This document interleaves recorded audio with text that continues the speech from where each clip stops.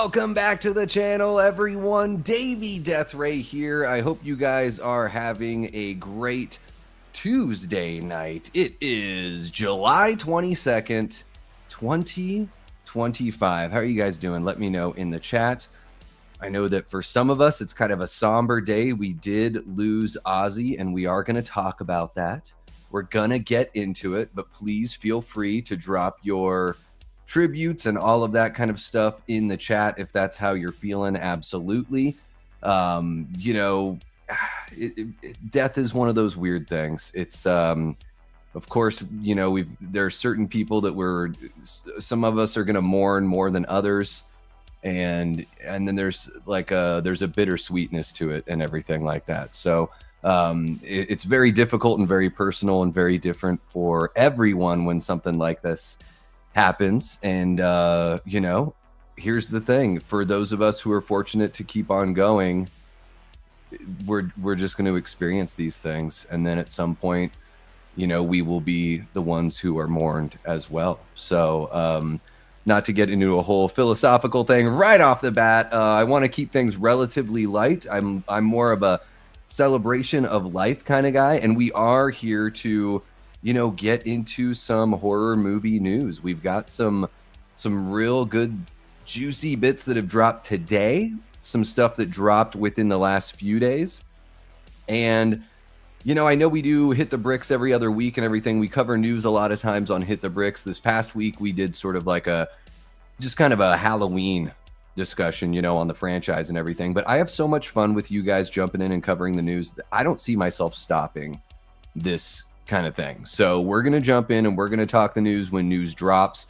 You guys have been awesome about, checking out and commenting on the news bits clips that I drop, so, for those of you who are just tuning in now, maybe you're rewatching this stream. If you just want to get the little news bits without all of the live stuff, I appreciate that you're checking out the live. Thank you so much. By the way, hit that like button, subscribe if you haven't already.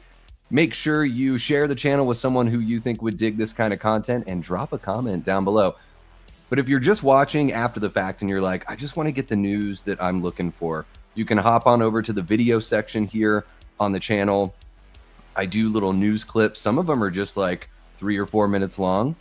Other times, depending on what it is, I talk for a little bit longer, 6-7 minutes, something like that. So you can get a little more easily to digest news bits if you've got a franchise or an actor or a director or a writer that you're particularly interested in. So I'm really enjoying doing those. In fact, for all of you who are channel members, if you check the community tab for, exclusively for the channel members, I did put a poll out there because I'm curious. I'm thinking about just doing these news live streams as a members only thing.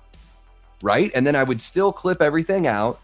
So you folks who aren't members would still be able to check out the individual news stories if you wanted to. You just wouldn't be able to chime in on the conversation and catch everything when it's live, because I do want to provide something that's, I want more exclusive content for the channel members. I try to go live once a week with the channel members. It feels like it's been a couple weeks for you channel members. And I try to mix it up with you guys, but how cool would it be if at least once a week you got a news live stream where it's just more focused on your guys' thoughts and feelings and reactions to the news stories. And then everyone that's not a member can still tune in and catch the individual stories. And, I feel like maybe that'll drive up some incentive to become a channel member, because guys, it's just 99 cents a month to be a channel member here. And maybe I should just get rid of the tiers like Twisted Locker does and only have the 1.99 tier. Perhaps I should just do that, because I don't provide a lot of extra content for the people who pay more. I just wanted that option there for those folks that wanted to give more and wanted to support more. We've all got different life situations, and every little bit that you guys do, whether you're a Patreon member, a channel member, some of you are both. But even if you're a subscriber and you're sharing stuff on social media, you're showing up, you're interacting with everyone, that's valuable too.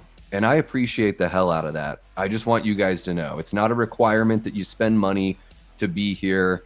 I'm not going to put a whole bunch of shit behind a paywall, but I do want something that's exclusive for the people that are willing to give a little bit of money, and I want to see the community grow, right? So that's another reason why, if you guys check the poll, there was a recent poll that's public for everyone about my movie reviews, because, you know, it takes me about a half hour to 45 minutes to shoot a movie review, probably about another hour or so to edit the movie review.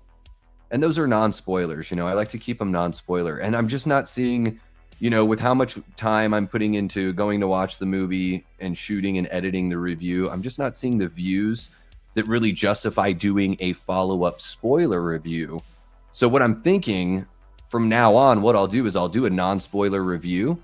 At the end of that non-spoiler section, like at the 8 or 9 minutes or whatever mark it is, I'll say, okay, guys, thank you so much for tuning in. We're going to get into spoilers. So if you guys don't want anything spoiled, then you're going to want to click off the review right now. But for those of you that don't care or have seen the movie, here are the spoilers, and just combining them into one video. So if you haven't voted yet in that poll, let me know. It seems like 70% of you want me to do just what I described right there, and 2% don't want me to do reviews at all. So I'm kind of right there with the 2%. No, I'm just joking. I have a lot of fun doing it. I just want to make sure that I'm giving you guys the content that you want, right? I mean, it's like, yeah, technically it's my channel and all that stuff, but like, I want you guys to be engaged and want to come back for more, and you know, give you guys content that keeps you happy. So I've blah long enough. We're here at about 8 minutes. I really appreciate you guys for tuning in. I know I don't usually do a Tuesday night. This is like an actual late night live stream. We are doing Late Night with the Davey tomorrow, 9 p.m. Eastern. We got our guy TV Snack Break coming on from Nashville, Tennessee.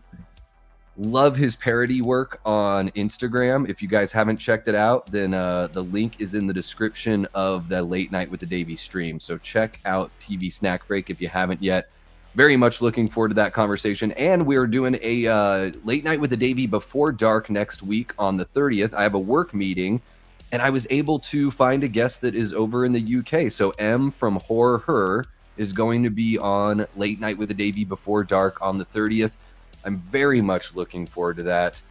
Guys, if you have not subscribed over at Horror Her, she has one of the best voices I've heard. She's got, you know, lovely British accent, of course, all that stuff. There's just something about the quality and character of her voice. As I'm giving someone praise for their voice, I can't even speak.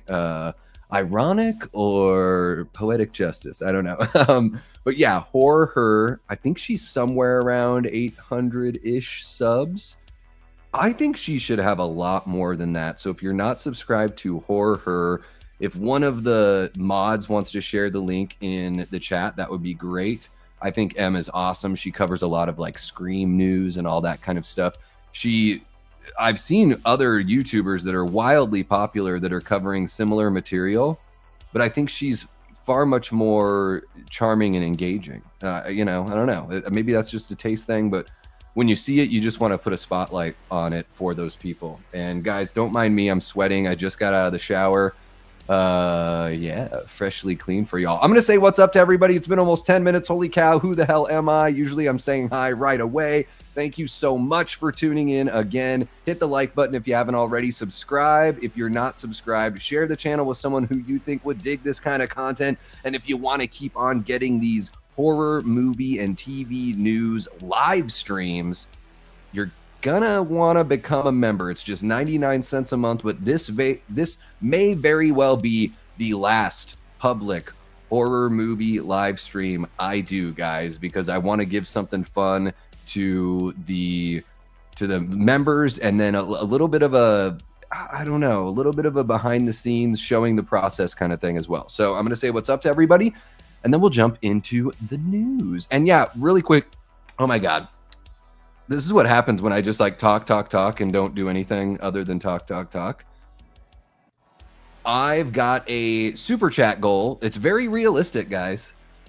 Just 5 super chats of $2 or more, and I will hang out for a whole extra hour. Once we're done, I'll be like, all right, here, we'll hang out for another hour. I'll answer whatever questions you've got. So if you want to ask me questions about music, you know, movies, any movies that I'm not covering. It doesn't just have to be horror. I'm a huge movie fan, for those of you guys that might not know.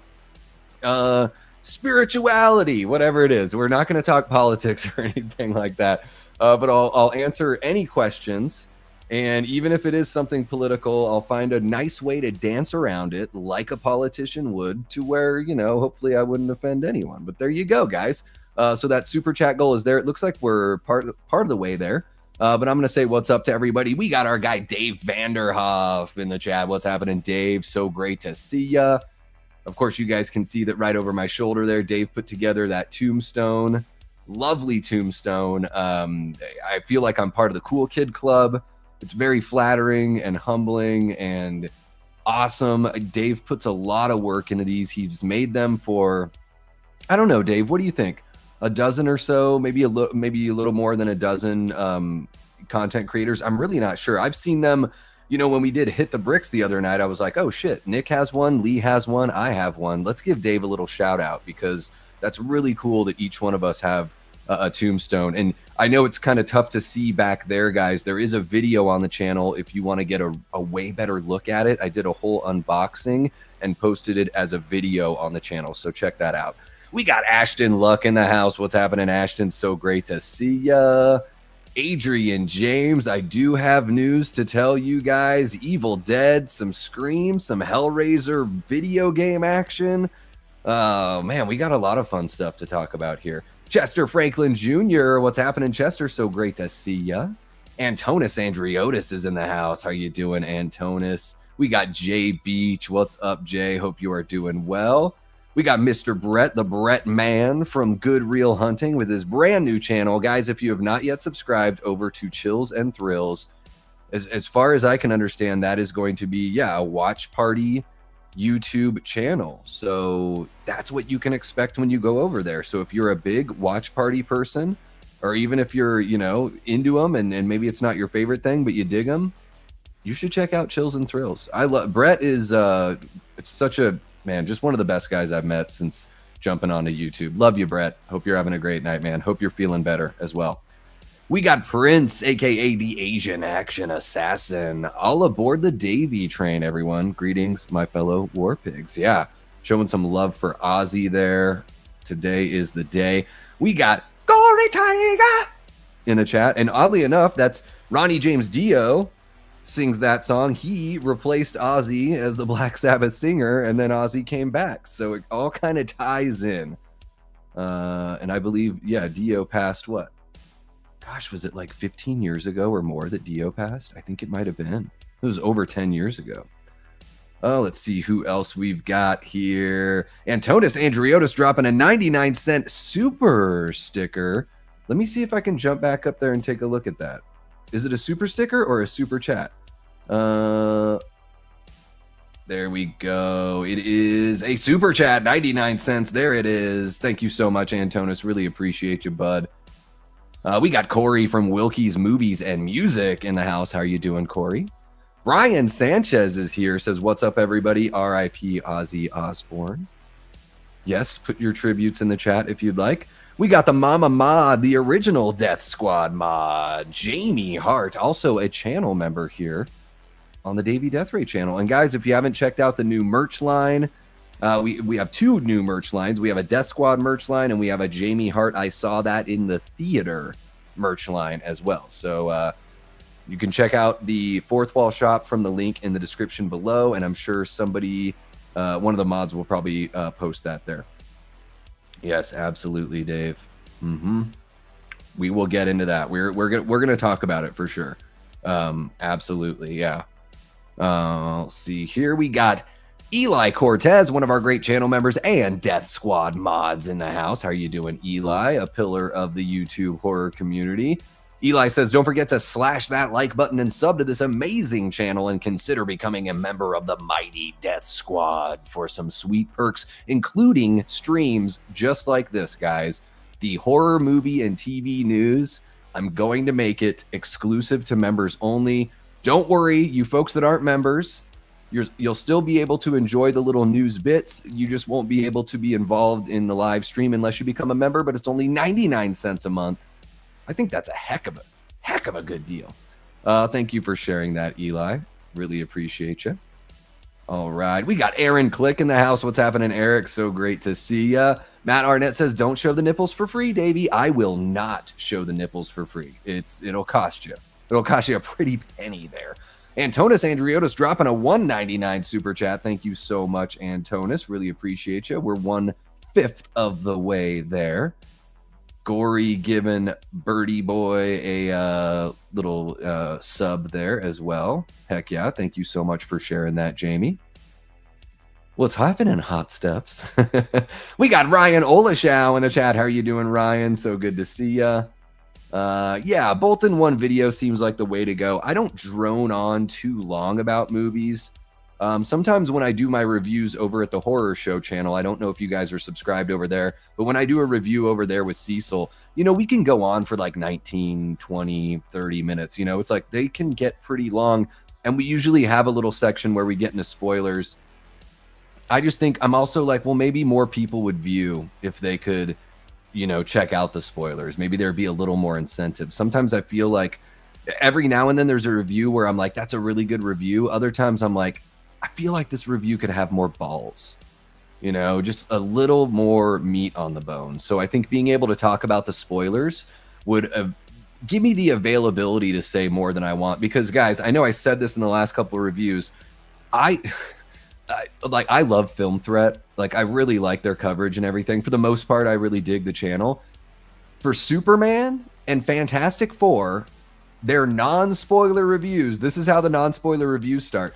So at the beginning of the movie, you see, and they just start talking about the very first thing that happens in the movie. Now, in Superman, it wasn't as big of a deal because we did have that shot of him, like, crashing down on Antarctica. But with Fantastic Four, I'm not even going to repeat what they said because out of all the things that the Fantastic Four marketing team hasn't shared with us, these guys have to tell us exactly how the movie starts. And I'm like, not a non-spoiler review. It's when you're telling me how the movie starts, I know maybe it's not like massively impactful to the end of the film. Fuck though. Stop telling me, stop describing the opening scene. So I try to stay away from that when I do my reviews. I know I'm getting worked up. And but it would be great at the back, you know, third of the review if I really could just kind of let loose and say everything that I'm thinking, you know. So there we go. There we go. Yeah, Tennessee boy on the stream tomorrow. Absolutely. Dean Renner didn't even realize this was an actual live stream. Dean, come on. You know I love the lives, right? You know I love the lives. Yeah, thank you so much for joining us, Dean. Dean is a Patreon member as well as a YouTube channel member, and he's got a fantastic channel called Enter the Cinevault. So check that out if you haven't already. Let me see here what we got. We got Joel from Darkroom Reviews, one of our great channel members. How you doing, Joel? As far as I know, I'm going to be on Joel's channel on Friday, but I don't see a stream or anything up on Joel's channel, so I haven't been able to advertise or anything like that. Joel, let me know if the stream is still a go. As far as I know, we're going to do our top 10 horror movies of the 2020s so far. But Joel, until you get that stream built, I can't share it with the lovely folks here. Other than saying that it's going to happen, I can't actually share it with anyone. So if it's still a go, then go ahead and get that built, and I'll share it out because I want people to show up. I want it to be the best live stream you've had. So make sure you set that up, man. Dynamite Tiger in the chat. Hey, buddy. Hey, gang. What's happening? Dynamite Tiger. We have the best tigers. Gory Tiger. Dynamite Tiger. What other kind of tigers are going to show up? Brad Underwood in the chat. How are you doing, Brad? So good to see you. Welcome on in. I know I'm way behind, guys. We got Paula Fitzhenry, one of our great channel members, hanging out as well. Let's see here. Who else do we have? Yes, prayers to Ozzy's family and friends. Absolutely. Lots of love just to all the fans, friends, family, all that stuff. Let's see here. What do we got? What do we got going on? Who do we have in the chat? King Matthew the Third is at work. Can't join us. Well, thank you for popping in and saying hey. Hopefully you can check it on the replay there, King Matthew. Okay, cool. Looks like I am all caught up, like a toy guy. There you go. I'm all caught up, guys. Hey, and we're only 21 minutes in, so I guess that's kind of average for Davey wasting everyone's time. Yeah, guys, remember the super chat goal, just 4 more of $2 or more, and I'll hang out for another hour and answer all your silly questions. Whatever the heck you got for me, let me know. And I'm gonna put something out there. I might do like an actual poll on the page, but I'm gonna do a poll right here just to gauge you guys. Should I start an ASMR channel? I'm very much considering it, guys. And I don't know if I would appear on camera, and I don't even know if I would really like let you guys know which channel it is. You'd probably just have to stumble upon it and know. But I'm thinking if I do an ASMR channel, you know, I don't do a lot of like retro horror movie reviews. I mostly review like modern movies, but I could do like a series of stream of consciousness, like whispering sort of ASMR reviews of franchises like Halloween and Friday the 13th and all that kind of stuff. And I could even, you know, audiobook kind of stuff. I've been considering it because this channel, while it supplements my income, it doesn't really pay the bills. I've seen ASMR channels pop off, and I know a lot of them are hot chicks, and I'm very much well aware that I am not a hot chick. I might not even be a relatively attractive man. I have no idea. But I do think there's, you know, something with the voice that maybe I don't know, maybe it could turn into something. I'm just curious to know what you guys think. I still might do it even if you guys don't like the idea. Like right now, 60% of the 10 of you are like, dude, what are you talking about? Stop that. I still might do it just to see what happens. We got another super chat from Antonis Andriotis. We got 2 more. Guys, we have 3 out of the 5 super chats required to go for another hour and answer your questions. So you guys have plenty of time. I'm going to jump into the news. And guys, we're going to start off with our tribute. Oh, let me bring this up. There we go. Yeah, guys, we're going to kick things off with a little tribute to Ozzy Osbourne. Now, God, I mean, like, what do you say about somebody that's been part of the music zeitgeist for over 50 years, I believe? I think Black Sabbath was putting out records in the early 70s, 71, 72, I think is when they might have even had 2 records in 1971. I don't know. You guys have to let me know in the chat. I'm not going to sit here and pretend like I'm the most massive Ozzy fan and that I know these things and respect and appreciate these things as much as so many people that I know that are absolute diehard fans. However, I do always have a fun time listening to Black Sabbath. I like a lot of what I've heard from Ozzy's solo career as well. And even though I never took the deep dive on Ozzy and, you know, basked in the glory of all of the music he's been a part of, it's undeniable the impact that he has had and the musicians that he played with have had, you know, in the 50 plus years of their careers. And he's got one of the most unique voices, not only in rock and roll, just in music history. Not only that, for him to go out the way that he did, I think just 9 or 10 days ago, they had that massive concert.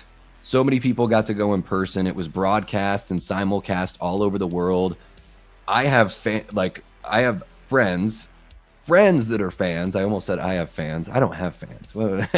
I have friends who are huge fans, and they were all sharing on whether it was like a text thread or, you know, a group DM kind of thing that we've got going, where they're sharing these, you know, images from that concert. You know, not only being able to see Ozzy, but it was sort of like a festival kind of setup where it was just sort of all day. And he, you know, raised over what I think it was like 160 million. Hopefully I'm right about that. Hopefully I'm not underselling the amount, but over 150 million dollars were raised for, you know, Parkinson's for charity. And what a way to go out, man. Like really going out on your shield, you know, living long enough and and given the fans that one last hurrah. And of course, we never want to see our heroes die, or the people that we care about and the people that create the art that we love, that have affected us and inspired us, and just like, you know, people that create the soundtrack of our lives or create the movies that we always think of, or that remind us of someone that we love that maybe we've lost. We never want to lose those people. It's just a fact of life, unfortunately. But for Ozzy to go out the way that he did, I don't know, man. Not many people get to have it that way. So, you know, again, I'm not a lukewarm Ozzy fan, because I absolutely love everything that he has done and contributed to music. But I'm also not going to say, I'm not going to pose as someone that is, it was like an ardent, wild, you know, Ozzy fan, like our guy Pat, that Halloween movie collector, jumping in. Thank you so much for the 5, Pat. Really appreciate you. Love your channel. I know that you know that. He says, hey, Davey, folks in the chat, somber day, lost one of my rock idols. This one really hurts. R.I.P. Ozzy. And yeah, there are people like Pat, my buddy Bill Frickenstein from the Ever Scathed, my horror show channel teammate Jaime in Fuego. Like, Fuego's a massive Ozzy fan and was sharing images from that concert in our group chat. You know, these are the people that I'm thinking of on a day like today. And of course, thinking of Ozzy's family and you know, people like, why can't I remember his name? Sean, Malfunction. Why can't I think of Sean's last name, even though he's all over the horror sphere? Guys, this is what happens when you go live. Somebody that I've watched and respected for years, and I can't remember his name when one of his idols dies. It's so ridiculous. But, you know, I'm sure you guys have already told me in the Sean Clark. Thank you, Jamie. Yeah, you know, Sean had worked with Ozzy and had been, you know, kind of managing his personal appearances and all that stuff. And it's like, these are the people that I think of when we lose someone like this. And then we all have those artists. Like when we lost, you know, George Romero, I think it was like the 8th anniversary of his passing just a few days ago. And that was one of those losses that really affected me at that time, because, you know, he's one of my heroes in film and everything. So, you know, these are the people I'm thinking of. And yeah, I don't really, you know, John Squires here from Bloody Disgusting posted an article. I don't really feel like we need to go through the article. I just wanted, you know, a little bit of a visual aid as we, you know, gave respect to Ozzy and talked about him here. So yeah, I mean, if you are watching live and you want to let me know what your favorite deep cut is, right? We all know the big ones and everything. Like, what is your favorite deep cut Ozzy song or Black Sabbath song? You know, the song that not many people think of, or, you know, only if you've listened to the records through and through, front to back for, you know, years and years, would you even, you know as well as some people know these bigger hits that he's had. Let me know what your favorite deep cut Ozzy song is. And yeah, you know, it's just a reminder to be thankful for the time that we have here ourselves and the time that we get to share with the people that we look up to and respect and love, whether they're friends, family, or maybe even somebody you've never met, but you feel so connected to because of what they put out there. And then it was relatable to you in a way that either maybe it just was a fun time to listen to the music or watch the movie. Maybe it got you through a really difficult time. Or maybe it reminds you of the first time you ever made out or so, you know what I mean? Just like those things are, you know, those are moments that we should absolutely cherish. And I've got a little brewski here, and I'm not gonna slam the rest of this because it's a lot of beer or whatever. You guys let me know. Should I slam the rest of it? I already slammed half a beer over there with Pat. But just, you know, cheersing to Ozzy, to the fans, to the family members, to his bandmates, past, present. And yeah, I mean, like Pat and Brett said earlier on their stream, you know, reunited with Randy Rhoads after all these years, and Dio's up there too. So, you know, Dio and Ozzy singing a little 2-part harmony with Randy Rhoads ripping up the guitar. How about that? Yeah, I could just drone on forever and ever. But yeah, rest in peace, Ozzy Osbourne. A fucking legend. Cheers. All right. Good Real Hunting dropping the RIP Ozzy. Enjoy the extra hour, everyone. There it is. I'm gonna leave up the image and everything just as we get through your guys's chats about Ozzy and everything. Aaron says, I want a huge Ozzy solos act. I wasn't a huge Ozzy solo act fan, but I love the original Black Sabbath, especially the first 6 studio albums. There you go. Condolences to Ozzy's family. Absolutely, yeah. Black Sabbath Fairies Wears Boots. Is that your deep cut? Adrian has some Ozzy albums on CD. There we go. Blazing Asian is in the chat. Welcome on in. Says, I remember when all the OG Ramones died. Respect to all the Ozzy fans. There you go.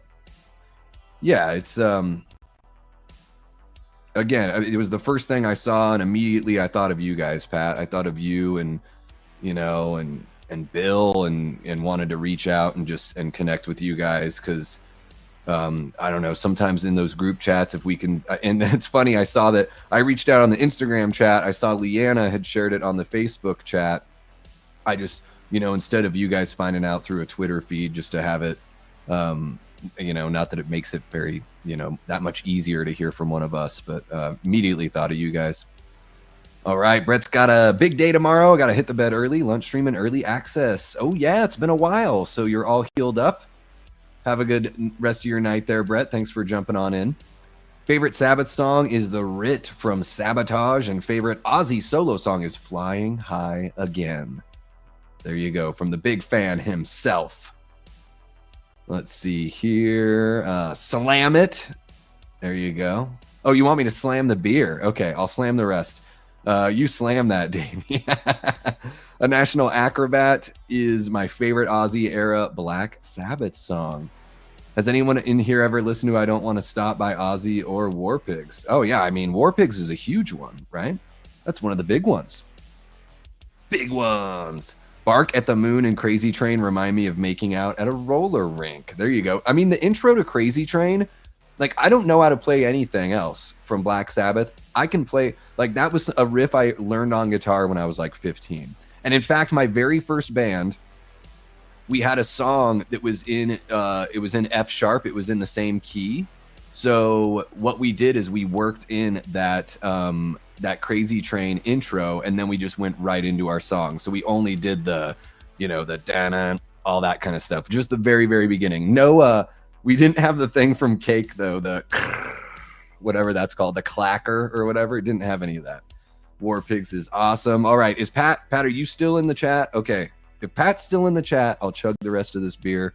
Don't worry, folks, I do have more, so I can pour myself one, and we can get on with the horror movie news. Let me just grab that right now. Ultimate Sin is my favorite solo album from Ozzy. There's just something about his voice, man. And I think on a lot of those records, they double up his vocal. I don't think it's doubled at the same volume. I think there's one that's dipped behind. Forgive me, guys. I know I'm here to cover movie news and stuff, but we're talking about a legend here. A very, like, almost like metallic, tubular, and I don't mean tubular in the sense of like 80s, like totally tubular. I mean, like, it almost sounds like you're singing down a pipe. Peter Cetera from Chicago. There's a similar quality in his voice as well, where there's something like wind chimey about the vocal. So not only did Ozzy have great pitch and all of that, there's something about just the innate quality and character of his voice that really does set him apart. Not everyone has that, guys. Some people just have, some people have really great voices and they have to work at it. And some people, I'm sure Ozzy put work into his voice, but some people, there's something natural about their voice that just carries a quality that not everyone has. I don't want to change the world. I don't want the world to change. Ozzy lived on his own terms. Love the No More Tears album. There it is from Uncle Filthy. Welcome on in, Uncle Filthy. All right, Pat, this one's for you. You don't have to finish your beer, but I hope I hope you at least have a sip with me. I'll go ahead and chug the rest of this and get myself another one before we go on, guys. Hopefully I'll be able to keep my wits about me as we go on, but this one's for Ozzy, for the fans, for the family. Yeah, fucking legend. Okay, there we go. That's that. Cat in the Hat, Busta Rhymes. That's a Mike Birbiglia joke. Mike Birbiglia. Not sure if you guys are fans. Okay. Guys, we have some fun news to get into. I appreciate you all indulging me as, you know, we go through the somber stuff. There was no way that I could hop on here, even as someone that's not a you know, diehard fan. There's no way I could hop on here and not talk about Ozzy. Even if I tried, you guys would be talking about him, and good on you for that. I know that's the way it would have gone. So, you know, we had to talk about that. There's no way around it, especially, you know, as horror fans. And let's be honest, guys, we're a bunch of weird motherfuckers. It's okay. Like we're all weird in our different ways, and but we're all lovely, and we're all, you know, beautiful as well. Okay, so let's jump on over to, guys, we've got this. Well, wait, here. Let me make sure I don't get too ahead of myself. We've got an upcoming Scream retrospective book. So we're going to talk about this here. So yeah, guys, let me see. Okay, so it's all set up. Okay. So the Scream franchise is getting a retrospective book. The article here from Alex DiVincenzo of Bloody Disgusting says Scream franchise gets dissected in new book entitled Your Favorite Scary Movie. So yeah, we've got that report last week of You Can't Kill the Boogeyman. You know, all these franchises have had these, you know, retrospective books that go back and dive into some of the you know, behind the scenes and all that kind of stuff on the franchise. So yeah, Alex DiVincenzo brings this one to us. We'll share the image later on, folks, for sure. But the article says Your Favorite Scary Movie, How the Scream Films Rewrote the Rules of Horror, will be published in paperback, ebook, and audiobook on August 19th via Plume. I had to burp there. Sorry, I chugged that beer. Give me a break. Written by entertainment journalist Ashley Collins, the 352-page book examines the making and impact of the Scream films, with behind-the-scenes insight from cast and crew, as well as analysis on how the movie's special blend of gruesome violence and humorous self-awareness rewrote the horror playbook. It features new interviews with Neve Campbell, Courtney Cox, David Arquette, Kevin Williamson, Skeet Ulrich, Matthew Lillard, Jack Quaid, Parker Posey, Hayden Panettiere, Jasmine Savoy Brown, Mason Gooding, Radio Silence, Roger L. Jackson, and more. Williamson praises the book, saying, quote, "Your favorite scary movie is the definitive story of Scream, a true Bible of its history and legacy. I learned so much about this franchise that I never knew." Brilliant. That's pretty high praise from the guy that, you know, originally created the idea and everything. And I'm going to hop on over here to show you guys the full image there, just so you can take a look at the cover of the book. Really good stuff with the popcorn and the dripping blood and all that kind of stuff. So yeah, this is really exciting for Scream fans, of course. You know, these books, let me know if you're, you know, whether you're watching in the live chat or you're checking this out after the fact. Let me know in the comments. How do you feel about these retrospective books? Are you the kind of person that, like, are you a reader? Or is this the kind of thing where, like, maybe you're not the biggest reader, but this is the kind of stuff you would love to check out, or that you do purchase and dive into? Because, you know, I love documentaries. Like, I'm just kind of lukewarm on documentaries on a whole, but if it's a documentary about a movie I really love or a franchise I really love, I'm there. And I feel like it's kind of similar here with these books. And I am a pretty big fan of the Scream franchise. You know, 5 and 6, not the biggest fan, although I don't think they're bad movies. They're just, to me, they're nowhere close to what the first 4 accomplished. But there's so much to love in this franchise. I'm very interested in this book and reading a little bit more about it, or, you know, jumping into it once it's released. I would have liked to have seen, not going to lie, I would have liked to have seen Emma Roberts' name listed there, because I'm a big Jill Roberts fan. I love Scream 4. I don't know. Maybe that's an unpopular opinion. Scream 4 is my favorite sequel in the franchise. Let me know in the chat what you think about that. If you're watching this after the fact, let me know. Yeah, I don't know, man. Emma Roberts, I just think from the family that she came from, she could have skated through Hollywood and made just a whole bunch of popcorn movies, referencing the cover here. But she seems to be a true horror fan, and what a hell of a performance in Scream 4. So anyways, and maybe she is in the book. They just didn't list her here or anything, but I'm looking forward to this one. Let me know in the live chat what you think about your favorite scary movie. The Ashley Collins book diving into the Scream franchise. And if you're watching after the fact, let me know in the comments. Make sure to hit that like button, subscribe if you haven't already, and share the channel with someone who you think would dig this kind of content, because we cover horror movie news and TV news here on the channel quite a bit, and you don't want to miss a thing. All right, guys, I'm going to see what you got here. Yeah, Pat, what are you sipping tonight? Let us know. Jay Diamond's jumping in, says, hi, Davey. I was just rocking to the album No More Tears. So sad. At least he's not in pain anymore. Yeah, you had a heck of a send-off, man. I mean, not many people get that. You know, some people just, it just happens. But it's like Ozzy held on for the fans. And to raise all that money for the Parkinson's research, to leave a huge impact. And I don't know how many of you guys are fans of the movie Death to Smoochie with Edward Norton and Danny DeVito. It's one of my favorite dark comedies. There's a line in there that I always think of where he says, like, you can't change the world, but you can make a dent. And I think, like, that's really appropriate for, you know, not everyone can change the world, but what Ozzy was able to do on the way out. Massive dent there with that Parkinson's research charity contribution from that concert. Peter Cetera is an amazing vocalist. Yes.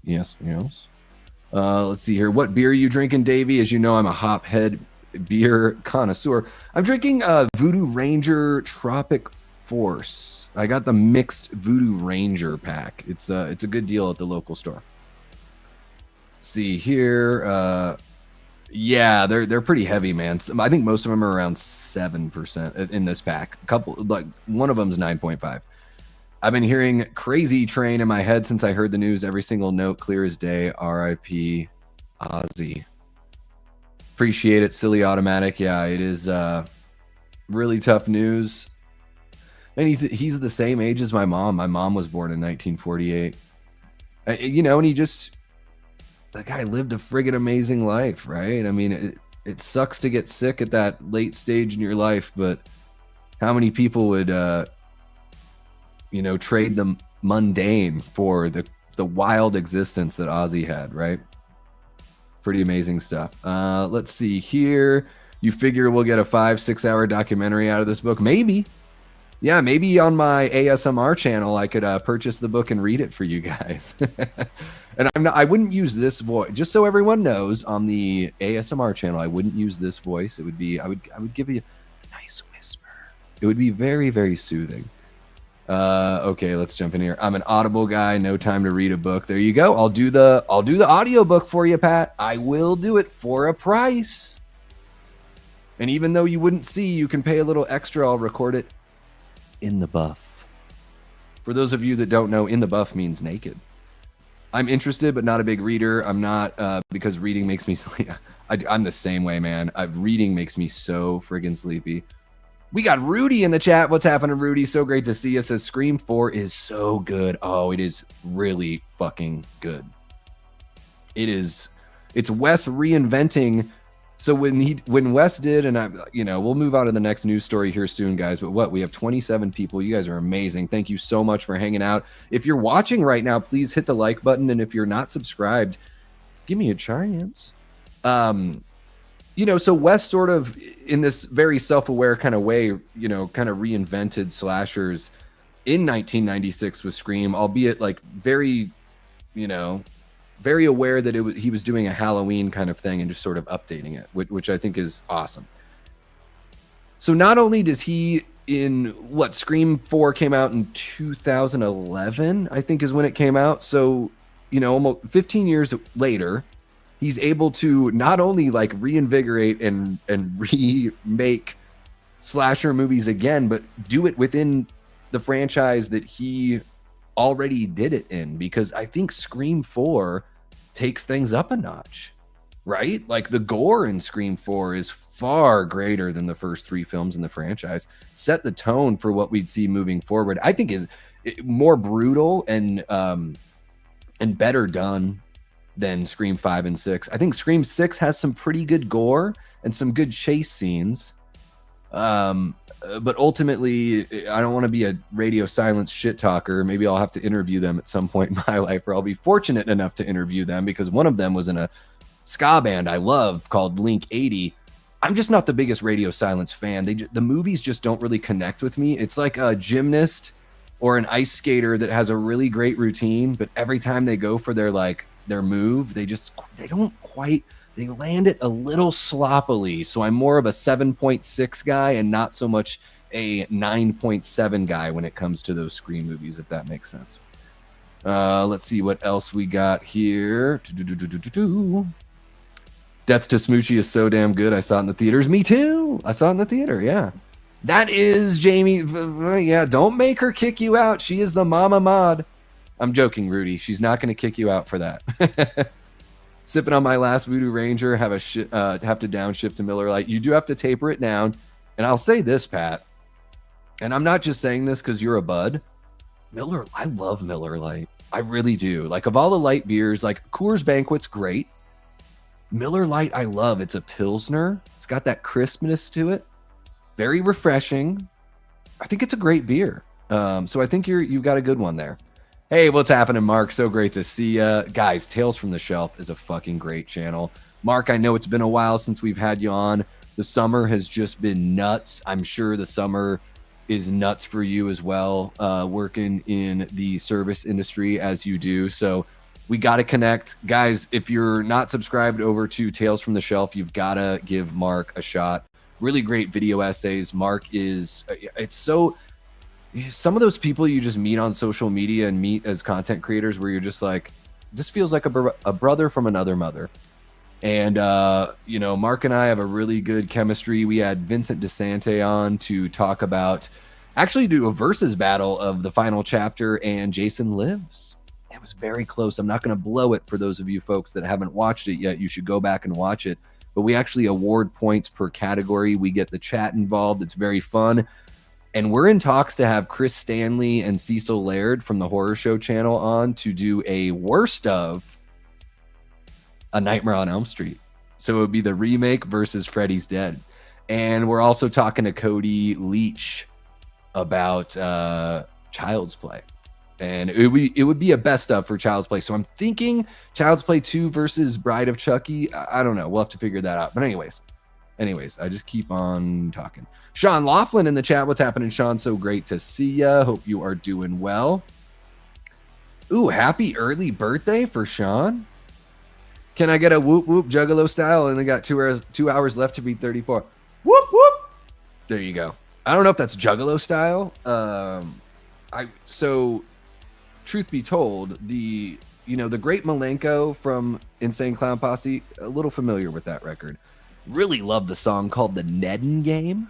One of the funniest songs I've ever heard. Right up there with my favorite Weird Al tracks. Because, guys, I'm a huge Weird Al fan. He was my first concert. He was my second concert as well.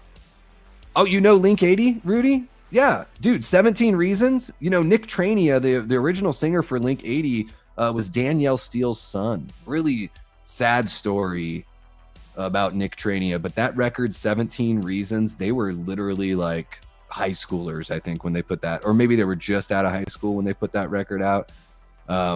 That's my favorite. As far as what Radio Silence has contributed to Planet Earth as far as art goes, my favorite thing is Link 80's 17 Reasons album. Definitely ready for summer to be over. We're going to be ending the year with some fun versus battles. Yeah. Of course, man. All love from me to you for sure. Daz says, I like retrospectives on films, but Scream isn't one I have much interest in. I like the films, 3 being my favorite. Yes. I think that's a solid take. But the DVD extras are all I need. A Halloween franchise book, though, I'll take. Well, they're doing You Can't Kill the Boogeyman. That's coming out August 7th. So, Daz, there you go. A little tip from me to you on that one. And then, there's the Taking Shape books. If you want to know about the scripts that were never made from the Halloween franchise, those are available to you as well. Let's see here. Weird Al, what's my second concert right after the Charlie okay, that's a good one. Charlie Daniels and then Weird Al. Whew. Originally from the Bay Area. There you go. Oh my God, Oakland, so much fun. Here's the thing about Oakland. When you go and play music in Oakland, you bring your guitars and amp heads into the house you're staying. You can leave the cabs out there because a cabinet isn't as expensive as a amp head. Don't leave your gear in the car in the parking lot. Like, Oakland it's rough. So yeah, don't be a moron about that stuff. Just want to say thanks, Davey, for the shout out. I'm currently watching Dark Crystal. Not going to be on the chat too long. Wake up at 5 in the morning. What time zone are you in, Sean? And having asked that question, I'm going to go ahead and bring up our next story before things get like really off the rails here with me. I know I brought you guys on here and you guys are like, dude, this guy's been talking for 53 minutes and he's covered one news story. Why did the thumbnail lie? Is probably what you're thinking. Oh my God, you guys. Evil Dead Burn has begun its production. It's gone to camera. Holy cow. As you guys can tell over my shoulder there, I'm a huge Evil Dead fan. You know, Halloween is my favorite slasher franchise. Michael Myers is my boy. But Evil Dead, that's my favorite horror movie franchise of all time. Strongest franchise in horror history. I don't care what you say. Fight me. Let me know in the comments if you want to contest that. I highly doubt you do. When the weakest film in the franchise is between Army of Darkness and Evil Dead Rise, you got yourself a pretty strong franchise right there. I don't even think Scream could compete because 5 and 6 really are a pretty big step down. But anyways, we're talking about Evil Dead here.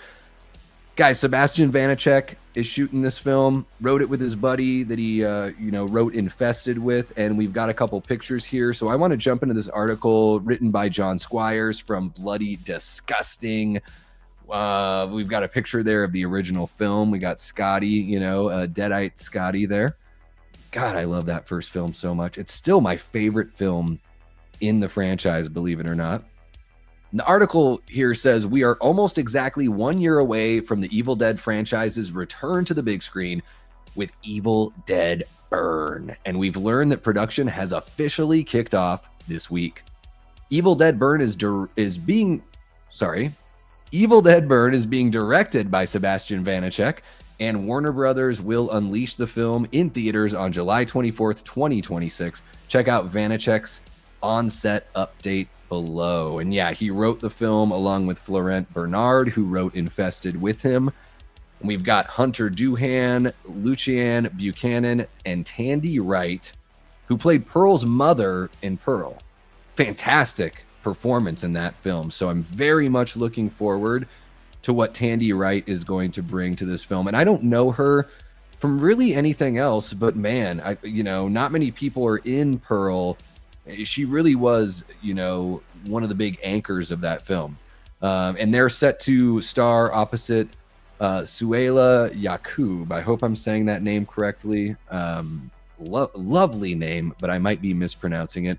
They're all starring in Evil Dead Burn. Vanacek says, I told the studio that I wanted to make a nasty film, a film that hurts, from which you come away tested. I'm going to put all the horror I have inside it. It will be cathartic, and if I haven't ruined my career and I continue to make films behind it, I will move on to something other than horror. So, wow, he looks like he's looking to, put a stamp on everything here. I'm going to show you guys. So here is one of the images, but I've got a better way of showing you guys the images here. So let's put this up here, and there we go. I might even remove the banner here for a second. There we are. So yeah, an image there of the clapper. Now, guys, if you look closely, you do see some kind of Necronomicon art on the side. I zoomed in on this picture.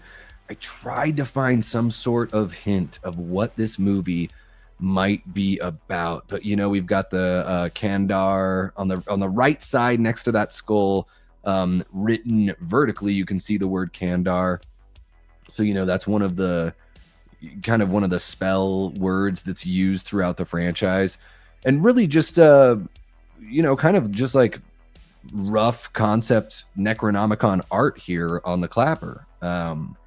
I you know, again, I tried to gain a little more knowledge from this one, although you know, there's not really much there that we can get from that. And then, you know, this shot I'm sharing secondly because it's, you know, far more obscured and not as, I don't think, as interesting as that first black and white shot. But here we can actually see, you know, the camera being held and getting ready to shoot. And I can't really see, you know, they're really doing a good job of not giving anything away. I'll say that. I wanted to be able to like zoom in and find something that would be a little bit of a tidbit, because I am such a fucking stan for this franchise. I love it so much. I wanted to see something that would give a little bit away, but I'm just not seeing that. So let me go and do this. How about we go there? Okay. And we're back. But yeah, guys, with Evil Dead Burn, let me know in the chat if you're watching live. And if you're watching after the fact, let me know in the comments, what do you think this movie is going to be about? How do you feel about these Evil Dead movies, you know, having these like singular verb usage, like Evil Dead Rise, Evil Dead Burn? I am so curious to know what the next film is going to be called. And I think there's a little bit down here. Let me see. Stay tuned. Okay, so yeah, at the very, very bottom it says, Ghost House Pictures also recently hired Francis Galuppi to write and direct yet another brand new Evil Dead movie, which doesn't yet have a title. And I think we're going to get that one in 2027. And I want to let you guys know a little bit about, or I want to let you know how I'm feeling about these Evil Dead films as a huge fan. I'm super pumped that Bruce, Rob, and Sam still have the rights to these films. I think that's very important. You know, I mean, we haven't seen a Jason movie since 2009. We haven't seen a Freddy movie since 2010. So I think when the producers still maintain the rights and they're able to find talent that they believe in, that they want to entrust with these properties, I think that's super encouraging. And I know I asked you guys to let me know in the chat and let me know in the comments what you think Burn is going to be about. I'll tell you my theory. I think Evil Dead Burn is going to be like a Salem witch hunt, witch trials kind of era film. I think it's going to be a colonial American film. So imagine a movie that's set in a similar time as like The Witch, maybe 100 years later. Maybe the church finds the Book of the Dead. Maybe the Book of the Dead was brought over on, you know, the Mayflower or one of those ships from Europe.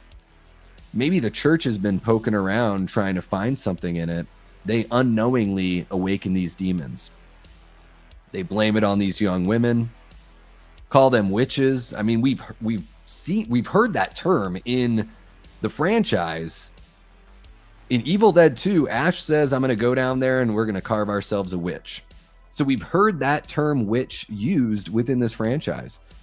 And then when I think of burn, I'm like, oh, well, they used to burn witches at the stake. So when I hear Evil Dead Burn, I'm like, ooh, 1700s, 1600s, witch hunt, you know, finding a way to sort of wrap it up into American history. And I think there's such an interesting way that we could go with Evil Dead, you know, to where we could see all of these kind of anthology films start taking place. You know, a different spot in the globe in a different era of time. And I think that's the most exciting and encouraging thing about the Evil Dead franchise. We want, how many times have we said like, oh, we need, like, if Halloween's going to come back, we want it to be an anthology. It would have been so cool if it stayed an anthology. We talk about this in all of these franchises. And guys, honestly, outside of the first 3 films, like this is an anthology franchise. The Book of the Dead from Evil Dead 2, Dead by Dawn, and Army of Darkness is a different book. It's a different volume of the same book that was used in Evil Dead 2013 that was directed by Fede Alvarez. And even, I'm going to go down to the article here because even John Squires, right? Is that John?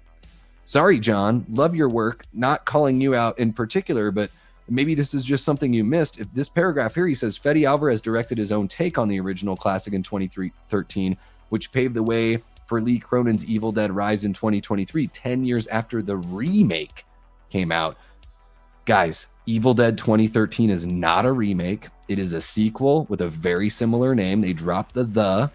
But what we learned in Evil Dead Rise with that book and with the vinyl that is listened to in that film is there's 3 volumes of this book. That's the coolest thing right now about the Evil Dead franchise, is really all we need is for one of these 3 books to be involved. So maybe Sebastian Vanacek's includes the 2013 book. Maybe the next film by Galuppi includes the original book. Anyways, I could keep on talking about Evil Dead, but I'm very excited about where this franchise could go. Obviously, I'm a huge fan, and I'm going to be there day one. This is, to me, is the franchise that really hasn't done any wrong. I was disappointed with Evil Dead Rise when I first saw it in the theater because I just wanted it to like really push things. It's still a really good movie, and I was probably too big of a jerk. But let me guys know. Guys, let me know in the live chat if you're hanging out. If you're watching after the fact, let me know in the comments. What do you think about Evil Dead Burn? What do you think this movie is going to be about? How do you feel about the franchise as a whole? And, you know, are you looking forward to the future of the Evil Dead franchise? I don't know. I feel like a lot of people kind of sleep on this franchise, you know, and maybe I'm wrong. Maybe some of the younger folk don't sleep on it. It feels like everyone's obsessed with Terrifier and all that other kind of stuff. I think the Evil Dead can do just as much gore-wise as Terrifier. But I also think Evil Dead since 1981 has been doing far more with the lore than Terrifier's done in 3 movies within the last 15 years. So let me know in the comments below what you think. Make sure to hit that like button, subscribe if you haven't already. Share the channel with someone who you think would dig this kind of content, because we're going to be covering horror movie and TV news on this channel all the time. Okay, let me jump on over and see what you guys are saying here, because I'm just blah, blah, blahing. Boom, we got Sean Kelly in the house. How are you doing, Sean? So great to see ya. We need to figure out another venue for the Dylan's New Nightmare screening, unfortunately, because the venue backed out on us, unfortunately. Yeah, bad stuff. Let's see here. I thought Evil Dead Rise got a lot of acclaim, Davey. Wasn't that directed by the same guy who directed Alien Romulus? No, that was Evil Dead 2013. Did Romulus. Yeah. Evil Dead Rise is good. That's Lee Cronin who did The Mummy. Yeah. Didn't Sam Raimi direct one of the Alien movies? He did not. Not as far as I know. I love that title, by the way. Davey, have you covered the Hellraiser revival announcement? That is coming up. Yeah. Well, if it were a remake, yeah, it would have been the remake. But no, it's just Evil Dead 2013. It's just it's not a remake.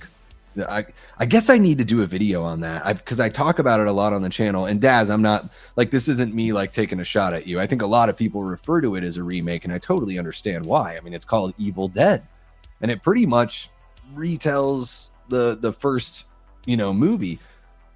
But we do see the classic buried in all the, you know, weeds and everything. And then really what it was, Daz, is it was Evil Dead Rise when they listened to the record and it says there's 3 volumes of the same book. That's really what solidified for me that Evil Dead 2013 is absolutely not a remake. Just like Halloween 2018 is not a remake of Halloween 1978. It is the sequel to the film, albeit with a very confusing name. Let's see what else we got here. Let's see what we got. The director, based on a movie Crypt podcast. Episode seems to focus on prejudiced people, so I could see this involving witch trials. There you go. I have not seen that. So wait, was he on that what is it called? Podcast from the Crypt, or what is that called? The Quick and the Dead is Raimi's most underrated film in my personal opinion. I want to see a movie called The Quick and the Evil Dead, directed by Quentin Tarantino, that is an old Western Evil Dead film. I love the idea that Burn could be about witches. Jamie loves the witch movies. I'm right there with you, Jamie. I would love that. Hey, everybody. I'm not going to grab every single chat in here. Just everyone play nice, okay? I saw Fuego's post about the double booking. I suppose that was regarding DNN. Yeah, unfortunately, Uncle Filthy. I don't know what we're going to do. I am a team member on the Horror Show channel, but Cecil really is the guy that does, he is the captain of the ship. So, yeah, I hope something can be figured out, because I know Miko is, coming out here for the Q&A, so we got to figure something. Evil Dead 2013 is marketed as a reimagining. Yeah. Yeah, I think when it came out, most people were thinking about it being a remake for sure. So, yeah, I'm not trying to be a dick to anyone, of course. Yeah, Daz, just maybe my initial reaction was, hopefully I didn't put you off. But no, I just think it's one of those things where I'm like, maybe I should do a video about it, because I've been talking about Evil Dead 2013 not being a remake for over a year. So maybe it's just one of those things that I should do, Let's see here. All right, guys. Yeah, everybody, let's play nice. Okay. I don't want to stop the stream to read through everything to try to police it now. But I will say this, just for everyone out there. I trust my moderators. And yeah, I mean, that's the reason why they're moderators. They've been here for a while. And yeah, well, let's just be friendly with one another, okay? This is the place where we all come to shed the worries and the stresses of the regular world and just enjoy each other's company and enjoy talking about horror. And I would imagine, without getting into anything, I would imagine if there's any policing going on, it's because the moderators know how I feel about, keeping things on topic and all that kind of stuff. So anyways, let's go ahead and get into our next story here. And guys, I kind of covered this. Just make sure everything's set up there. So I kind of covered this the other week, but we really didn't have much here. I'm a huge Oz Perkins fan. Long Legs, I love that film. I think it's absolutely gorgeous. Even though the monkeys' third act didn't really work for me that well, I still had a really good time with it. And I thought it was kind of nice. It was like Oz getting to do a movie where, and not to say that it was lazily shot or anything, but it was just a little more standard, it wasn't as art housey as Long Legs. And I don't think that filmmakers, musicians, any kind of artist should really be put in a corner where everything that they do is sort of oh, it's I can tell it's an Oz Perkins movie because of this. So it was really kind of refreshing to see him do something like The Monkey, which kind of had vibes of, obviously there's the Stephen King element, but a little bit of that Final Destination kind of vibe, a little bit of a tongue-in-cheek, creative kills, dark comedy kind of thing in there. And I really enjoyed that. And, he's got a new film coming out called Keeper. And we've got a poster I can share with you guys. We shared it last time, but I'm going to show it again because now we've got a brand new teaser. And guys, I kind of want to say damn the man and just show the trailer here on the channel. So let me know if you're in the chat right now. Have you guys watched this teaser trailer for Oz Perkins Keeper. If you have or if you haven't, do you want to watch it right now? Let me know. We got 22 people hanging out. You guys are awesome. Make sure you hit that like button, subscribe if you haven't already. Let me know if you want to check out this trailer with me live. And I'll go ahead and read through the article by Alex DiVincenzo as you guys decide whether or not you want to check it out. So the article says, it starts out with a quote, like a line from a poem. It says, "You can't holler down our rain barrel. You can't climb our apple tree. I don't want to play in your yard if you can't be good to me." I'm guessing they mean yard and not your hard. It says your hard there. Bloody disgusting. Again, I will work as an editor for a very low price. So think about bringing me on and I'll catch the, I'll catch all the misspellings and all that stuff for you guys. It says that's the cryptic verse attached to the teaser trailer for Keeper, which previews those who are not right for this place. Directed by modern master of horror Osgood Perkins, The Dark Trip hits theaters on November 14th via Neon. It follows a couple as they escape for a romantic anniversary weekend at a secluded cabin. When Malcolm suddenly returns to the city, Liz finds herself isolated and in the presence of an unspeakable evil that unveils the cabin's horrifying secrets. And Tatiana Maslany, who I believe is the mother from The Monkey, is starring in this movie, as well as Rossif Sutherland and Nick Lepard wrote the script for this one. So Keeper marks Perkins' third collaboration with Neon in 2 years following Longlegs and The Monkey. And yeah, guys, if you want to watch this trailer together, we can certainly do that. Jamie says, I will totally work as an editor for BD. Yeah. You know, maybe it will, maybe it won't. I don't know. Looks like you guys aren't too interested in checking out the trailer. So we'll go ahead and let's see here. So there is the poster for the film that you can see here. I really dig the look. I love that like kind of day glow blue, almost like Dia de los Muertos blue there. And the burnt out image of the face. And just to describe the trailer for you guys that haven't seen it yet, you know, or maybe you don't want to watch trailers. I know some people don't like watching trailers at all. It is very intriguing. It is. So I did watch it in preparation for this, and I'm like, it shows all of these women sort of like looking up to the camera and giving a look of like, oh, there you are, like a look of love, you know, as if they're looking at their significant other entering a room. And then it starts to turn into this like look of dread as it cycles through the same characters about halfway through. So I'm very intrigued. I'm like, is this one person that's doing all of this? Is this more of like an idea of, is it diving into like a relationship that can start out lovely, can turn toxic? Is it going to be a series of vignettes? Because there are like, I think 4 or 5 women that they cycle through. Is it going to be a series of vignettes, or is it going to be one character that's going through all of these people's lives? I'm very, very interested. I love the way that Oz Perkins crafts a film. And guys, this is a filmmaker that he's a day one kind of guy for me. I'm going to watch this movie in the theater. I'm very, very interested in what he does. And he's the kind of person that I would kind of like, he's my Mike Flanagan. He go ahead and remake Texas Chainsaw.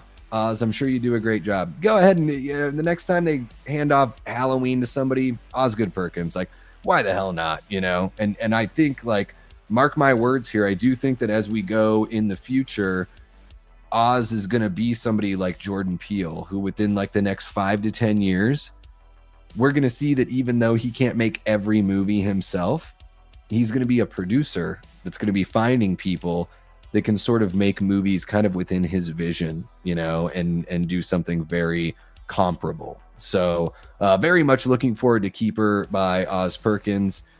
Guys, let me know in the live chat if you're hanging out, if you're pumped for this one. If you're watching after the fact, let me know in the comments down below. Hit that like button, subscribe if you haven't already, share the channel with someone who you think would dig this kind of content, because we are going to keep on covering horror movie and TV news on the channel right here, and you don't want to miss a thing. All right, going to jump on back over to the chat. I haven't really liked an Oz Perkins film, but yes, show the teaser.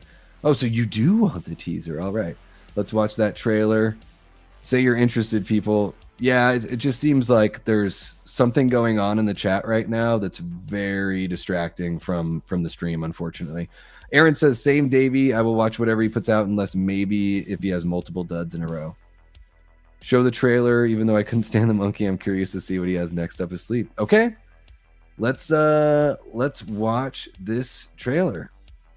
Copyright 1998 Aerosmith. Do they play a Aerosmith track here? I'm curious to know. I don't remember an Aerosmith track being played. So let me pause the music here. And then yeah, we'll jump on over. We'll do this.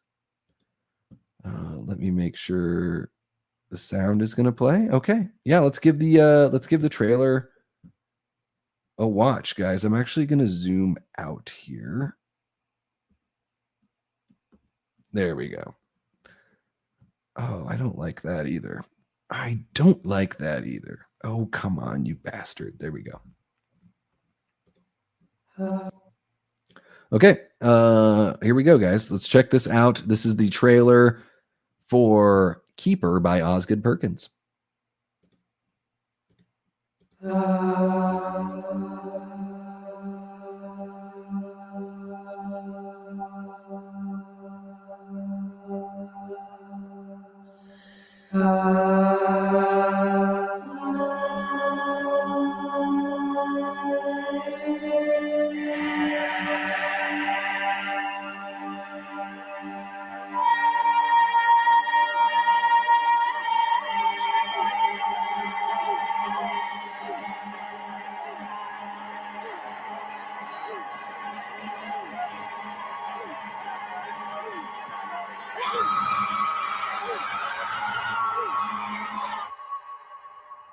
This place isn't right for me.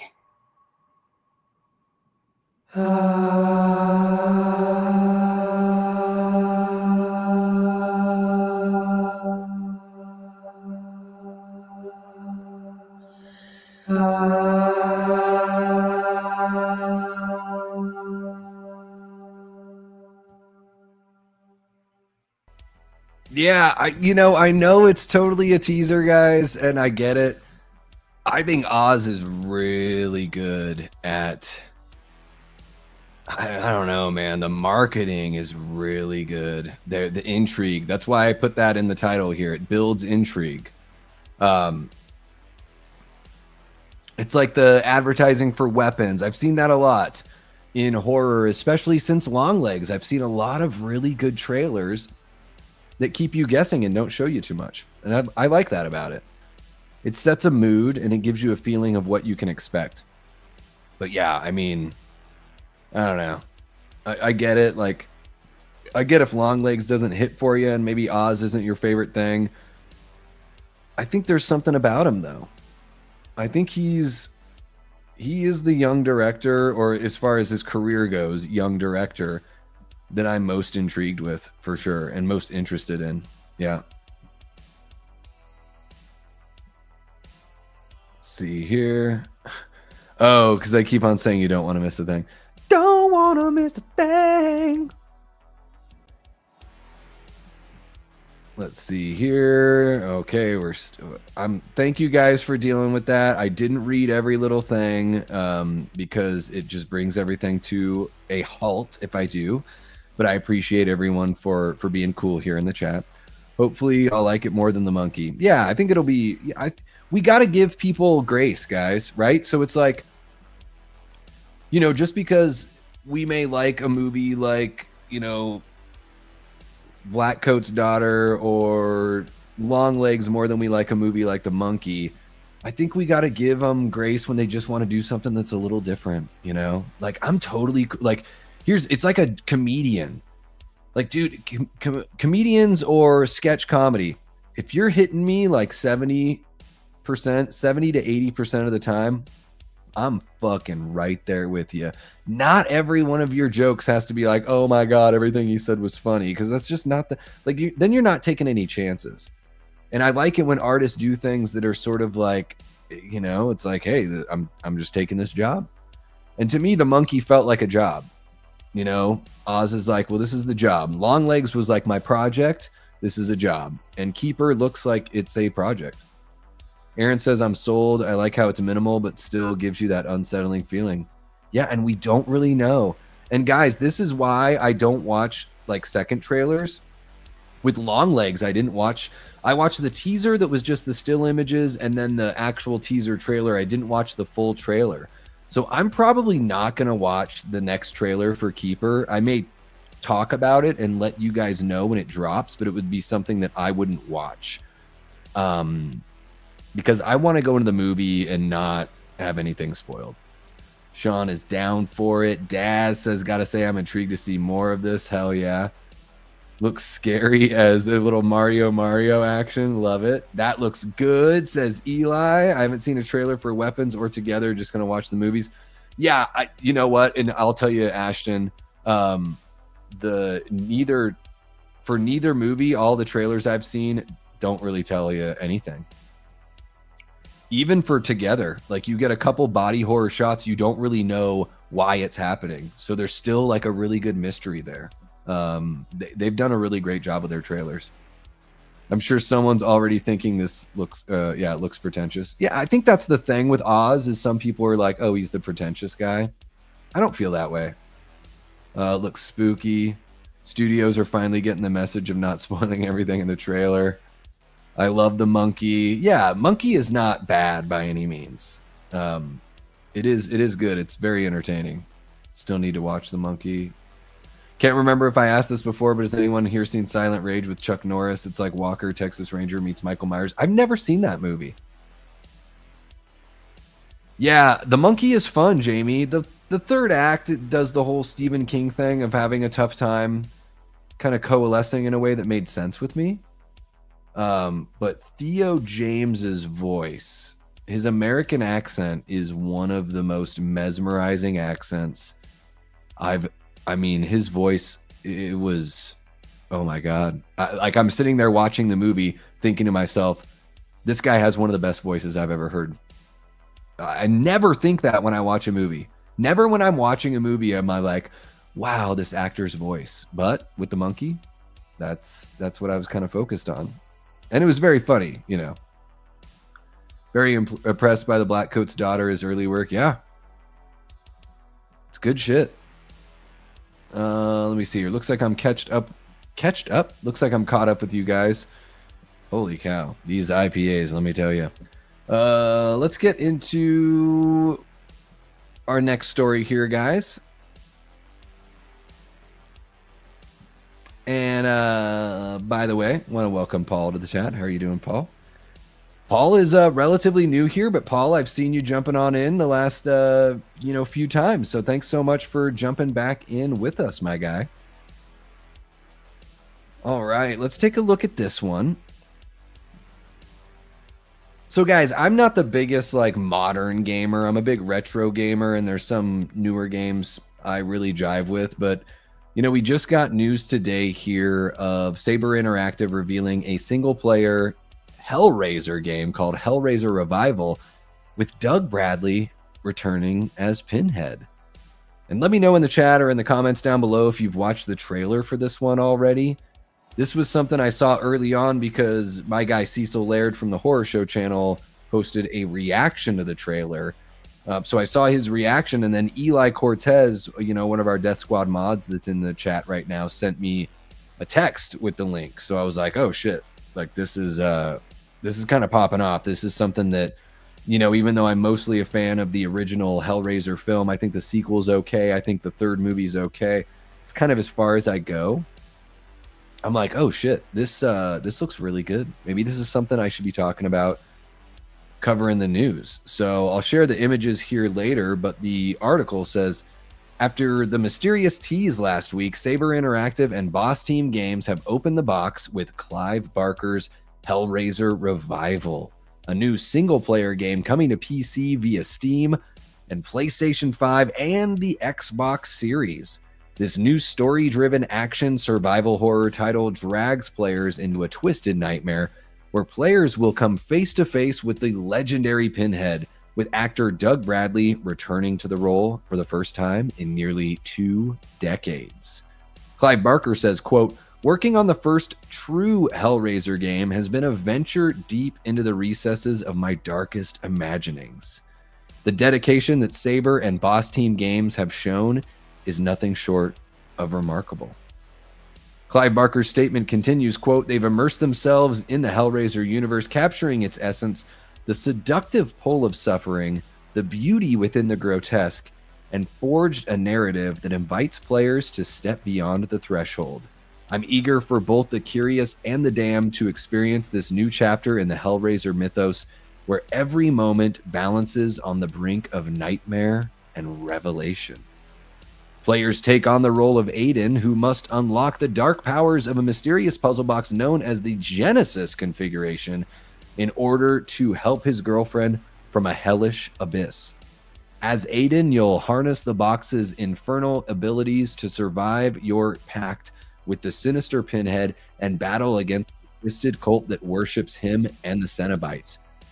Fail, and you'll face legendary suffering. In addition to the standard digital edition, in addition to the standard digital edition of Hellraiser Revival, there will be 2 special collector's editions of the game from Boss Team Games that will be available for pre-order from Boss Team Games. They include an exclusive version of the Hellraiser puzzle box with a unique illumination effect inspired by the game, plus a special Hellraiser statue to display on it, as well as other officially licensed collectibles that have been created especially for these limited editions. More information can be found from the Boss Team Games website. And yeah, I want to show these images off to you guys. You know, I'll scroll down here, but let's pop on over. There we go. So this is like the, you know, PlayStation 5, Xbox Series, and PC. And then there's a trading card pack. That's wild. I've not seen trading cards in a really long time. I grew up in the 80s and 90s when trading cards were massive. And then there's even a Lament or a Genesis puzzle box. Yeah, I thought it was the Lament configuration or the Genesis configuration. I don't know. Maybe they just have their wires crossed on this one with LED features. So that's pretty cool there. So that looks to be like the standard kind of items that are, you know, available, sold separately. But it looks like here, look at this stuff, guys. And Eli, I saw that you had purchased, you know, done a pre-order for the game. Let me know if you haven't. Maybe you already put it in the chat. I'm looking at the other screen right now, but you know, let me know which version you bought. Did you buy the version that has all of this? Because look, guys, there's this. I don't know if this is a, you know, a special collector's pack, 27-inch by 40-inch poster, 4 enamel pins, an official art book. Of course, you get the game. You also get a Cenobite statue and puzzle box with LED features. You get the collector edition box. You get a fine art print, a digital soundtrack, and the trading card pack. So that's pretty killer there to get all that stuff. And then I'm just going to share a couple images from the game with you guys. So yeah, holding the Lament configuration in the left hand and a gun in the right. I don't know if that's the way to go, but I guess that box doesn't really fit in a pocket now, does it? Yeah, it's just I mean, shit, we haven't even seen this many hellish creatures in a Hellraiser movie, I don't think, ever. And then we got this shot of a nightclub. This looks like they could probably finish up the rendering on this one. This isn't the best example, I don't think, of the art. I think this looks pretty scary right here, this image. That's some nightmare fuel for sure. Really digging that. And then, you know, to close things out, got a beautiful shot here of Doug Bradley as Pinhead. Beautiful character design. I really like Clive Barker's work.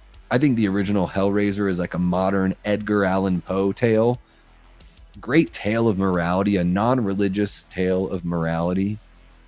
And just I love that he is not only an author on the creative side, but also an illustrator. I love that combination of the two. But let me know, guys, if you're watching here live, let me know your thoughts on the Hellraiser revival video game. And if you're watching after the fact, jump on into the comments below. Give me your thoughts on the Hellraiser franchise. What's your favorite movie in the franchise? Are you looking forward to this game? Are you like Eli and you've already ordered it? Let me know all that stuff down below, guys. Make sure to hit that like button, subscribe if you haven't already, share the channel with someone who you think would dig this kind of content. And copyright Aerosmith 1998. Make sure you hit that notification bell because you don't want to miss a thing. Okay, I'm going to jump on back over to you guys here in the comments. Let's see what you guys are saying. Speaking of Theo, rest in peace, Malcolm Jamar. Is it Jamar or Jamal Warner? Speaking of Theo, that's too funny.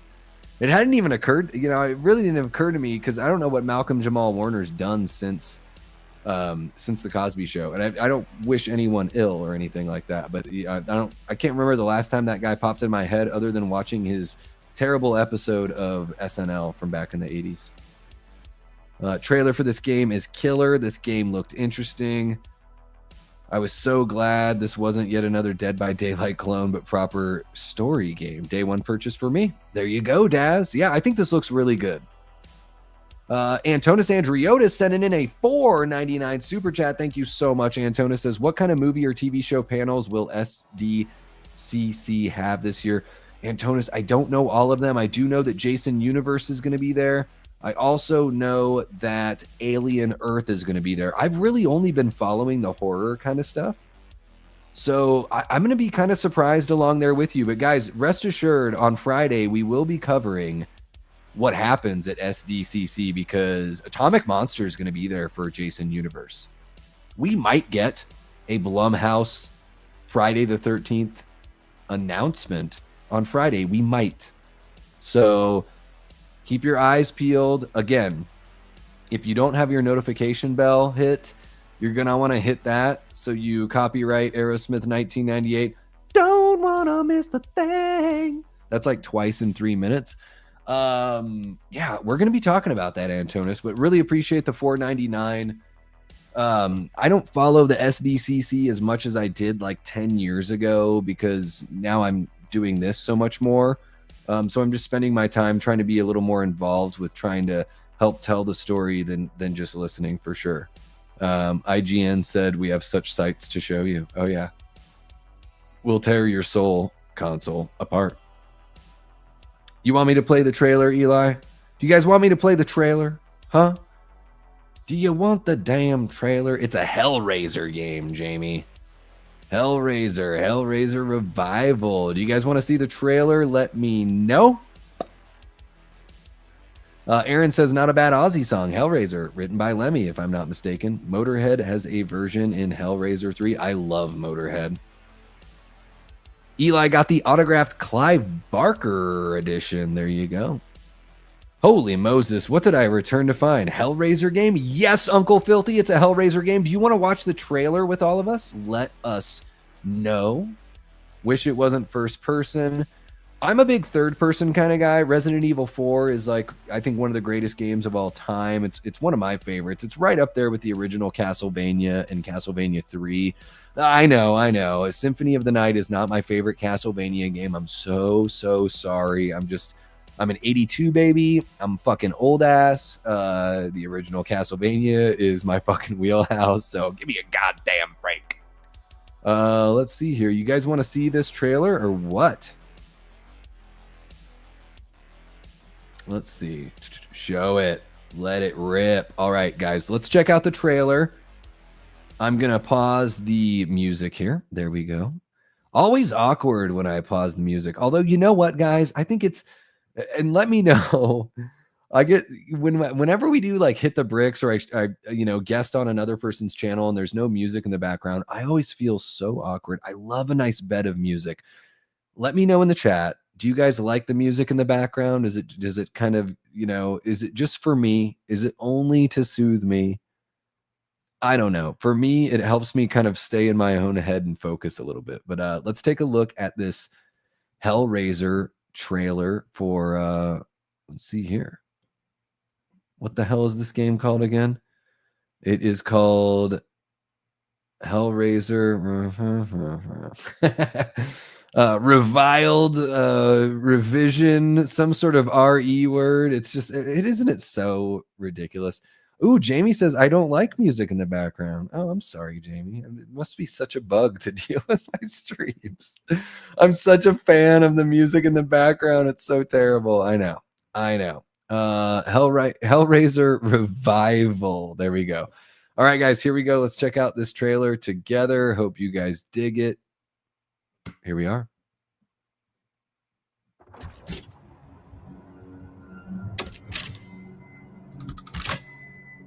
You have a void.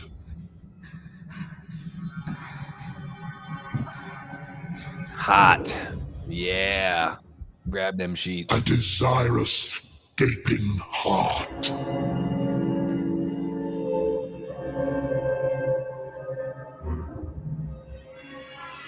Don't do that.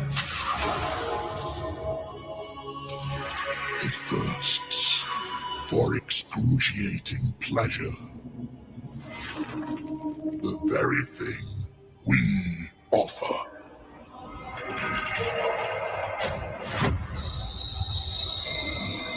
She is hellbound.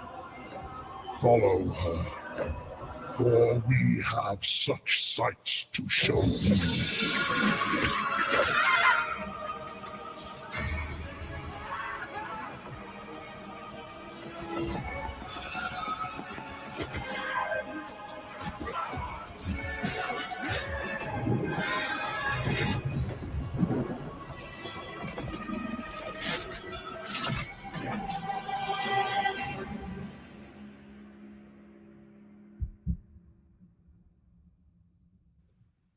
Damn. All right, there we are. Holy cow. Yeah, that game looks pretty damn good. I hear you, Jamie, though. I think third person, would be a little bit of a better look for it, for sure. Let's see here. All right, what else do we got going on here? Jamie says no big deal. The volume quite low. Yeah, and I think I keep the volume pretty low on the music too, so hopefully it's not as bad. Not a Hellraiser guy. Thank God they didn't do Myers versus Pinhead. Oh, geez. Yeah. Nice seeing Pinhead, but the beginning was a little too sexual. Well, I mean, that's kind of like, that's sort of Hellraiser, for sure. I mean, the first movie's very sexual. So, yeah, I hear you. I mean, yeah. Sexy stuff in video games is pretty unnecessary, but yeah. Doug is the best Pinhead, better than the other actors who played Pinhead. His voice is very good. Oh, yeah. First person perspective is nausea-inducing. Have a great night, Eli. Take care, bud. Always a pleasure to have you. And Eli says, don't forget to slash that like button and sub to this amazing channel. I like it. I'd buy it only to remember that I'm not a gamer. I'm such an old school gamer. Uncle Filthy. Like, I just play like Nintendo, Super Nintendo, and Genesis games for the most part. I do like that Resident Evil 4, and of course, and the remake that they put out of it. But yeah, I'm mostly a retro video game kind of guy for sure. Let's see here. We don't really have much else on news to cover. There's Predator Badlands trailer. You guys want to see me talk about Predator Badlands? I mean, I watched the trailer. It's not really horror. Strangers Chapter 2, there's character posters. Let me know if you guys want to see that. Toxic Avenger has a graphic novel coming out. And In a Violent Nature 2 is starting production this fall. So I'm curious to know if you guys want to see any of those stories in particular highlighted. I may use the facilities here really quick because we've been going a couple hours. I've had a couple beers and I need to you know, drain the main vein, as they say. But you guys fulfilled the super chat goal. 5 out of 5. We reached it.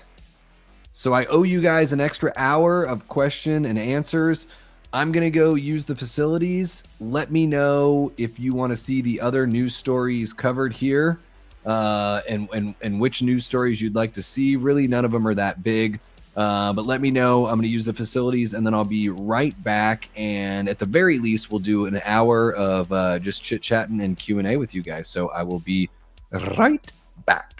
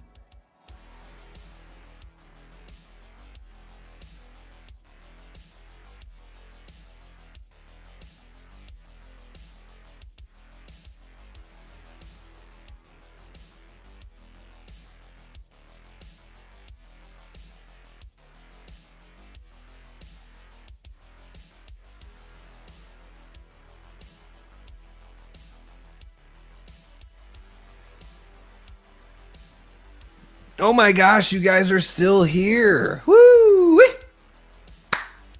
Are you guys pumped? You guys having a good night so far? Shout out to the Death Squad mods for just dealing with everything that was going on. Jamie, I really do appreciate you. Hopefully you're still there in the chat. Really do appreciate you. And again, I can't, it's tough for me. Sometimes that stuff is pretty distracting. And I try not to read through every little thing, if that makes any sense. So, ooh, Antonis has got one. Could we possibly get Thanksgiving 2 news at San Diego Comic-Con? So I heard something. I was on just in the chat over on Killjoy Jake's channel the other day, and it sounded like they are going to be filming Thanksgiving 2 at the end of this year, and that they're looking to release it like end of summer, early fall next year. So unfortunately, it looks like it got pushed back. The good news is the performers have been busy, you know, so, and I know they wanted to take time on the script and everything. I really wanted it this year because I love that first movie so much, but you know, it looks like it's just getting pushed back, unfortunately. Aaron says, Davey, maybe just do a quick condensed rundown of the remaining. Yeah, I mean, I have been very long-winded this evening, Aaron. You know, having a couple beers will do that to you. So yeah, we can do like a quick sort of rundown here. Yeah, let's go ahead and do that. And I'm just going to jump on over here. So guys, we just got a brand new trailer for Predator Badlands. Let's see here. Elle Fanning teams up with Predator on Dangerous Hunt. This kind of has like a buddy movie kind of vibe. Like, look, you got a little like C-3PO from Empire Strikes Back kind of thing going there. Yeah, the trailer it's okay. I don't quite know what to think of this movie, and again, guys, I'm just gonna say it about Predator. Maybe it's just that it doesn't resonate with me, but I'm just like, does every character and every intellectual property need its own universe and expanded universe and all this kind of stuff? I don't know. Maybe Predator is something that just doesn't really resonate with me. But the article here from Megan Navarro, I gotta say, John Squire stuff is really good. I really like Alex DiVincenzo and Megan Navarro. Just want to give them a shout out. Really like what they put together here for Bloody Disgusting. Megan Navarro says 20th Century Studios has debuted an action-packed and creature-heavy new trailer for Predator Badlands this morning, giving a closer look at the unexpected team-up between a young Yautja warrior and Wayland Yutani synth. Predator Badlands will release in theaters on November 7th, 2025 in IMAX, Dolby Cinema, Real D, 3D, Cinemark XD, 4DX, ScreenX, and premium screens everywhere. Watch the trailer below.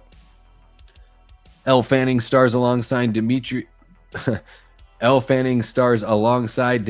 Schuster Kolat-Matangi as Yautja warrior Deck.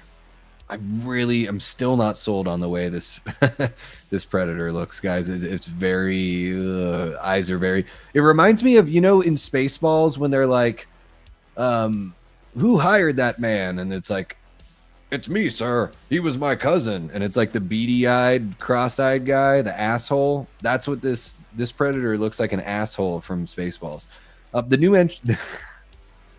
newest entry in the franchise is set on a remote planet where a young Predator, outcast from his clan for good reason, finds an unlikely ally in Thea, played by Fanning, and embarks on a treacherous journey in search of the ultimate adversary. The new trailer warns that the warrior has chosen the most dangerous game on the most dangerous planet possible. Yeah, I don't know. This might be the last time I cover Predator Badlands because I try to get excited for this kind of stuff, guys, and I just... this looks great. Like the synthetic. I think the Alien franchise is far more interesting than the Predator franchise. I'll just say that. I kind of wish in a way they were never connected. That looks pretty cheap right there, that shot. Some of this stuff to me kind of screams like television show. Doesn't look very cinematic, unfortunately. I find that's like a big thing when I watch movies nowadays and when I watch trailers is, does it look cinematic or does this look like it was shot for a streaming platform? And I'm not saying I could do any better. It's just like ultimately the way they make it look, is it something that really, grips me or not? And this movie's got I'm going to pause the trailer there. But the trailer's got some jokes, all that kind of fun stuff. I'm going to go ahead and share the images here so you can see that shot there of the C-3PO version of Elle Fanning hanging off Deck's back. The poster here, which it kind of reminds me of the end of the second Pirates of the Caribbean movie, jumping into the mouth of a giant beast. And then for some reason, this shot is shared as well. I don't know. I hate to be such a friggin' killjoy on this one. I know a lot of people really like Predator. I just not feeling the franchise. But let me know in the comments if you're watching this after the fact or if you're watching this live. Let me know. Am I totally off my rocker here? Am I being a super big jerk about the Predator franchise? It's just never really gripped me past the first two films. I don't know that we really need this universe expanded. I don't know if I find these creatures that interesting to watch on film. And maybe that's just a personal taste thing, but let me know in the comments. Make sure to hit that like button, subscribe if you haven't already, share the channel with someone who you think would dig this kind of content, and hit the notification bell because we're going to be covering all sorts of movie and TV news, especially horror related here on the channel. So you don't want to miss a thing. Okay, guys, tell me how big of a jerk I'm being. Let's see here. Love the squad. We're a good squad, huh? The Death Squad mods are great. Really appreciate you. Wait, really? I remember we got an article say they were going to film in March. Things change all the time. I have not seen It Follows, Aaron. Oh my gosh. I should I absolutely have to see It Follows. I know. It's just one of those movies I totally missed. Kind of reminds me of 48 Hours, but a Predator movie. I am so down with. Kind of reminds me of 48 Hours. Oh, kind of reminds you of 48 Hours? Yeah, the whole buddy thing. I like the Predator movie, so I'm definitely interested in. Yeah. Yeah, I need to do a whole thing. Because I've heard it's very similar tracking shot, and you know the way that it's shot and the soundtrack. I heard it's very similar to Halloween as far as like that Dean Cundy look with that John Carpenter kind of score. I think They Follow is supposed to come out next year. Yeah. Thanksgiving. I think we already got Thanksgiving too, not Thanksgiving. Jamie's not a big fan. Theo, what in the Huxtables is going on lately? Arnie better return as Dutch in Predator Badlands. I don't think that's going to happen, but now that they're doing animated stuff, Billy, and welcome in, by the way, Billy. Now that they're doing animated stuff, they might bring him in. Who knows? Oh my God, you guys, you're playing with fire here. Streaming excited to see the mech suit, but it seems like Dan wants to make an AVP movie more than his own Predator franchise. Yeah, well, and it seems like they're moving that way, but the mech suit looks a little different. It's, you know, it's not a 1-for-1 from Aliens for sure. Yeah, I know what you mean. I agree. The Alien franchise is far more interesting. Yeah. Yeah, let's go ahead and move on to the next one really quick. Strangers Prey at Night is my favorite movie in the franchise. The Strangers, Chapter 1, I didn't even watch. And here we've got The Strangers, Chapter 2. The Masked Slashers return with 3 official posters. Guys, what was The Strangers Chapter 1 like? Let me know if you saw it. I didn't see it because I didn't hear anything good about it. You know, Rennie Harlan is doing this 3-part remake series.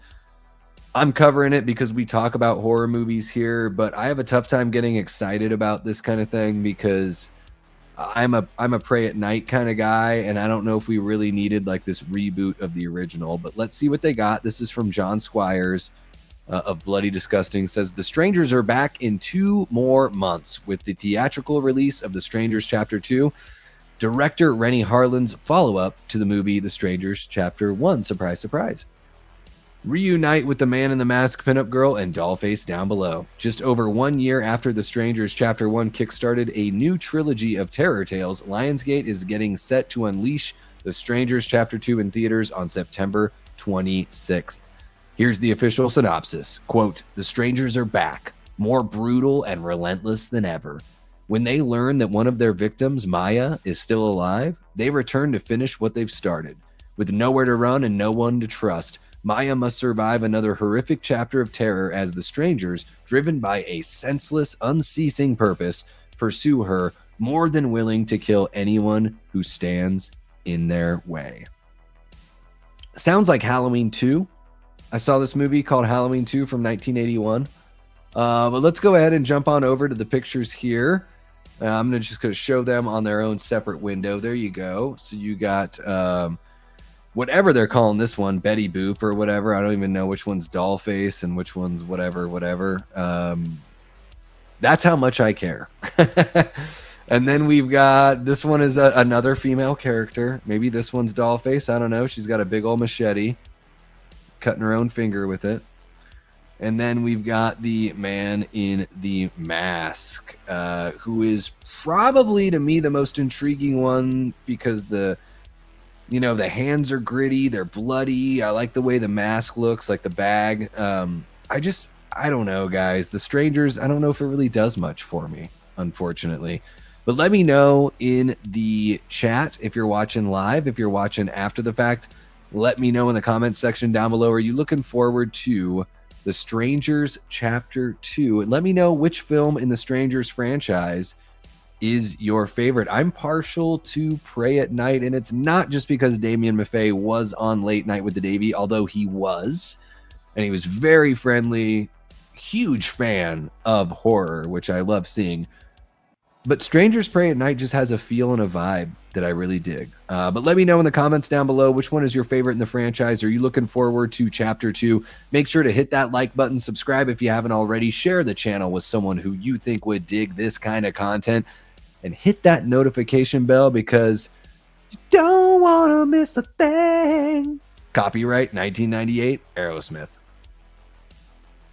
All right, let's see what you guys are saying here. How do you like me now, Aaron, now that I've given you that shout out a few times here? I'm just going to finish this up really quick, guys, and then I'm going to jump full bore into the chat, okay? So, guys, not only do we have a brand new The Toxic Avenger film coming out with Peter Dinklage and Elijah Wood, all sorts of performers in this film that I'm really, really excited about. But we also have an official graphic novel that's coming out from Legendary Comics that expands upon the movie. So if you're a comic book collector, especially a horror comic book collector, you may be very interested in what we have here. This was published just yesterday by John Squires of Bloody Disgusting. So let's see what he's got to say. All right, Macon Blair's The Toxic Avenger is headed to San Diego Comic-Con this week for a Hall H panel. That's amazing. They're getting Hall H. That's the big one for all of you. If you're, I'd imagine most everyone that's watching this is at least as big of a nerd as I am. I would never claim to be the biggest nerd, but Hall H is a big deal. So they're going to San Diego Comic-Con this week for a Hall H panel and a series of sold-out screenings. All right. And Legendary Comics has announced this afternoon that they're bringing an official talk-spansion of the movie to Kickstarter next month. Legendary Comics previews the upcoming graphic novel release with, quote, "Get ready to mop up mayhem with Toxie in the Toxic Avenger graphic novel, the official talk-spansion of the movie." The exclusive expanded edition launches only on Kickstarter October 11th. And there's a link which I will include in the clipped out video if you want to participate in the Kickstarter. And they give a rundown here of the plot of the movie, which I think most of us know. So let's go ahead and take a look here at the cover of the comic. It looks great. I mean, it looks a lot like the representation of what we're seeing in this new version of the film. It looks beautiful, like a painting. I'm not the biggest Toxic Avenger connoisseur or anything like that, but this looks really good. And I guess, they do all these novelizations of these movies that expand on the lore and expand on the story. So I would imagine that most people that are big Toxic Avenger fans, like, this thing's going to sell right out. There's no way they're not going to sell this thing out. And it'll be a collector's item probably within the first week or so. But I want to know from you guys. Let me know in the comment section down below, or if you're watching live, how pumped are you for this Toxic Avenger movie? Are you like a casual fan of the franchise like me, but you're really excited to see it come back, especially with such big names attached, which certainly makes me more interested in what they've got to show here. And I also love the idea of something that just knows what it is. And it's just going to go fucking balls to the wall and get as wild as possible. That's the kind of fan I am. I'm not going to pretend like I love every single Troma, product. I feel like Troma a lot of the times it's just sort of, I don't know, so bad it's good kind of thing. And more power to them for what they do, But I'm curious to know from you guys in the live chat, and then, of course, from you folks that are watching after the fact. Let me know in the comments down below. How do you feel about this brand new Toxic Avenger film and the graphic novel companion release that's coming along with it? Let me know which film is your favorite in the franchise. And, aside from that, I'm curious to know, for all you people who are big-time Troma fans, if you're jumping into this video, what's the Troma movie that's not Sergeant Kabuki Man and isn't Toxic Avenger and wasn't worked on by James Gunn that I should watch? And I'll let you guys know I have seen Redneck Zombies, so don't tell me to watch that one. I actually really liked Surf Nazis Must Die. I think that one's pretty fun. But let me know which Troma movie you recommend that I check out. I'm into schlocky stuff. I'm also into stuff that's a little more highbrow. Just let me know in the comment section down below. Make sure to hit that like button. Subscribe if you haven't already. share the channel with someone who you think would dig this kind of content, and hit the notification bell because you don't want to miss a damn thing around here on the Davey Death Ray channel. All right, y'all. Now we're going to cover the last one, and then I swear it's just going to be me and you. Just going to be me and you, chat. Okay, so whether you want it or not, In a Violent Nature 2 is set to start production this September 2025. I'm curious for you guys to let me know, if you're in the live chat or if you're in the comments, what did you think of the very first In a Violent Nature? I thought it looked so good and so intriguing in the trailers. And then when I watched the movie, I was like, oh shit, this should have been like a 35 to 40 minute short film. This should have been like a proof of concept so these people can make an actual movie, because after about the first third of the film, I was kind of over it, unfortunately. I don't think it's bad. Don't get me wrong. I'm not trying to say this is bad. I've never made a movie. This is probably way better than if I went out and tried to make a movie.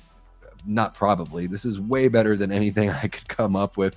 But as a fan and as a critic, I was just, I was underwhelmed. I'll just say that. And I think that In a Violent Nature 2 could be better if they break from the third person viewpoint. Maybe we start that way and then maybe we transition to a traditional filmmaking narrative. I think that is the key here, because the last thing I want to see is a rehash of In a Violent Nature. Honestly, guys, and I know I haven't even gotten to the article yet. I'm still talking about the first movie. I didn't do a full review of the first movie on the channel or anything like that, but everyone talked about that yoga kill as being so badass. Whatever. It didn't do anything for me. I don't know. Like, I thought it was going to be something crazy, and I'm sitting there thinking, well, this is just kind of dumb. Like, if somebody like put a hook right through your belly, like, you wouldn't be able to like sit there and stand. Like, this person's body just would have like fallen. I don't know. I don't need to get in the weeds about In a Violent Nature, the first one, but it really didn't do it for me. I would give it like a C- maybe, if I, C+, C+ if I'm being nice. But let's get into this article by Alex DiVincenzo from Bloody Disgusting. I love Alex's work, so let's see what he's got to say here. In a Violent Nature 2 will start production in Canada this September, Variety has learned. Announced last year at San Diego Comic-Con, the sequel to the art house slasher is once again written by Chris Nash, who is also expected to return to the director's chair. Nash will produce alongside Peter Kuplowski and Shannon Hanmer. Emily Gatto, Nicholas Lazo, and Samuel Zimmerman are overseeing development for Shudder. Quote, In a Violent Nature was originally conceived as a meta-sequel within a fictional slasher series, so we are always imagining mayhem beyond the scope of the original film, Kuplowski previously said. Quote, that we now have the opportunity to continue following Johnny on his restless walk has us feeling incredibly grateful to our incredible partners at IFC Film/Shudder, who believed in Chris's vision from day one. We are thrilled to renew for a new chapter and are excited to deploy Johnny as a conduit to further experiments in the genre. Okay, so further experiments in the genre. So that, to me, makes me feel like they are going to try something conceptually different with the sequel. That is great news. I love when a sequel can outdo the original, and I think with the case of In a Violent Nature, absolutely the sequel could outdo the original. We were just talking about Thanksgiving 2. I think Thanksgiving 2 could outdo the original. I think a lot of people talk shit about Hard Eyes. I had some fun with Hard Eyes. I still think it's the second best Valentine's Day themed slasher we've gotten. I mean, we've only gotten like 4 or 5, but I think the sequel for something like Hard Eyes could be better. That's encouraging when people can actually make a better follow-up.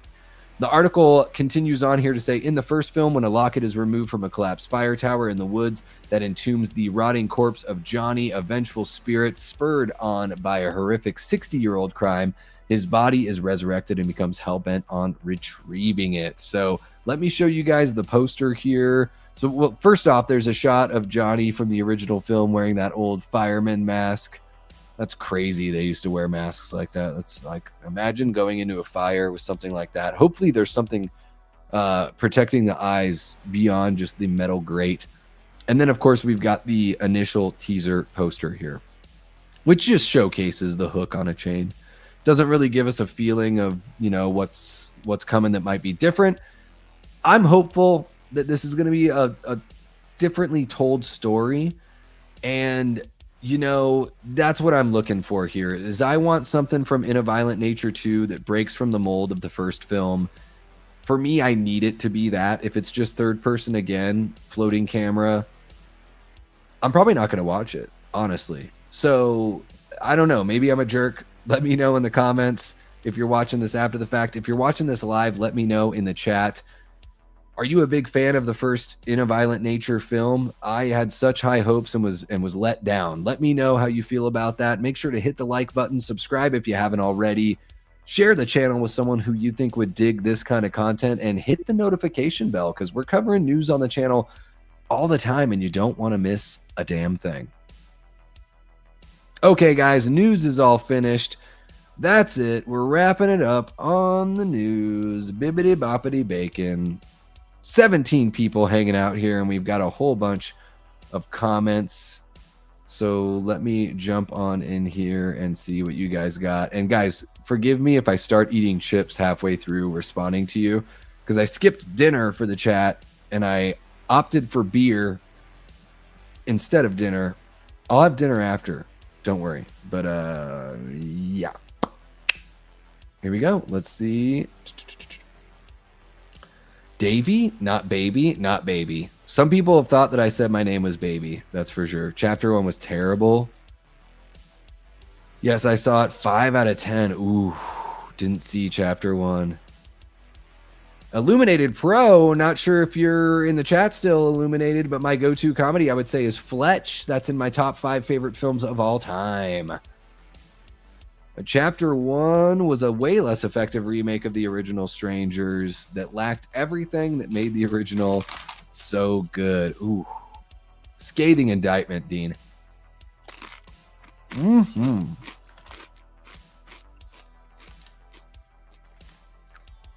Jeff Overing jumping on in says, I would love this book. Jeff, I'm guessing you're talking about the Scream book. I think it looks really good too. Not seen any of the Stranger sequels. I can be a bit stubborn. Crazy Train is a classic. Pray at Night is really good. That's the best one for sure. Go-to comedies from Paul Pietrzak. Shaun of the Dead, Arnold, Brain Dead. Ooh, so dead giveaway, Paul. You don't live in the States. Because we call Brain Dead Dead Alive. I call it both because I get it. It's Brain Dead is the real name of the movie. We just called it Dead Alive because there was a copyright issue in the States, I believe, is why it couldn't be called Brain Dead. But Brain Dead is one of my favorite. It's my second favorite zombie movie of all time, right next to Day of the Dead by George A. Romero. See here. I haven't seen chapter 1. Fatchy's the only one who liked it. He's got some interesting takes. He does.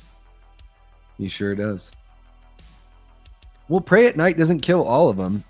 I don't think it kills all of them. Yeah, Pray at Night's the better one for sure.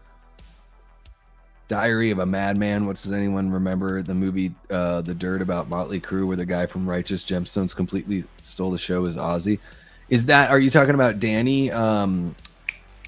What's his face? He wrote the Halloween movies. Is that who you're talking about? Why can't I think of his name? Is it because I've had a few beers? That's probably it, Sean. That's probably it. He was in Pineapple Express. Sure somebody's already said it in the chat. Saw Toxie in the theater. Nice. My home state hero, the Toxic Avenger superhero from New Jersey.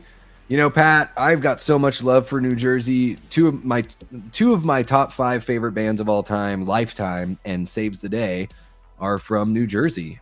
Lifetime's from New Brunswick, and Saves the Day is technically from Princeton, but I think they come from all over the state. I'll always love the East Coast because of, you know, the entertainment it's provided. And I was, guys, I always talk about, everyone's like, oh, are you from Alaska? Because I always talk about how I grew up in Juneau, Alaska, 23 years in Southeast Alaska, but I was born in Groton, Connecticut. And then I lived in Bowie, Maryland until I was 3 years old. So I've got family friends and that I still hang out with and still visit, and roots that are back on the East Coast. So even though I grew up 4,000 miles away in Juneau, Alaska, I've always felt this sort of tie to the East Coast. And then when I was my late teens, grew up loving punk rock. But when I found out about Lifetime and, you know, the melodic punk rock and hardcore that was coming out of New York and New Jersey and Pennsylvania, you know, and I know the Ramones are from New York, you know, but to me, the Ramones, it's funny. They are a New York band, obviously. To me, they sound like a California band. They're the most like Beach Boys-y kind of pop punk you'd ever hear. They're the most digestible punk rock. But bands like Lifetime, Saves the Day, Kid Dynamite, Paint It Black, like all of these like East Coast bands, they just like made me rethink the way I thought about music and had a profound effect on me. So always got love for you guys from New Jersey, and of course a little love for Toxie as well. Jeff, I turned 43 in May. I'm an 82 baby. My best Shining theory, I don't know. It's a good movie. It's okay. I'm kind of an asshole about The Shining. I think it's good. I've seen a few Stanley Kubrick movies that are better, for sure. Yeah, I think Event Horizon. Honestly, I like Event Horizon more than I like The Shining. And Event Horizon is basically The Shining in space. It's like 2001 meets The Shining, and I think I like it more. I love Sam Neill, and I love like the whole space kind of thing, and there's nothing against The Shining. I just think like for me, the Kubrick movies that hit, I mean, really, it's like 2001 is like the one that really hits for me. Trauma, Highbrow, Death by Temptation, and Fun, Killer Condom. In a Violent Nature was okay with some awesome kills, but no real character development. Yeah. Full Moon is much better. Ooh, than Trauma. Daz, I think you're on to something, Daz. I think you're on to something. Lloyd Kaufman, though, what a salesman. You know what I mean?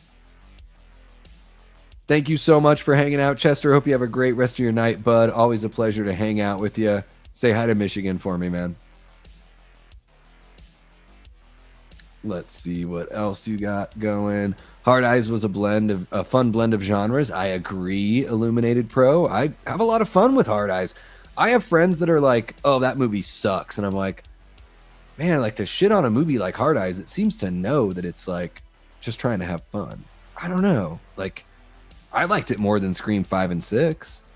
I liked it more than this last I Know What You Did Last Summer, which to me, honestly, fucking hot garbage. Bad.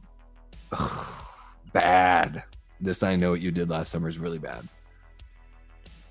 One of the survivors of the Hard Eyes killers should have been the OG killer. Yeah, I think that's the thing they got wrong, was the killer reveal. And I think the sequel could be better. I like that the hook on the chain makes a 2. You know what, Aaron? I didn't even notice that. You're absolutely right. So, okay. Okay, they are more creative than I was willing to give them credit for. My bad. Okay, Aaron, you know, the insight. You got, that's what I love about this. The back and forth. That's what I love about this channel is you guys, even though I don't have a co-host, there are times when I watch like Twisted Locker, or I jump onto Pat's channel and he's over there with Brett, or like Slaughtered Lamb. I mean, they're wildly successful and awesome. I love that channel. There's some times where I'm like, man, having another host would be really cool. But honestly, guys, you all are the other host. That's one of the cool things about this channel. Like, I share the channel with you guys. It would be nothing without you. And comments like that from Aaron are perfect examples as to why. In a Violent Nature was a snooze fest. I'm right there with you, Pat. Boring. I like the movie. It reminded me of Friday the 13th. There were moments, Paula. I don't hate the movie, but yeah, C-, C+. Like just kind of right there in the middle. I just think again, it was a short. It was a proof of concept, 35-minute. If that movie were a 35 to 40-minute short film, I would have raved and been like, "Oh my god, I want to see this character in a traditionally shot slasher film." I still want to see Johnny in a traditionally shot slasher film, but I ain't raving about the first In a Violent Nature. No fucking way. I don't know. Like, to me, yeah, it lost its steam halfway through, unfortunately. Yeah, I'm right. Exactly, Daz. Exactly. Go-to drama? Ooh. Paula, I don't watch a lot. So Paula, let me know what kind of drama you're talking about. I would say like Network with Peter Finch and William Holden and Faye Dunaway and Robert Duvall. Directed by, what's his name? Sidney Lumet, and written by Patty Chayefsky. I think was Network, is it like 72, 71, 72? Maybe it's 60s. That's one of my favorite movies of all time. I think Network is the best script ever written. Patty Chayefsky's script for Network, fucking unbelievable. Best script ever. I mean, Ned Beatty was nominated for an Academy Award. He has one scene. Beatrice Straight has 2 scenes. She's in the movie for like 8 to 10 minutes. She won Best Supporting Actress. She's in the movie for 10 minutes. It's like a 2-hour plus movie. William Holden was the very first actor to win an Oscar posthumously for Network. He was the only actor until Heath Ledger won for playing the Joker in The Dark Knight. And I would say, yeah, Network is probably my favorite drama. Yeah. But I'm curious to know, tell me, Paula, what are some of your favorite dramas? Oh, Illuminated Pro. Fletch from 1985 with Chevy Chase. Oh my God, dude. It's fucking amazing. Not only is it hilarious, but Chevy Chase plays an investigative reporter, and the mystery is really good too. It's a layered story. It is more complex than it had to be a hit at the time. And that, I think that's why it stands the test of time, honestly.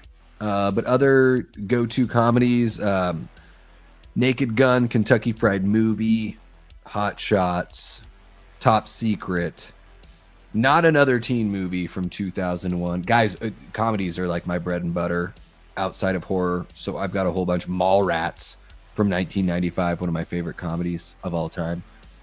Best Jason Lee performance. Favorite Kevin Smith movie, easy, is Mallrats. It's not even close. Mallrats is the gap between Mallrats and my second favorite Kevin Smith movie is vast. Let's just say that. Davey, I know you're not a deep dive Black Sabbath fan, but do you have any favorite few songs of theirs, Ozzy era? I would just say the first couple records, right? No one told me in the chat. Maybe I missed it. I feel like, didn't they put out like 2 records in like 10 months? God damn it. What's going on with my web browser? Sorry, guys. I'm just trying to go to Google to search, because I just want to go. I want to find the there we go. Mother effer. I'm so sorry, guys. I'm trying not to be a dick with my language, but apparently I have to go. God, I love Brave when I'm sharing news with you guys. Brave is great because they don't include any of the annoying ads, but Brave is terrible when it comes to just like being intuitive and user friendly beyond blocking the ads. So I'm going to go over here and I'm going to look up Black Sabbath Wikipedia. And yeah, guys, for anyone that's jumping in just like now, the reason why this part of the stream is like even more casual than the rest of the stream is because you guys, completed a super chat goal of you know, 5 super chats, $2 or more for just an extra hour. That's all I'm very reasonable here on the Davey Death Ray channel. $10 for an extra hour of just hanging out with you guys. I think that's pretty all right. And you know what's funny is we have 40 votes. Should I start an ASMR channel? 55% of you guys said no out of 40 votes. Well, there you go. You know what, guys? That's close enough to where, like, I think I'm still going to do it. I think I could make, honestly, guys, I'll tell you what, regardless of how you voted there, I think I can make money on an ASMR channel, especially, you know, when I started YouTube, you had to have 1,000 subs and 10,000 hours of viewing time before you could get monetized, and YouTube has dropped all that. Those fuckers. Now it's like 5,000 or 500 subs and like 3,000 viewing. It's so much easier to make money on YouTube now. And I feel like I could be like the one dude that could actually make ASMR work. I don't know. Let me see here. So let's check out the discography for Black Sabbath. Why won't it let me just click on the fucking discography? This is super annoying. Oh my god. Yeah, so this is nightmare right here. Sorry guys, Wikipedia absolutely failed me. Black Sabbath discography. That's what I should have just looked up from the very beginning. So yeah, the Self-Titled and Paranoid both came out in 70. Love those first two records. Master of Reality out in 71. I really like the early shit, man. I am when it comes to, like, I love stoner metal. Big stoner metal fan. So, you know, when it comes to, let me see if I can click on these and like pick a song.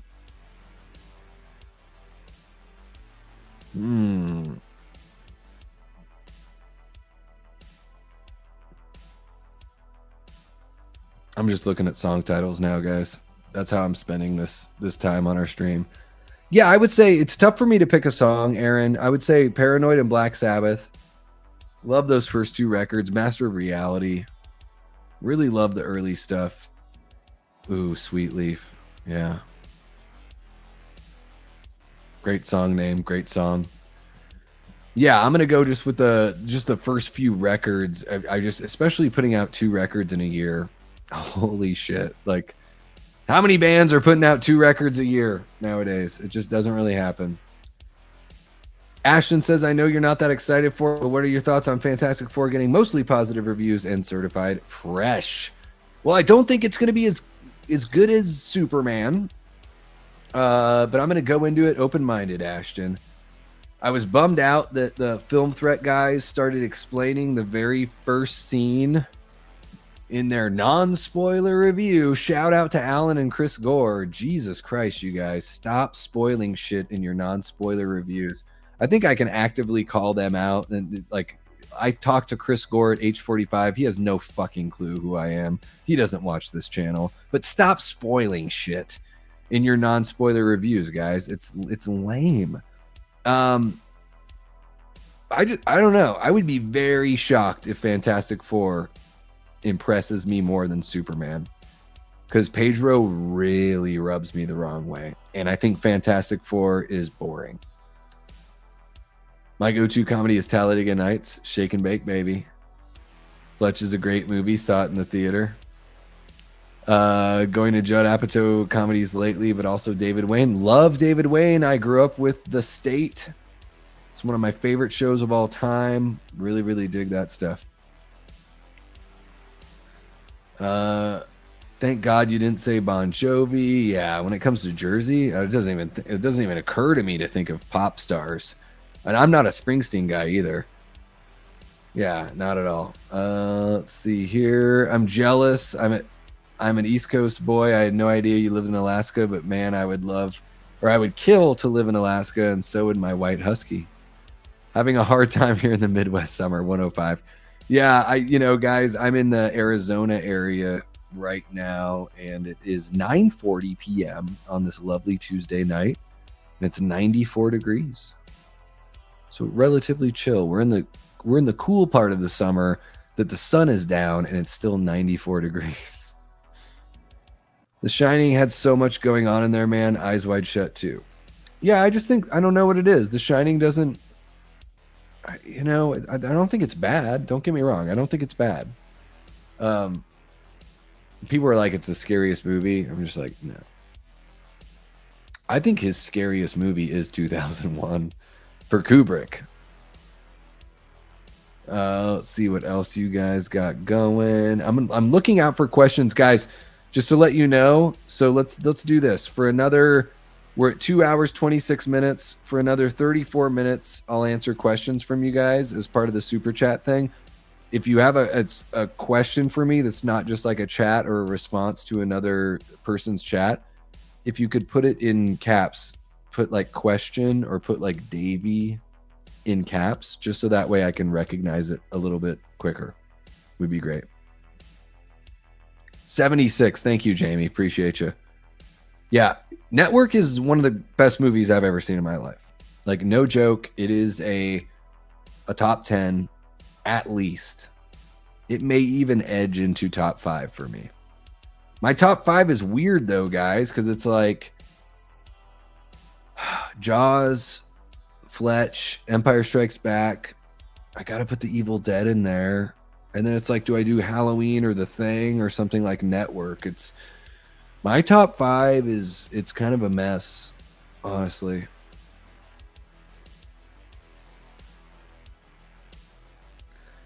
Yeah, the first time I heard of Network was watching UHF when Stanley Spadowski runs to the camera and he's like, you got to shout to everyone, these floors are dirty as hell and I'm not going to take it anymore. And my parents told me that was a reference to Network. Yeah, Mallrats is fucking killer. Dude, Jason Lee in Mallrats is about as attractive as it gets as far as charm. And Chevy Chase. I will say this, Jamie, and let me know in the comments. Maybe you've already said this when I brought it up in the past. Jason Lee as Brody in Mallrats is like the embodiment of Chevy Chase from like Foul Play, Caddyshack, Fletch, National Lampoon's Vacation era. That early 80s Chevy Chase, like Jason Lee just nails it in Mallrats. I haven't seen Network yet, but All the President's Men, Good Will Hunting, Titanic, Spotlight, Dirty Dancing, A Few Good Men, just to name a few. Those are good picks, Paula. Yeah. Yeah, I guess I would say, yeah, Network is probably my favorite drama, you know? It's probably the only drama in my top 10. Comedies: Wanderlust, Knocked Up, Extract, Office Space, Election. Okay. So some wacky comedy, some smart comedy there with Office Space. Election is pretty smart too, a little darker on the comedy side with Election. Okay. Yeah. Those are good picks, Illuminated. First 2 albums were in 70. Dirty Dancing is a must-see. Don't get mad at me, but ASMR is cringe. Well, here's the thing too, Jamie, is ASMR doesn't affect everyone. And I think ever since the advent of YouTube, there are people that like, they wish that ASMR affected them. ASMR has affected me my whole life and I didn't even know what it was. So I was working at a pizza shop in Portland and I would pick up the phone and every now and then someone's voice on the other line, I would just start like melting in the chair taking their order. And I brought it up to a coworker of mine and he was like, oh, that's ASMR. And this is like 2014. I was like, what's ASMR? And he's like, well, it's this thing. Only like 30% of the population really has an actual reaction to it. And I was like, oh, I've got that. So I totally get it. Like Cecil from the Horror Show channel, he's like, oh, ASMR creeps me out. It creeps out my sister. Like, but for me, it really, like there's a physical reaction. This is how I'll describe it, Jamie. It's like, and not every, I only have, honestly, guys, it's like 2 or 3 people out of all the people I've tried out from YouTube that actually have an effect with the ASMR stuff. And yeah, only a few of them actually work. It makes, I think what it is it's like, I think it brings up memories of your mother's voice when you were in the womb. And I know that sounds like wild, but it's just, to me, it's this comfort calm. That's all it is. And usually it's people's voices. It's not like squishing on stuff with your hands or anything like that. However, I did go to a teppanyaki place, and when they were like chopping up the food on the grill, like, yeah, I kind of blissed out a little bit, but mostly it really is just someone's voice. Someone's voice being very calming and affirming everything that you want to have affirmed. There's just something so sweet about it. I don't know. Okay, Davey, but all I want to hear is the stirring of macaroni and cheese sounds, if you know what I mean. That sounds dirty. Holy cow, Eli is back, y'all. Look out. I'm going to try to catch up here. If I'm not seeing any questions, I'm going to catch up. With 99 cents a month, I've been paying $5. Or what the hell? 99 cents a month, I've been paying $5. Well, yes, the amazing folks like you, Eli, are paying $5 a month. This is perfect. Thank you, Jamie. I like that you put the example out there, and also that you fucking call me out. Good goddamn. You guys, Mama Mod ain't just like holding down the fort in the chat with all the folks in the chat. Oh my God, she is taking me to task. Wow. I feel seen. I feel disciplined. I have a nice buzz. Yeah, no, it's fine. It's not like, I don't feel out of control. So that's good. Yes, Aaron, I am looking very much forward to Tron Ares. Love the kaiju kind of feel we're getting from this film. Jared Leto, beautiful man. Not sure if he's a great actor. We'll see. But I think this movie looks better than the last Tron movie. And I think this looks like the best Disney movie we've seen in a really long time. I mean Disney movie.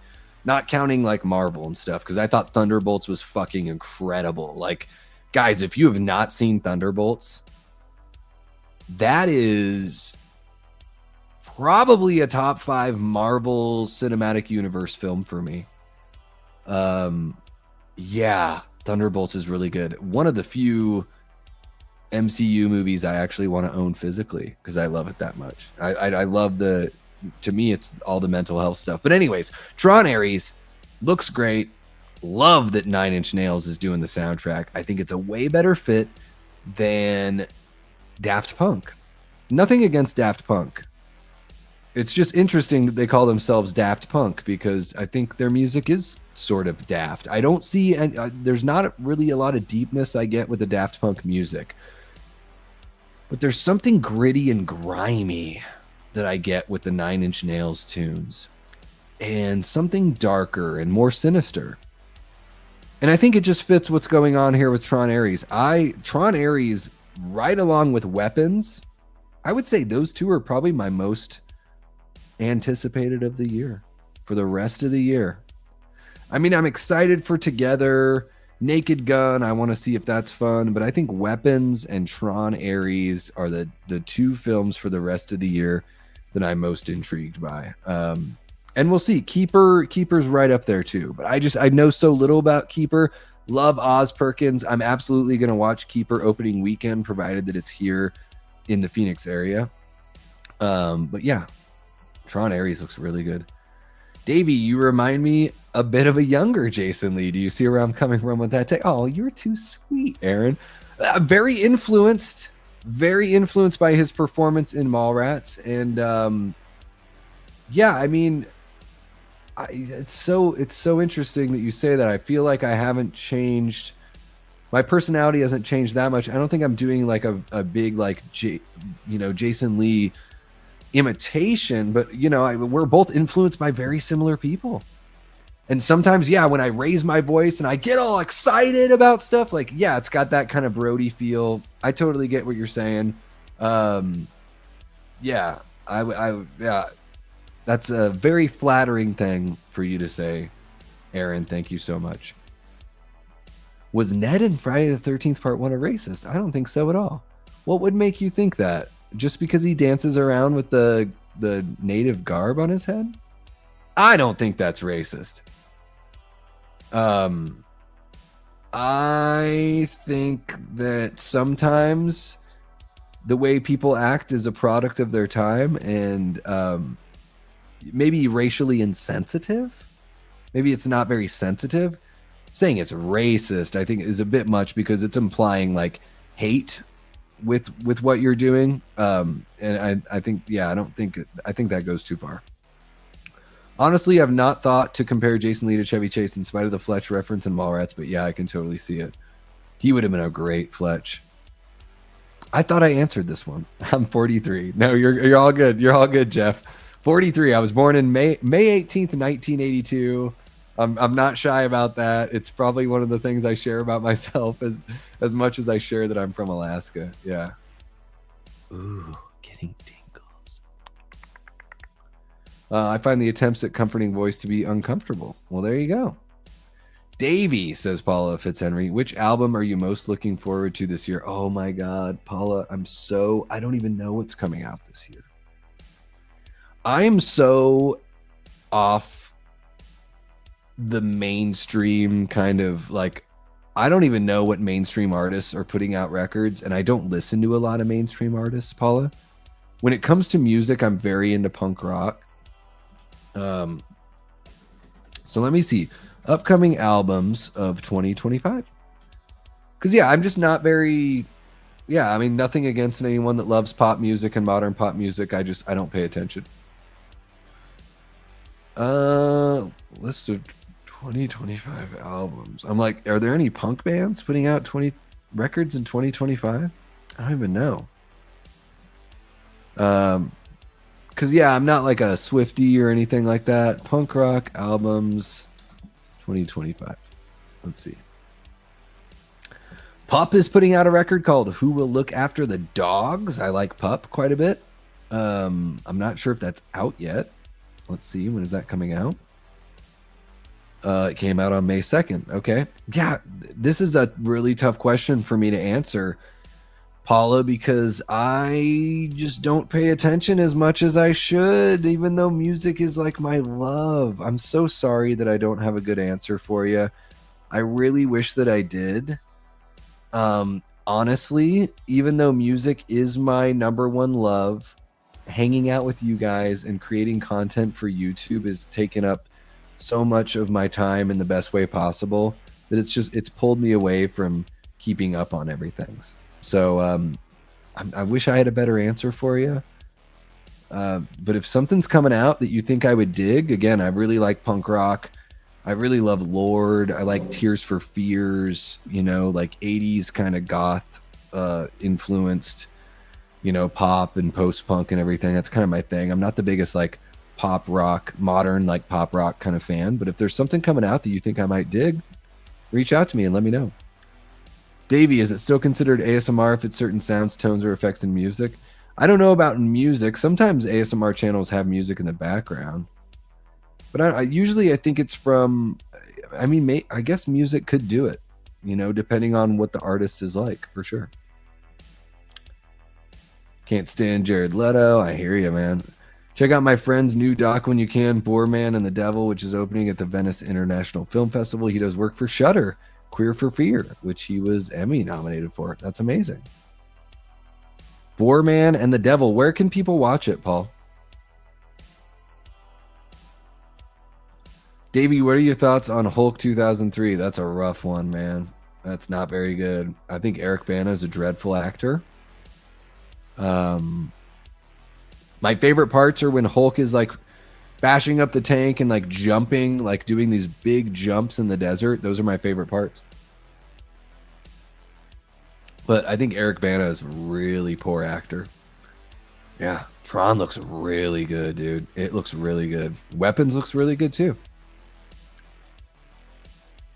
Yeah, I think they released a single as well from the new Tron movie. Yeah, and I'm not even the biggest, I know Jamie's a huge Nine Inch Nails fan. Again, I'm not going to sit here and pose like I'm some huge fan. I like Nine Inch Nails. Okay, never took the deep dive, but man, that you just know. There's part of me as a film fan and a music fan where it's like, I just know this is a good pairing. And when I heard Nine Inch Nails and Tron, I'm like, oh fuck, dude, this is gonna be like, this is gonna bring all. I'm getting goosebumps just talking about it, guys. And again, not a huge Nine Inch Nails fan, not even the biggest Tron fan, but you're just like, this is the pairing that needed to happen. Like, this is the layer that is gonna make this movie have a grittier edge than it would have ever had with somebody else doing the music. So I'm super pumped that Nine Inch Nails is involved. Like, I really got to give it to him for sure. Let's see here. I agree, Aaron. Davey does give off Jason Lee energy. Oh, now I have to meet him and be like, hey, Jason, I'm sure you've heard of my channel. It's called Davey Death Ray. It's on YouTube. And people say that I got kind of your energy, bud. Yeah, they're really good. Tron Ares has Nine Inch Nails, Trent Reznor, and Atticus Ross as composers. Yeah. Well, I would just imagine they're all working on every single one, right? And maybe there's just like, hey, we're going to split up these, because Atticus Ross, is he a member of Nine Inch Nails? I don't know if he is, but I know that he worked with Trent Reznor when Trent did the Halloween or the John Carpenter remixes. So I figure, yeah. Yeah, Eric Banner's the worst. Oh, Nine Inch Nails did Twin Peaks: The Return. Okay. Downward Spirals in your top 5. All right. Okay, I can't believe it, but I'm caught up with the chat. Guys, I'll give you about 18 more minutes. We don't have to go that long. If you guys just want to get out of here, just tell me and we'll cut you loose. But I can go another 18 minutes if you guys want to chat some music or movies or... give a topic that you want to talk about. Like, we can, it doesn't have to just be questions. If there's a topic or something you want to delve into, just let me know. Oh, I'm super looking forward to Weapons, Jeff. Yeah. I from the trailers, I can hardly tell what it's about, but I think Julia Gardner is it Julia or Julie Gardner? Julia Gardner? Julie or Julia? Will you guys let me know in the chat? Julia Gardner? It is Julia Gardner. She's so good. This actress is fucking amazing, you guys. I adore her performances. Yeah, I mean, I'm pumped to see her in the movie. Josh Brolin as well. I really enjoyed Barbarian by Zach Krager. I think this one could be even better for sure. It seems a little more grown up, or it seems like horror adjacent more so than just like kind of straight horror. And I'm really looking forward to it. Yeah. Eric Bana is an Aussie. That's true. Yeah. Let's go for another hour. Guys, if you want to go for another hour, can you guys give another $10 up? I don't even have to do a goal, but if we do 2 $5 super chats or something like that, I'll go as long as you guys want. I just this is how I supplement my income, so it'd be nice to $10 an hour isn't that high of a rate. Football update. Well, I wish the Redskins would sign Terry McLaurin and give him the money he wants and quit playing around with him. That's what I would say. I'm so sorry, Ashton. I saw that you had lost your aunt earlier this week, man. I hope you get a good night's rest. Love and prayers and positive thoughts, to you and your family, man. And yeah, just give everyone a hug for me and tell them to squeeze you a little bit harder for Davey Death Ray. I know it sounds dirty, but I mean it in the best possible way. Let's see here. August 8th is Weapons. Yep. Cillian Murphy or Tom Hardy?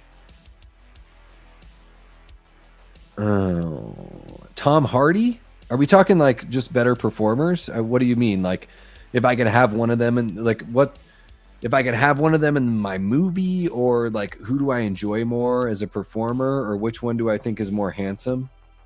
I don't know.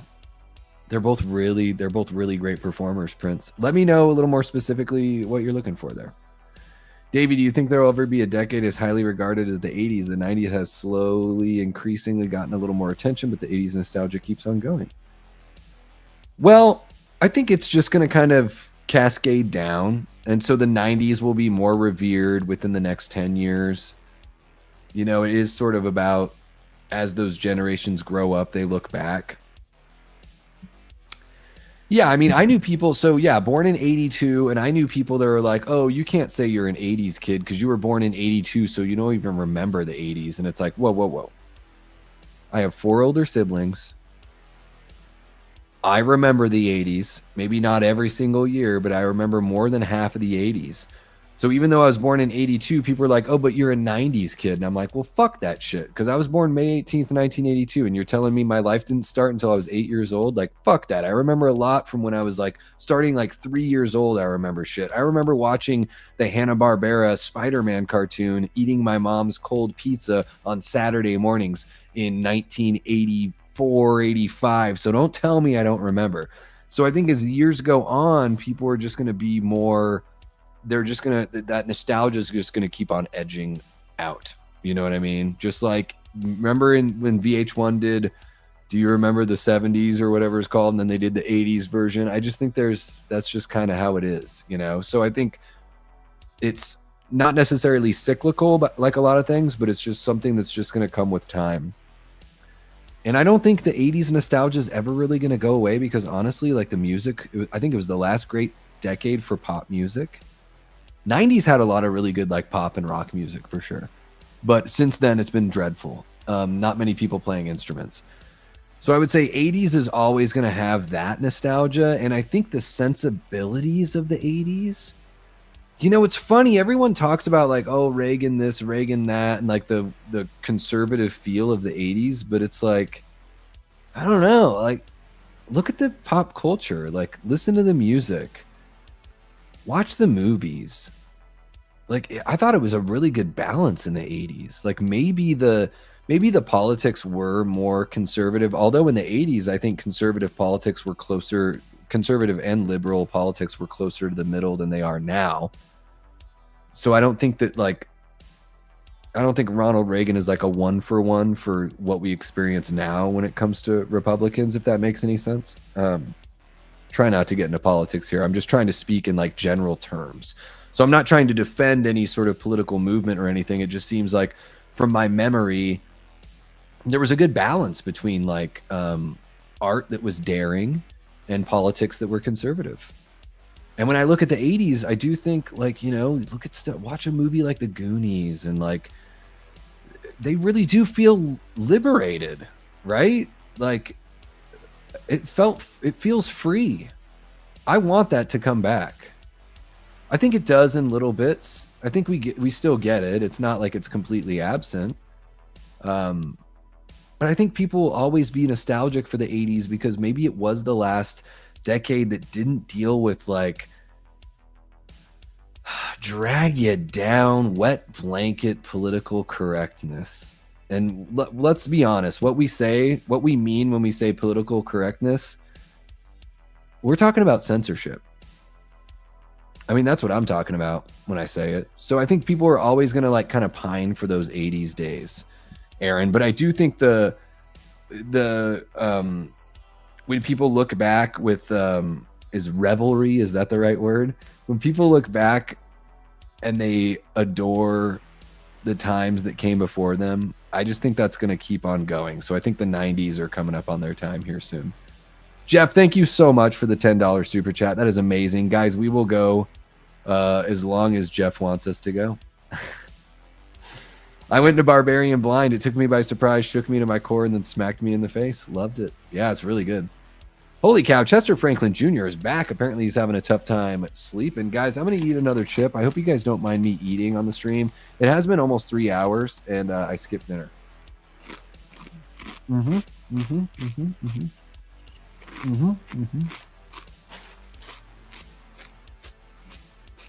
Question. Which Kurt Russell performance do you think was the best? Elvis, Snake Plissken, Jack Burton, R.G. McCready, Jeff Taylor White Earp, or Dean Prophet? Jack Burton. My favorite. YouTube's been spamming weapons at me, kind of annoying at this point.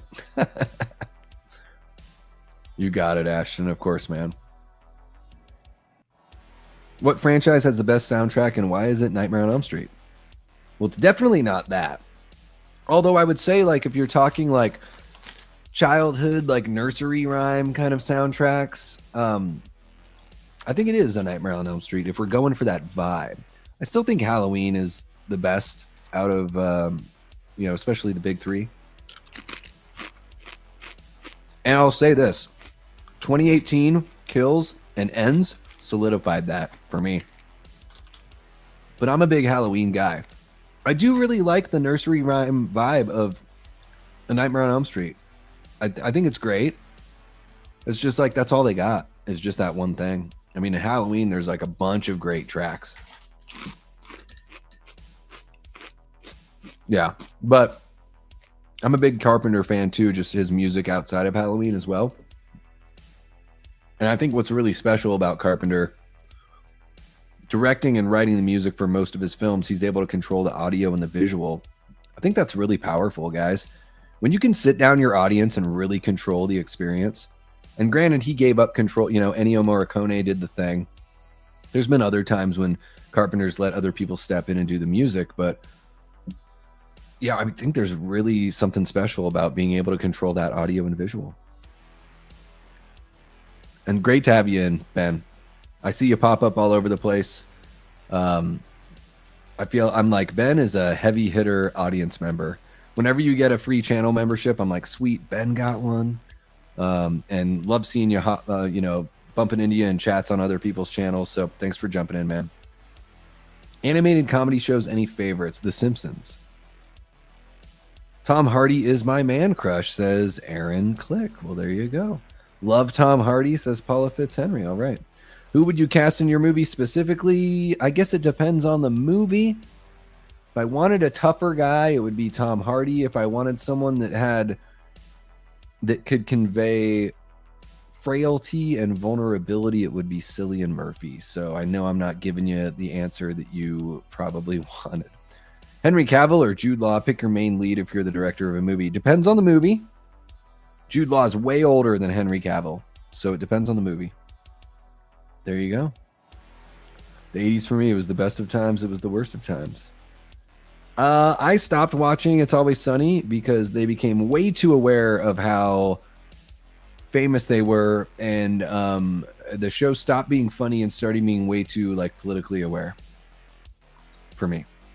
Pizza for breakfast while watching Saturday morning cartoons. Bring me back to this time. Yeah, Hanna-Barbera, Spider-Man.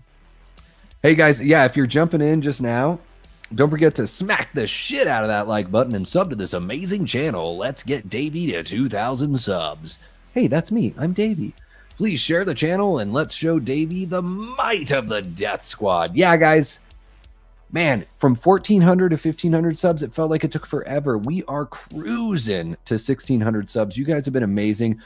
The way that we cruise is you guys sharing and you guys commenting on the videos that drop and you guys jumping into these live streams and hanging out. So I really appreciate you. I really couldn't do it alone. I know everyone says that, but this channel would be so shitty if you guys weren't here because it would just be me talking to myself.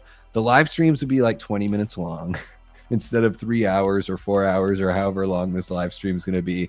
But really, really appreciate you guys. And yeah, 2,000 subs is quite a ways away, but 1,600, that would be cool for sure. Don't say pizza. I'll have to get some. Luckily, I have one I can make. We didn't feel the Reaganomics so much at that age. We were a bit more naive than kids are now regarding politics. I just don't think they were as consequential, honestly.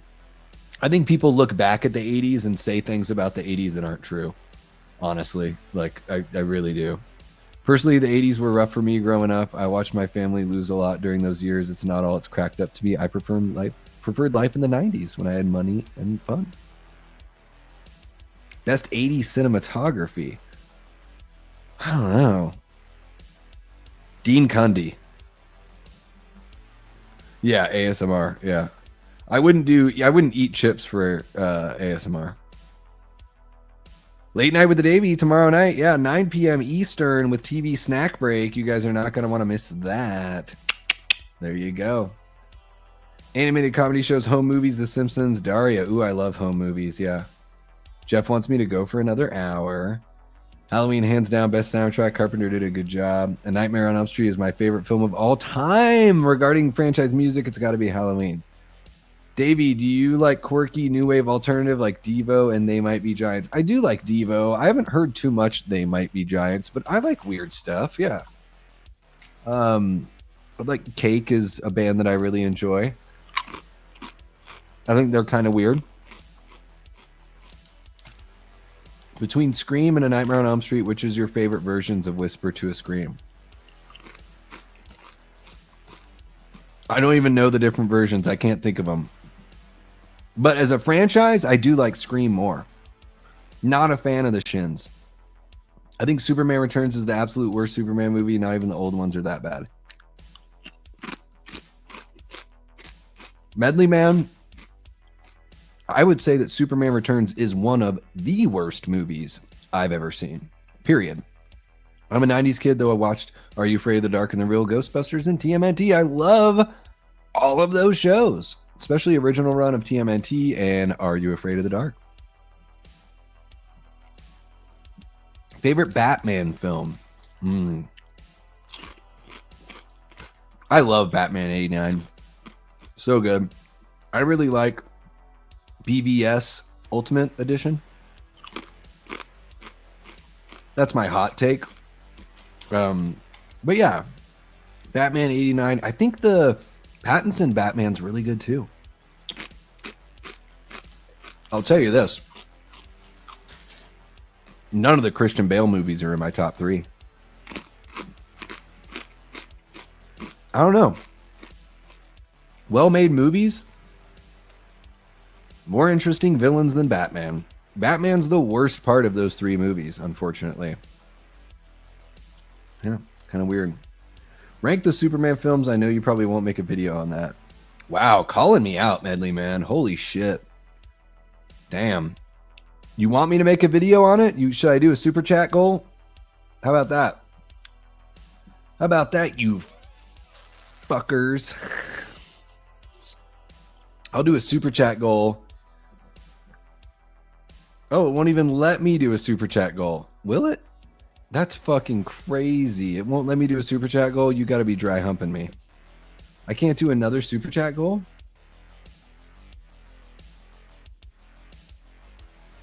Start another goal. Fuck it.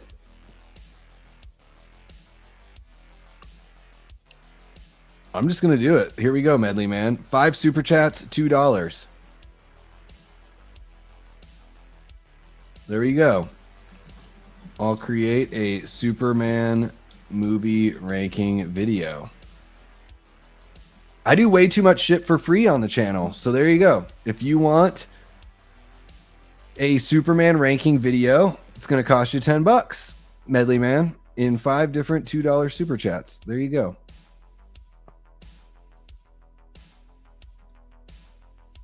I'll see your question and I'll see your challenge and I'll raise you a challenge.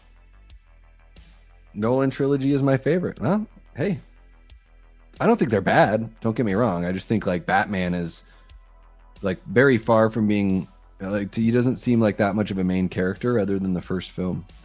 And I like Christopher Nolan's style. He's very procedural though. I don't find Nolan very exciting as a director. It's very like Law and Order TV show kind of thing. I mean, why would The Dark Knight be in my top 3? Like, just cuz? See, guys, I'm getting saucy. I haven't even finished my 4th beer. This is my 4th. So I haven't even had that many, honestly. I've only had 3, guys. And I've been on with you all since 7. So I've been taking it pretty chill here. Yeah, Dark Knight's not in my top 3. Because I would go Batman 89, BVS Ultimate Edition, and The Batman with Pattinson before getting into The Dark Knight. So I don't think that Heath Ledger is a better Joker than Jack Nicholson. And you know what? Like, I think he's great. Don't get me wrong. He's just not the only thing going on in the movie.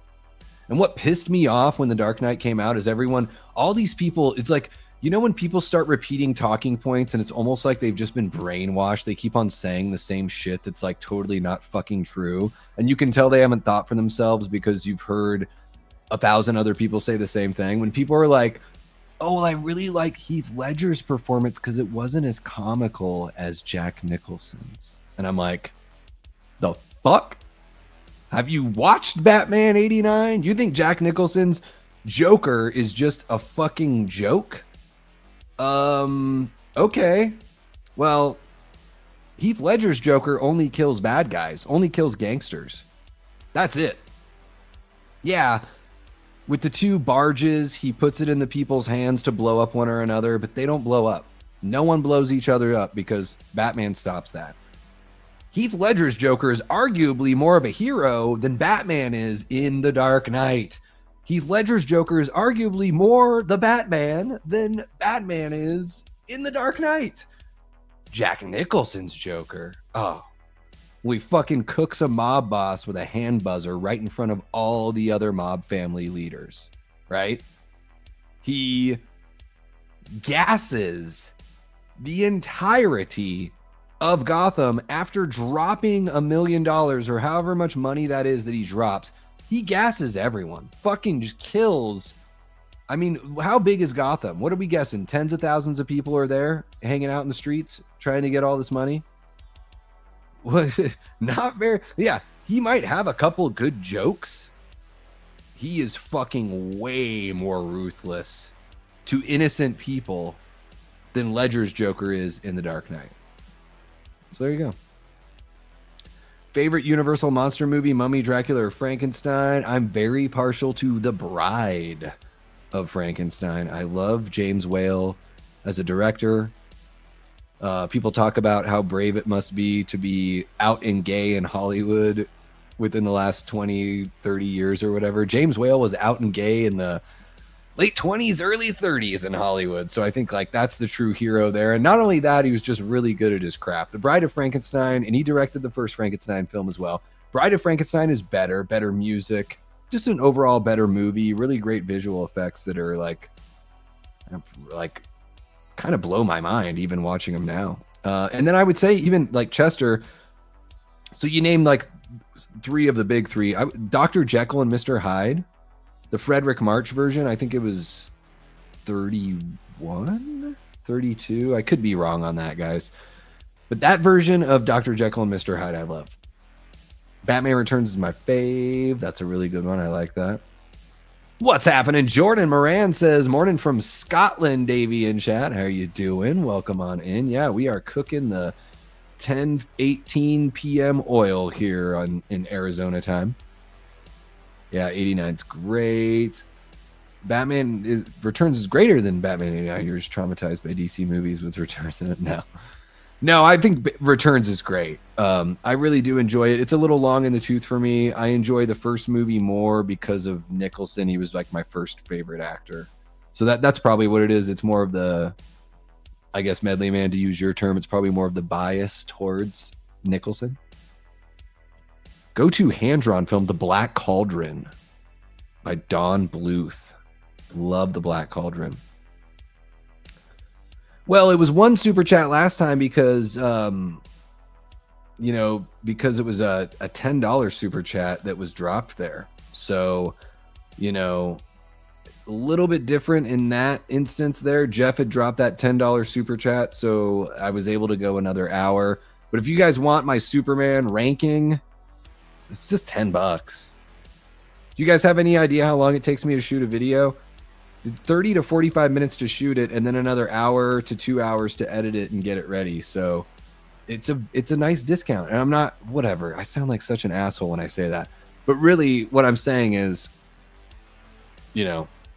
all I'm asking for is $5 an hour to put together and if you don't want the Superman ranking video, that's cool. Like, that's fine. And no one's really asking me for it other than Medley Man.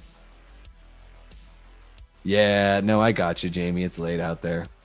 Feel free to hit it and quit it. You know, I think I can hold down the fort here. Yeah. Davey getting spicy. I'm here for it. Medley Man says, do it. Canadian 279. 614 Scotland. I need coffee. There you go. Favorite Joker is Jack Nicholson. Honestly, I don't know. We'll see. Yeah. I don't watch Christopher Nolan movies, guys, other than Batman. Honestly, I did watch the one, what was the one that he did with all the rooms that moved around and the dreaming? Inception. I watched that. Oppenheimer, whatever. Like, why the fuck do I care? Like, I'd rather read an article or read a Wikipedia thing about Oppenheimer than watch a movie, because these biopic movies are full of fucking lies. They are like, I would rather just watch something that's completely made up rather than watch something that is trying to recreate something that actually happened and trying to make me feel something, and it's just lie, like the Flat Earth Society Bad Religion song says. So yeah, not excited for the Odyssey. Don't fucking care. Matt Damon, don't care. I can't remember the last time I cared about Matt Damon being in a movie. Dogma? I don't even like that movie, but I remember being excited when it came out, but I think it's pretty weak. What cracks me up about Dogma, and I'm just going to say this because I think we're in the 25th anniversary of it. Is that right? 25th anniversary? You know, a lot of Kevin Smith's ideas seemed like so forward thinking at the time, and they seem almost like backwards now. Chasing Amy, kind of rough. Dogma, I remember being like, well, I'm a teenager and I feel this way about religion, that it shouldn't be rammed down people's throats and that no one should feel like lesser than for not believing what you believe, and then there's something else going on with like spirituality and God, and then it's not about just like one way is the only way. And I was fucking like 18 when this movie came out, so I just thought when Dogma came out, like, I love the comedy bits. I wish it had more Jason Lee in it because I love Jason Lee, but I felt like the points it was making were a bit heavy-handed. Although I will say this, a lot of the viewing audience, maybe they are those people that need that message. Maybe I'm giving way too much credit to the viewing audience. Yeah. I'll do it if you reach the goal. I will do it. Nolan is overrated. BVS, I'll take it. Insomnia. Oh, yeah. Memento's good. Jack Nicholson performance has crack. Well, what are they? What are they? What are the cracks in Jack Nicholson's Joker performance? That's crazy because I see it totally opposite. I think Nolan has his own unique film style, like Lynch or Rob Zombie. Oh, shit. You know it's Nolan when you see it. I'm thinking about it, Jamie. I might know it's Nolan when I see it because of the cast he brings in, which maybe is kind of similar to what Lynch and Rob Zombie would do. I hate to say this. I think Nolan is like a boring version of Steven Spielberg to me. It's like run of the mill while still being very high quality, if that makes any sense. But that's just my interpretation. You know, I don't think the movies are bad. I think his Batman movies are all like very well crafted movies. I've not seen a Christopher Nolan movie that's a bad movie. I think I prefer the Batman movies that just are more stylized and go a little more over the top. I've never seen, like, you know, Tim Burton's Batman 89 reminds me of comic books. Batman v Superman Ultimate Edition, like Ben Affleck looks the most like a comic book Batman that I've ever seen, with like the barrel chest and everything. And then there's something about the Batman with Robert Pattinson. I love seeing him go through that massive character arc in that film where he realizes by the end of the film he can't be the brutal, like, he thinks he's being a savior, but he really is kind of being a villain that's just working on the good guy's side. So I love seeing that he comes to that realization. I also love him seeing him do detective work, which we only really see in The Dark Knight when he's like trying to figure out which bullet might have like hit the brick wall, or there's something like, I feel like that's the only detective work he really does. But yeah, I mean, I think Christopher Nolan, everything looks great. There's not, I've got nothing to say about the technical aspect. Kind of like with Bring Her Back, the Filippo brothers' latest movie. I felt like it was a beautifully made film. It didn't grip me for whatever reason. And admittedly, just like with Nolan, that could be me. That could be just a thing that I have. Again, I don't dislike the movies. I think they're good. I just have other, favorites. I like both Joker performances for different reasons. That's true. I don't dislike Ledger's performance. I do very much enjoy it. But when people say that Nicholson's was far more comical, I think it's recency bias. Thoughts on The Flash? I actually really enjoyed that Flash movie. I had a lot of fun time with it. There you go. Unleash the Dragon. Davey getting me thinking about how civilians actually die in the Nolan films. They don't. They do not. Heath Ledger's Joker only kills bad guys. I don't think that's a detriment to the character. I think that's actually pretty cool. But I think it's food for thought when you're talking about that Batman universe. That the Joker is arguably the hero in The Dark Knight. Only kills bad guys. Makes Batman raise the ante and actually match his energy. And ultimately makes Batman become the hero that he has to become. Like, he is the Joker is the catalyst. Without the Joker, the Batman would be ill prepared. So I think that you can make an argument that the Joker is the hero in The Dark Knight. I don't know. Let me know. Do you guys want me to do movies about or videos about stuff like this that isn't horror related, that are just like my hot take realizations about movies like this? Daz, let me know.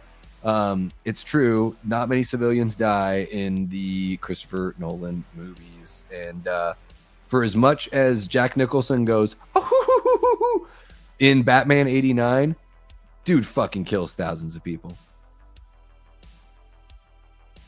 Yeah, the Jared Leto one was such a waste, unfortunately. He's inconsequential to that Suicide Squad movie. It's a bummer. Yeah, Bride of Frankenstein's great. I love that old Mummy movie.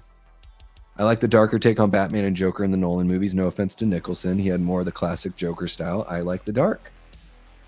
Yeah, I would say, yes, the way that Ledger approaches the role as far as not being... Yeah, there's none of that Cesar Romero in there at all. And there's a touch of that Cesar Romero in the Nicholson version for sure. Yeah, and I just think that the Joker's kind of the hero of the movie in a fucked up kind of way. Like,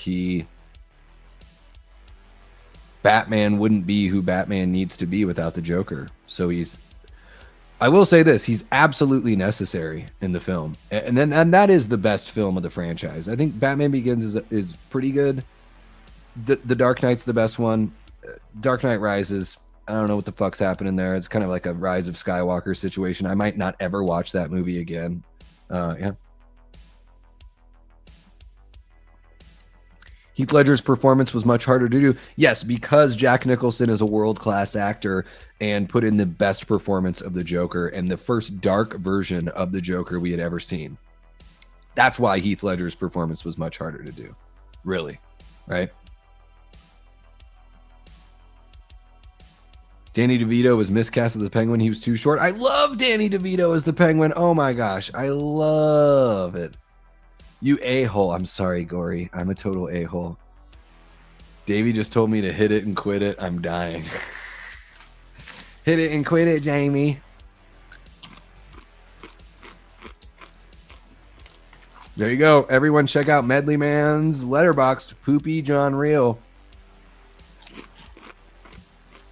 Did we reach our super chat goal? Boom, we did. All right, Medley Man. You're going to get it, bro. You're going to get a fucking... You want your own separate video for it, Medley Man, or do you want me to do it? Fuck it, we'll do it live. Whatever you want, I'll do. I can do a separate video. I can do it live and just cut out that and post it as its own video. Whatever you want, you let me know since you paid the price. It is locked in. There you go. I enjoyed Zack and Miri. Okay, yeah. Yeah, Nicholson crushed it. The voice sometimes is just Jack Nicholson and not Joker. You can tell. Oh, that's fine because he has such a voice that is just so character, like it's got a lot of character to it, right? Whereas Heath Ledger's voice, like if Heath Ledger was just like talking like an Aussie, yeah, it would have been a goddamn joke, right? I mean, like no one, it literally would have been a joke. But let's here. You want to know how I got these scars? Like that's pretty much all. Like it's not. I don't know. I think Nicholson has a great voice, and I think Ledger is just doing like a Tom Waits impression. You know, that kind of thing. And you just breathe in a lot, and you just do this sort of gritty thing with your voice. Like it's very, you know, I'm just saying. Davey, have you seen the movie Vulgar? I think it was Kevin Smith's film production company. I have not seen Vulgar. Jeff says, I have never thought of it that way, Davey. Wow, that Joker is the hero? Sure, Davey. Aaron giving me some shit about my Joker take. The small horror channel community is honestly surprisingly the only community that actually underrated Bring Her Back. They're ridiculously consistent and probably why it got cut from theaters. So I gave Bring Her Back, I think 3 to 3.5 stars. So I don't know if I underrated it, Medley. I'll tell you my reasoning why. I'm not sure if you watched the review. I did a review on the Horror Show channel. So I didn't post my own review for Bring Her Back here on this channel. I did like an out of theater sort of thing. I liked Talk to Me more. I watched Talk to Me for the very first time like 2 weeks or 3 weeks before Bring Her Back came out. And I was super impressed. Loved it. Bring Her Back. I thought, you know, technically the film is amazing. Great performances, really good music and sound design, well shot. But 45 minutes to an hour in, I just started thinking to myself, why do I care? It's not giving me much of a reason to care and not much of like anything to like the hook is slipping. And that's why I only gave it like a 3 to 3.5 stars. But I don't think it's a bad movie. And I'm absolutely... the next Filippo Brothers movie that comes out, I'm fucking there. I'm happy they just didn't do the sequel to Talk to Me as their second film, and I'm happy that they didn't repeat and rehash. So if anything, my underrated score or whatever, you know, somebody wants to characterize it as, is just more of encouragement because even though I didn't like it as much as their first film, I still thought it was really damn good. Yeah, unfortunately, I heard he's not actually playing Toxie in the suit, though. Is that right? Is there anyone else here on YouTube you would like to have, Darren or Frank from TSL? You know, Chester, I've been trying for years. Yeah. I've been trying for years to get Darren and Frank on the channel. At least 1.5 years. I don't think it's going to happen. I don't know. I don't want to be pessimistic. Maybe it's the time difference thing and just that, like, you know, that they have, it's probably, I don't know. I would imagine with them having, I think it's a 5-hour time difference from like East Coast time to UK time. If somebody in the chats in UK or in East Coast and they know that, if I'm wrong, let me know. So maybe it's just one of those, like, I don't take it personally, first off. You know, if Darren and Frank happen to watch this stream and they're 3 hours and 19.5 minutes in, I definitely don't take anything personally. I'm just not counting on it because I've been trying for a long time.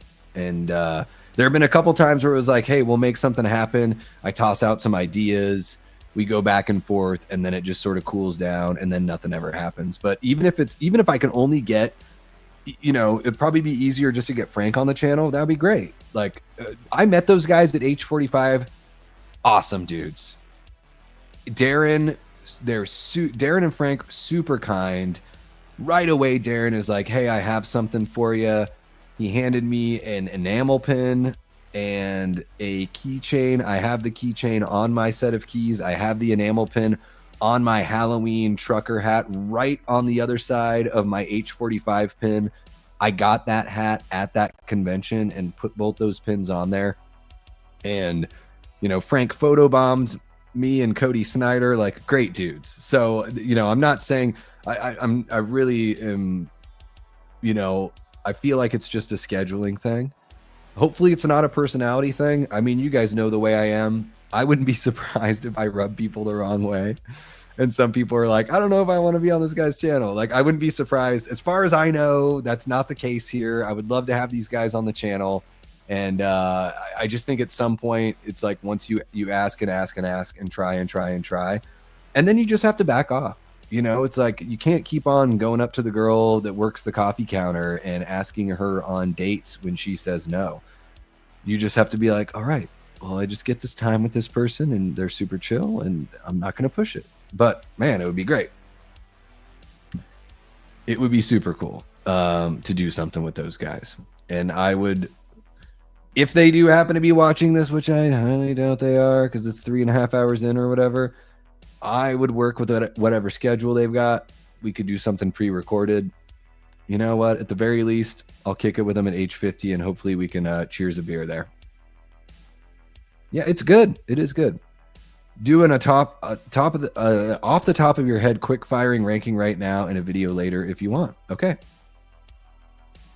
Heath Ledger didn't have a single tick that was uncalled for. No, it's good. His performance is very good. I really, guys, I don't want you to take this the wrong way. I prefer Jack Nicholson's. I think they both should have won Academy Awards. Like if Jack Nicholson passed away before the Academy Awards that year, he probably would have won. And I'm not like, there is a little bit of that whole like, you know, Kurt Cobain, you know, blows his head off and everyone says Nirvana is the most important band ever, even though no one was saying that before that happened. Heath Ledger dies after making that movie and no one was saying he was the greatest actor of that year, but he wins the awards. There is something about an untimely passing that makes people accentuate and magnify a performance. It doesn't mean that the performance isn't worthy. I do think that Heath Ledger's performance is very worthy. I think Heath Ledger's a really good actor. Like, I love 10 Things I Hate About You. I really do. And I think he is awesome in that movie. I think you can see the talent there. So I also think Jack Nicholson doesn't have a tick that's uncalled for. So yeah, I like the both really good performances. Yeah, I think Jack Nicholson should have won for Batman, and I think Jaws should have won Best Picture in 1975 over Jack Nicholson starring film One Flew Over the Cuckoo's Nest. So it doesn't mean that I think one is bad and the other is like the greatest, right? Like there is, guys, don't make me sound like Dave McRae here, my favorite YouTuber. There's nuance, guys. There's nuance. I can like both. I think that anyone who thinks Talk to Me was better is underrating it a bit. I mean, that's just your opinion, right? Which is totally fair. Yeah, I think Talk to Me is a better movie than Bring Her Back. I think it has more of a story. That's all. It's not I don't think it's underrating it. I think it's about like, just, you know, do you see as much of a story? Is there meat on the bone? And I know I'm not alone there because I tell you again, the first 45 minutes to an hour, I was on the edge of my seat and I was loving every minute of Bring Her Back. And then after that point, I was like, wait, is this ever going to like materialize into something like more meaningful? Or is this just going to be this for the whole movie? And unfortunately, it was just the tease for pretty much the whole movie. Cecil felt the same way. And he wrote Dylan's New Nightmare. He's written Tremors comic books. The guy is, you know, a thoughtful guy. We don't always agree on everything. We had a very similar feeling there. So I don't think I'm underrating Talk to Me at all. I think technically, maybe a better film than Talk to Me. Talk to Me narratively, more satisfying for me as an audience member. Not your fault, though, and not your fault left theater. Well, yeah, I mean, no one cares what I say about a movie. Okay, really quick, though, before things get too crazy here, do an off the top of your head quick firing ranking right now and a video later if you want. Okay, let me do this for you, Medley Man, just to make it official. Superman franchise ranking. How about this? Now it's official.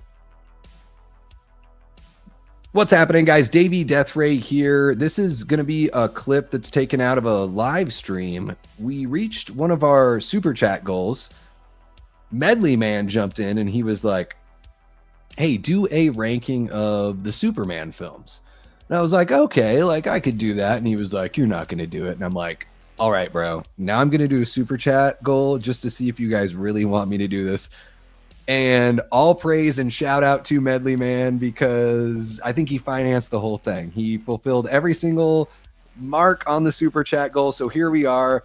He gave me the permission to shoot one of these later, but also to shoot one live. So we're 3 hours and 26 minutes into a live stream. So we've been going for a while.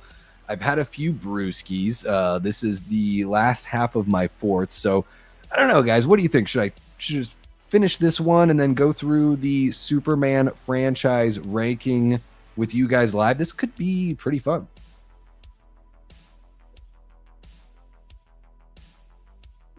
Oh, yeah.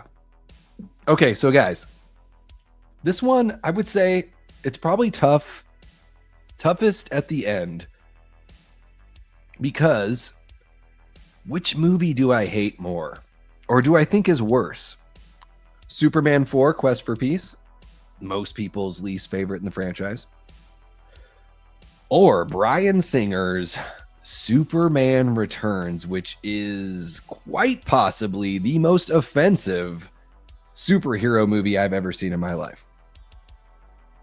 Guys, I gotta be honest, I think Superman Returns is the worst in the franchise. I don't know how you explain Superman flying to Kryptonite Island and not falling into the ocean and drowning underneath Kryptonite Island. I especially don't understand how you explain Superman landing on Kryptonite Island, going to throw a punch at Kumar, and then getting it like blocked and looking like, like friggin', you know, Tim the Toolman Taylor, like he doesn't understand what's happening, because Kryptonite would make him like sick to his stomach. He would start, I don't know, he would literally start dying. Not only that, they stab him with kryptonite, kick him over the side with kryptonite still stuck in his friggin' rib cage. He picks up Kryptonite Island, flies it into space, and throws it, and then flies back to Earth, or falls back to Earth in a Jesus pose. I've seen this movie like twice, and these images I can't get out of my head. Also, Kevin Spacey is dreadful in this movie. I can't stand Lex in most films. I'm over Lex. Why is Lex in all of these movies? Guys, count on your hands how many times the Joker shows up as the main villain in a Batman movie. There's only 2. Batman 66, he's not the main villain. 89, he's the main villain. Batman Returns, not even in there. Forever, Batman and Robin, nope. Batman Begins, nope. Dark Knight, okay. Dark Knight Rises, nope. The Batman, nope. If you want to count Batman v Superman as a Batman movie, nope. So what the hell's going on with Lex being in almost, he's not been the villain in 2 movies, Superman 3 and Man of Steel. That's it. So I'm so over Lex, and Kevin Spacey's dreadful. So Superman Returns, one of the worst movies I've ever seen. Maybe I need to do a video on the channel just for that movie, because I've been talking about it way too much for a ranking of Superman films. It really, really bugs me. The plane sequence is like the only good sequence. Next up on the ranking, all right, Superman 4, Quest for Peace. It's bad. Like, it's really, really bad. Next up on the ranking, Superman 3. Yeah, this movie's really, really bad too. Not very good at all. Moving on from there, I would say let's go ahead and jump into Justice League. I'll never watch that again. Joss Whedon, not very good at film. Pretty good at TV. Not very good at film. And there's a difference. It's like, certain actors, Jensen Ackles, David Boreanaz, they can do TV, they can't do film. Joss Whedon is a director and a writer that can do TV. He cannot do film. Thank God the Buffy the Vampire Slayer movie was not directed by him, because it's way better than it would have been if it were. So Justice League is next up on the list. Then I'm going to go with Superman 2, the Lester cut. It just doesn't vibe with me. It doesn't really match up too well for me. And I think the Donner cut's better, even though what we got from the Donner cut's not necessarily complete. So next up is the Donner cut from there. And then I'm going to go... This is when it gets tough because I think we only have 3 left. I'm going to say Superman 2025 by James Gunn is next up. Pretty good. I liked it. I liked a lot of what it had to offer. Could have used more Clark. But I get what they're going for. They're setting up a whole universe. I think the next movie is going to be more Superman heavy. But Rachel Brosnahan as Lois, I absolutely loved her. I think she's the best live action Lois, even though I'm totally sick of Lex and way ready to move on from him as a villain. Nicholas Hoult does a really good job here. David Corenswet, that's a tough role to jump into as Superman. Probably the toughest role. You don't get to hide behind the Batman cowl. You don't get to build up those muscles and have the mystery and the gritty voice and the darkness and the murkiness of Gotham. Like, you have to exist in a world that's relatively bright. Even the darker movies in the Superman franchise are relatively bright.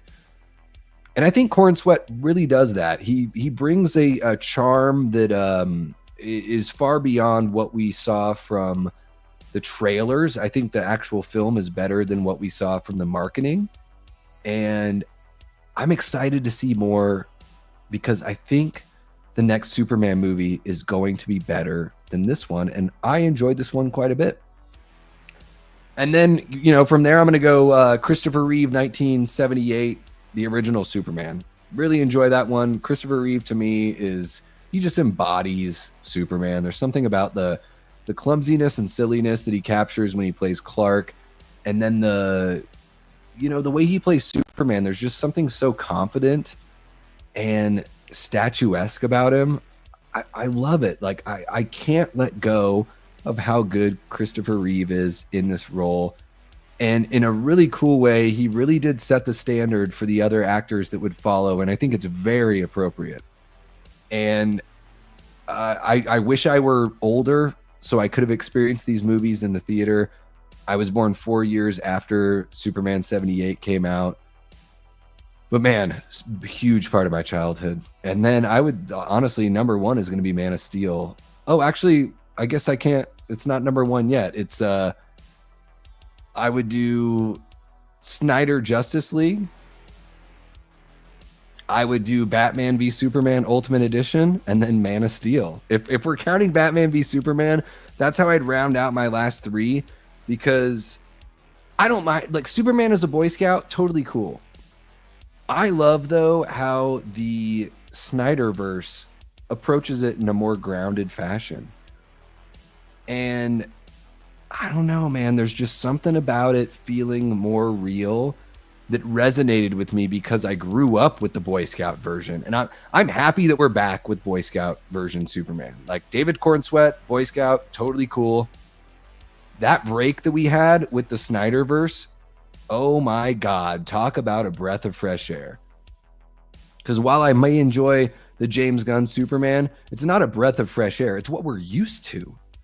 Snyder was the breath of fresh air. And even though the Snyder cut is like 4.5 hours long, it is a beautiful story that feels like I don't even know if you can call it a Superman movie.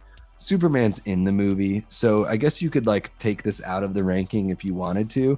But I do think BVS Ultimate Cut or Ultimate Edition, because it actually shows why Clark doesn't trust Batman. It's edited way better.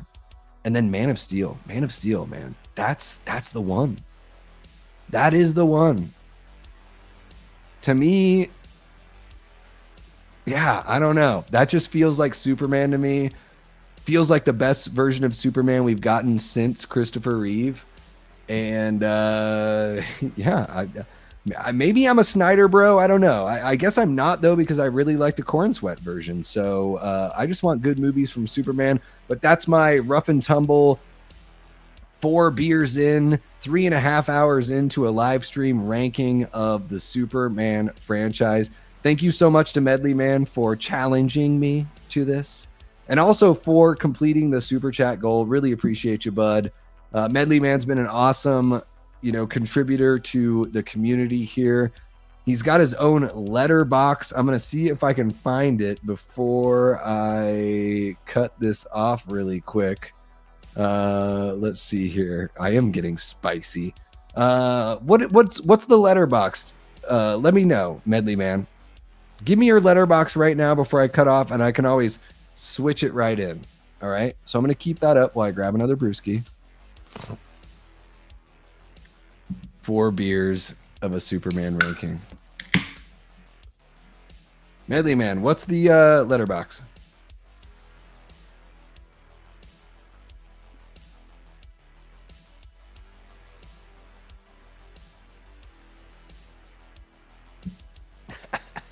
I'm seeing the comments. Don't worry, this is all going to be edited from the video that I clip out.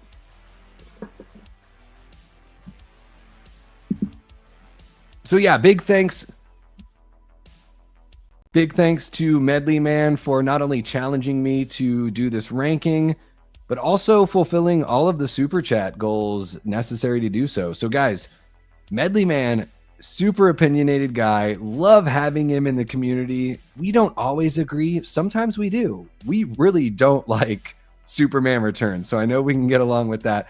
But if you want to give him a follow, Medley Man is on a letterbox. It's Poopy John Real. So if you want to get some hot takes right there, Medley Man is the one that's going to get those hot takes to you at Poopy John Real.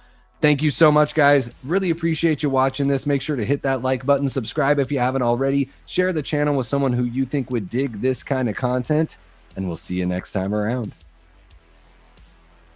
Yeah, dude. Yes, really, Man of Steel. Yeah, one of the most boring movies you've ever seen. Yeah. I mean, that's cool. Sleep well, Jamie. Thank you so much for hanging out. Well, he has kryptonite in his bones and everything. In his bones.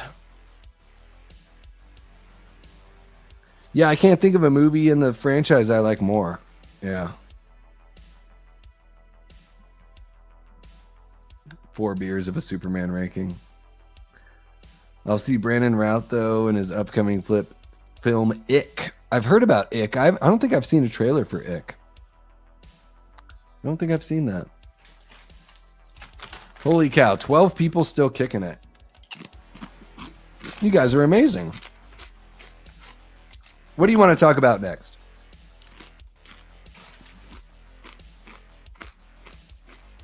I fucking dare ya.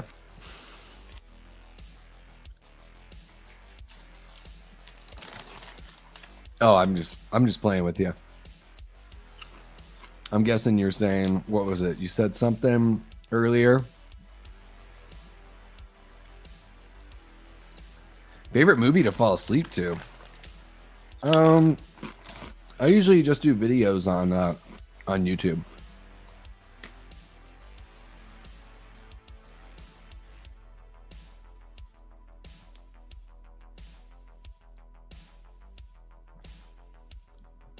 What's going on here?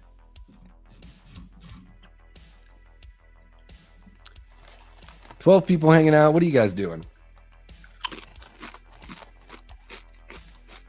I'm just eating chips. Terrible, right? No respect.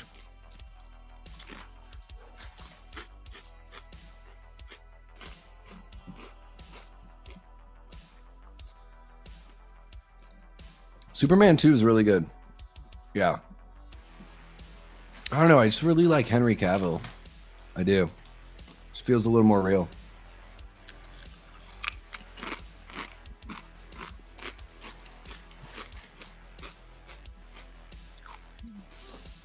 Oh my goodness, you guys.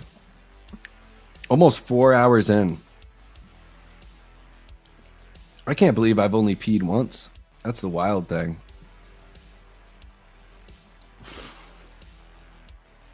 That is the wild thing, you guys. Hey, so I do want to let you all know, tomorrow night, TV Snack Break. If you haven't checked out TV Snack Break, let me bring up his channel here. I really love what he does.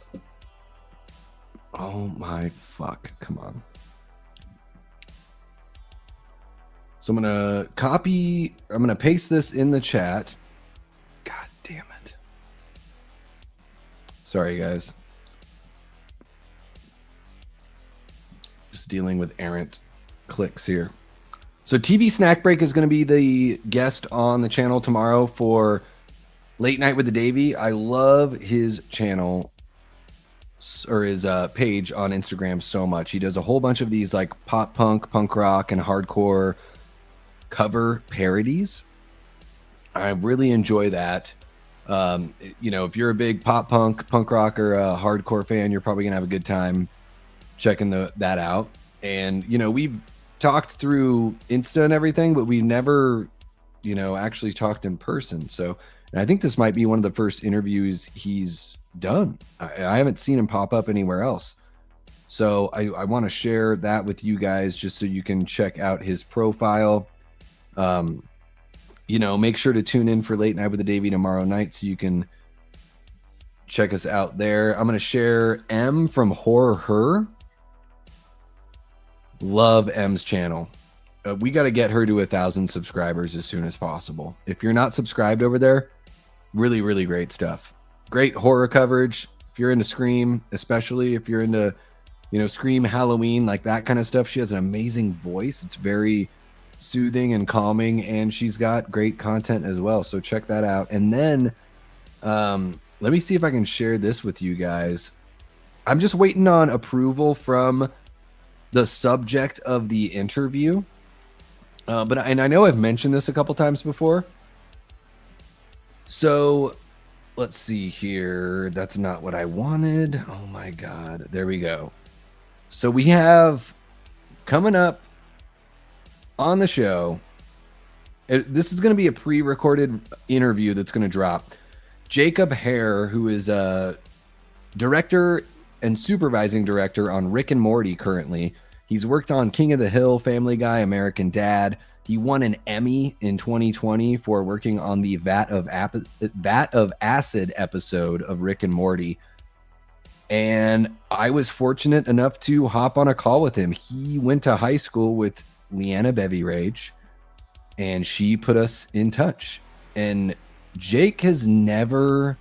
It's been like 20 years since he's done something like this. So to have him hop on and do a talk with me was super awesome. And guys, just for those of you that are hanging out here, God, if you're watching after the fact and you're still tuning in, that's awesome.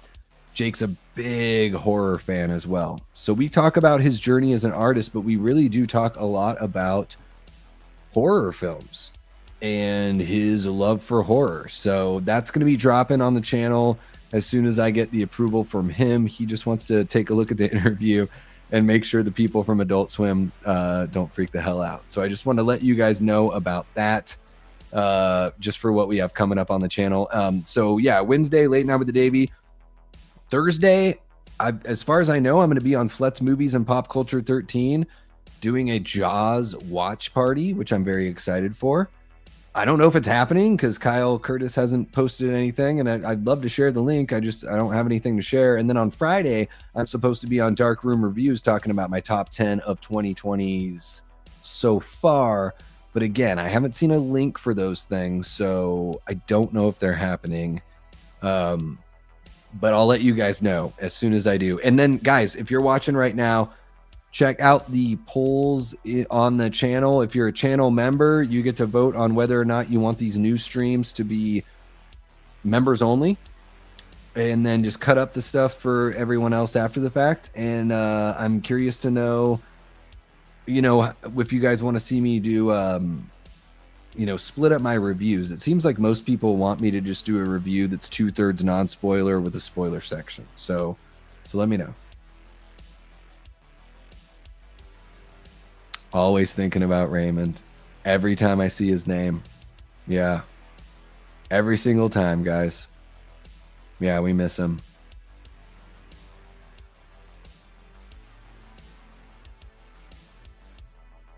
Yeah, I don't know. I mean, give me an example. Like, you just say Man of Steel acting. Who in Man of Steel is as bad as Kevin Spacey is in Superman Returns? Name one. Name a scene. Get specific with that shit. Yeah, Raymond was the best, man.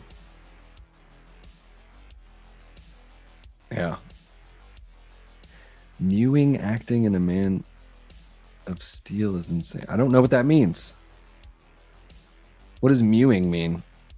I don't know what it means, Medley Man.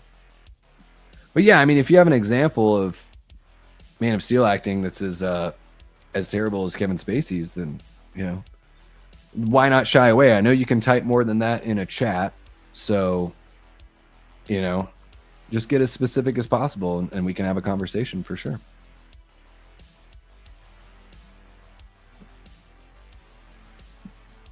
Because there's nothing as egregious as Kevin Spacey yelling like wrong in Lois's face. That's pretty bad.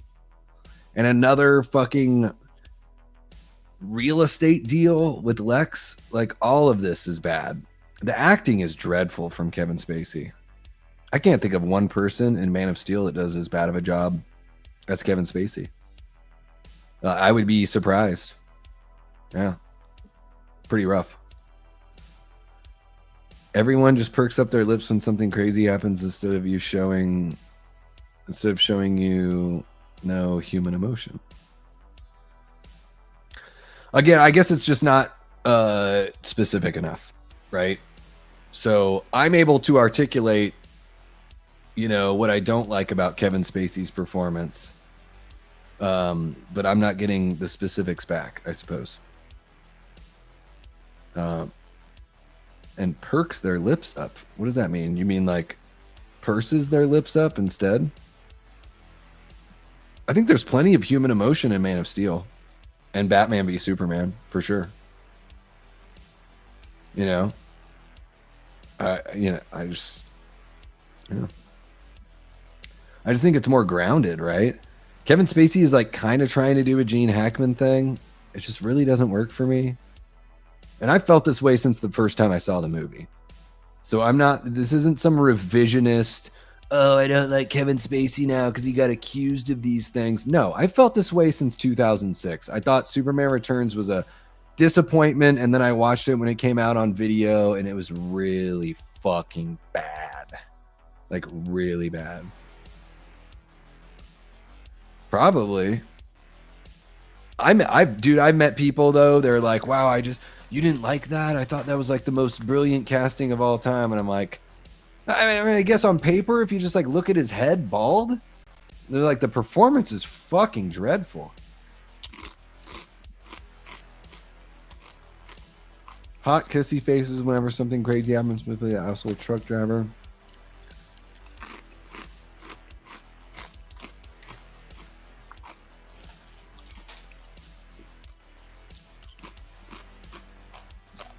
Hot kissy faces. I guess I have to watch it again. I mean, it's been a little bit, don't get me wrong. I don't remember kissy faces from anyone.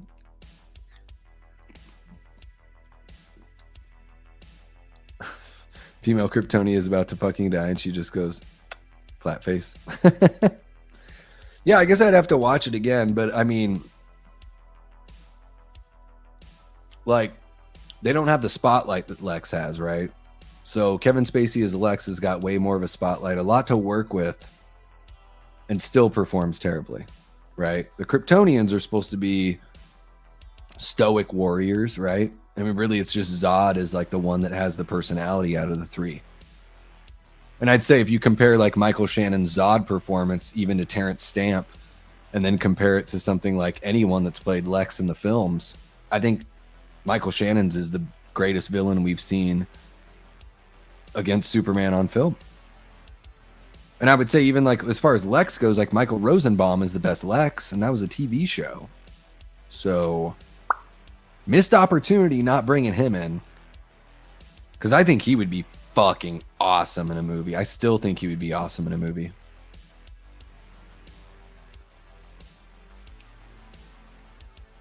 Davey, if you want to answer it, I have a question about 14 comments above. No big deal. 14 comments above. Davey, what horror movies best exemplify building tension, creating dread? The House of the Devil is one of the best in that department, in my opinion. Man, I love The House of the Devil the first 2 times I watched it. And then the 3rd time I watched it, I was like, is this movie bad? Just kind of bored me the 3rd time. And maybe, whatever, fair enough. I enjoyed it the first 2 times. And I think Ty West is a really good filmmaker. Best exemplify building tension and creating dread. Oh, man. That's a good question, Aaron. Excuse me. Trying to think of like recent examples. Heretic recently from 2024.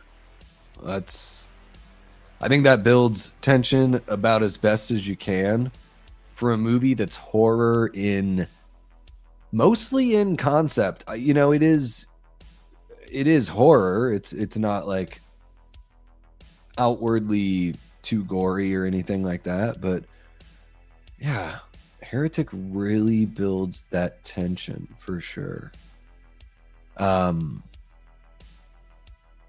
It's tough. Like there are certain slashers that have great chase scenes, and those chase scenes build tension. So it's like you could be talking like Friday the 13th Part 2, like has some tension building with the Ginny chase scene.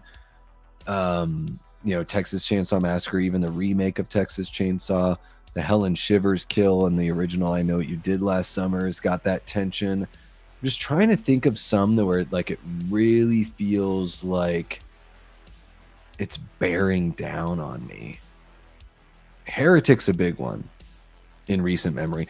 When Evil Lurks, man, the way the camera is used in When Evil Lurks, the way it reveals certain things, even right in the beginning, within the first 5 to 10 minutes, there's some shots where you're like, oh shit. And then you kind of see that those sort of ideas come back later where you see certain things revealed to you.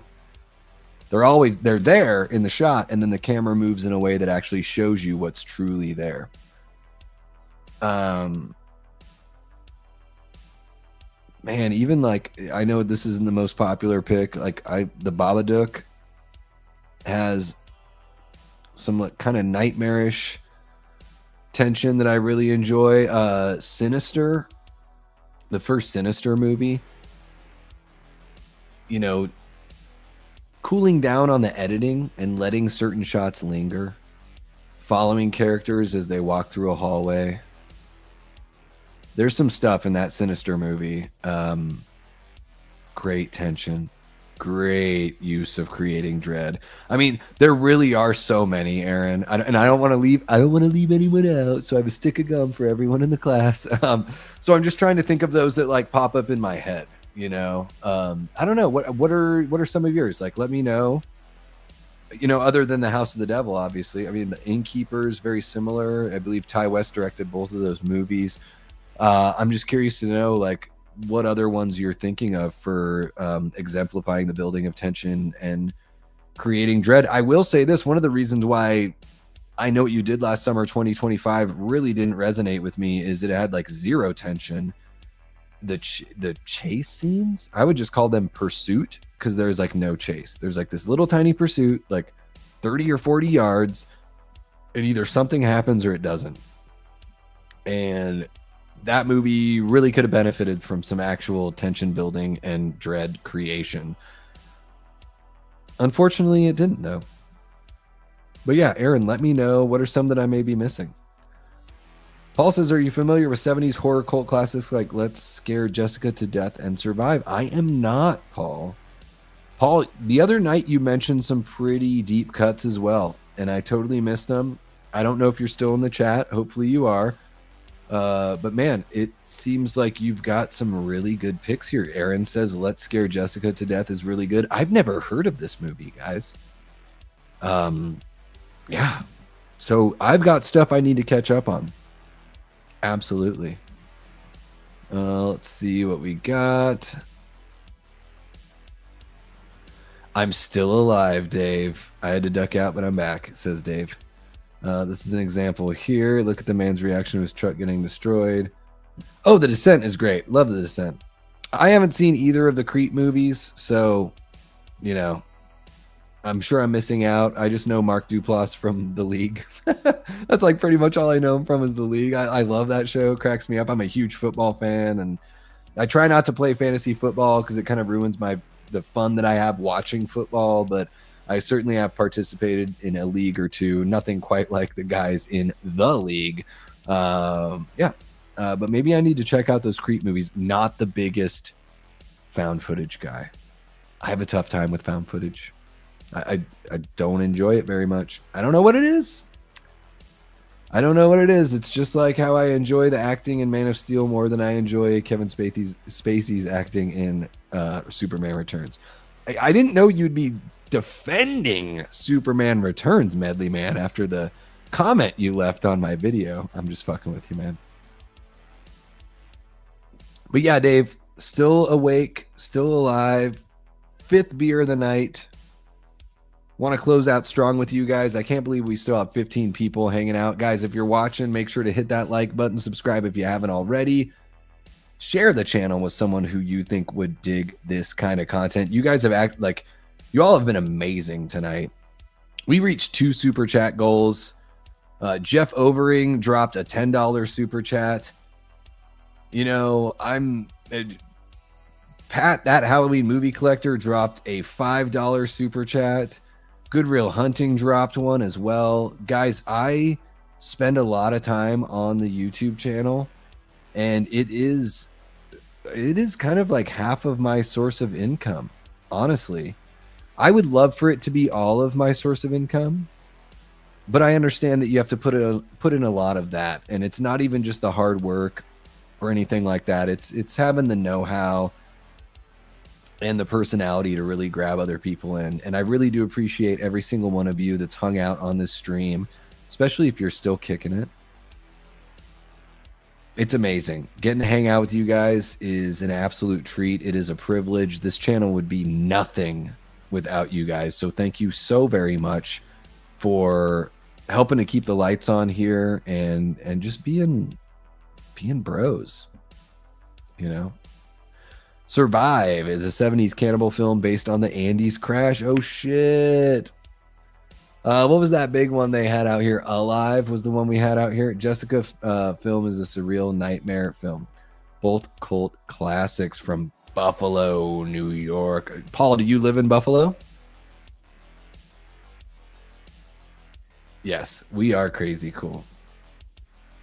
And this would be all fine if this wasn't an A to B video game plot, which is an entire last half dedicated fight scenes that had nothing. Yeah, I mean, I still think Man of Steel is, if there's one Superman movie I'm going to put on, it's going to be Man of Steel. Like, that's why it gets #1, you know? And if I want Superman and Batman, it's going to be Ultimate Cut of BVS. I don't know. I'm wild, Medley, man. Like, Halloween Ends is my favorite sequel in the Halloween franchise. I'm fucking untethered, bro. You know? Like Dennis says, and It's Always Sunny in Philadelphia, I am untethered and my rage knows no bounds. I'm not saying this. I'm not big enough on YouTube or any social media to say shit for a reaction, right? Like, it's not, there's no one I have to please. There's no one I have to bend the knee to. There's just like me. That's it. You know what I mean, Medley Man? I mean, probably the same as you, right? So it's like, I think what's cool is like we can both have these different opinions and we can still totally be buds. And I love when you hang out on the channel, and I love you being challenging and all that. It's not, this is in no way saying, hey, leave me alone about it. Like, go ahead and challenge me. Like, let's spar back and forth. I think that's what creates like a greater understanding of art and maybe not just art, but just of each other's opinions, right? Like my buddy Nick from the Lost River Drive-In, you know, he just put out a video where he's like, do I have bad taste? And I don't comment on every one of Nick's videos, but I do watch every single one, and I like every single one because I adore his content. I was a fan of his long before, you know, becoming a partner on a show with him. And, you know, I jumped in on that video and jumped in the comments, and I was like, Nick, I don't think you have bad taste. I think you have very forgiving taste. You know what you like, and you know when something resonates with you in a way that is emotional or nostalgic, or there's just something about this, and it allows you to amplify the volume of what you love over the volume of the hindrances that most people see. And I was like, dude, I'll never, like, you guys can go check out the video. You can see my comment. I'm not lying. I'm trying to paraphrase my comment, but I was like, I may never love Halloween 5 as much as you do, but I understand why you love it just as much as I understand why it doesn't resonate with me. You know, that's the best thing that we can hope for in this community, where what we do a lot of the times is share our opinions with one another. And I think that's just one of those things to remember. It's like, you know, we live in a world now, and I know this might be getting like a little bit out there, but we live in a world now where it's like, if you don't agree with me on everything, fuck you. I think we should let that go with everything. That's just my opinion, that we should let that go with everything. I don't require that everyone agrees with me politically to be my friend. If I did, I probably would have 0 friends. Most of my friends, we probably don't agree on like half the stuff or more. But especially when it comes to just like art. Art is relatively inconsequential, right? I like, you know, no need to throw a fit, no need to have a fight. We see things a little differently, and that's just one of the beautiful things about the way we experience what we love. And when we can articulate those things to one another as best we can, maybe we can convince people to enjoy something or see something from our perspective in a different way. And it's not as tough as trying to convince somebody to change their religion. You're just asking them to, hey, could you just give Rob Zombie's Halloween 2 another watch? Is a lot easier than knocking on someone's door and being like, hey, have you ever thought about joining the church of blah, blah, blah, blah, blah?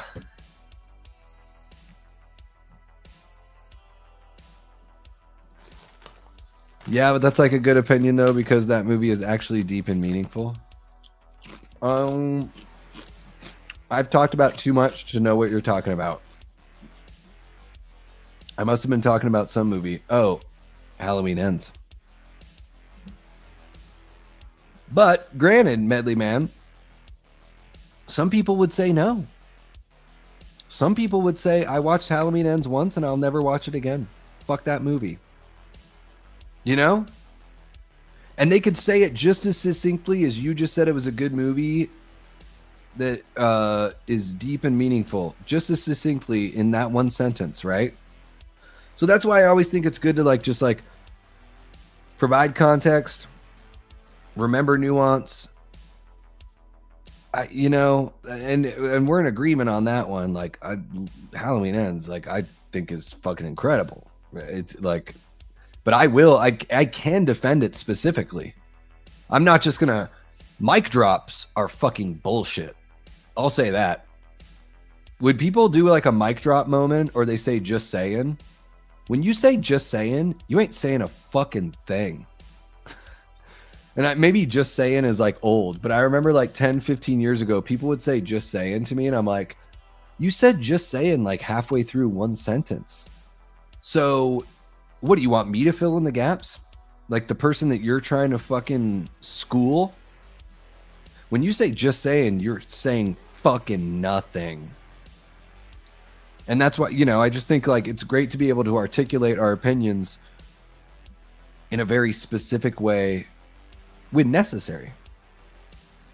T. Parker Evans jumping on NT. Oh my God, dude. I'm going to watch I Know What You Did Last Summer 2025 again so I can bring you on the channel. We don't need to figure this out all in the chat and everything, T, but next Tuesday or next Thursday, would you be available? Or even Monday?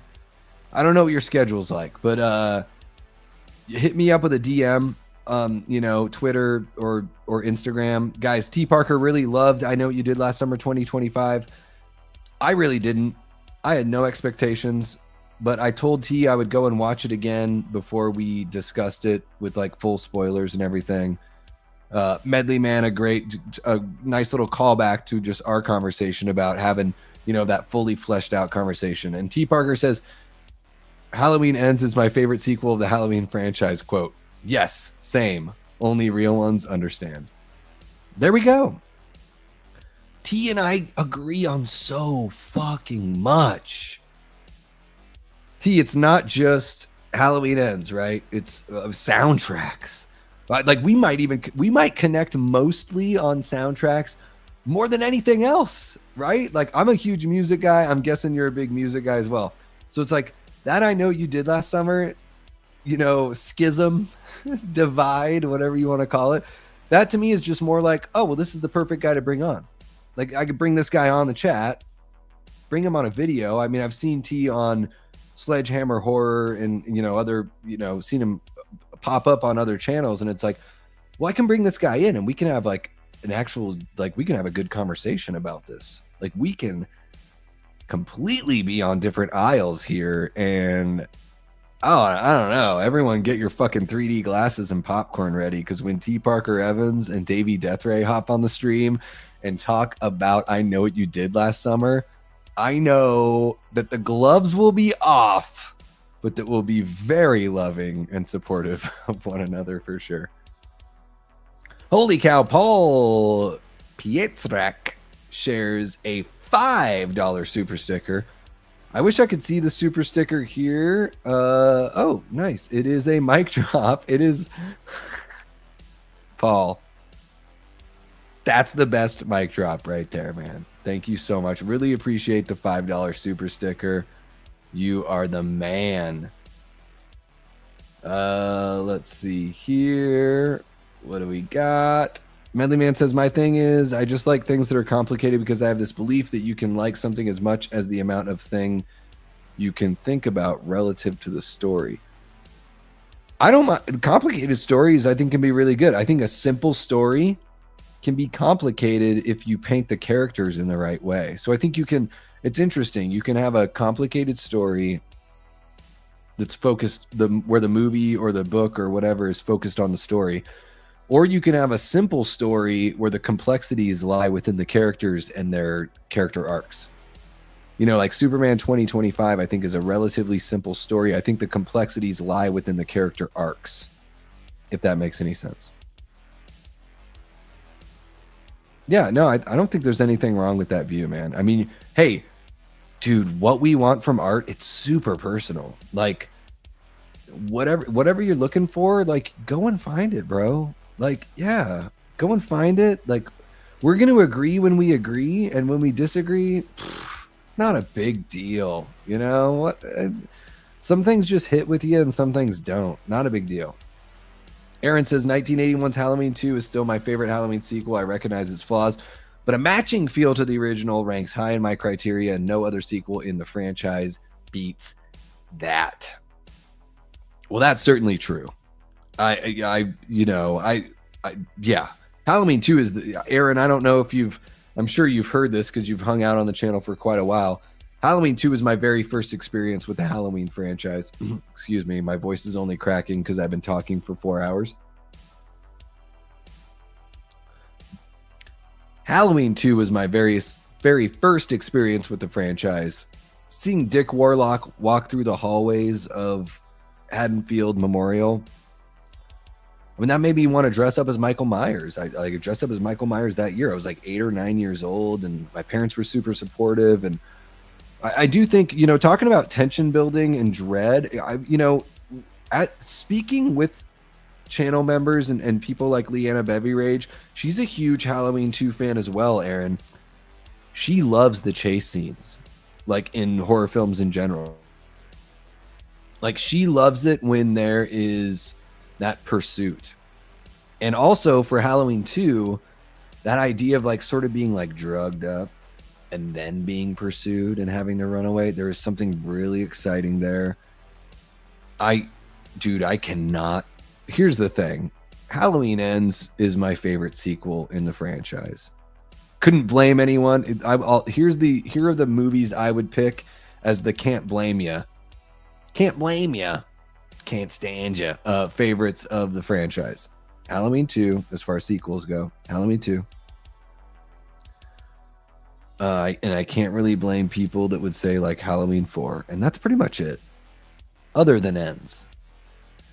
And I'm not the biggest Halloween 4 fan. I can't stand that mask. Kind of ruins the fucking movie for me, honestly. Like, if Michael had his bandaged look the whole time, yeah, that might be top 5 for me.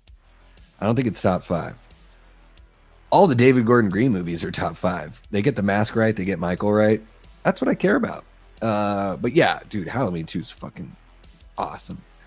If you love Evil Dead, have you seen Equinox? Oh, I've heard about Equinox, Paul, but I've never seen it. Oh, I've heard about this movie. I've heard it's very similar, low budget kind of movie from the late 70s, mid to late 70s. I think there is a how much you like something and how good something is, and they are separate concepts that you will go mad if you try to combine them. Those aren't two separate concepts, right? I don't know. I guess they are. When you say how good something is, it's subjective unless we're talking about technical ability. Right, Medley Man? So if you're saying that if the movie doesn't look cinematic, so I don't think it looks good, that's how good something is. The lighting isn't right. The composition or the camera or their lens doesn't look right. So that's how good something is.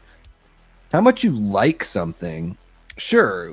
I like punk rock records that don't sound very great. I still think The Evil Dead is the best film in the franchise, even though it's much rougher. So that's more of a how much you like something.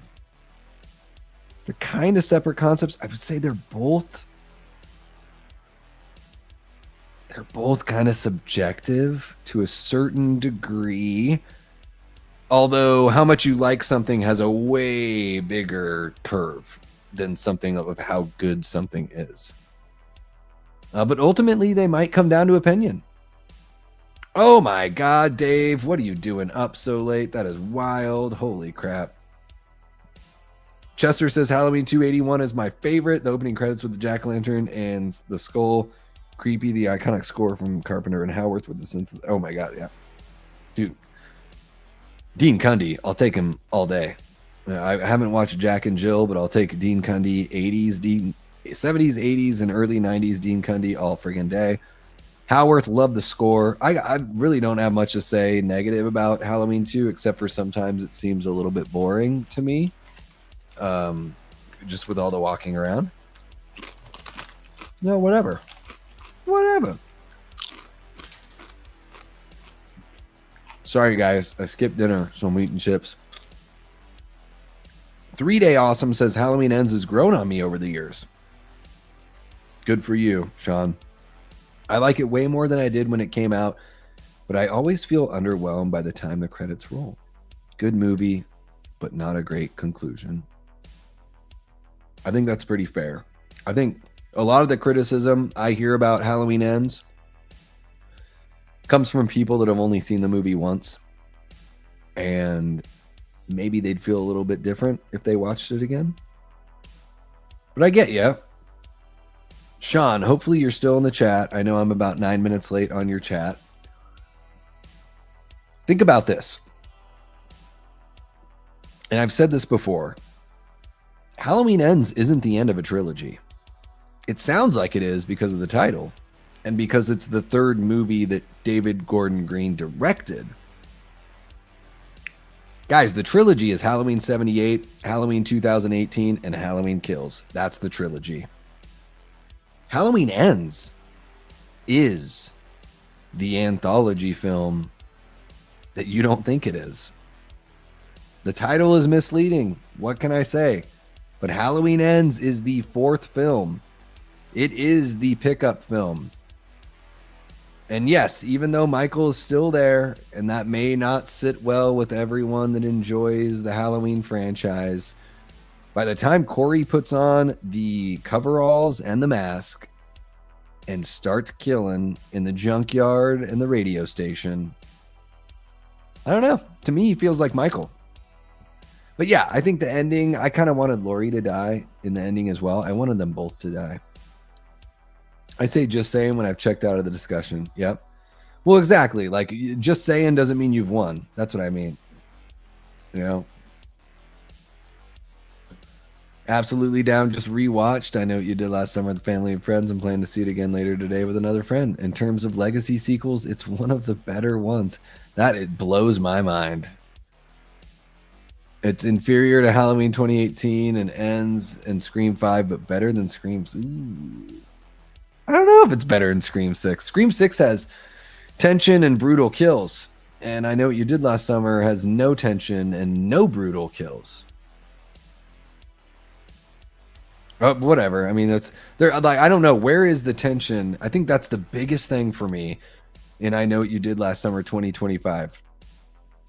Feels like a 90s movie as far as the brutality goes. And we were told this was going to be the most brutal version of The Fisherman. And there's no suspense. Nothing even comes close to the Helen Shivers chase scene. Yeah, but I'll watch it again. And we'll talk about it more in depth for sure.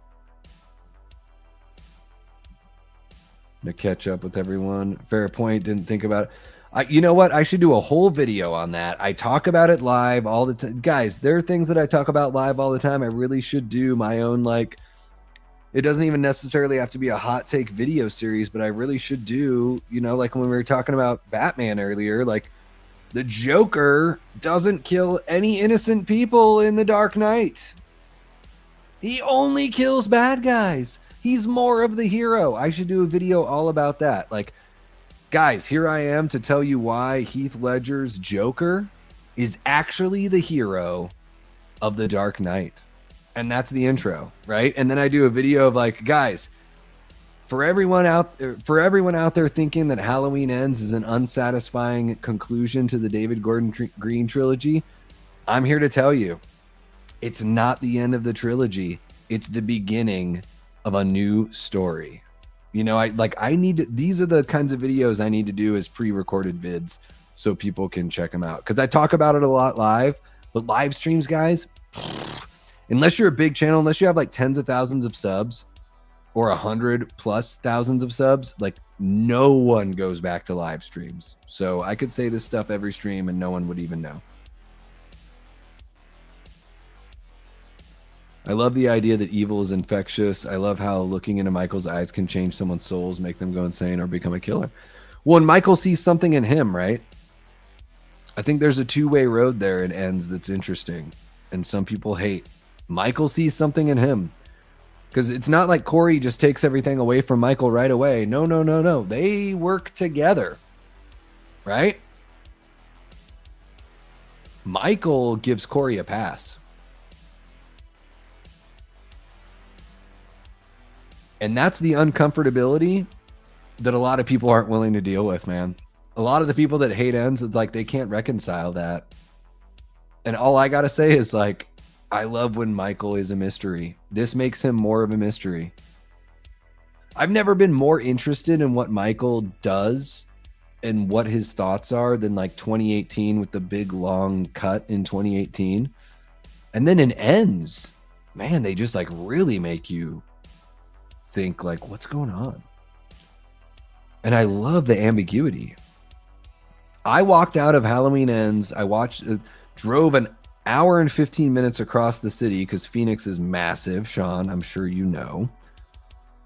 I drove from Buckeye to Tempe to watch Halloween Ends in IMAX because that was the only place that was playing Halloween Ends in IMAX on opening weekend. Hadn't heard any reviews. Watched it. It was like the Thursday night before it came out, or, you know, like the official Thursday night it came out. walked out and was just like, that might be the best one out of this new trilogy, without hearing anyone's thoughts beforehand. So no negative, no positive. I just loved Ends. Even Allison looked into Corey's eyes and ignored all his red flags and fell in love. Yeah. Yeah, and I think there's something too about like the level of trauma people have been through and all that kind of stuff, you know, and the allure of evil, the seduction. Jennifer Love Hewitt talking to tension, and then I know what you did last summer. What are you waiting for? Oh, really bad. That was really, really bad. How come characters in movies remember things they said one time 25 years ago? Because we do? Is that the only reason why? Fuck, dude. The third act was so rough.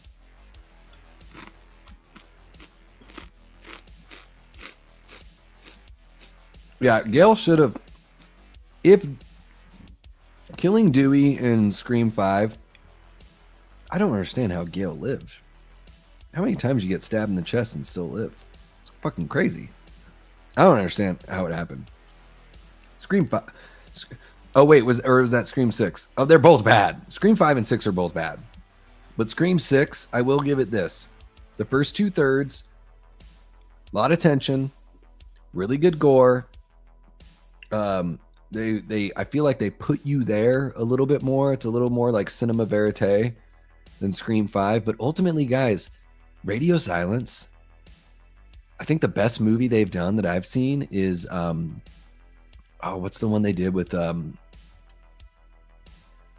is it Margot Robbie? What's the one that they did? I can't even remember the name. Because it's just like You're Next. Like, it's almost like the same fucking movie as You're Next, but it's about a family that plays a game. Ready or Not. Yeah, right? Is that what it's called? Ready or Not? It's basically like the fucking spiritual sequel to You're Next. Samara Weaving, not Margot Robbie. Sorry, the other blonde girl that looks exactly the same. Your Next is from 2011. Ready or Not. Yeah, Ready or Not's the best movie I've seen from Radio Silence. Guys, those guys, like, and it's the best movie. I would give it like a B-. Their Scream movies are not good. They're not bad. They're just not good. Abigail was not good. I mean, it was okay. Like, it was fine.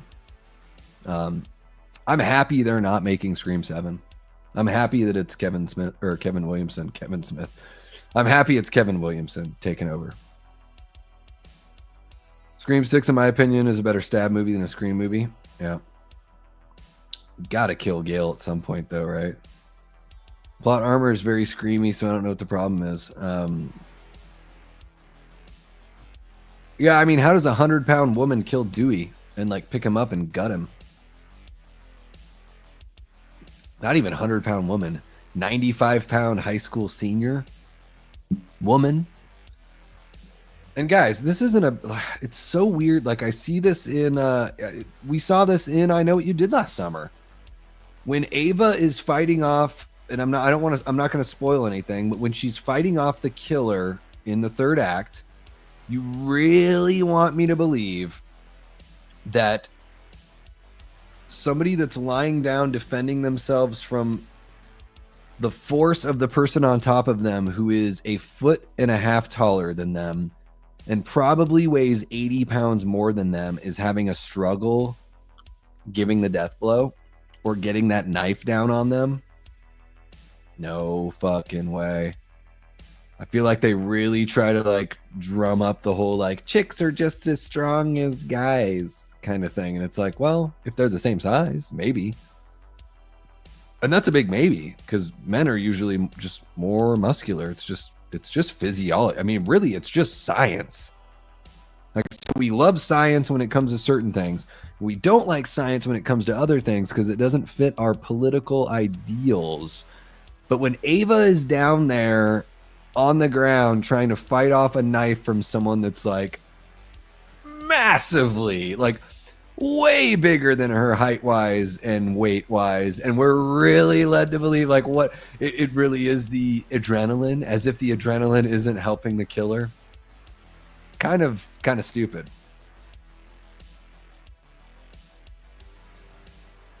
Scream 2 metaphors are peak in the commentary. It's fine. It's just the worst in the frame. Scream 2 is the worst? Oh, I don't know.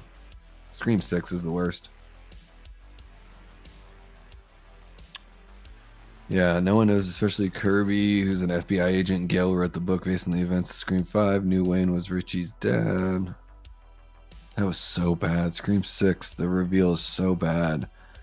Kirby was so bad in Scream 6. Fuck. Hayden Panettiere, why did you get all that work done? You can't act now because you got surgery on your face and you cannot emote. Sucks. That's a weird part right there, T. Parker, for sure. Yeah. Yeah, I think 5 and 6 are easily the worst. I don't think it's close. You know, I would say 1, 4, 2, 3, 5, 6.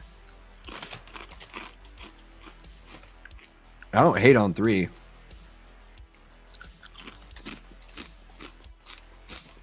I like 3 the more and more I watch it.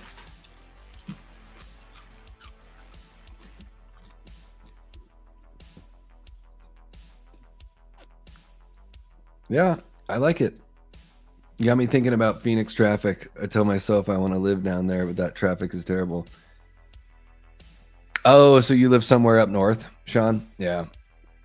I mean, whatever. It's bad during the day. It's not so much that it's traffic. It's just the fact that Buckeye to Tempe, that's how long it takes to drive that far. That's just how long it takes. Like, I drive, you know, from where I'm at off the Verado exit in the 10, driving to Cecil's house for horror show stuff. It's 50 minutes to an hour with no traffic. It's just how far we live from one another. Yeah. White Mountains, okay. Yeah, a little bit up north. Amber from I'll Always Know. I've never seen I'll Always Know. I'll probably never watch I'll Always Know. If you guys want me to watch that, you're going to have to give me some money. That's just how that's going to go. But let's see here. Yeah, it's almost midnight. I should probably fix myself a sandwich and crawl in with a movie. It's tough to leave you guys, though, with 17 people hanging out. I don't know. What do you guys want to do? What do you guys want to do? You let me know because you're watching. And I could be down for a little bit more of a hangout, depending on what you guys want to do.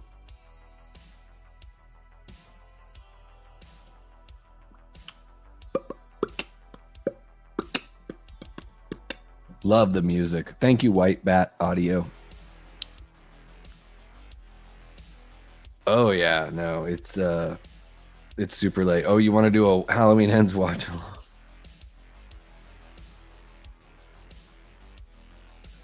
Let's see here. I would have to see. I have a physical copy, Sean, but I'd have to see Halloween Ends. Let's see if it's streaming on any of the services I have. Because it would be a lot easier to just hook it up through here.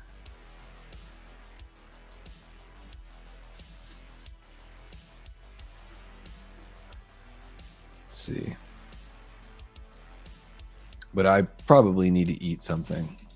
I didn't expect to be on for 4.5 hours. Let's just be honest. But the longer I'm on, the more you guys hang out, the better it is for the channel, you know?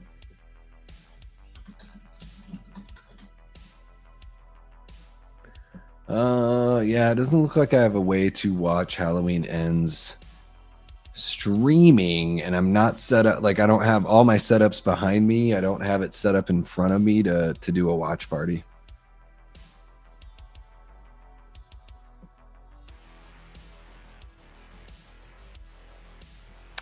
Yeah, I don't have that one. If you want to give me your login, though,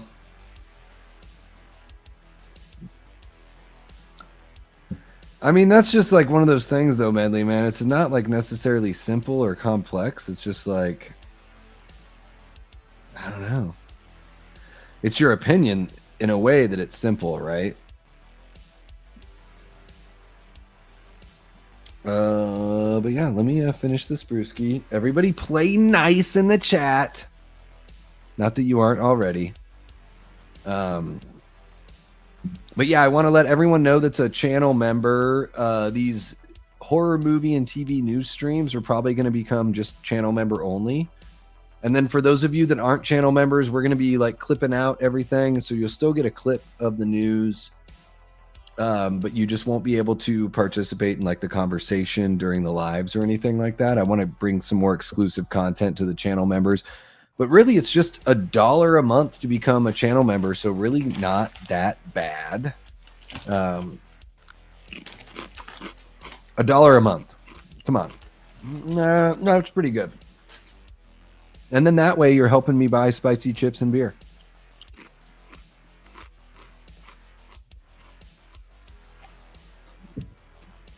Huge into retro games. I'm a big Nintendo, Sega Genesis, Super NES guy.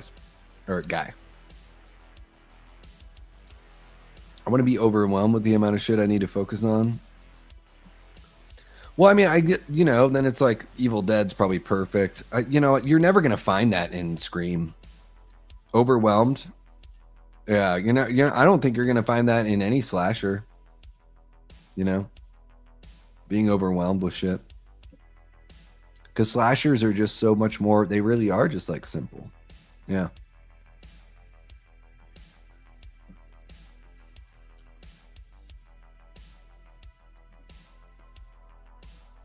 Well, and Lynch is like,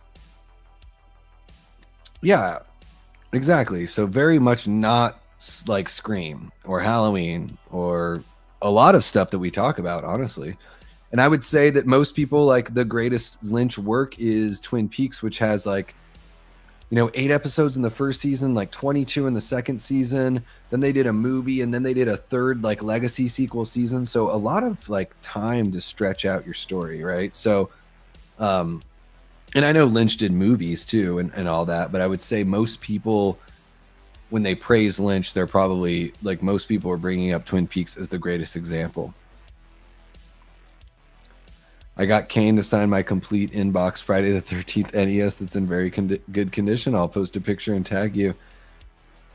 Don't even have to tag me, man, because I'm following you, right? So, I mean, if you want to, that's totally cool. Yeah.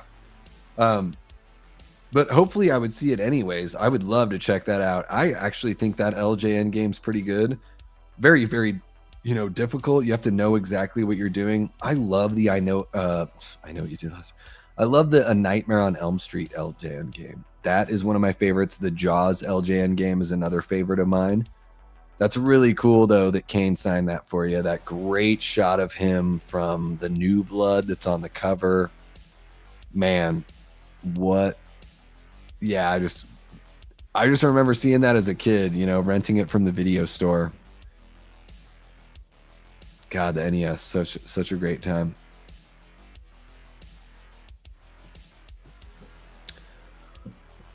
Horror movies, I'm realizing more and more are not that good in the grand scheme of things. Yeah, they're definitely not complicated. Yeah. I don't know if that means they're not good, because again, that good is subjective, right? So it's like, I don't know, it's like, are they entertaining? I don't know. Are they an escape? Like, I find that I enjoy horror and comedy most because they're a good escape for me.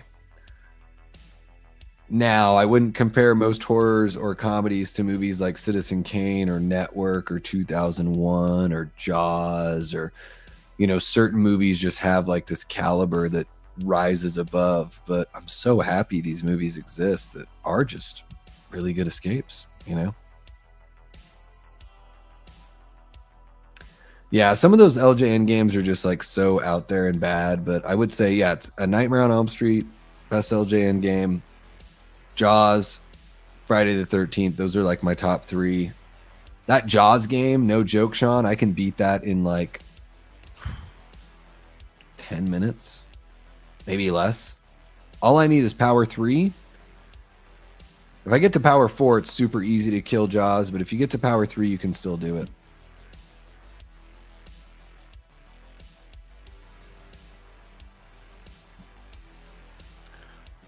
Yeah, I mean, it's all relative too, right? It's like, I would say, The Thing is like a 5 out of 5 movie. So is Citizen Kane. They're two totally different kinds of movies. And Citizen Kane is technically more impressive, right? It is a better movie, but I always try to rank them like from within their own sort of sphere.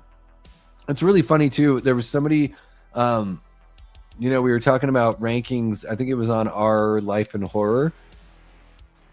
And someone was in the chat and they were like, I like doing a 10 scale because there's more nuance. You can't have as much nuance on a 5 scale. And I'm like, well, yeah, you can do like half-star rankings. So we were talking about I Know What You Did Last Summer, which I gave a 1.5 out of 5. And this person gave it a 3 out of 10.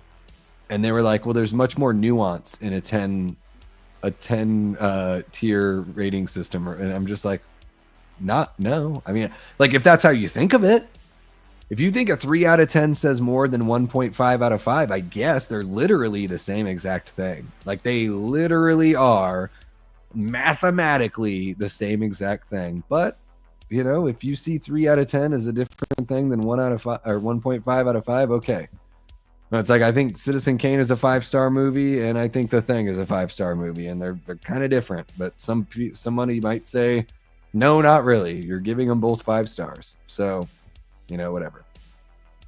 No way. You can beat Friday the 13th in 10 minutes. Dude, how quick, how you get the sweater that quick? Again, I consider good to be how much is possible to like something, which I consider how many things. Well, yeah, but it's Medley Man, you have to admit the term good is subjective. When you're saying something is good, you're being subjective.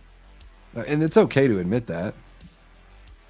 What's happening, Paul? Good morning to you. We are going on 4 hours and 38 minutes now. It's almost midnight my time out here in Arizona. As I'm sure you can tell, I have been sipping on brewskis. Guys, Paul is relatively new to the community in the chat, so if you haven't said what's up to him, give him some love. Thank you so much for joining us, Paul. If you scrub way back on this stream, Paul, like way back, we talk about news like the Evil Dead Burn pictures. We talk about the Hellraiser video game, a Scream book. There's all sorts of stuff. We pay tribute to Ozzy, all that kind of fun stuff. I don't need the sweater. Somebody did make an official, non-official strategy guide for the game.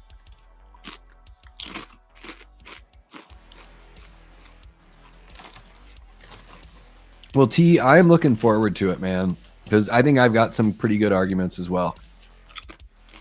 So it should be a good conversation.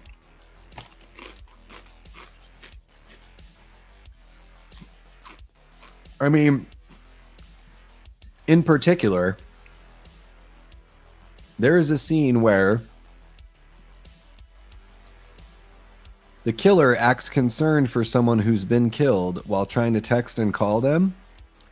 But no one is in the scene with them that would actually be there to witness them caring. So it literally is a tree falling in the woods, and it's just there to mislead the audience, which I feel is some pretty deceptive writing. That's my biggest issue, but we can dive into it more later. Dave, I guess the Day of the Dead element they found was just an interpositive, not the negative, but it's still good news. So what are they going to do? So what can they do with the interpositive? I don't know. Aaron, I saw that you posted that about Ken from Mid-Level Media. I didn't see any posts from him, and I can't watch all of his videos. I just can't do it. I'm not that big of a physical media guy to just like, it's way too much. And physical media channels, I'm not going to say anything. I don't mind them. I'm not going to say anything. That's all I'm going to say. Nightmare on Oh my gosh. Sorry, guys. I need to wet my whistle. Nightmare on NES is the only one I haven't beaten hard as balls. Shitload of fuck. AVGN. That's a great reference. Yeah, I've beaten Nightmare and I've beaten Jaws. I haven't beaten Friday the 13th, but I haven't really tried in a really long time. Absolutely it is, but there is a most objective answer, and I don't know any more objective ones. Can you come up with anything that accounts for more things? I don't know. I mean, you can quantify certain things and you can argue one point against the other. But if you're going to speak in broad terms and use words like good, then you're just like leaving yourself open to, you know, people wanting to know what the word good means, because the word good is subjective. That's all. Oh, he's in Crystal Lake. There's an actor that's been signed. Yeah. Yeah, I never met James, unfortunately. He was one of my inspirations for wanting to do YouTube, and watching him since like 06, 07. It can still be great looking 4K release. It just won't likely look as good as it would have if they found the negative. Here's all I'll say. The Blu-ray looks fucking awesome. The VHS was dark as fuck and you couldn't see a goddamn thing, and the Blu-ray looks great. And honestly, Aaron, like, I think Blu-ray is like the best kind of quality I need. I don't think I need 4K. I don't think movies were meant to be watched in 4K. You know, they were shot in the most like HD, right? Like, film is the best quality you can get. But then as they transfer and copy and everything that we like, they're meant to be seen with the little bits of grain and the little bits of, you know, they're not meant to be seen perfectly. I think there's something that's lost when older movies are transferred to 4K. I really do. And it's not to, and I'm not saying that people shouldn't, like, far be it from me to tell you how to enjoy a movie or what you should buy and all that stuff. It's not what I'm trying to say. I'm just trying to say, like, for me, I don't need 4K. Blu-ray is the best quality. Like, that's the highest quality that I need at this point, because DVD does look like I'd rather watch a VHS than watch a DVD at this point. But I think Blu-ray is fucking perfect. It is like right in that sweet spot for me. Yeah. Although, having said that, I'm going to go watch Shin Godzilla in 4K when it comes through Phoenix in the theater. You know, 4K in the theater. Maybe that'll be a little bit different. We love you too, Paula. Have a great rest of your night. Thank you so much for hanging out. Yeah, I'm all about that Dolby Atmos. That Atmos is what's up. A good 4K down faithfully retains a good grain structure, but I hear you. Yeah, and maybe I don't know, because I don't have a 4K TV or a 4K player. I own some 4Ks, but yeah, maybe I don't know. So based, Shin Godzilla. Guys, I'm so old, I don't even know what based means. What does based mean? Does based mean like conservative? I really don't know. But I saw the preview for Shin Godzilla and it looks pretty wild and pretty fun. I'm going to start the live from the start, see what I missed. Hope everyone has a great night. Thank you so much, Paul. Take care, sir. Top of the morning to you out there in the UK, and we'll see you next time around, man. Interesting. Okay. Sharpness is ugly. Okay. Based means being valid / right. Oh. So what you mean right politically? I don't know. I still don't know what it means, because sometimes people say it and I'm like, is that like a dig against conservative? I don't understand. Like, I don't know. I'm fucking old ass, guys. I'm 43 and I don't know what things mean, and I don't care to look at what they mean, because I'm just living my life. Maybe I'm the most based motherfucker out there and I don't even know, because I don't know what the word means.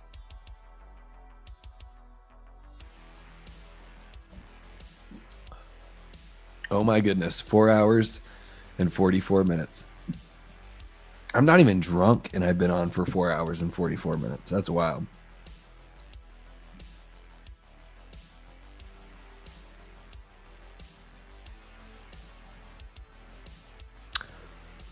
Don't get me wrong, I'm not challenging subjectivity. I'm just saying there's another concept you might be closed off to, which is the fact that you can tell people how much it's possible to like something.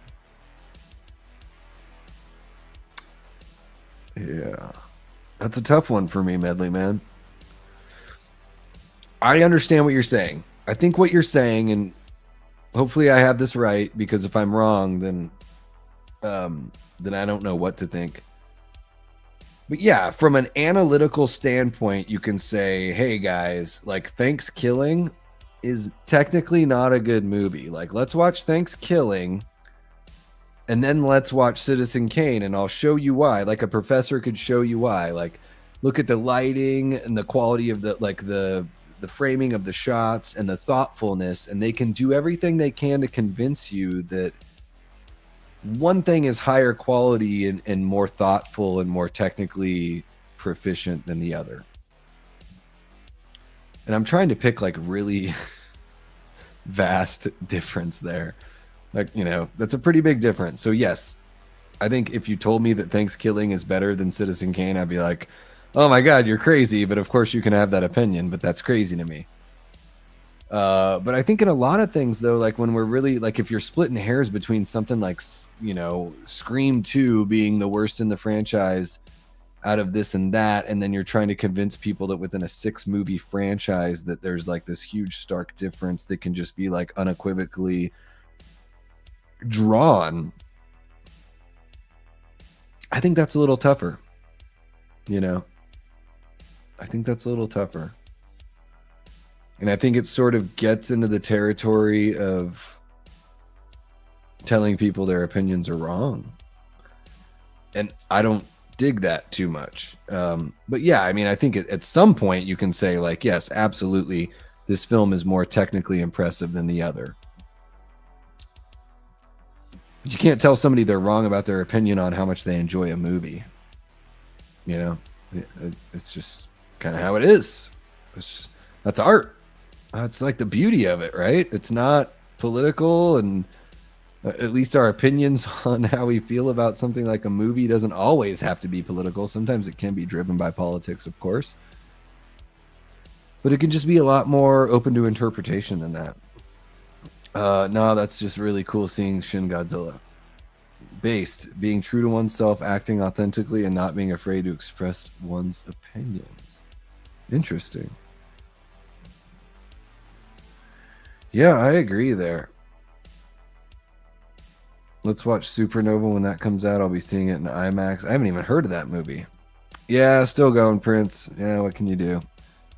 We still have a pretty good crowd here, and I don't have anything else better to do, and the watch hours help the channel, so you guys are amazing. I'm at the point now where I'm like, do I sign off or do I go take a piss and grab another beer? Maybe that'll be the next poll I put in the chat. How about that? How about that, you crazy bastards?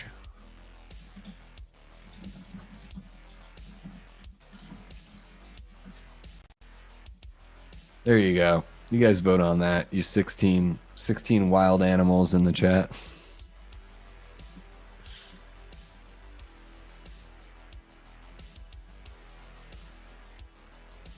No, almost 5 though.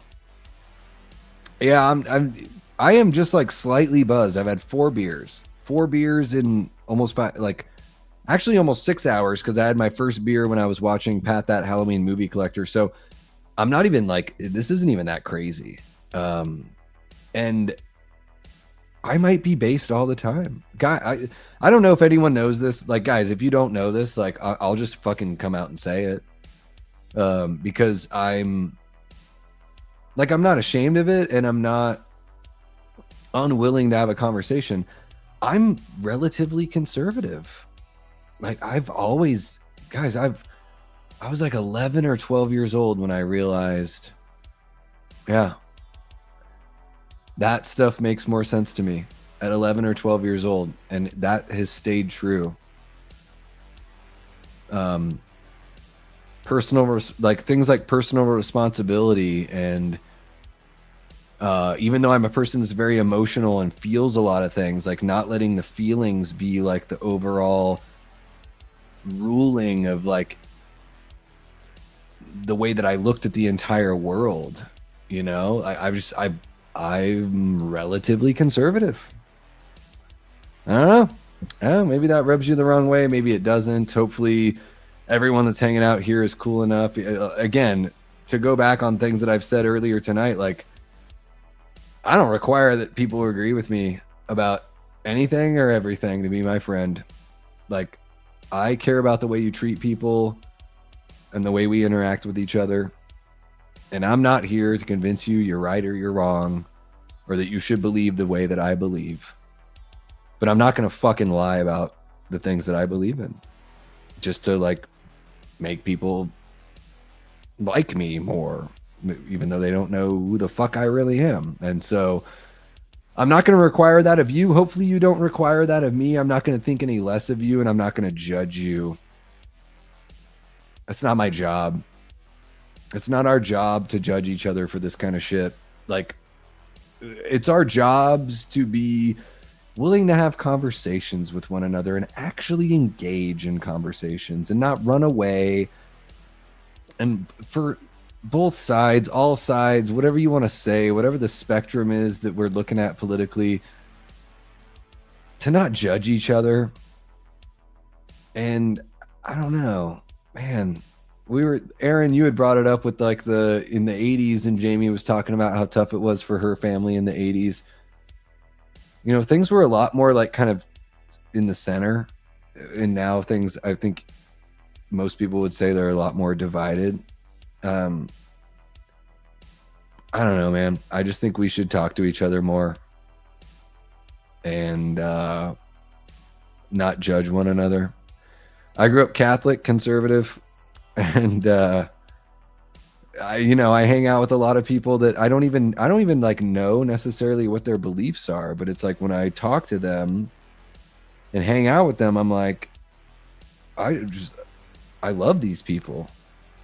Like, I love all of my horror show channel people. I don't know. I haven't sat there and been like, well, how do you feel about this? And how do you feel about that? And do we agree on this thing? Like, I just know that I love these guys. And it's not my job to try to convince them that they need to think the way that I think, or the way that some people have told me that I should like try to persuade them to think. It gets super crazy. But anyways, I know I'm kind of getting the weeds here. Do you guys mind if I use the facilities and grab another brewski? I'm trying to be as inoffensive as possible while talking about something that I know is very, very sensitive. If you're in the chat right now, I haven't even looked at the chat, but if you're in the chat right now and I'm pissing you off, I'm sorry. I would just rather be like upfront about this stuff, and we can always talk about it. Like, you can tell me I'm fucking wrong or an asshole or whatever. Like, I could take it. Guys, I've been told I'm an asshole by a lot of people. Like, you wouldn't be the first, yet you wouldn't be the last. I'm the fifth of 5 kids, and I've heard all sorts of crazy stuff. Yeah. Yeah, not 9 hours. We already talked about it. Think of it like this. You can technically like anything as much as anything else. Is that itself not beautiful? Imagine how much it's possible to like something in that context. You can always talk about the technical prowess for sure. Yeah. No, I get what you're saying, Medley, man. I get what you're saying. Sean, it was so cool hanging out with you at Mad Monster and just getting to see you. I mean, you and I, like, personally didn't hang out a whole bunch, but I just mean, like, being there. Guys, Sean was, if you guys don't know, this is Sean Kelly, 3-Day Awesome. If you follow me on Instagram and you saw the picture of, I mean, I might have even posted it here on YouTube. I'm not sure. If you saw the picture of Ghost Jason and Vincent DeSanti choking me out, Sean was Ghost Jason. And Sean, it was really cool. Just, you know, I've been a fan of Vin since like the first Never Hike Alone, 2017, 2018, whenever that was. I can't believe that after doing this channel for a couple years that I've gotten to hang out with that guy half a dozen times. He's been on the channel, like we've kicked it. It was so cool just watching you get to spend that time with him. Like, so awesome, man. And that's what the horror community is all about. That's what the cons are all about. It was super fucking killer. And like, and the fact that you're hanging out here in the chats, like after the, like, dude, this is like, I feel like you are the celebrity and I am the one that is like thankful that you have come on over here, because this community here is awesome. These guys make every minute. We were going on 5 hours and these guys make every minute absolutely worth it. And you know what the beautiful thing is too, is like, to go back to everything else, we really don't have to agree on everything. We love the time we spend together. It's a beautiful thing. And it's super awesome that you're kicking it with us. Yeah, finish that video on Mad Monster. I'd love to see it. You know, and yes, feel free to tag me in the Kane autographed LJN NES game. I would love to, like, I'll see it either way. Like, I'll seek it out. Super cool that you got him to sign that. Davey, have you seen Promising Young Woman? It's one that people might accuse of being woke, but its point and message are valid. I have not seen that movie. No, and that was directed by wasn't that directed by a young actress that's like just getting into direction? Is that right? Is it Anna Kendrick? I could be wrong. I don't know. Prince says it's a deep cut. The older I get, the more conservative I become, but I don't identify either political side. Yeah. Yeah. Well, it's like when you go to bed, do you leave your doors unlocked or do you lock them up? It kind of says a lot about you. Prince says, Davey, here's my Octoberween plan. First day of October, I'll watch Sinners. Last day of October, what should be my end of month horror movie? Halloween? Like, are you kidding me? Like, you should watch Halloween on the 1st of October and on the 31st. I don't go to church regularly. It's a very personal relationship. Let's just say that.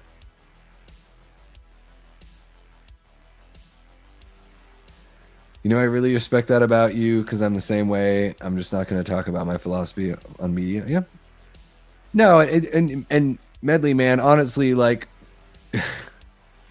it is tougher. Yeah. You know, when you're, you know, communicating through text on a screen, it is tougher than here. I'm sure I've lost people because of like the things that I express and the way that I feel. You know, Cecil from the Horror Show channel, he and I would say politically are like pretty much on the opposite side of the spectrum. But dude, I think, I don't know how much he respects me. I can't speak to that. But I respect the hell out of him and I love his work. I wouldn't have friends out here in Phoenix if it weren't for Cecil. You know, when I watched Dylan's New Nightmare, I decided to start my channel and I reviewed it and I reached out to Cecil to do an interview and he invited Vin along for the interview as well. And I was like shitting my pants having to interview those guys together when I only thought I was going to interview Cecil. And from there on out, he took me under his wing and brought me in. And now I'm an official member of the Horror Show channel team. And like we feel pretty differently about a lot of things, but I mean, we don't feel differently about like the way we should treat people. You know, it's like, it is huge, you know? He's not sitting there. There's no litmus test. He's not like, hey, what do you think about this? And if you can't be part of my team if you don't believe this. And neither one of us do that to each other, put each other through that, because I think that we see something in one another that we respect enough to where we don't need to do that. But it is tough if it's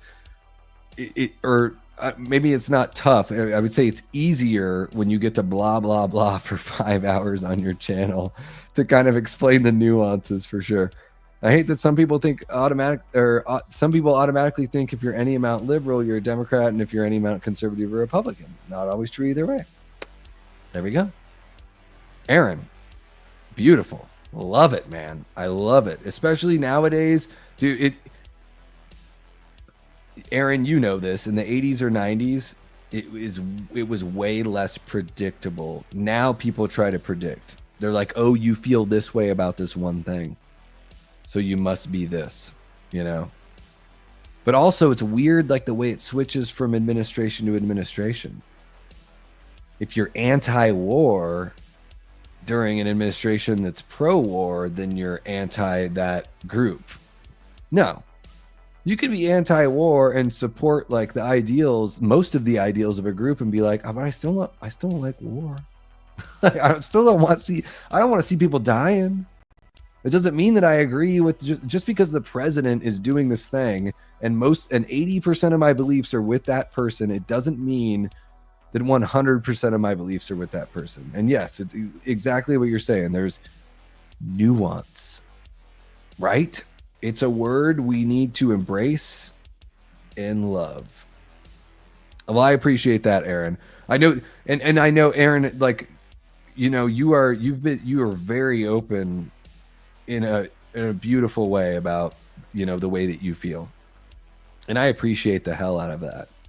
You know, again, I'm not here to tell somebody whether they're right or they're wrong. It's just really not my, it's not my place. And, I mean, if it were a close family friend or somebody somebody really asked me for, you know, scathing indictment, if it were necessary, then who knows where that would go. But no, it's, yeah, I appreciate that, because I do know that being on the conservative side, you know, for the most part is relatively against like the vocal mainstream, you know. So I do appreciate that, man. Thank you so much.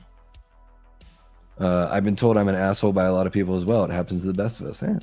I'll tell I am kind of an asshole. But I'm usually an asshole about opinions on art. Yeah, you know, I've only used weed when I've hung out with the horror show people. It's been very minimal. Once or twice a month, a hit or two there. Yeah. I used to use cannabis every day. Yeah. That's just how it was. And then everything in my personal life went down, and so I changed. If so, you should show us a tolerance break. Hi, Davey.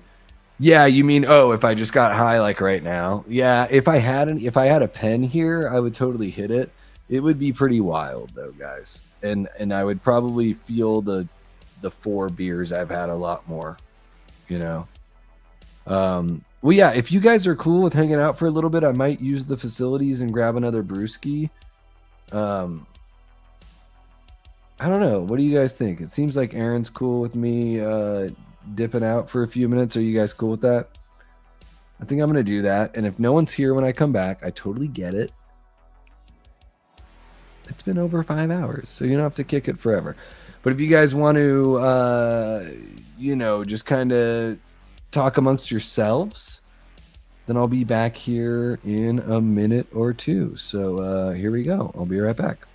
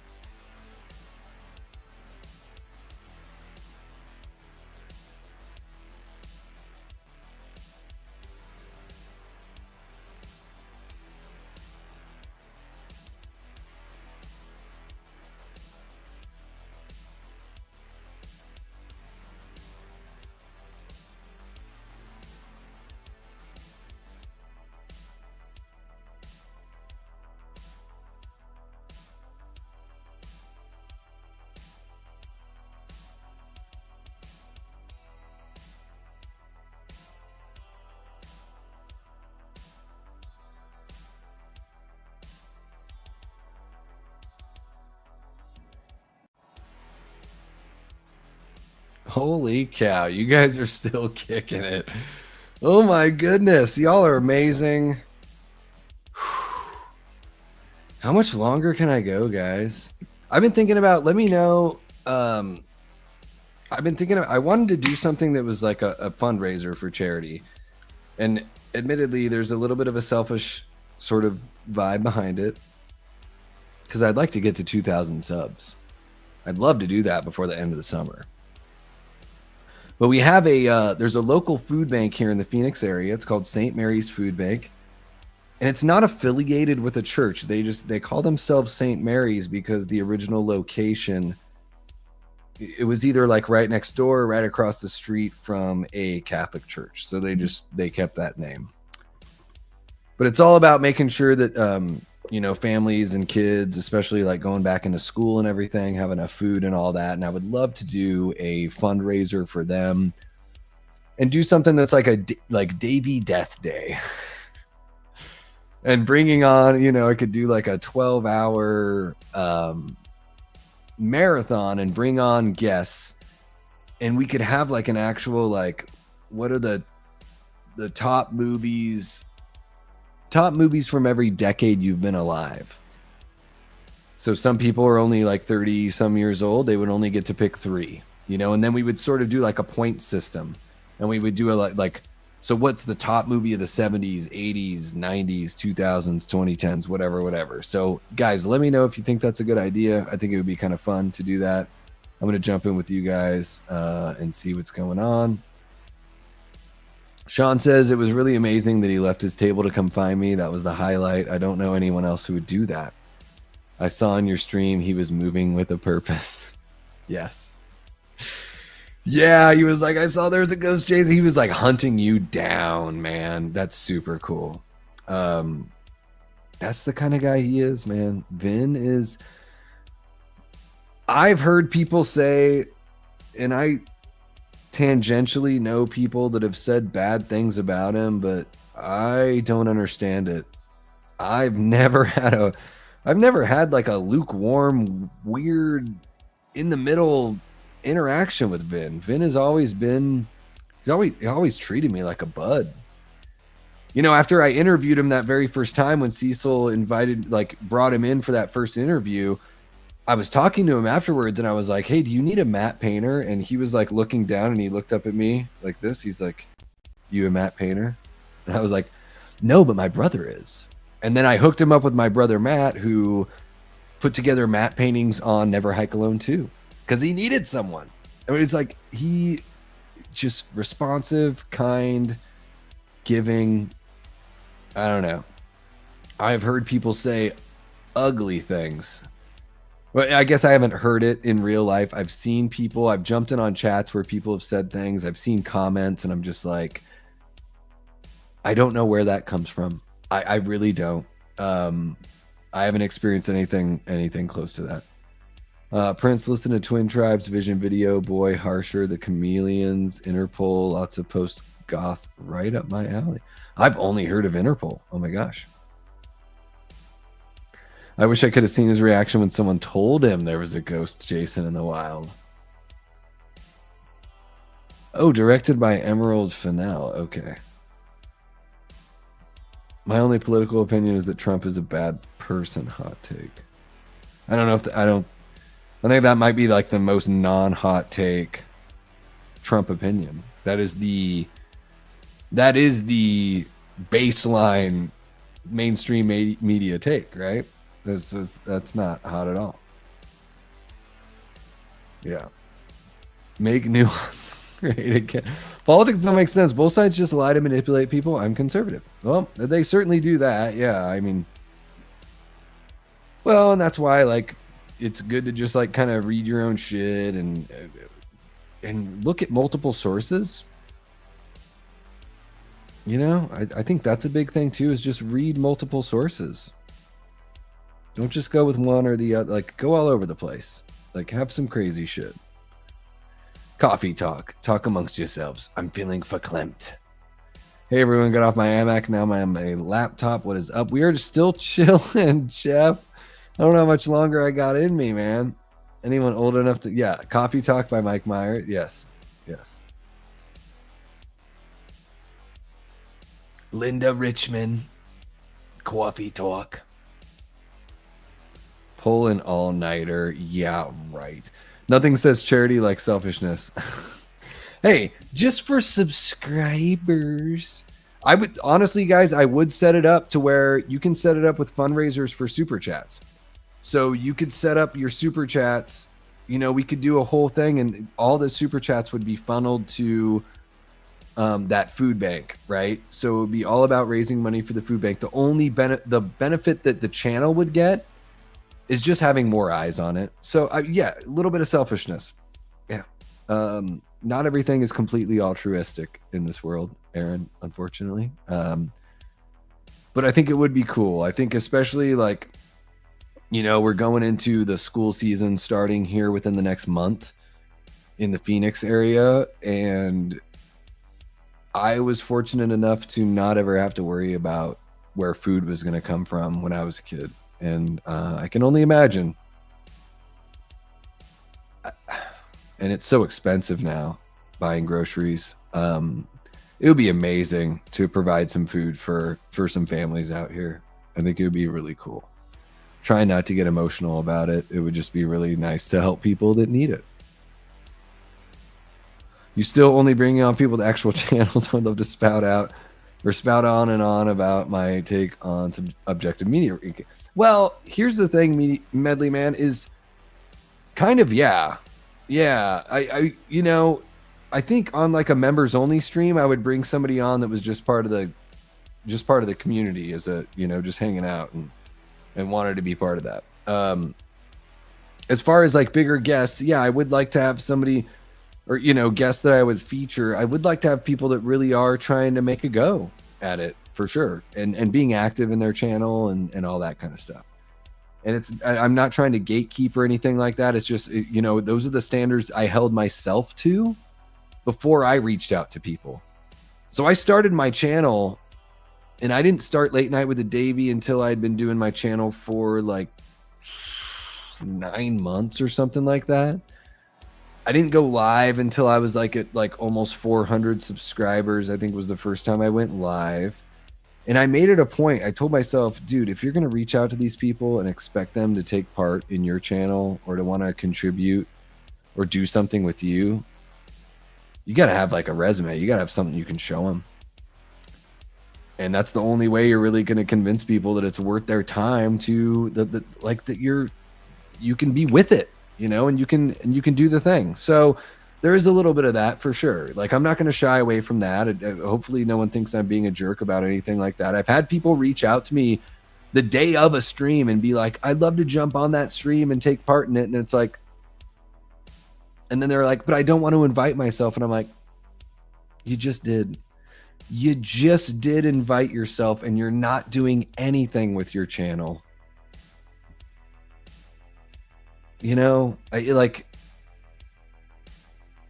give me a reason. It's the opposite of Jeff Daniel Phillips from Halloween, from Rob Zombie's Halloween 2. It's instead of don't give me no reason, it's give me one reason. You know, just give me something. I can't believe anyone says anything bad about him. That's, yeah, there you go. And yeah, exactly. Some sort of presence. There you go. That's what it is. Top movies sounds like a great idea. Even so, they're good films. Even so bad, they're good films. Do I agree with what?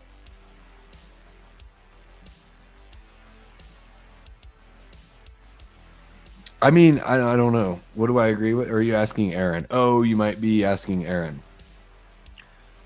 Yeah, I mean, I really, and I'm not going to name names, but, you know, I had somebody reach out that wanted to take part in a stream. You know, they're not here on the chat, but somebody reached out, they wanted to take part in a stream, and I'm just like, oh, you're asking me the day of? I already have it set up. Like, you never reached out talking to me about this before, and they got kind of weird about it. It was like, oh, I might just do my own stream instead of jumping in on the chat. And it was like, so you're available, you're not available. It was just a weird vibe. And I understand, like, you guys give super chats. Some of you have given memberships or Patreon memberships and all that. And I feel like I've given those people everything that I owe them as far as like the streams and the entertainment and everything, right? It's like I don't feel like I'm beholden to like, oh, now I need to bring this person on the stream because they did this thing. You know, like I don't ever want to feel like that. I think that's like the ugly part of it all. And so if you're not comfortable financially supporting the channel without wanting a quid pro quo, then don't financially support the channel. That's totally cool with me. Financially supporting the channel and then wanting a quid pro quo, to me, is a much more uncomfortable situation to deal with for both parties. Because you're spending money. I'm not giving you what you want for the money, even though I feel like I'm giving you quite a bit for the money. And so that's just ugly for both of us. So just don't do it then, you know? Now, Medley Man, if there's an actual if you're like, I want to jump on and it would be really cool to talk about this topic and examine this, that, the other, and then when we actually get something going, it's like, oh shit, yeah, no, we should do that, right? That's cool. But just reach out to me, because I'm running this thing like a business. So I'm reaching out to people. I'm editing videos. I'm recording. I'm setting up the lives. I'm trying to set up things that I think will just be good for the channel. And of course, those thoughts are going to be like relatively selfish, I guess. I don't know. Like, I am trying to create new connections and everything. So it's like, if there's something you want to do, then by all means, feel free to reach out to me. I may just not think of it. Like, for example, guys, Jacob Hare, I'll just show this again here really quick. Yeah, so there you go. So Jacob is a Emmy award-winning director on Rick and Morty, and he's the supervising director there now. He's worked on King of the Hill, American Dad, and Family Guy. I was fortunate enough to interview him because Leanna Beverage went to high school with him and hooked us up. So these are the kinds of things like this interview. When the video drops, it's going to be a little over an hour and a half. We talked for about an hour 45. I edit the video. I do overlays of all the little nerdy shit we talk about. I show off his work and everything with the overlays. The edit took a while, guys, with everything else I do, you know, whether it's work, personal life, live streams, going to movies, blah, blah, blah, blah, blah, everything I do for the channel. And then like this thing took me a while to put together. And this guy's a fucking Emmy award winning artist. And or not he, but the interview and the edit on the interview is kind of put on the back burner because there's so much to keep up on the channel on the regular. So that's all I want you guys to know. So it's like, if I'm going to push something like this aside, it's got to be something worth it. So yeah, I will be a little picky about what we cover here on the channel and who we allow on the channel, or not allow on the channel, but who we bring on the channel and if they've got an agenda and all that. I'm admittedly just trying to weasel my way out of just making a YouTube video on my own. I hear you. No, Medley, dude, and I encourage you to start your own channel, bud. Like, I really do. It seems like the scariest thing, but just fucking do it. It feels so good. Have you ever jumped in a pool on a hot day and been like, that felt fucking great? That's the feeling, man. You might get addicted to it.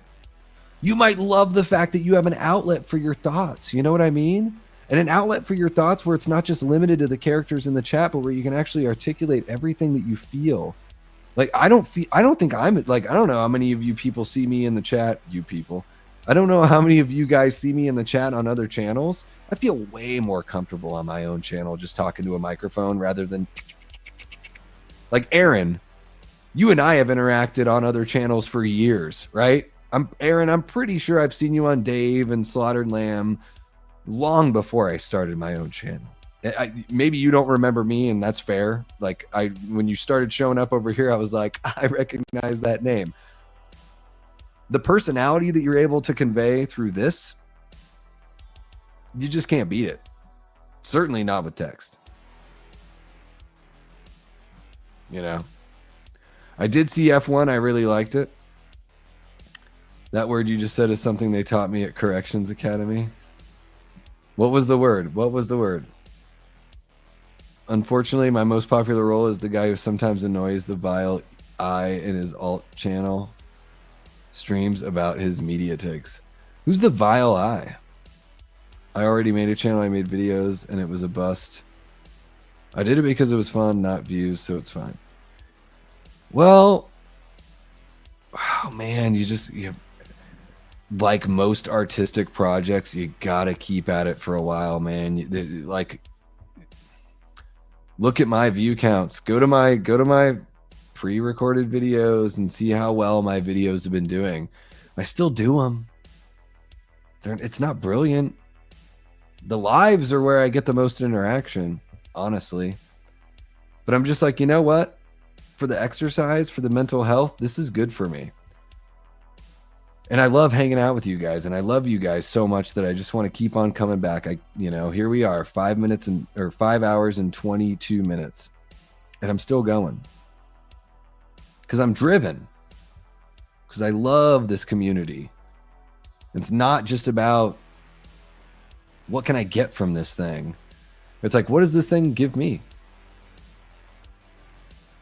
So, and I'm hoping at some point there is a tipping point for, the pre-recorded videos. And of course, it's all artistry and creativity is all about refining, finding new ways, new approaches, not giving up, believing in yourself, being unashamed, and giving it all you got, like in the face of fire. And it's not for everyone, and especially if it starts to sting or it doesn't feel good right away and it's not for you, then fair is fair. For me, I'm like, you know what? I don't fucking care, because I know that when I jump in, but 16 people hanging out with me at almost 5.5 hours when we had like 27 at the peak. I'm like, 16's pretty good for 27 at the peak at 5.5 hours. There's something to be said for this stream. There's something to be said for what I bring to the table. I don't know. Tell me if I'm wrong. But I do feel this. I do feel a connection with you guys, and I feel a connection with the community. And I think we're onto something here. And I'm not going to give up. I might be an old ass, but I'm not going to give up. We're just going to keep it going. Quid pro quo. Yeah, got to keep grinding. Yep. Medley Man. Oh, Medley Man is literally a remix channel that used the app Medley as a gimmick to try and somehow make good remixes. Oh, okay. So you're saying you're a bot? You're not a real person? I'm just joking. Davey streaming past 3 a.m. Eastern and buzzed and being based as fuck. My highlight of the month so far. Well, there you go. I feel like I've always been this way, T, but maybe, yeah. I mean, I'm buzzed. I feel like I should be drunk by now, but it's been so feels like a work shift. Skip dinner for you fuckers. $5 super chat because I skipped dinner. Who's got it?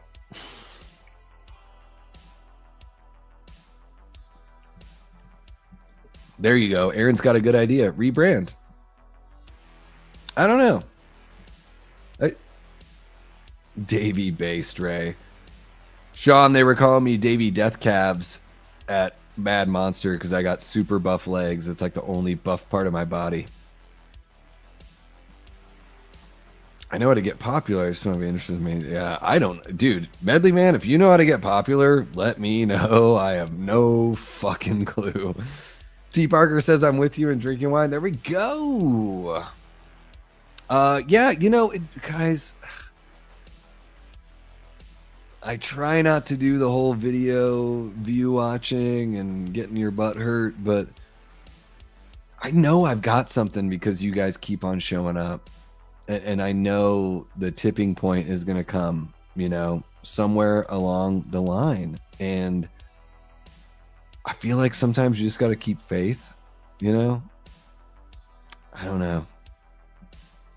That's why I ask you guys about like my reviews and stuff. So, you know, moving forward, it's going to be non-spoiler, but I'll have a section where it's like, all right, guys, this is going to be the spoilers.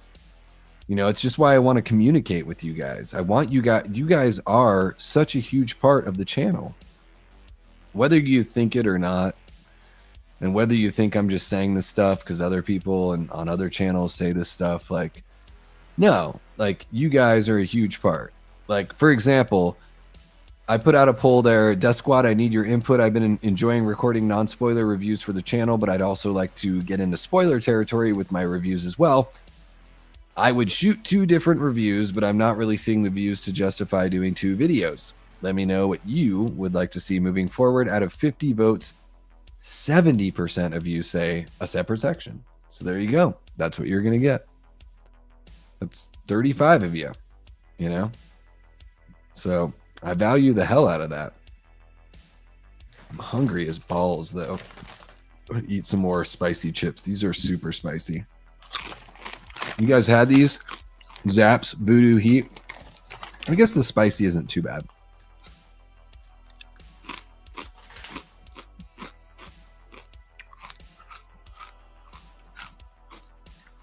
How you get popular is you leech off already popular video game soundtracks and make banger remixes of them. Gotcha. Yeah, I guess I'm doing my own, like, kind of thing. I don't know. Hopefully no one thinks I'm copying shit. I should go to bed, but man, having so much fun. What are you up to right now, Sean? Hungry balls, baby. Yeah, guys, let me know what you're up to. What's kicking? Oh my gosh, my hips, they feel so tight. So tight. Tight like a toiga.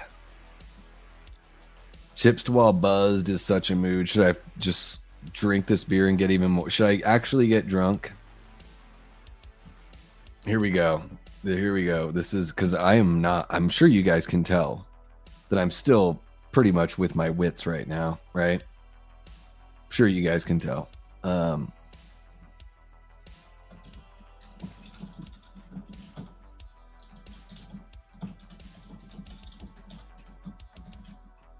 There you go. For another $10.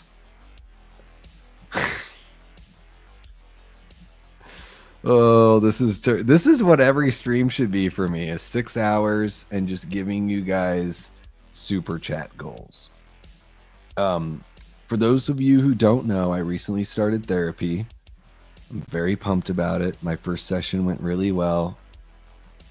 Dealing with everything from all the crazy personal shit I've gone through in the last year. But anyways, I put out a super chat goal there. Guys, 10 or 5 super chats of $2 or more, I'll get drunk and review a movie of your choice live. So what that means is if you are able to put together that super chat goal here within the next like 15 minutes, just $10. 15 of you guys in here, it's just $10. I'll slam this beer, I'll drink another beer, and I'll review a movie that you guys decide on. And at that point, after slamming this and slamming another, they're all IPAs, probably be drunk and could review that movie for you. I'm on my PC debating if I want to write, edit, or watch a movie. Sean, what are you writing? I'm in the middle of writing a story with a friend about a person that is investigating true crime, and there's like a supernatural edge to it. And then I'm also in the midst of writing a Romero-inspired Southeast Alaskan zombie film, or I guess it's going to be more of like a graphic novel. I grew up in, Sean, I don't know if you know this, everyone else on the channel is probably going to make fun of me forever and be like, how many times are you going to mention this? But yeah, I grew up in Southeast Alaska. So there you go. I need to go to bed, but I probably won't. There you go.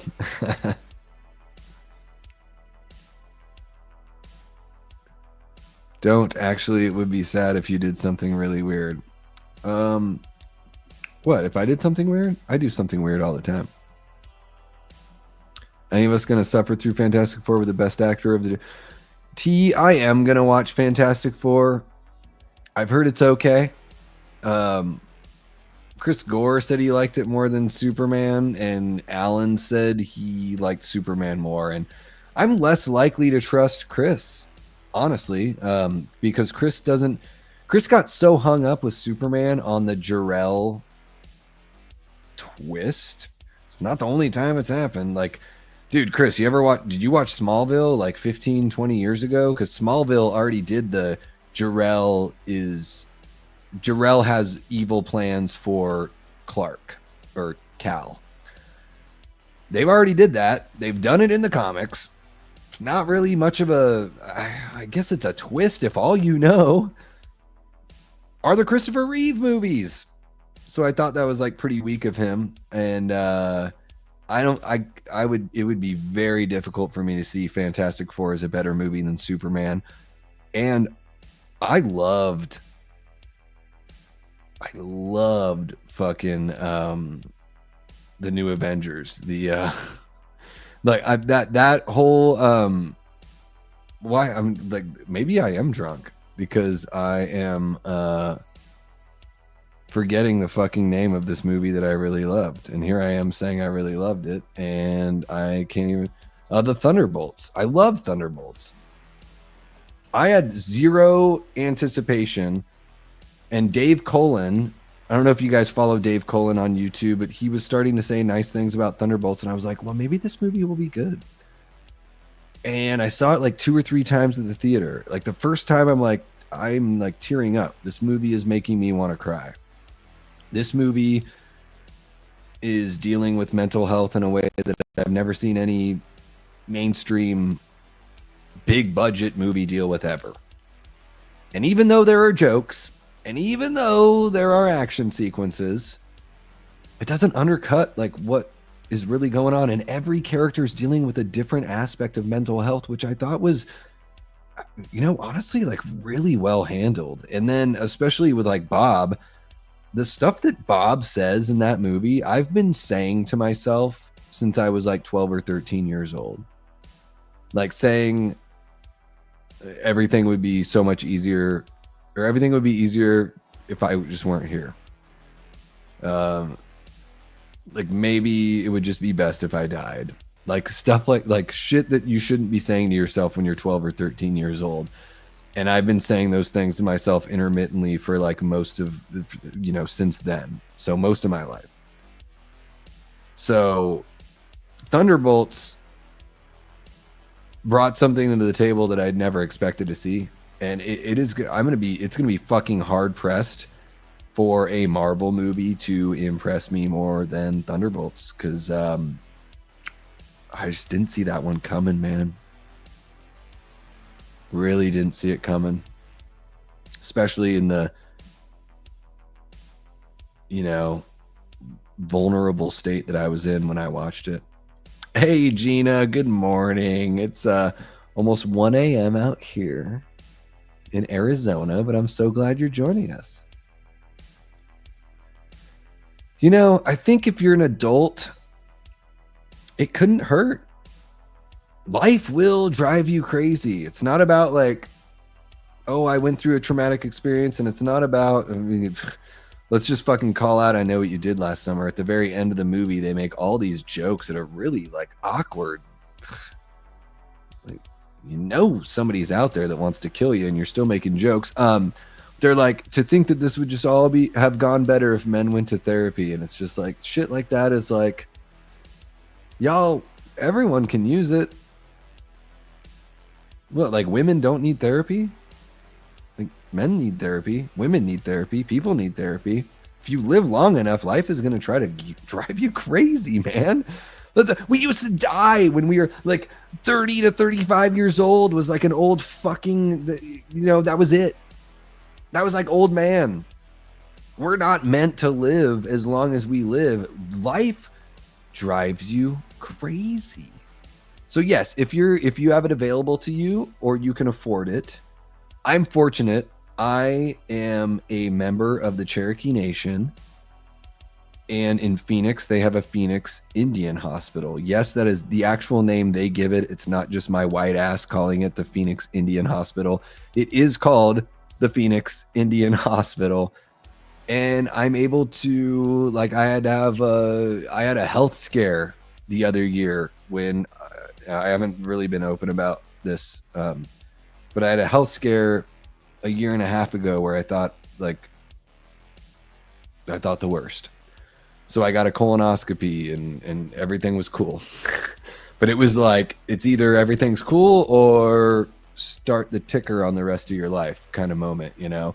I'm very fortunate and so thankful for the team members at the Phoenix Indian Hospital. I know, guys, you can tell by looking at me, I'm white as fuck.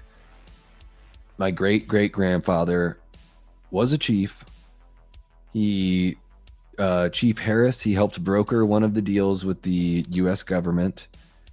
And I don't know. I don't know why I feel the need. I don't know if it's the need to defend myself or anything like that. I wish I knew more about the Cherokee history, because honestly, like growing up in Southeast Alaska, I feel like I know more about the Tlingit and Haida in like history.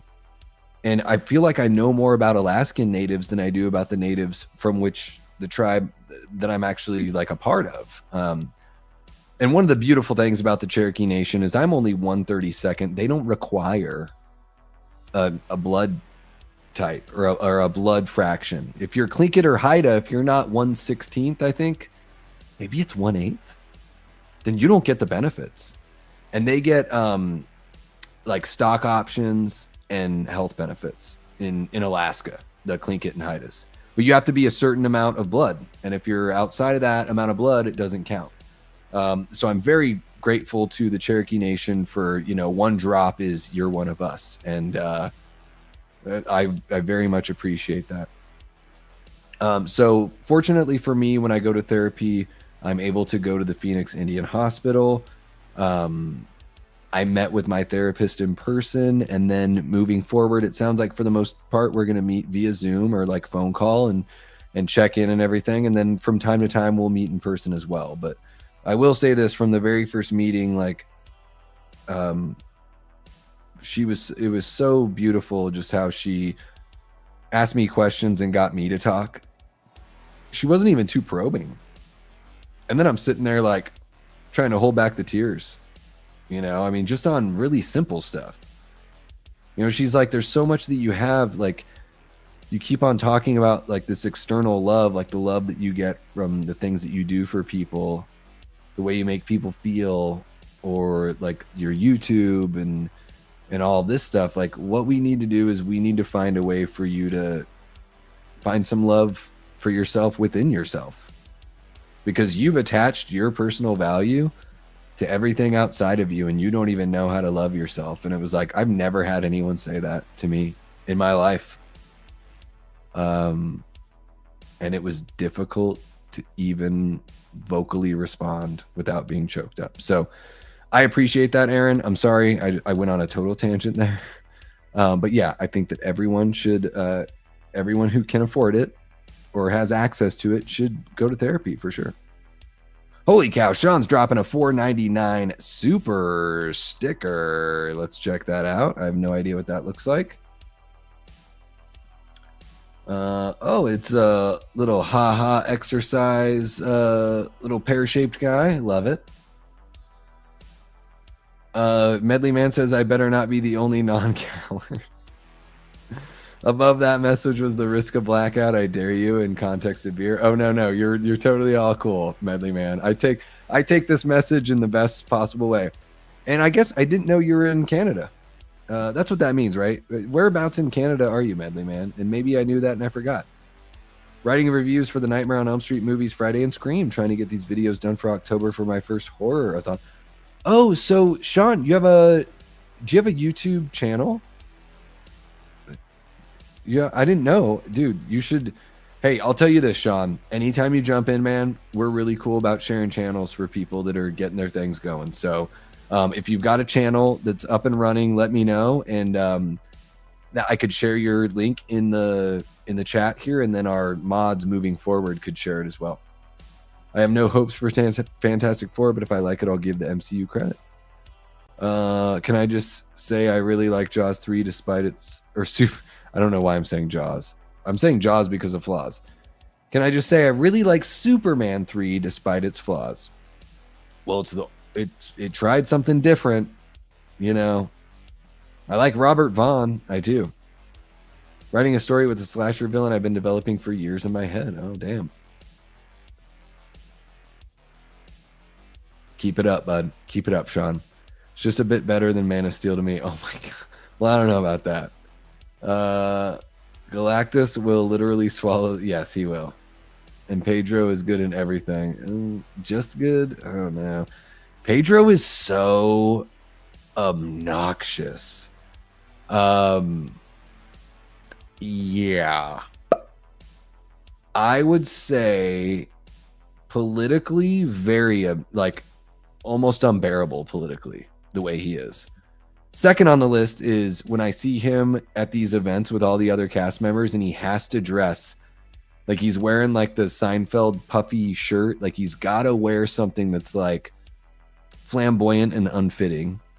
And then how many times do I have to see him with his hand on the small of the back of Vanessa Kirby, pregnant Vanessa Kirby, who is married to another man? Every time I see him, I'm like, he is like claiming this really low-key ownership of this co-star. It is really bizarre to me. Maybe I'm reading too much into it. I just think it's really bizarre. I don't think it's appropriate. If I were Vanessa Kirby's husband, I would deck this fucking dude right in the goddamn mouth. Unless I knew he wasn't interested as a fact. And he may very well not be interested as a fact. I have no idea what his what his preferences are, I guess. Davey, do you ever think we'll get a Wonder Twins movie? If so, they better include Gleek. I don't know. Maybe a cartoon, maybe in the cartoons. I would be so surprised if they brought Wonder Twins into anything that wasn't children based.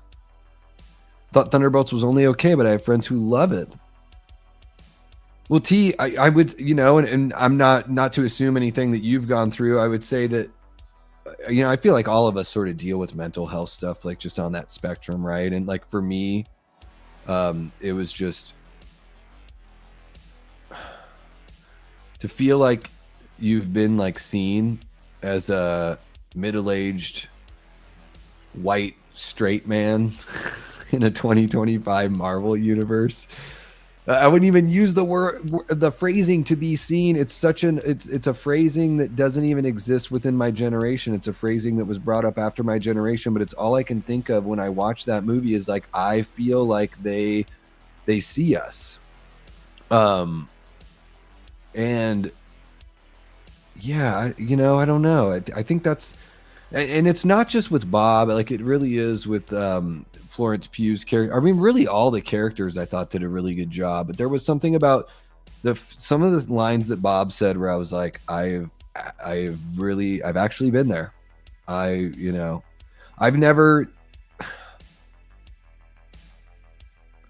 never been on the table for me to do anything harmful to myself. Just so everyone knows there.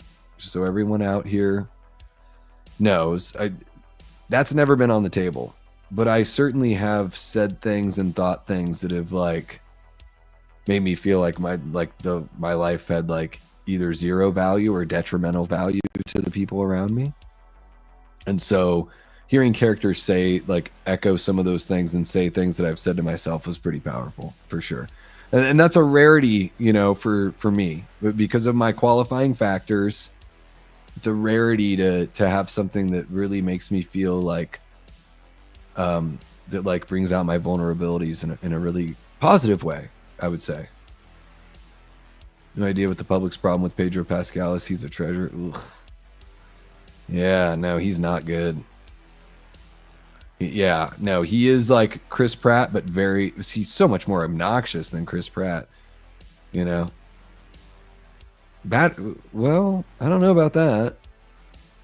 You know, did Wonder Woman 1984 do a great job? Did anyone want to see him take the helmet off in Mandalorian? And then we realized that 2/3 of the time it's not even him in Mandalorian. It's just a really good show, and he occasionally shows up in it. I honestly, like, Medley, like, what's the performance that's his standout? Like, what's the one that proves to me that he's worth a damn? How about you tell me that? I'll just flip it. Like, what's the marquee Pedro Pascal performance that should make me feel okay with the fact that all he wants to do is stir shit and be obnoxious? I would think that one way to get popular is to apply a reality show like Survivor, Big Brother, or ask a friend to go on The Amazing Race. Yeah, Eric Bana was epic in the film Chopper. I know I was talking shit about Eric earlier, Paul. I've never seen Chopper. I've heard great things about it. I've never really enjoyed him as a performer, though, although he may be very good in that movie. I thought he got killed. Oh, he is certainly the wrong cast for Reed Richards. I mean, come on, guys. Josh Hartnett. How about that? What if Josh Hartnett was part of the Fantastic Four? Wait, how come it's only counting one of the super chats here? Oh, because you guys did super stickers. Okay. Because there's 3 super stickers and just 1 super chat. Gotcha. All right. Well, I guess I'm not getting drunk unless in 11 minutes we get 4 more super chats of $2 or more, because super stickers don't count. Just so you guys know, I really do appreciate the super stickers. Thank you so much, Paul. Thank you so much, Sean. They need to give Neil drunk man control again for The Last of Us. Last of Us. Resident Evil 4 ripoff. Davey, technically you were given $10 through stickers. Where's that brewski bucko? Well, I don't set up the rules. I just set up the super chat goals. So that's all. Last of Us games are masterpieces in my opinion, but the show season 1 was fine. Overrated. Season 2 was slop. Ooh. Barbarian easy because Donnie Darko is bullshit. I can't stand Donnie Darko. I loved it the first 2 times I saw it, and the third time I saw it, I was like, this movie hates its audience and is so disrespectful. Oh, sweet. So can we find it through 3 Day Awesome?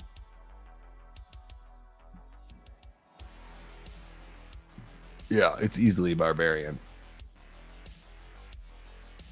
Yeah, that is pretty wild. Nightmare on Elm Street's great. For me, Oscar Isaac is more daddy material than Pedro, but I mean, in that term, daddy, it's just, can we just let go of, does everything have to be so, like, infantile and sexualized at the same time? Like, why do we have to do that, you know? Like, I do think Oscar Isaac's a way better actor than Pedro. Yeah. Pedro just doesn't look like Reed Richards. Josh Hartnett, boom, there it is, Reed Richards. Even the guy that played Reed Richards in the original Fantastic Four, like the 2, like, you know, not the Roger Corman movies, but the Fantastic Four and then Rise of the Silver Surfer, he looks more like Reed Richards. Even now, he looks younger than Pedro. Pedro looks like I don't know. It's like a limp-dicked guy that would light a candle and then like fall asleep cuddling you. And that's all he's got.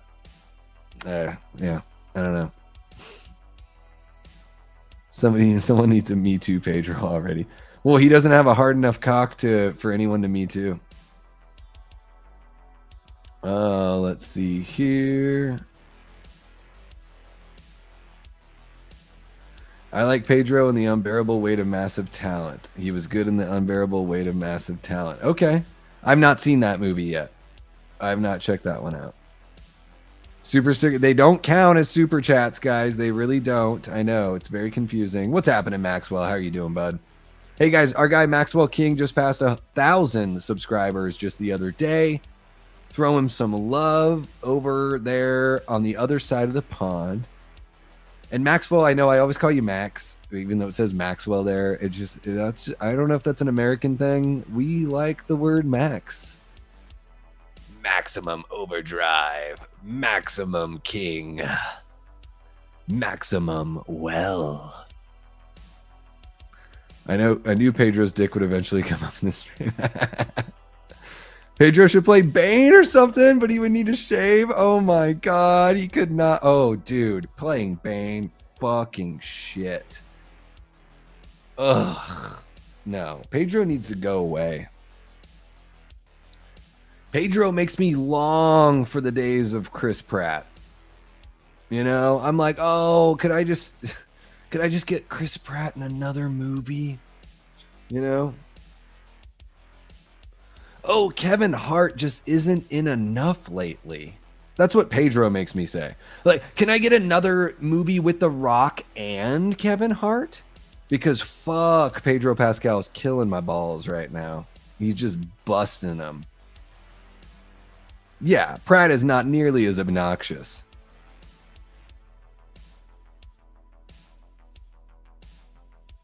For the fans of Devils Wear Prada, I've never seen it, but I will eventually. Well, Simon Baker's in it, so you should definitely watch it because Simon Baker is awesome. Love him as a performer. He's in one of my favorite zombie movies of all time, which is Land of the Dead by George A. Romero. Yeah.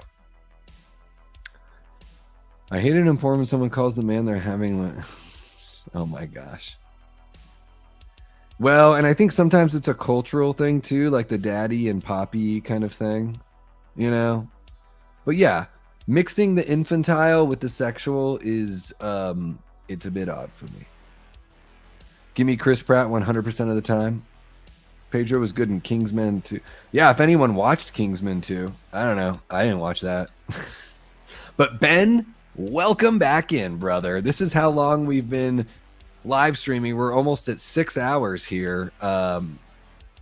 And we got Manny's Manic Media in the house too. Oh my God, guys, we're at 17 people. We peaked at 27. I think we dipped down to like 11 or 12, and here we are at 17 people. Proof that if I go live on a Tuesday night with just a little bit of a, I don't know, a little bit of a compass, we could just kind of keep it going.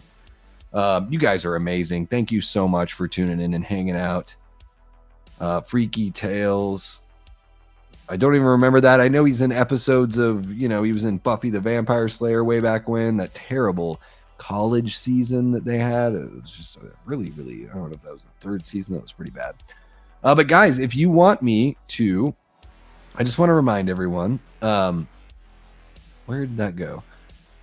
We're doing a, oh, I guess that's it. I guess you guys aren't going to get my drunken review.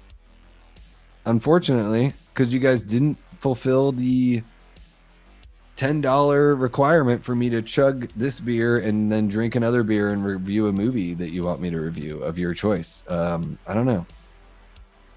I thought you guys wanted it, but I guess not. I'm no Pedro Pascal, so I'll say that. What's a conspiracy theory that you believe? George A. Romero is the GOAT. I believe in that. Joseph Gordon-Levitt played a character named Chris Pratt in a 2007 movie named The Lookout with Isla Fisher. I love Emma Stone, but I'm willing to skip Eddington just because Pedro's in it. Dude, I don't want to watch anyone in fucking Hollywood's opinion about COVID. You mean the group of people that got it, you know, more wrong with no information? At least when Fauci was lying about it, he had all the information. Ugh. Fucking Eddington. Yeah, I don't know. I can't do it. I just can't do it. You've been live for 6 hours and I've just had 6 hours sleep. But there you go, Gina.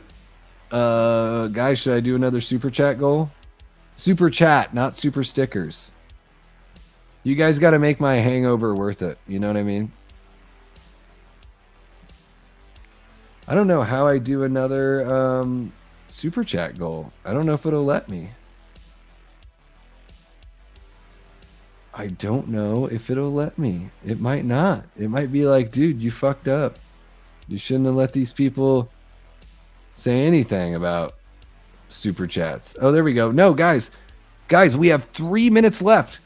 3 minutes left on our super chat goal. So we have 1 out of 5. We need 4 super chats of $2 or more if you guys want me to chug this beer, drink another beer, and then review the movie of your choice. You guys get to pick the movie. I have to have seen it, of course, but there are 16 people in here. We just need 25% of folks to give $2 for me to punish myself with another beer and a half and a movie review for you. So let's see if you can do it. 2 minutes, 20 seconds. Do you guys have it in you? I don't know. I don't know. This is how I should run every stream, is just constantly challenging the audience. Justin drops a $1.99. You should review Buffy the Vampire Slayer. I love that movie. Yes. Okay. Guys, just 3 more. Just 6 more dollars. We have 2 minutes left. Are you going to do it? Can you make it happen?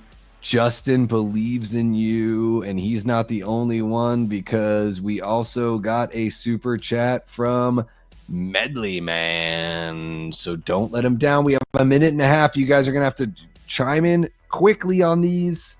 If you want that review of Buffy the Vampire Slayer or whatever movie you want, the highest bidder gets the movie review. So let me know. And you've got less than a minute, so we're getting down to the wire, guys. Come on.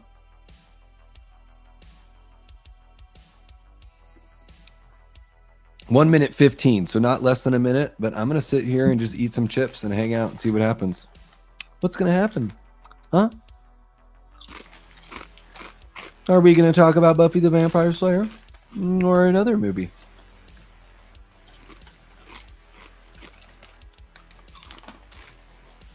T. Parker sends in a 99 cent, but it has to be $1.99 or more, T. Parker, but I appreciate your 99 cent. Thank you so much.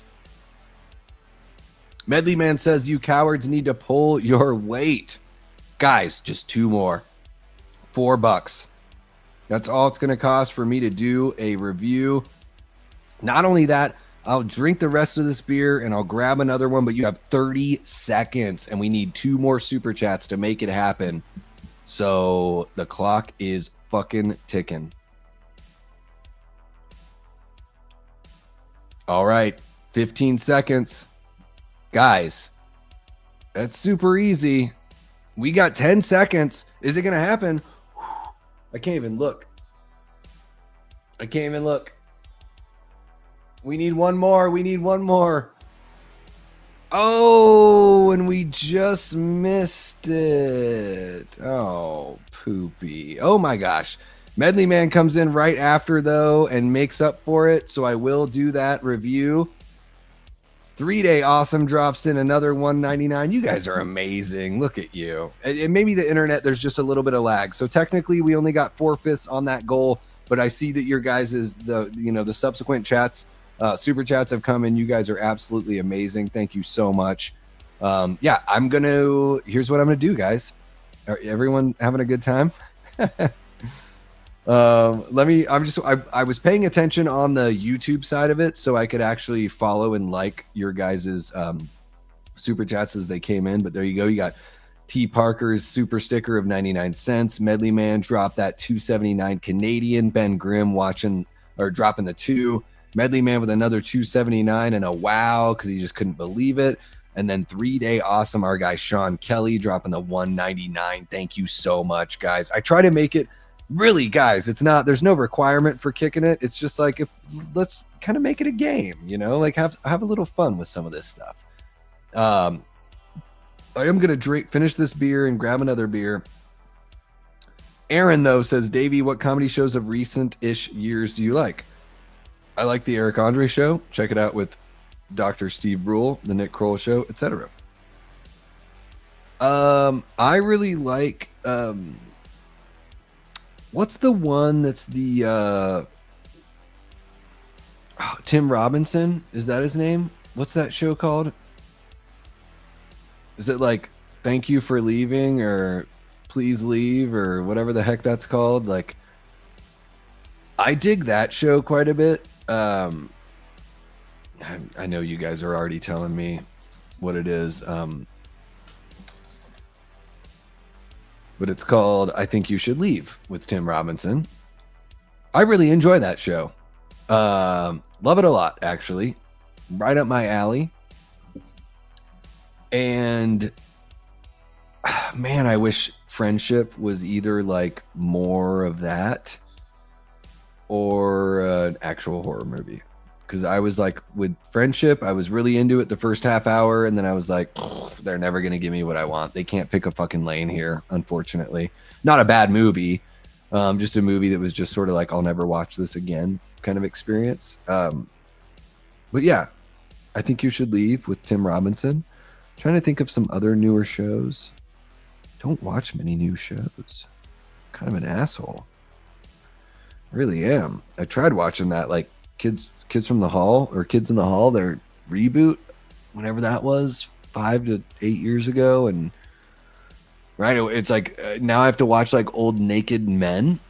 Like this is comedy. Like the first episode, I was like, well, I'm not watching any more of this because it seems like the only joke that's happening is the joke on me to make me look at old out of shape men's penises, which I don't think is comedy. I just think it's as close to sexual assault as you can come with having a network-backed show. Davey, where'd you learn the coercive angle? I don't know what you're talking about. This has been a very financially poor decision-making day for me. Well, it's only been, $16 or so. Honestly, if I were good at this though, Aaron, if I learned that angle, don't you think I would like have a lot of super chats? How many streams have you been a part of, Aaron, or have you watched after the fact where there are no super chats? So at some point I've got to be like, you know what? Like it would be cool to make a little, it is kind of a side hustle. It is kind of like a business, and whatever. You guys don't have to, right? But I will. Here's the thing. I'm never going to ask for money from you guys without something in return. So what you're going to get from that super chat goal. Remember last time Medley Man did a super chat goal? That happened this stream. I did a ranking of the Superman films, so you can scrub back if you want to see that. This time around, guys, I'm going to chug this beer. I'm going to get another beer. I'm going to slam that beer, and we're going to review Buffy the Vampire Slayer, the Christy Swanson version. Unless you guys figure out another movie you want me to review. Now, let me know in the chat below, but only the people who actually contributed to the super chat goal will have voices in that poll, essentially. Key and Peele is really good. Workaholics was great. Yeah. Adam Brimson. Adam Slasham. What's happening, Adam? So great to see ya. Dude, I've been going for just over 6 hours, bro. We're fucking having a good time here. I am 5 beers deep, and I'm just about to grab my 6th and do a movie review. So get ready for that. I've just got Dexter Original Sin and started watching that last night. I'm enjoying it. I've only seen a few episodes of Dexter. I'm really bad with drama television, guys. Shows that are like 40 minutes or longer per episode, tough time. Workaholics was really good. Yeah. No, I know. This show started when people from the UK were like sleeping and everything. But guys, I'm gonna slam this. I'm gonna go grab another beer. You guys want me to review Buffy the Vampire Slayer, the original version with Christy Swanson, Donald Sutherland, Paul Rubens, Luke Perry? Let me know. It's been a while since I've seen it, but I will review it for y'all. Or if there's another movie that all of the super chat people can figure out that they want me to review, then we'll do that. But I'm going to go ahead and finish this right now in front of y'all and grab another.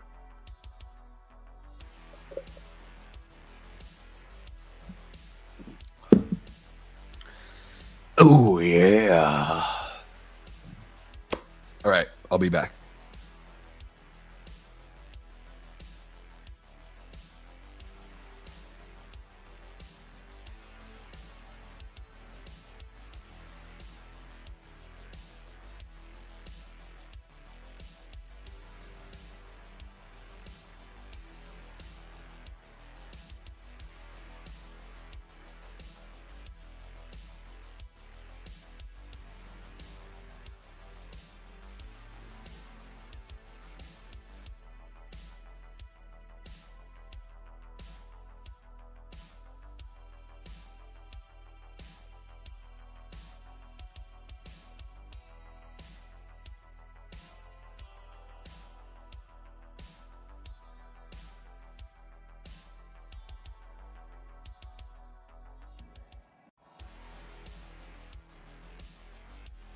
Oh my gosh, my hips are so tight.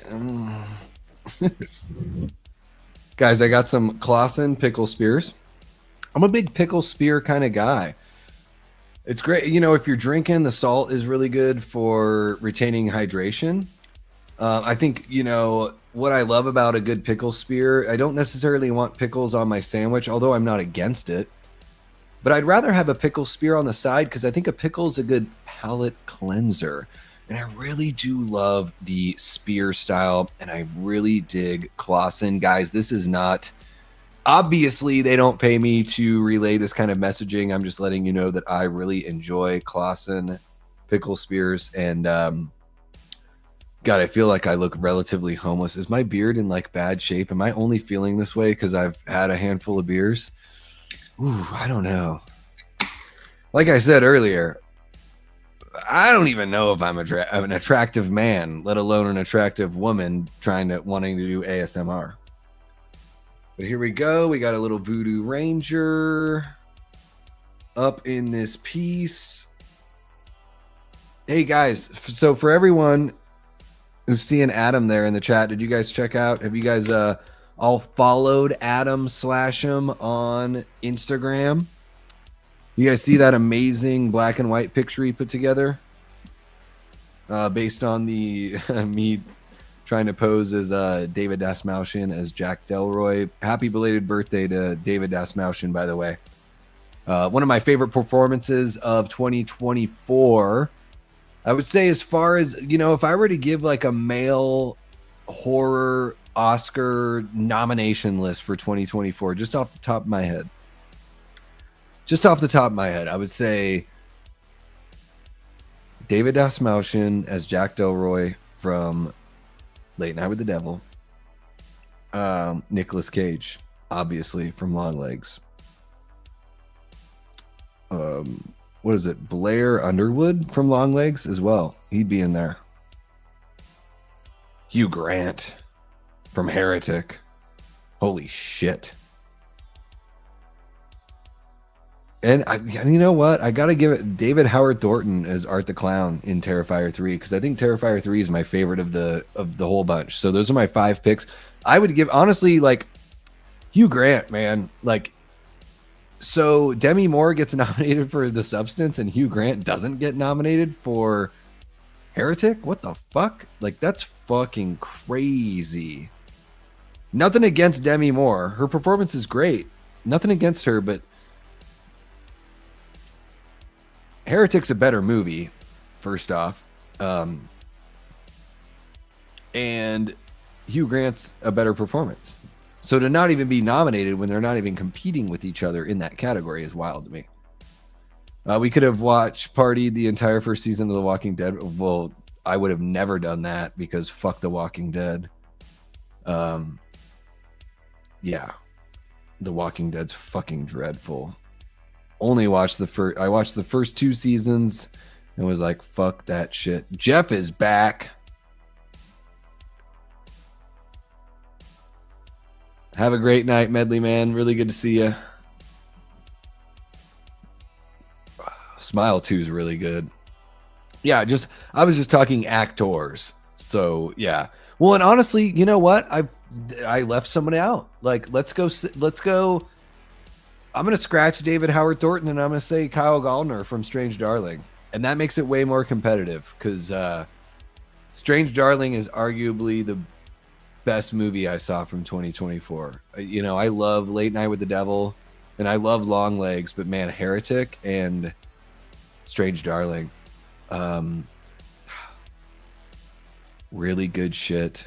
Strange Darling is a beautiful film. The color contrast is amazing. The out of order chapters, the Tarantino style, fuck, dude. And Kyle Gallner, dude, you gotta give it to this guy. He is a scream king. Like, he really is. Like, he's been there since Haunting in Connecticut. He is one of these guys where I'm like, I get it. Like, I have a tough time. Honestly, guys, I don't know who's hanging out here in the chat, but I have a tough time sometimes, you know, telling who is, like, when someone's attractive as a male, sometimes it is tough for me. I can tell with Kyle Gallner. I get it. I'm like, oh no, I get it. Like, this guy like looks dope. Like, he rocks a mustache and he's in super good shape. And I will say this, Willa Fitzgerald, dude,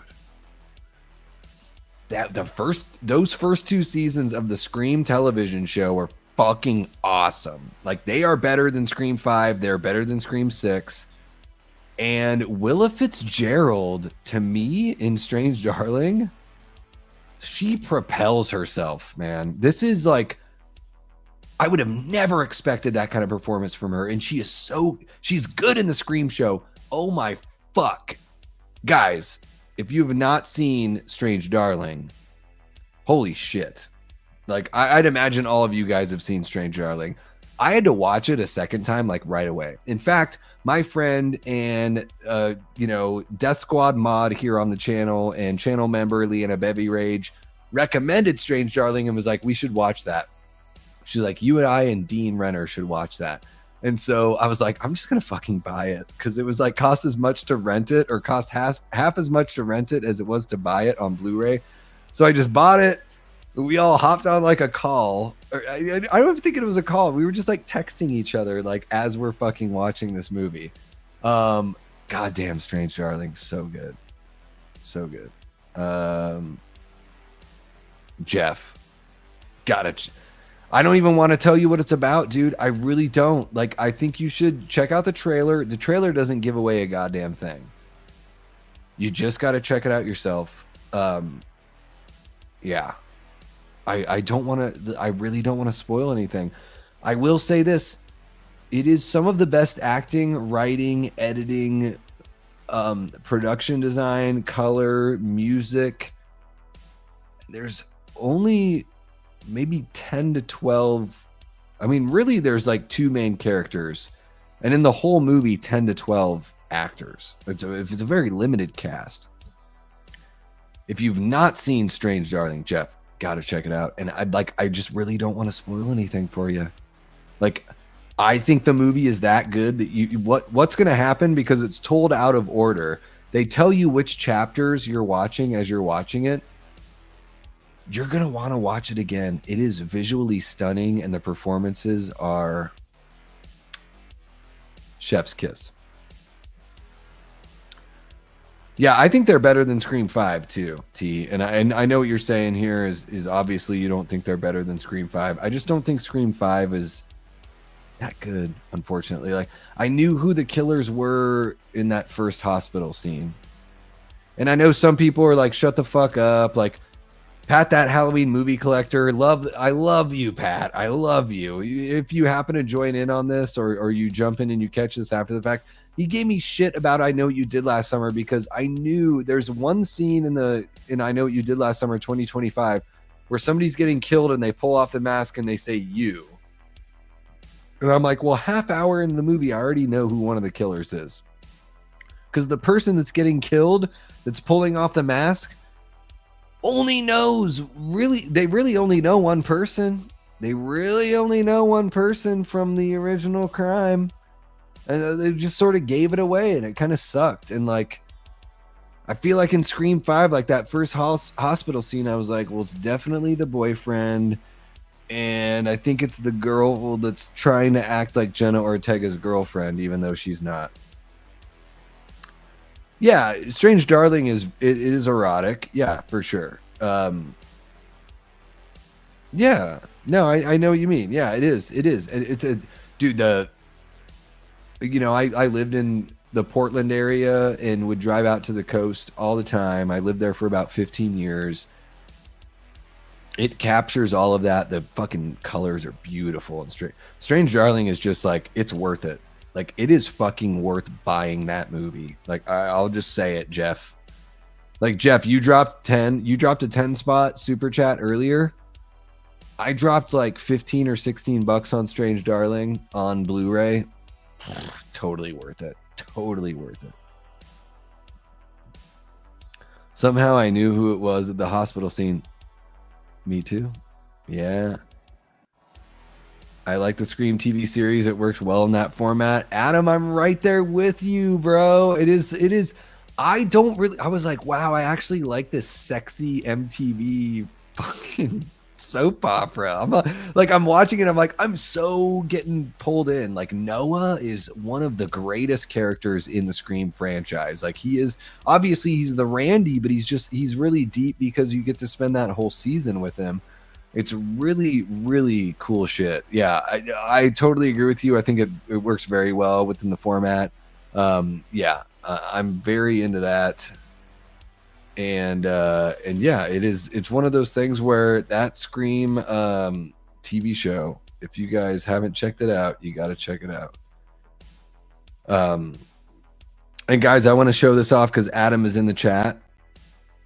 Look at this. This guy in the chat put this together. Look at that. I'm taking everything off the screen. This is all for you, Adam. That's amazing. There's an actual pencil drawing, as far as I know. Adam, correct me if I'm wrong. I don't know if it's pencil or charcoal or what you use, but obviously you can tell there's either some, smudging shading that is done purposely or just done by your hand there. But yeah, that's our guy Adam Brimson Designs that's in the chat right now. Adam Slasham on Instagram, and he does these really great. You know what I'm going to do, Adam? Because I don't think we have any. I'm sorry, guys. I know you guys paid for a super chat for me to review Buffy the Vampire Slayer, and we're gonna get there, but we don't have any mods in the chat, and if any of you guys drop a link in the chat, unfortunately, like, I'm not gonna fault you for it, but it's not gonna drop it as an actual hyperlink, but I can drop it as a hyperlink. So that's what I'm gonna do here in the chat, because I want you guys to go and give Adam a follow. I'm going to pin it in the chat as well. Guys, Adam should have thousands of followers on Insta with what he's doing. And you know what, Adam? You know what's great, man, is just the other week, and I'm not trying to take any credit for this, because, guys, if you check out his work, it's fucking incredible. Like, I'm just looking back. Like, so since he did that sketch of me, which is really fucking flattering and beautiful, T-Rex, he's got a Sinners, he's got a John Carver, I love John Carver. That's, to me, that's my boy, my as far as new icons go. He's got Patrick Bateman, the Amityville House. He's got, that must be Heath Ledger's Joker, Christopher Lloyd as Fester, Michael Myers. He's got the Creeper from Jeepers Creepers, Jack Nicholson from The Shining, Jason, and it looks like to me it looks like Jason from Part 6, but there's no mark in the mask. Freddy, and also, guys, check out his Instagram. He does these portraits on playing cards. This Jennifer Love Hewitt Queen card, absolutely gorgeous, Adam. So, when Adam shared that shot of me just a few weeks ago, he was 430 subscribers here, or followers on Insta. Here we are, just over 500. Guys, let's get this guy boosted. Like this, we gotta support artists that do really cool shit, and Adam does physical paintings. Nothing wrong with digital, but there's really something cool about physical paintings. And not only that, dude's got a fucking beard that is just rocking socks. Like, Adam, I bet you don't have a tough time with the ladies. Let me just tell you that, So, yeah, guys, support Adam, support each other when we go on these ventures and we do these things. Like, that's why we're here as a community, is to be supportive and awesome to one another. I should have shared the other picture. I thought I was sharing the one this is one that's like kind of cropped off. Let me see if I can find the one that is that's like full bore. I think that would just be a little bit better. It's going to zoom it out a little bit, but there you guys go. There's the actual the actual page. So you guys get a better look at you know what Adam put together. So it, guys, between this and the tombstone that Dave Vanderhoff made, it's incredible. I mean, the connections you make in this community, I like, honestly, I didn't even know that Adam was watching the channel. And Adam, maybe you jumped in one time or two and I had just forgotten, but one morning I woke up, pulled my phone out, went to Insta, and I was like, the fuck is this? And it was just the most beautiful surprise you could ever ask for. And that's the beauty of the community. No worries, Gina. If you're not on Instagram, not a big deal. It is just cool to be able to appreciate it. And Adam, I would love to be able to put this on a shirt or do something with it. I don't, of course I would never do that without your blessing and all that stuff. Like, I hardly sell any merchandise on my shop. But if you would be okay with me putting this on a shirt, maybe we could figure out a way to make it beneficial for both of us. But anyways, my profile might be restricted. Well, if it's restricted, you just gotta, you know what, guys? I made my profile restricted because I recently got a divorce and I didn't want my ex or any of her friends peering in on my private life and causing any problems. So there's all sorts of reasons why people make a profile restricted. However, you could always just make a request to follow. I approve requests to follow all the time. Yeah, we got to give Adam some love. So anyways, I'm gonna get off my soapbox about that, and I'm gonna go back over. Hello, hey, what's happening, guys? It's been a while since I've seen ya. Oh, Noah's way better than Mindy. Oh my gosh, are you kidding me? Yeah, the boyfriend was obvious, not so much Amber for me. Yeah, I would agree. I knew it was. I knew Richie was involved, and then after that hospital scene, I was like, I got a feeling that it's the one girl. And Mikey Madison's very, very good, guys. I'm gonna eat a pickle. I hope you don't mind. Here's a little ASMR pickle eating.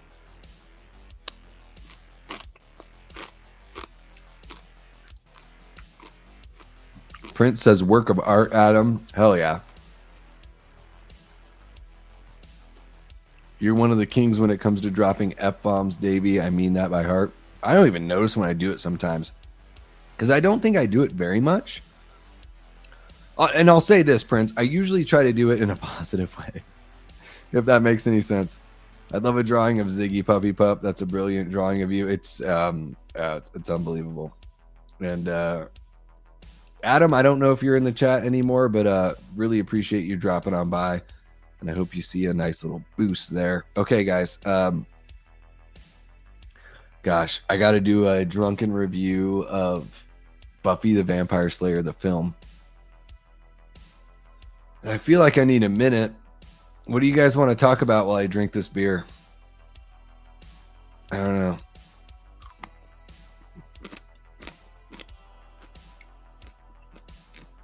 Hell yeah.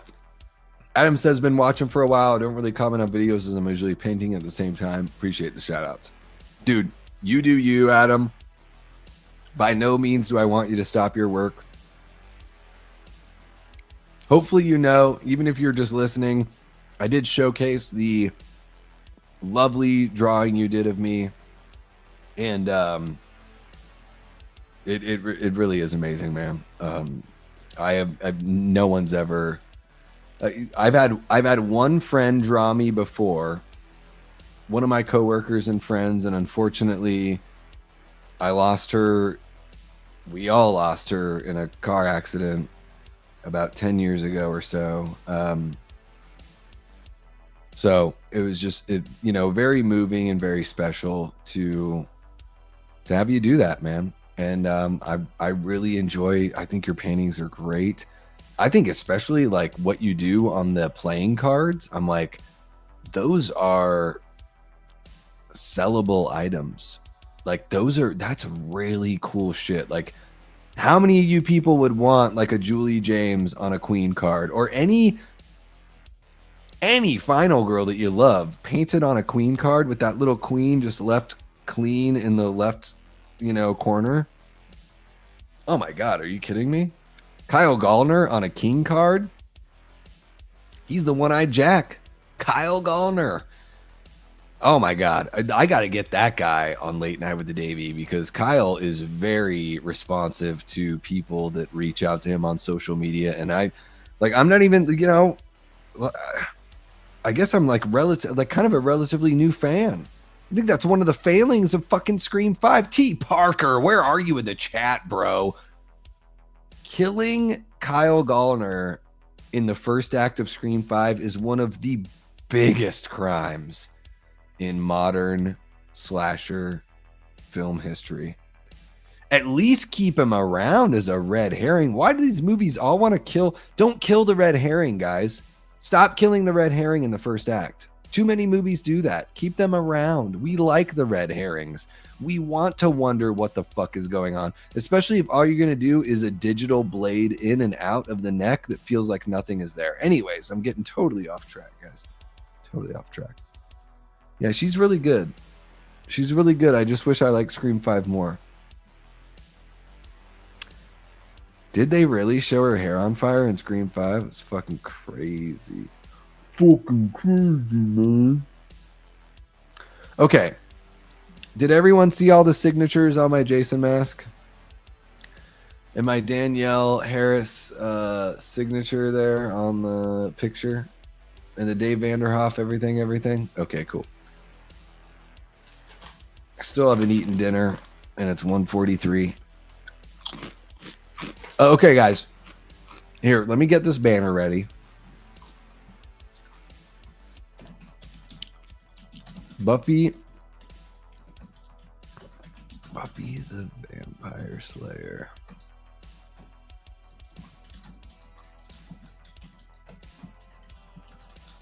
What year did this movie come out? Like 92? Excuse my sniffing. Yep, 92. Oh, that was kind of a shot in the dark. Could have been any one of those years, I was just 10 when this came out. 9 or 10. All right, guys, so here we are. We are 6.5 hours into this epic stream. There really wasn't a grand scheme for the stream, but man, here we are, 6.5 hours in. I can't believe it. You guys have been amazing with your super chats and your super stickers, and of course, reaching your super chat goals. The last super chat goal we reached, now, if you want to scrub all the way back on the stream, you might be able to find it, and you probably have already watched it if you've reached this point, but I did a live impromptu ranking of the Superman films. I think I got some mixed results on that one, but I stand by my ranking. I really do. And maybe I'll do one of those rankings that's its own video. So maybe perhaps you're jumping into this thing and you're like, what the hell is this guy talking about? But yeah, no, I have been sipping on some IPAs. I'm on my 6th beer of the night, but admittedly, that's been over 7 hours of sipping on beer. So really pretty well collected at this point. But the most recent super chat goal that we had here on the channel was to do a movie review. And really it was, I'll chug the rest of my beer, and then I'll open another beer, and I'll drink the rest of that beer before I do my review. So, we reached that goal technically. Technically we didn't. It was 4 out of 5, and then right after the goal ended, literally seconds after, we got 2 more.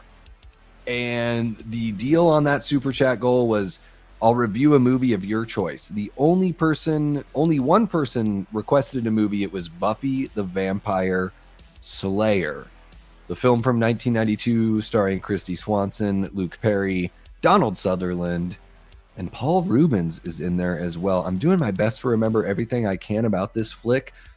I think I've only seen it twice, guys, but here, let me see if I can just down the rest of this beer and give you guys a review worth remembering for the rest of your lives. Cheers to everyone that's hanging out here on the chat. We've been going for 6.5 hours, and we still have a good group here. I love you all, Death Squad. You guys are amazing. The channel would be nothing without you. So thank you so much. If this is your first time to the channel, make sure you hit that subscribe button. Don't forget to hit the like button, even if it's your first time or your 500th time. And share the channel with someone who you think would dig this kind of wacky ass content. We have so much fun together. You know, I consider you guys teammates along this entire journey, and I'm so proud to have each and every one of you with me. Thank you so much. Thank you for making this silly punk rock horror fueled Alaskan boy feel so damn comfortable in his skin. You guys are amazing. Let's see if I can drink this all in one sip. I don't even know if my eyes will be straight after, but we'll give it a go.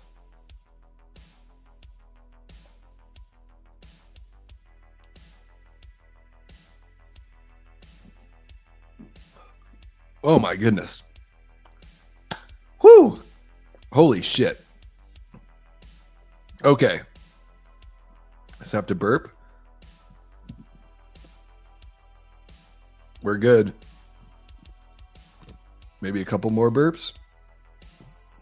Okay. So guys, Buffy the Vampire Slayer 1992. I think this movie's really damn good. I'm going to give it right off the top of my head. I'm going to give it a 4 out of 5 stars for what it is. This movie, for all the shit that Joss Whedon talked about it, what did you give us that was better in the show? Like, the show's really good. Don't get me wrong, but it's a show, so it's dragged on. There's plenty of high points and low points and a bunch of bullshit that doesn't really matter. And I've always been a fan of telling stories through the film medium. I feel like film doesn't waste time. You know, 90 to 120 minutes, get us in, get us out, give us the story we want. Don't make us watch 24 episodes of Monster of the Week, you know? And I just keep on burping throughout the entire review. I guess that's just how it goes when you drink a whole beer in one sip. But Christy Swanson, so fucking charming here. I love Sarah Michelle Gellar. I couldn't even pick between the two actresses. I'm not even saying that Christy Swanson is better. I just think that Christy Swanson is super attractive, very adorable, very charming here.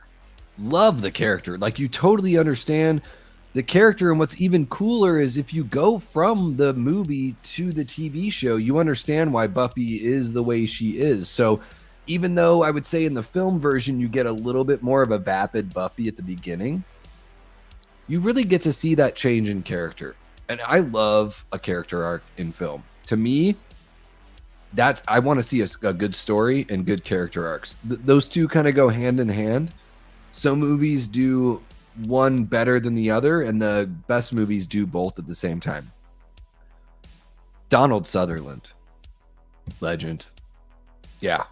As her trainer, as her watcher, like, I mean, come on. Absolute fucking legend here. Like, beautiful work. What can you say about Donald Sutherland?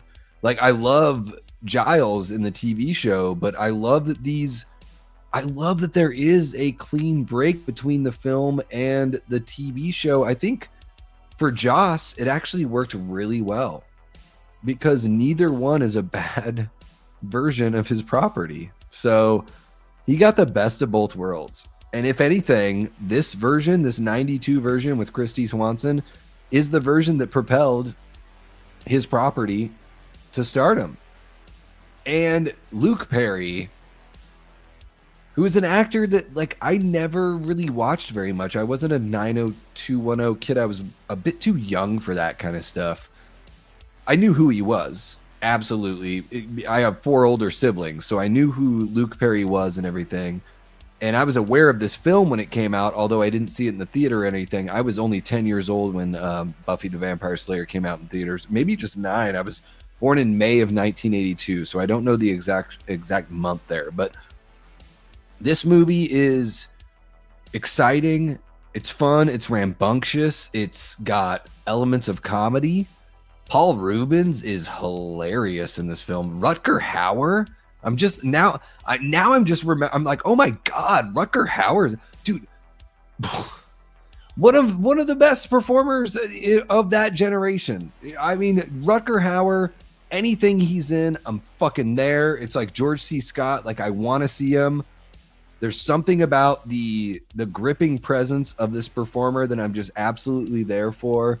Guys, Buffy the Vampire Slayer. I mean, you know, if you haven't seen the film and you love the TV show, or if you haven't seen the film in a really long time, I keep on burping. I just can't stop burping. You guys made me chug the beer. No judgment. But Buffy the Vampire Slayer 1992. This is a movie you got to revisit. This is, especially if you see all the shit. So even if you haven't seen it in a long time, watch it again. If you've only seen Joss Whedon talk shit about this movie because he didn't get to control it, watch it 2 times.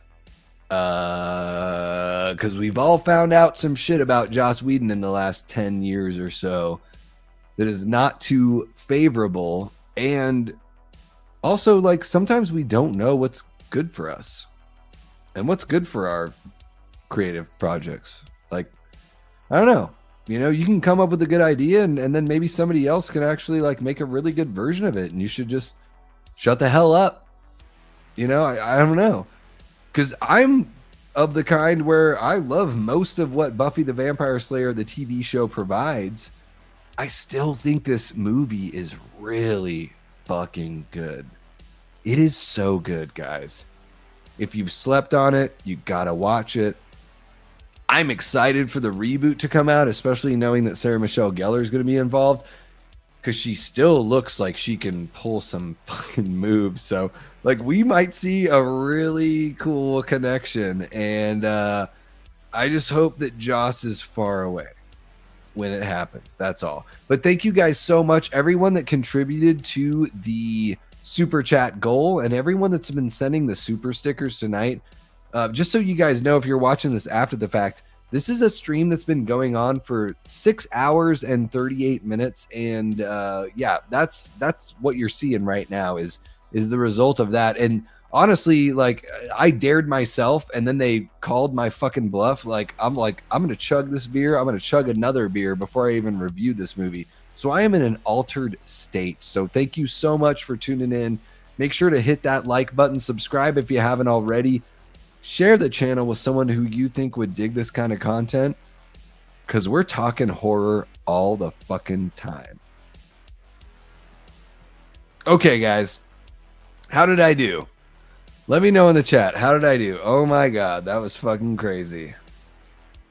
That was fucking crazy.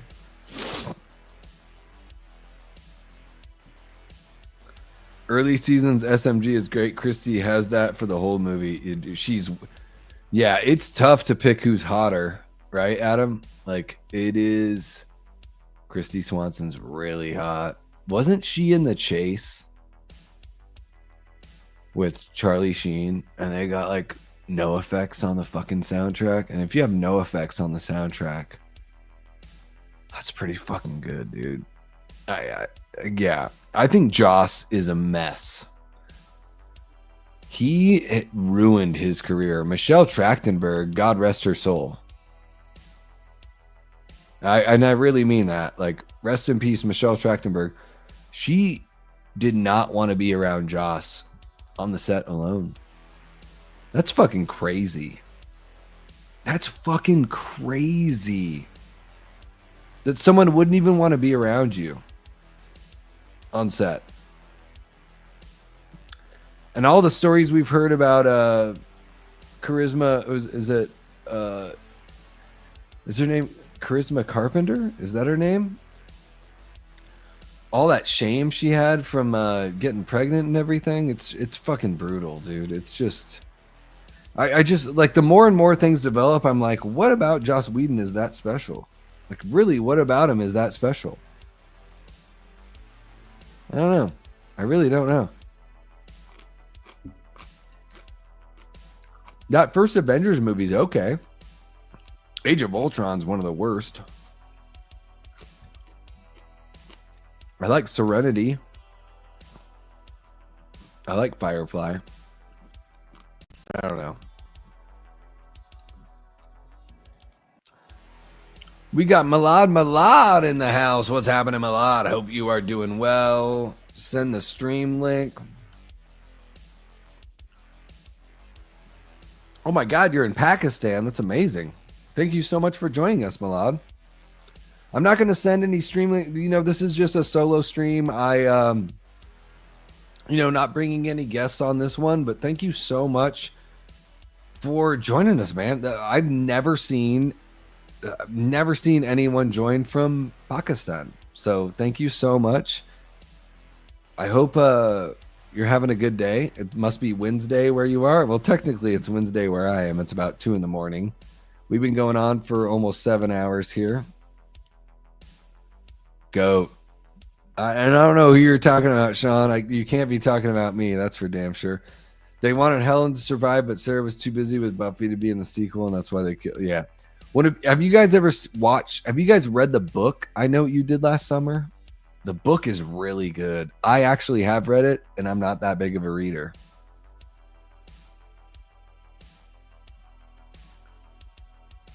Yeah, I'm sure they wanted both of them to survive. That's why they did that in the new movie. So Danica and Ava survive in the new movie, and they're making jokes about one of the killers actually living. Do you guys mind if I just dip out really quick and grab another brewski just to sip on while we chat? Let me know in the chat down below. But here we are, 2 a.m. We're going on 7 hours. Guys, I'm fucking in it to win it. I am in it to win it. I am on the verge of, even though I've had all of these super chat goals, I'm on the verge of starting another one. Just for fucking fun. I might even like 5 super chats. $2 each. Let's see. Like, what do you got? What would you guys want to talk about? Like, I don't know. Favorite movies of the 2020s? Favorite comic book movies?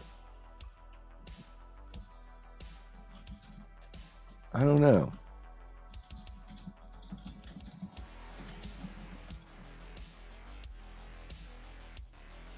I'm not going to set it for 2 hours. I'm going to set it for, here we go, 5 super chats of $2 or more. I'm going to set it for 30 minutes. Whatever you want to talk about. No big deal, guys. If it doesn't work, it doesn't work. That's fine. It's not an obligation for you guys to give me money. But I'm curious to know what you want to have me talk about, and I want to know I want to feel the urgency. That's all. But I'm going to grab another beer, and I'll be right back. Is that cool with you guys? I hope that's cool with you guys. I'm going to say this. Guys, check out. There we go. This is coming up.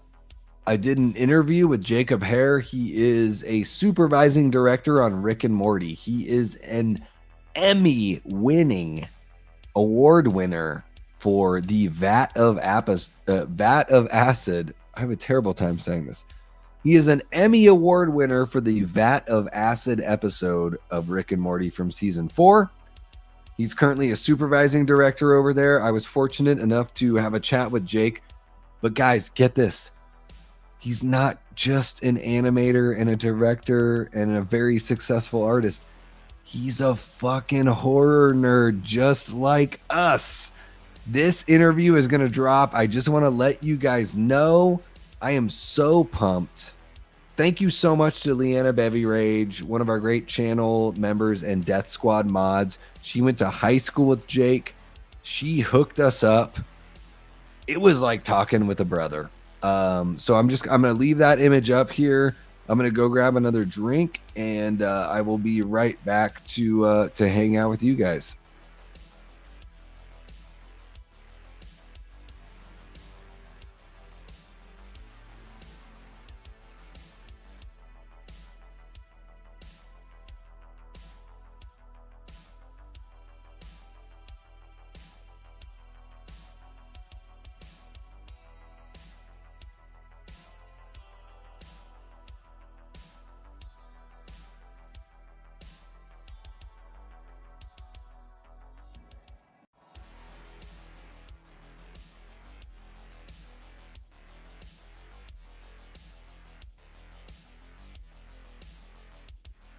All right. Oh, there we go. Okay. Hopefully you guys are doing well. Let me catch up on with everyone. They wanted Helen to survive, but Sarah was too busy with Buffy to be in the sequel. That's why she was killed off. Okay. Michelle, who played Dawn, wasn't allowed to be alone with Joss. Yes, that's exactly what I was saying, Gina. Yeah. Michelle Trachtenberg was like, don't leave me alone with this guy. Yeah. Sarah told her agent she wanted a cameo in Scream 2. She's great as Cece in Scream 2.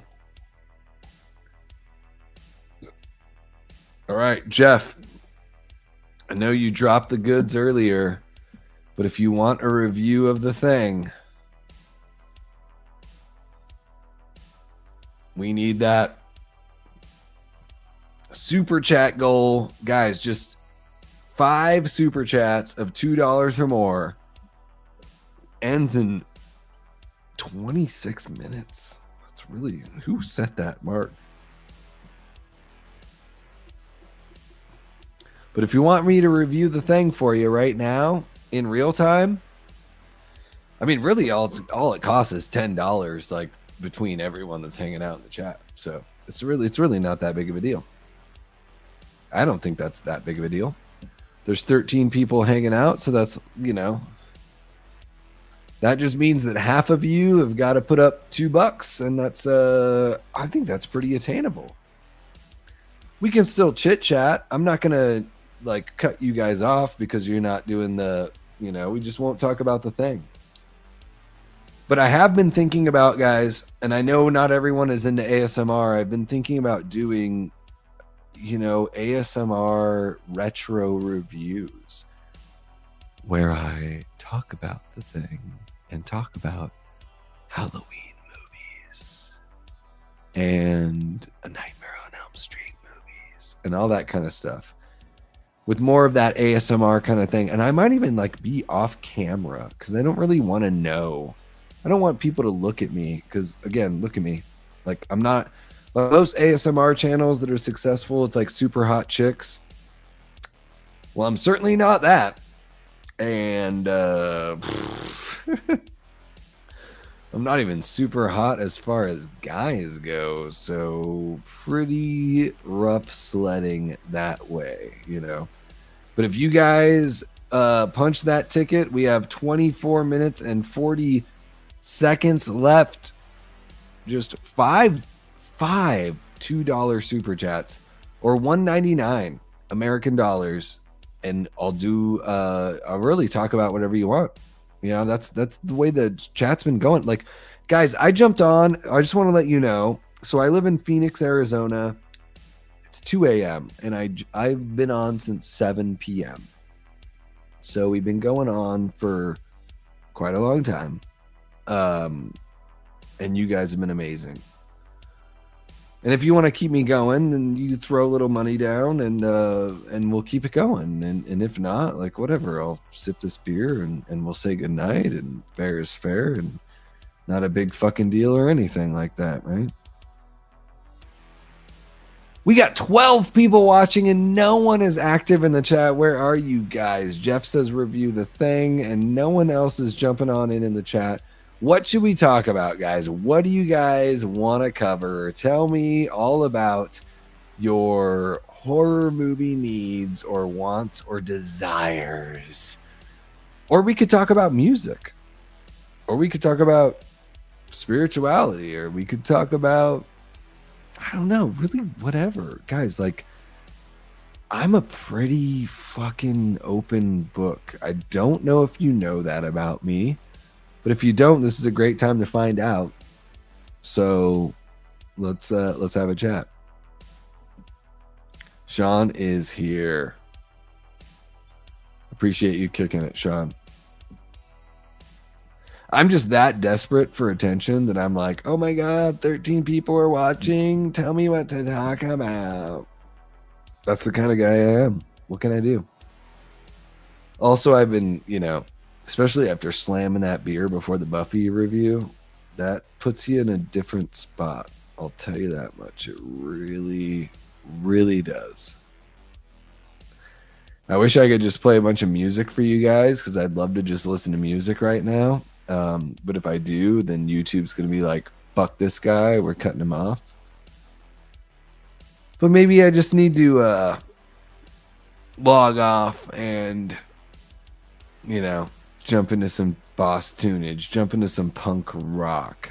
I guess it just depends. I don't know. What are you guys feeling? This is exactly why I saved the I'll finish my beer and chug a beer review until we were already well past the 6-hour mark. Yeah, this is why. This is exactly why.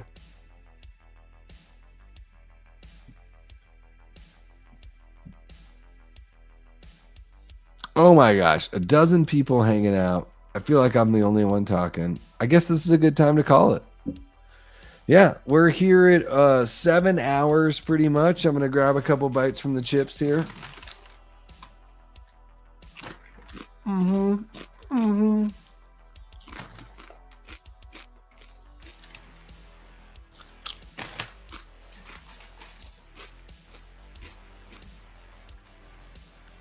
Ooh, Ben Grimm says, or asks, what's the best band cameo in a movie?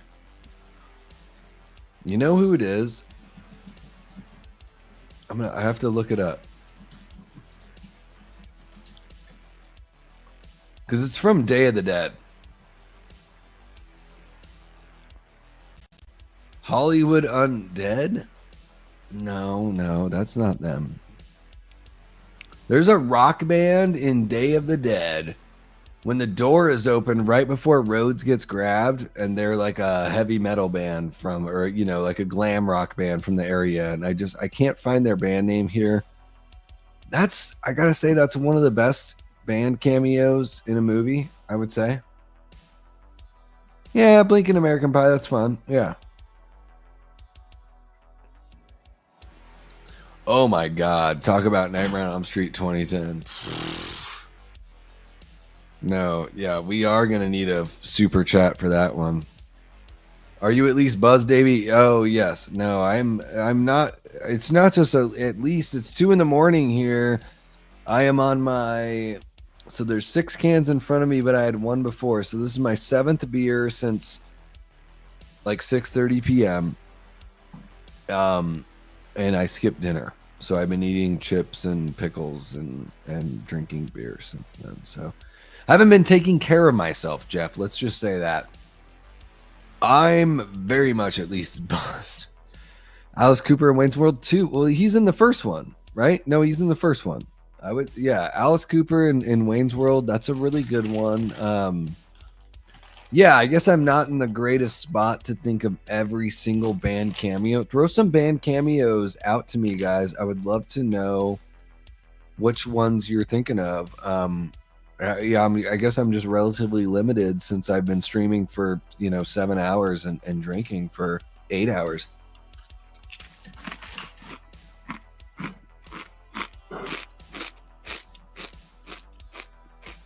Look at that. Sean wants to get the super chat goal to have me talk about Elm Street 2010. Fuck, dude. Yep, 18 minutes, y'all. 18 and a half minutes. Yeah, Elm Street 2010. I'm not even going to say anything. Let's see here. Best cameo in a movie.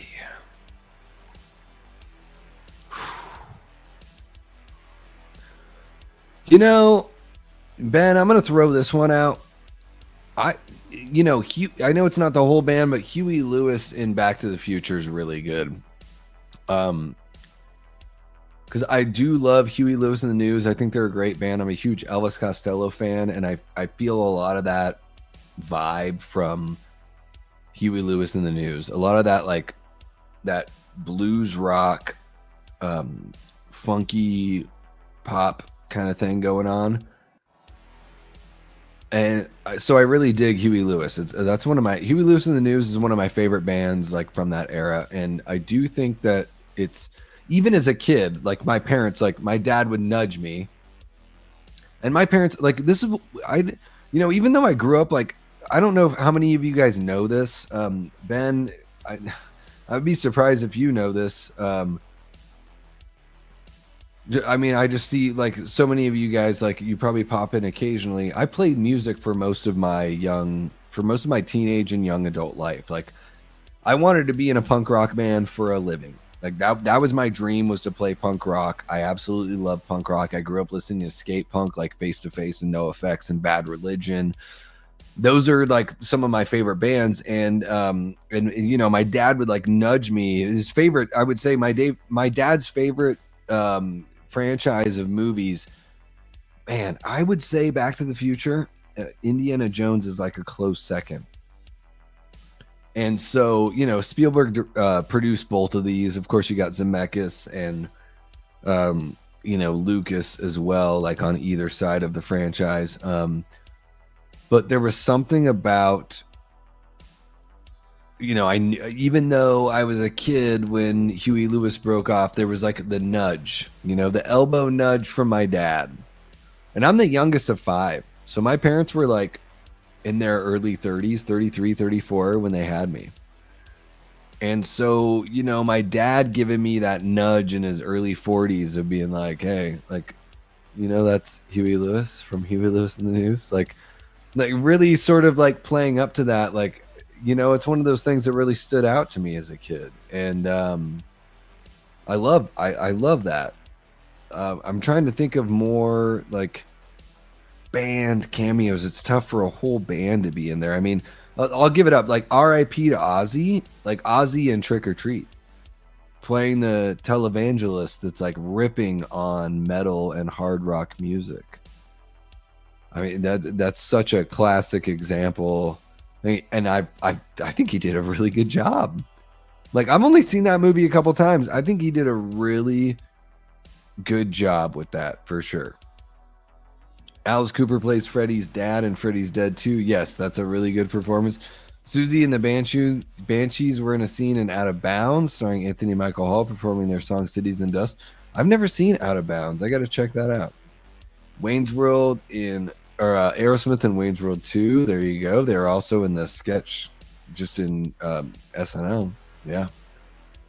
Howard Devoto from the Buzzcocks cameos as a janitor in 24-Hour Party People. I've never seen that movie. I think the Buzzcocks are fucking fabulous. Love the Buzzcocks. Billy Idol cameo in The Wedding Singer. That's a good one. Yeah. Yeah. Those are all really good. So was the whole cast of Dylan's New Nightmare supposed to be there? I hope that gets figured out. So Miko was going to come out for a question and answer, Sean. And, you know, like full disclosure, like, I don't know how much of like the whole stream you've caught and everything. One of the great things about working that table, Sean, is I get to tell people I didn't even work on this movie. Like, I'm just shilling the movie because I weaseled my way into this group because of this movie. Because I watched Dylan's New Nightmare on July 10th, 2023, and that's what made me start my channel and start reviewing movies and talking here on YouTube. So unfortunately, I wasn't involved with the production. It would be amazing. I would love to be involved in a film production. I've yet to be. But I know that the Q&A was probably going to be, you know, centered. Excuse me, I just keep on burping from the beer. Centered around Miko's, you know, appearance. So I hope we get it figured out too. Miko's a great guy. I've got to meet him a few times. You know, last year we had dinner together. Like, we had a private room. I mean, not just me and him, but like a private room with like the horror show people and Miko, and it was super cool just to kick it and you know, and be able to chit chat and have a meal. You know, it was like a very cool moment. I mean, we're right around the same age, so very special to share that. And yeah, I hope it gets figured out too. We'll let you know, Sean, as soon as something gets figured out. Don't worry, it will get posted. I'm hoping we can figure something out for the same date. Like, I really am. Like, you know, it's coming up. It's in barely over a week, unfortunately. That hopefully we can get something figured out. Guys, if you have not, how many of you in the chat, there's only 10 people hanging out here, but how many of you in the chat have seen Dylan's new Nightmare? Because I think you should check it out if you haven't. I'm going to bring it up here. That's right. That's right. I'm going to bring it up and I'm going to fucking share that shit. That's what I'm going to do. Okay. Guys, if you are a fan of A Nightmare on Elm Street and you have not yet checked out Dylan's new Nightmare, you've got to check it out. It's really damn good. Aaron says, I have. Yeah. No, this is really good shit. And honestly, the production value, it's very cinematic. We cover movies on the Horror Show channel where we review these trailers, and I'm just like, man, it's not even up to like professional production value.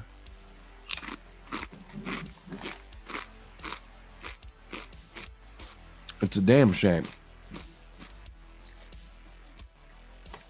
Holy cow, we got Space Hunter 83 in the chat. What's happening? Space Hunter says, do you like the Burbs, Davey? Can't remember if I asked you before, dude. I do, but it's been a long time. I know that my gal Mel from My Killer Podcast, that's her favorite movie. I got to give the Burbs another watch because it's been a long, long time. But anything that Mel loves, I'm going to check out because I don't know if you guys know My Killer Podcast. Have you guys watched that? This is going to be the time of the season here where I'm just sharing people's channels now. Because Mel has the fucking best hair on YouTube. Oh my fuck, you guys. No one has better hair than her. I don't care what anyone says. I really don't. Decker Shadow. I love you, Decker Shadow. I think you put together some really cool shit, but I will say this. Mel from My Killer Podcast has better hair. So there you go. What can you do? There's nothing weird going on there. I just really like it. Yeah, I think the Burbs is a lot of, a whole bunch of great performers. Bruce Dern, Tom Hanks, Corey Feldman's in there. So many performers in there. The Burbs is a movie that honestly, like, guys, for 2025 spooky season, I need to give it another watch. So hold me accountable. And the best way to hold me accountable is to jump on those super chat goals and be like, hey dude, I'll fucking throw you $2 to watch this goddamn movie. And then I'll be like, I'm gonna watch that goddamn movie because 5 people threw me $2. And I just want to let you guys know this isn't a plea or anything like that, but I'll tell you this. When I shoot a review for a film, it takes like 30 to 45 minutes, usually closer to 45 minutes. It takes me another like hour, maybe a little bit longer to edit the video. So like when you think about it, when I put out a $10 super chat goal, it's like, it's just $5 an hour. It's like super chill. I'm not trying to put anything behind a paywall. But also I want to know what you guys actually are into, because sometimes I spend hours on stuff and I put it out there and I'm like, oh man, they didn't even want it. So I just want to know what you guys are into. Yeah, dude. Yeah, Mel is amazing. She's so good. Davey, how do you usually feel after drinking like this? Do you tend to be fine or at least recover nicely quickly? Or do you feel like crap for the day? Aaron, I wish you would stop trying to be my brain right now.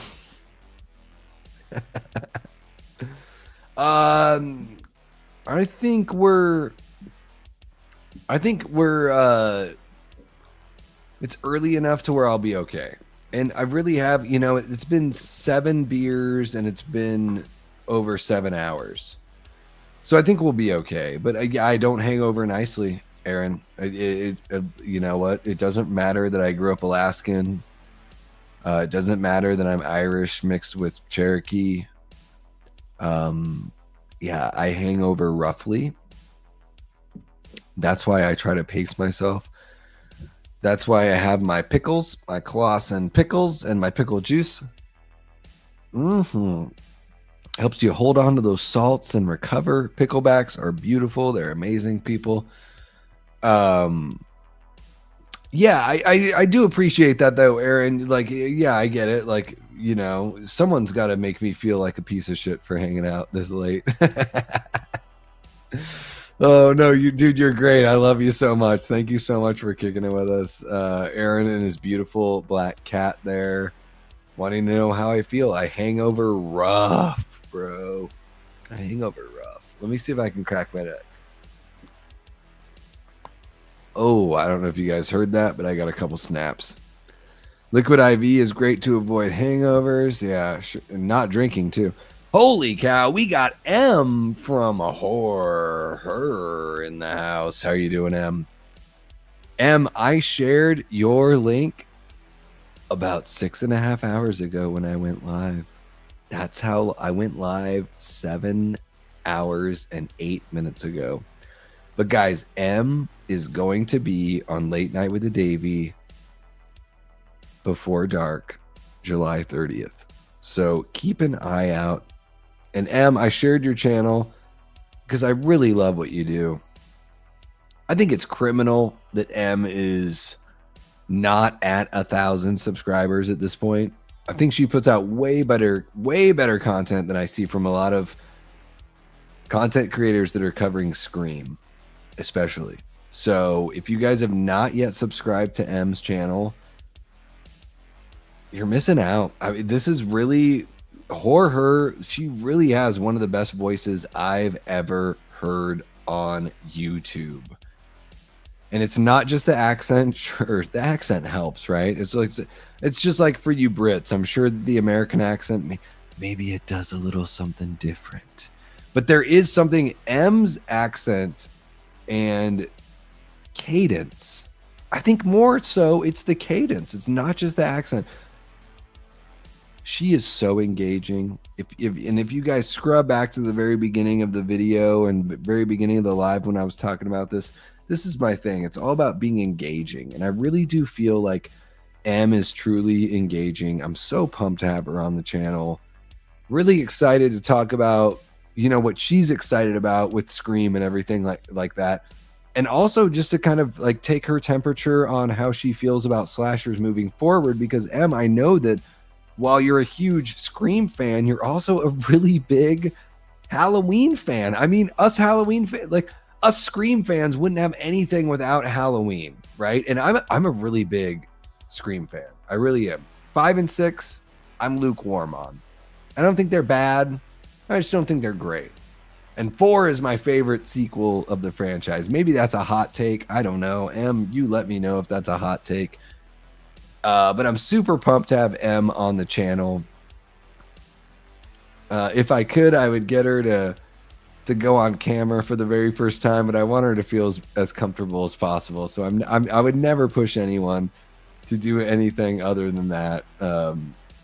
Anything other than what they feel comfortable doing. But I love M's channel. Anytime I've seen her pop up on like Flet's Movies and Pop Culture 13, or pop up on another channel, or check out her own videos, I've always enjoyed the content. So yeah, guys, give her a view, give her a sub. Let me grab that link and drop it on in for you. I'm so out of it. Please forgive me. At least I did the thing that I had to do for that last super chat, right? I did my review for Buffy the Vampire Slayer, the movie. Is that right? I think it's right. I think it's right. I don't know. Maybe. Okay, there we go. I'm going to copy that. Smash, smash, smash. There we go. Guys, subscribe to Horror. M is top notch. Hangovers get worse as you get older. Well, I'm 43, M. They get pretty rough, yep. You shared my link? Thank you. Yes, I did.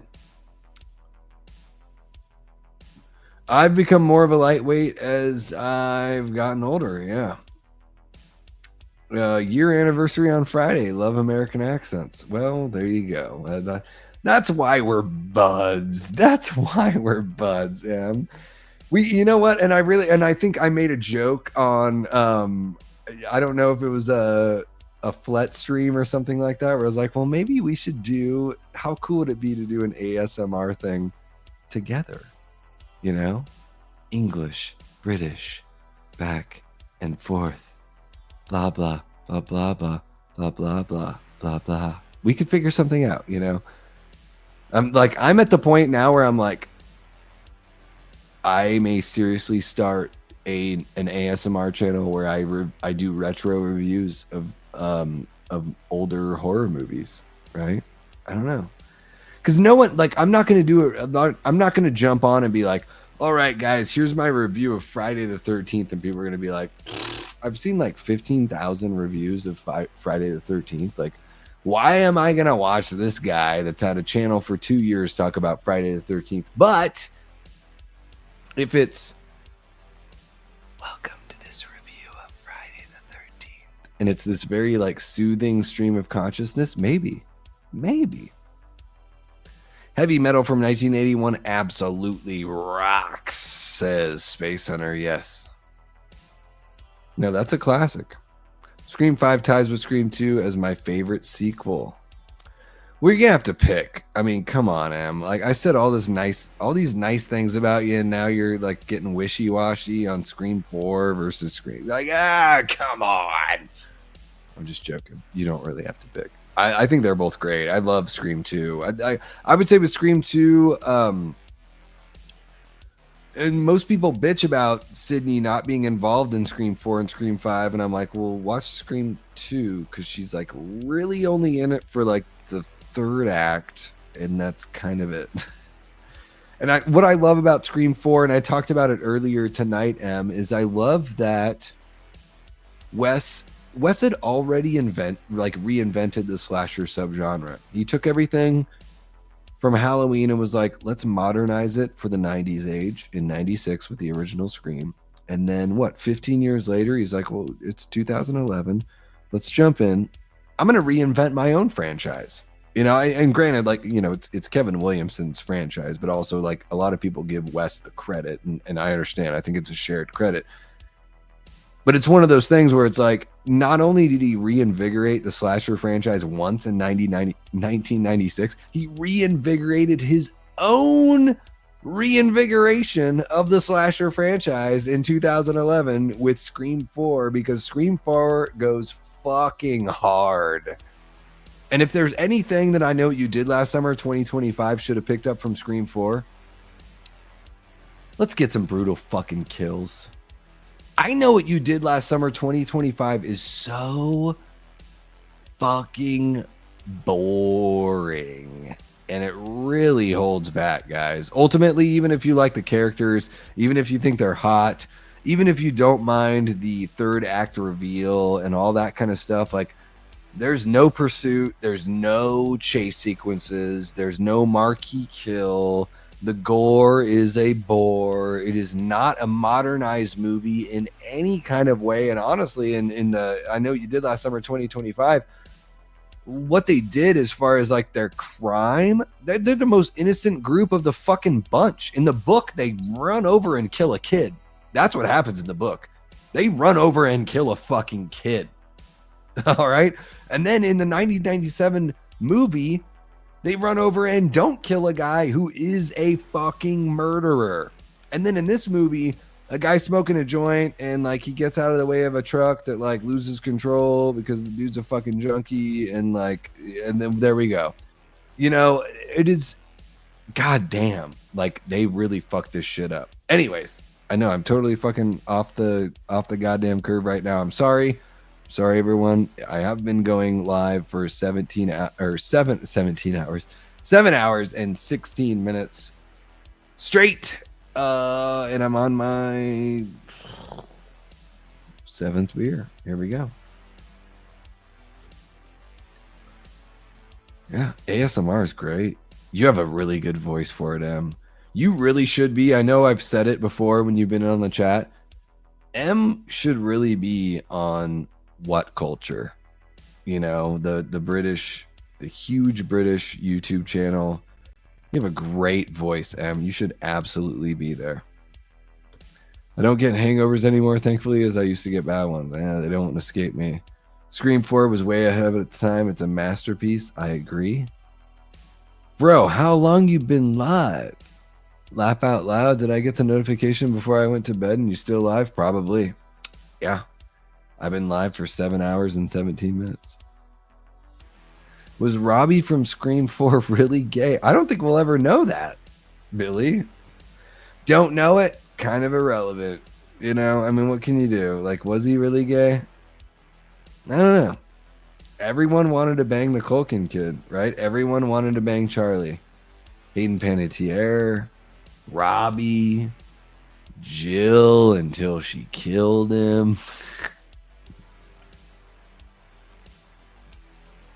You are very welcome. I wouldn't say it if I didn't believe it, and I said it before you were here because I wanted everyone to know we got M from Horror coming on the channel next week. It's going to be fucking awesome. So yeah, guys, this is wild. I've been on for almost 7.5 hours. There's 16 people in the chat. It's fucking crazy. I can't believe you guys are still kicking it.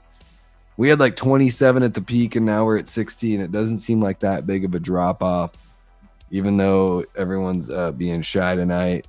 I am. You know what it is, Tom? This is my side hustle, bro.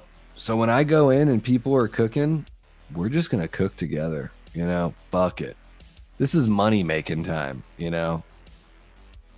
Show YouTube that we got something going here on the Davey Death Ray channel. It is a real community. And guys, I do want to let you know here. And I know, you know, we've got just a limited amount of group or a limited group here, but guys, I've got these postcards. I have 116 postcards. So look at that. There's that I Know What You Did Last Summer with the fisherman in the bathroom. There's Helen Shivers crown there on the counter. That's pretty dope.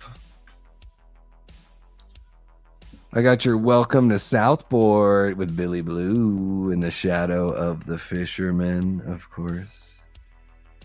Beautiful postcard there. Lovely, lovely stuff. We got our 4th of July crowd here. That's a pretty big crowd. Maybe we need to clean some of them out, says the fisherman next to my index finger there. Yeah, there we go. Get another postcard there. And ooh, we got Reaper's Curve. Yeah, you know what you shouldn't do at Reaper's Curve is just like take up half of the road and smoke a joint in the other half of the road right around the windiest corner so you can watch fireworks when I'm sure there's a pull off and you could just like climb up the side of the hill and watch the fireworks. But guys, if you want any one of these I Know What You Did Last Summer postcards, hit me up. My DM links are in the description below, so shoot me a message on Instagram or Twitter. Give me your address. Yeah, that's right. Give me your address. And I will send you one of these. I have 116. The theater was very gracious and gave me so many. I would love to send you a personalized message and just show you some love. So thank you so much for supporting the channel. and let me know if you want one of these cool little postcards there. And yes, you got to drink some Angry Orchard hard cider, sweet revenge. Jill was one of the goats. The performance in the third act is iconic. I agree. Jack Black returning as Titus in 2025 would have made it better. Well, he got killed, so, you know. View of the fireworks worth it, says Ben Grimm. All right. You got it, Ben. You got it. Oh, my goodness. So we have a dozen people in here. Guys, I might have to call this one, but I have so much beer to drink, so maybe I should drink the rest of the beer with you. How many of you all are going to tune in for my interview with Jacob Hare from Rick and Morty? Let me know. I'm really excited. I'm looking forward to hearing back from Jake. We just want to make sure that everything could get cleared from his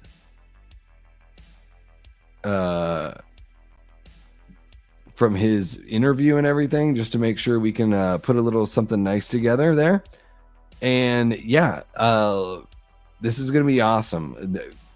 Guys, Emmy award-winning director on Rick and Morty, worked on King of the Hill, American Dad, Family Guy. This is going to be super cool when this drops. I want to just, you know, advertise it because I'd love to do more of this kind of stuff as the channel continues to grow. Down it? Wait, M. Whoa. Are you telling me to just like chug this shit right now, M? Is that what you're saying? I need some confirmation on that shit. Down it. M. Oh my goodness. Yeah. Wow. Oh my goodness. You are crazy, girl. Oh my God. You should have tuned in before the fucking Buffy the Vampire Slayer review, because I chugged a whole beer before that. I'm going to need 2 sips. Like, I'm Irish. I'm just not that Irish. You know what I mean? I don't know if I could do this whole thing. Like, this is quite a bit. Yeah. No, I get it. I get it that you're trying to torture me. And I tried to, you know, so guys, and hopefully M doesn't mind me talking about this with everyone. But you know, if you've watched M's channel, it's off camera. And I figured, like, you know, with her being on the show and everything, she would be off camera. Like, that's what I figured. And then she reached out and she was like, hey, do you want your guests to be on camera or off camera? And I'm like, I mean, whatever you're coolest with. Like that, of course, I want people to feel comfortable. You're the guest. That's absolutely how I want things to go. However, it would be cool to get the exclusive. It would be cool to be the first one to be like, boom, there she actually is, everyone. But that's, you know, that's up to, like, depending on what your job is or your privacy or however you feel. Like, I would never want somebody to feel like they had to risk their anonymity. And I get it, because there are people that they just don't want their opinions attached to their face. And you never know what people do professionally or anything like that. So, I mean, for all I know, Emma's like a friggin' movie executive and just has a channel on the side. But then there's the side of me that's like, oh, it'd be really cool if you, like, you know, one of us, just that kind of thing. But I totally respect and appreciate, you know, not wanting to divulge that, and that's really, it really is up to each individual person, for sure. My granddad was from Dublin. I know how us Irish can drink. Oh, so you're Irish as well. Tom, yeah, weed is legal in Arizona, and I smoked cannabis regularly, and then I went through, in the last year, it's been really rough. My marriage started falling apart, and then I started going through a divorce in December/January. And I just backed off. Like, my ex, started, diving into all of that. Like, I always loved smoking weed, but she jumped into like a bunch of weird shit and started becoming a person that like I didn't even like recognize after being with her for almost 10 years. So so I smoke with my friends occasionally, but I don't have anything like here in the house, and I got rid of, you know, all my pens and like all that stuff. Like I didn't carry that stuff over. I pretty much I stopped smoking weed Christmas of 2024 as my own habit, and I will enjoy it with others. I don't know if I'll ever pick it up again in my own space. I don't know. Like it sucks because I like it more than I like drinking for sure. If and when I decide to go on a camera, I'll give the exclusive for it to be right here. Well, thank you so much, Em. You don't have to do that. I mean, I'm definitely not a movie exec. I work in housing, so not as exciting. Well, and you know, whatever the reason is, I totally get it. It's just, you know, whatever you're most comfortable with, honestly. Like, that's really what it's all about. And you know what? Your voice, wow. Yeah, your voice speaks for itself. So no need to reveal yourself. I'll just be like gawking and doing my thing as we go live. It'll be great. We'll have an awesome chat. I'm super pumped to talk to you about Scream and just, you know, about like, I don't even know, you know, I'm 43. I don't even know what the difference in age is. So I'm always excited to talk to people. You know, if you're younger than me or older than me, like just that, you know, what the expectations are for like slasher movies and whodunits moving forward, what excites you moving forward outside of the genre or the IPs that you get to talk about or that you choose to talk about quite a bit. I know you're a huge Halloween fan, so like I could talk about Halloween all fucking day.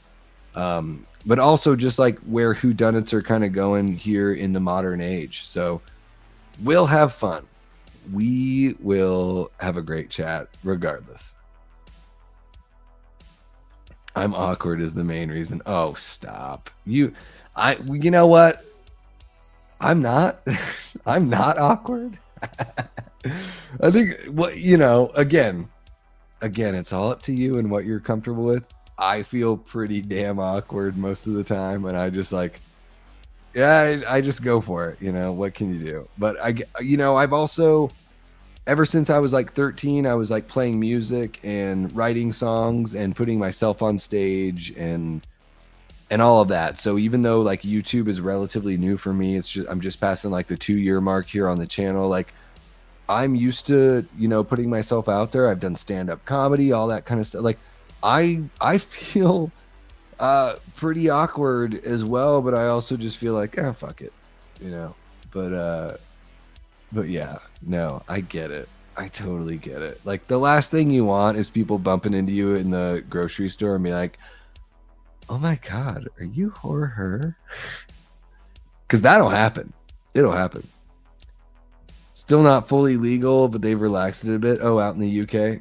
Yeah, you guys gotta like relax that shit. You know what else you guys have to relax is letting like 16 and 17-year-olds get to watch R-rated movies. What the fuck is going on in the UK with R-rated movies? Can we have a little chat about that? Any of the folks on the UK, what the fuck's going on with not letting high schoolers that are juniors or seniors watch R-rated movies in your cinemas? Is that still a thing? Are we still dealing with like video nasty residue over there? It's fucking like so crazy. Like I know that like in the States here we've been more picky and more prudish about the nudity, and then in Europe for the most part it's been more prudish about the violence. And I've never liked the two very close to each other. The two can exist in the same movie together, but when it comes to something like Rob Zombie's Halloween, you know, seeing Linda get killed and like, you know, full frontal nudity with Bush and everything, and like that it just rubs me the wrong way. I don't like the sexuality mixed with the nudity, but I do think they're both like there's not one that's grosser or more reprehensible than the other. So it's funny to me that here on the States we're like, oh, we don't like the nudity, and then in Europe it's, well, we don't like the violence, and it's like, okay, so you guys are like okay with the other side of the coin, but you just don't want them. I don't know. I mean, a lot of the time they will ask for ID if you look 12, but most of the time they don't care. Well, my guy Shay Rants, her, I don't know if you know Shay Rants or if you've been on his channel or if he's been on yours. I think he has a tough time getting into those R-rated movies. And I'm just like, dude, that sucks so bad. You know, here in the States, I was going to see stuff like Seven and, you know,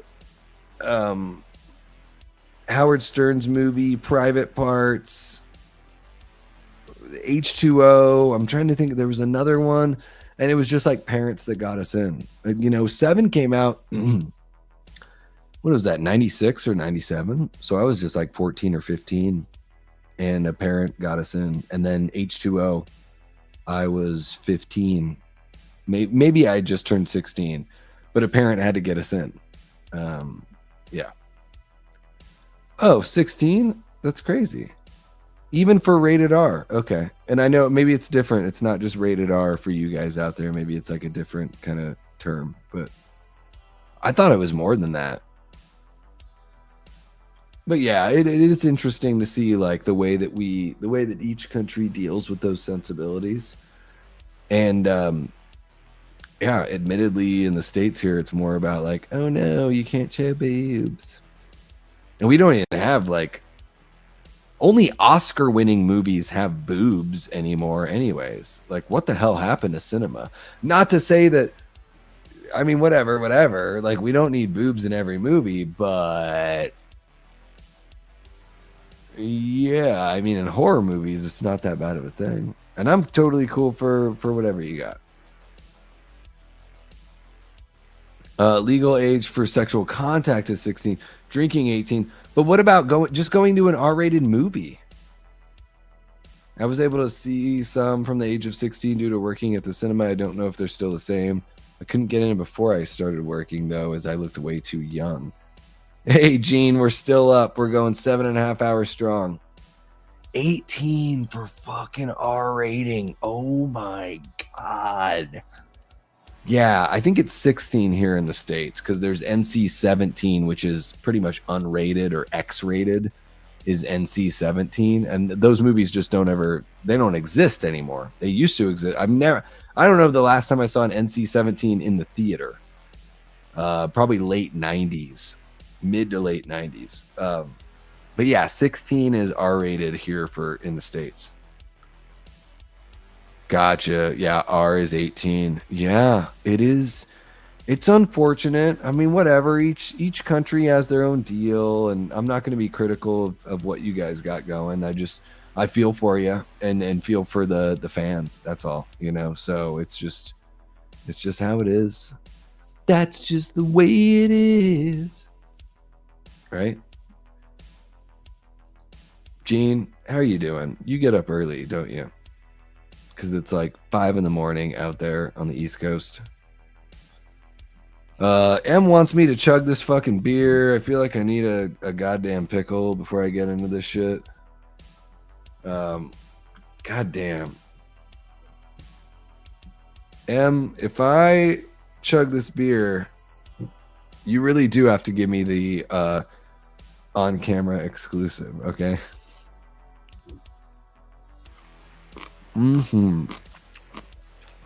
Guys, I love Clausen pickles. They're so tasty. They slide right into your mouth, and the salts keep you from being hungover. How's that for a commercial?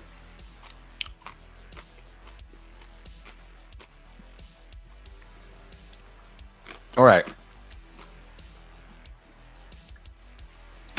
We're going to talk Scream on Late Night with the Davey Before Dark with Horror, aka M. Oh my God. Dude, You are the devil. Oh my God. How could you do that to me? You just might be the devil because you know that women are my weakness and I will do whatever it takes to impress. Oh my God. Okay, I feel so torn, guys. If you chug it, the exclusive is yours when it comes to it. But here's the thing, Em, is you have not said that it will come to it, right? You said when it comes to it. You could hold that back forever, right? So I could sit here and chug this beer and have an exclusive to something that's never going to come down the pike. I don't know. So old now, whatever. Oh my gosh. What, in your 30s? How dare you be so old to be in your 30s?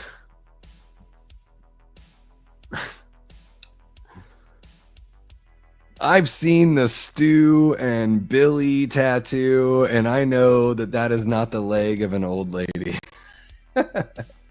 That's the risk you take with the devil, Davey. Wow.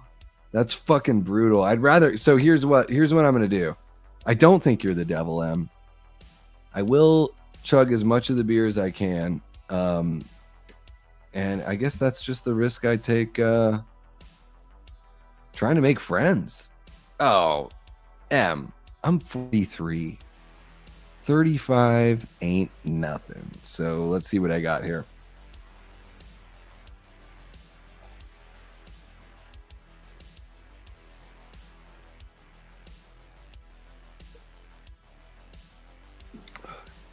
Oh my goodness.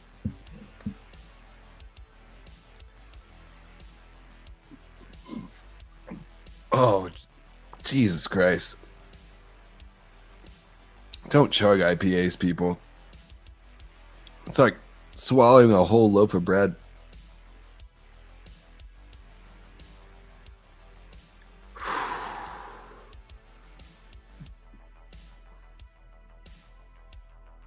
Is that like a song or something?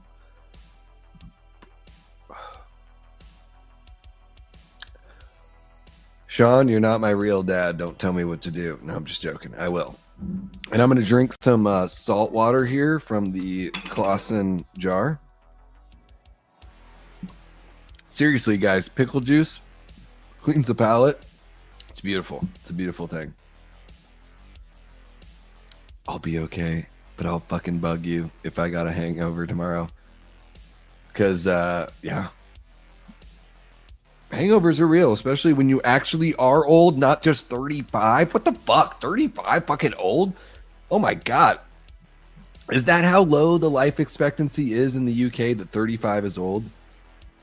I'd give my left fucking nut to be 35 again. Let me tell you what, I really would. You know what I would do if I were 35? I would have broken up with my wife before she became my wife. That's what I would do. Please sing it for me when you're on the show. I do know that. Yes, Ripley's Believe It or Not did a thing about that. I don't know the song as well. Like, I don't know the old drinking song as well as I know the Star Spangled Banner, of course, but I do know that it was based on a pub tune. Yeah. We're a bunch of fucking rip-off artists, yo. I will say this, though, to quote Matthew Lillard's character Steve-O from SLC Punk, which is an amazing fucking movie. God, I hope that... Em, have you seen SLC Punk? Let me know in the chat. I really hope you have. I do think it's Lillard's best performance. I will say that. Like, it's his most dynamic, best performance. He's like, I don't care who created punk. It's just music. All I know is that we did it better, we did it faster, and we did it with more love, baby. And it's that is like one of the best deliveries in that whole fucking movie. Oh my God, I love it so much.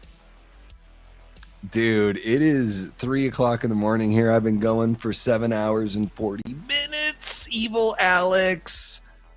Great to see you. Oh, you are missing out. SLC Punk. It's an autobiography. The guy that wrote it and directed it, it's based on a comic book that he put together. It's really good. It's like darkly funny, oddly poignant. Like there are moments like you very well might cry in this movie, but there are also moments that are really hilarious. And then it's also a great celebration of, you know, punk rock in the 80s in Salt Lake City, which is a Mormon town. So it's kind of the antithesis of where you think that punk rock would thrive in America in the early to mid 80s. Yeah, no, you got it, Sean. I'm going to go straight to bed when I get off work, and that was 6 hours ago. Well, hey, I appreciate you for kicking it with us, bud. Guys, everyone say goodnight to Sean. He's our ghost Jason from Mad Monster 2025. I'm so pumped that he's part of the community here. Thank you so much for kicking it with us, bud. You are amazing. I'm so happy to have met Sean and his lady. I'm so pumped that he's part of the crew. Yeah, I've never seen SLC Punk 2. I heard it's terrible. I have to get ready and take Ziggs for a little walk. All right. Well, fair enough, Gina. Did you watch any films or talk for hours straight? Your throat must hurt. I don't. Do I sound like my throat hurts? I'm like, let me know. Honestly, I want to know. Evil Alex. So what I've done tonight is I covered some news stories. So that's how it started. We were just gonna, you know, R.I.P. Ozzy, obviously. You know, I'm not gonna pretend or pose like I'm the hugest fan, but I certainly I really appreciate the contribution. I love, you know, Black Sabbath, especially the old shit, the early 70s shit. I love some Ozzy stuff. I've just, you know, had a lot of fans or a lot of friends that are fans of his, and you know, just wanted to give some love. And then we covered some movie news, and really we've just been chit-chatting since then. Like it's been, yeah, an almost 8-hour shift of just like talking and hanging out and drinking brewskis and kicking it with y'all. So yeah, I can keep it going here. I don't mind. Like the thing that's been great is people have been awesome with the super chats. It's kind of been a little bit of a marathon. But I don't know, guys, does it sound like I've been talking for 8 hours, or am I just made for this fucking life? You just got to let me know. You just got to let me know. And I'll give you, how about this? Hey, M, when you're on late night with the Davy before dark, I'll go this way too. And so we'll both just be these orbs that are shooting out waves. Oh yeah. Although I don't know why it doesn't include my little picture. Why doesn't it include my picture? On my other interesting, if I'm on, so right now I'm on Brave, but if I'm on Internet Explorer, it actually does the Davy Death Ray logo. But I'm back anyways, because you know, whatever. Really the biggest question I had tonight was like, can I undo this button? And I think I can, because no one's gonna fucking tell, right? Because it's like, there it is. That's where I have the camera. That's just it. Have you guys seen the? Has everyone that's hanging out tonight seen all the signatures? I can't even do it right. All the signatures on my Jason mask, or have you seen my Danielle Harris signature? God, a lot of people were dicks about this Danielle Harris picture. I shit you not. Wow. So many people are like, oh, why doesn't she have bangs? She has such a fucking 5 head. It's like, dude. Like, if you're thinking about Danielle Harris's forehead, fuck off. You've probably got some more things that you should probably deal with in your life. And I shared the picture because it was really great to meet somebody that I've been watching on television for almost my whole life. You know, she's like 77 or 78 is when she was born. I was born in 82, so we're pretty close in age. And to see the comments and whatever, I get it, guys. Like, you know, when you put yourself out there on social media and you share things, like, it's just, I mean, whatever. People are gonna jump in, and people are like, man, she should consider bangs, damn, and all that kind of stuff. And you're like, oh, that's all you gotta say. That's all you gotta say. Like, not to say that I didn't like recognize that the same kind of thing. It's just not what I'm thinking about. Whatever. Now I'm just talking about, no one wants to hear any of this, especially after almost 8 hours.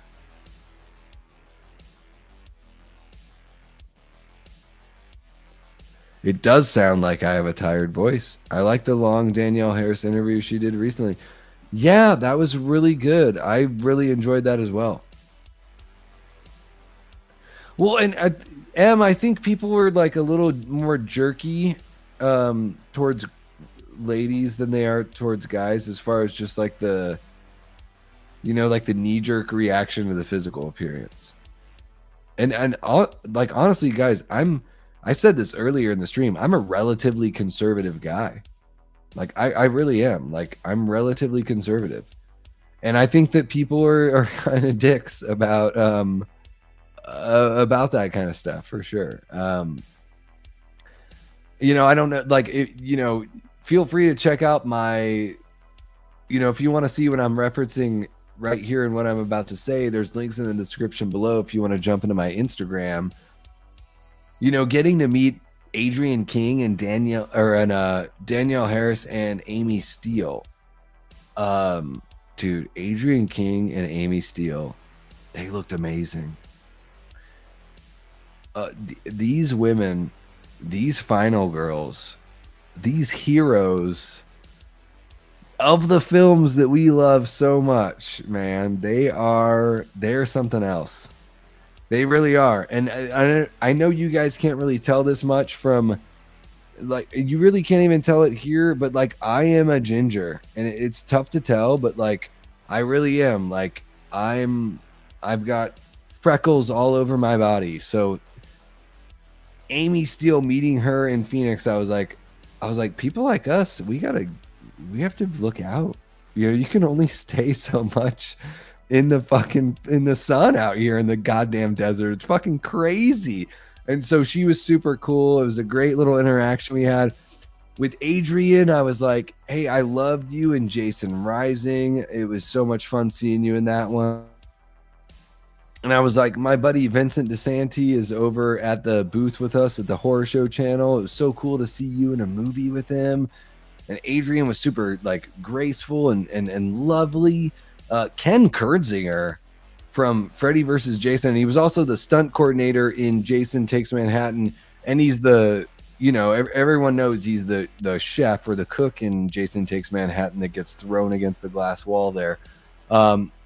Ken was super sweet, because I was like lost in the fog, like paying for my thing and thinking about getting my mask signed. And I was hungover that day. My own problem, not yours. And Ken was like, what's your name? He was the one that was like, what's your name? Because I was like, thank you so much for everything you've given to us. Like, you know, it's amazing. Like, you being involved in 2 of these movies in this franchise and everything else you've done in horror. And he was like, what's your name? And I'm like, that's the one guy that smiled at me and asked me for my name. And then later on, when we're walking through the hallway, literally on the next day, we're walking through the hallway and we make eye contact, and I smile and just nod at him. He smiles and nods and says, how are you doing? Like, right back at me. Like, Ken Kurzinger, awesome guy. Yeah, guys, I didn't mean for this to turn into a whole thing, but I guess it's a commercial to, you know, go and meet those people. We might not have them forever. I met Kane, and I got Kane to sign my mask, and I didn't get a picture with him because it was $20 extra. And, you know, honestly, guys, Kane was kind of weird. He was kind of weird. Yeah, I don't know if you guys want to hear that story. But yeah, a little bit weird. Yeah. M doesn't want to be on camera because she agrees. Like, she's like, look at this guy, Davey. Look at this ugly dude. I don't want to be associated with this guy. No, I'm just fucking. I'm fucking with you, Em. I'm fucking with you. Prince says, I guess good morning to you now, Davey. 6 p.m. here. Time check. Yeah, it's 3 a.m. out here on the West Coast. Sam from Our Life in Horror is jumping in. Sam, so great to see ya. Are you sure it wasn't my fault? Hangovers for everyone? Yes. No, I'll blame all the hangovers on you. Evil Alex says the phone in our hand gave us the power to comment on everything and every person online, even if we don't know shit about anything, and share the first thoughts we have, even if they're dumb. Yes. I was wondering what's happening, Prince. Yeah, no, we're getting crazy. Sam, I've been live for almost 8 hours right now. I'm treating it like a job. That's how we're rolling. Nope. Tell it. Yeah, still here wide awake. My man was drinking and it smelled through the latex. Yeah, it is. Yeah. So the weird thing with Kane, how about this, guys? I need to take a bathroom break, and I can tell you guys the Kane story because I don't want to rush through it. Are you guys gonna be cool? Is everyone going to play nice if I take a bathroom break? I've been live for 8 hours. I've taken 2 bathroom breaks. Are you guys cool if I take another one? Look at that. Emma's like, nah, Davey's got cool style. No one's going to talk bad about him. No, but you know what? Here's the cool thing, guys. If you let me just go to the bathroom and grab a refreshment, you can talk shit about me. You can talk bad about me.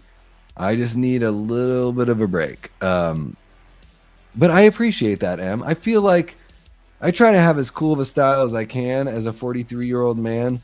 I've gotten into Twin Peaks lately, and David Lynch is my hero, my hair hero, and I'm trying to like build that wall of beautiful David Lynchian kind of hair. Yeah, and trying to make sure that my beard doesn't look too homeless, but yeah, I certainly could be in better shape, although I'm no Pedro Pascal. But I'm going to use the facilities. I'm going to be right back. I'm going to be right back. I'll tell you guys my Kane Hodder story, and maybe I'll find a way to go to bed at some point. But we'll see how that goes. I'll be right back, guys.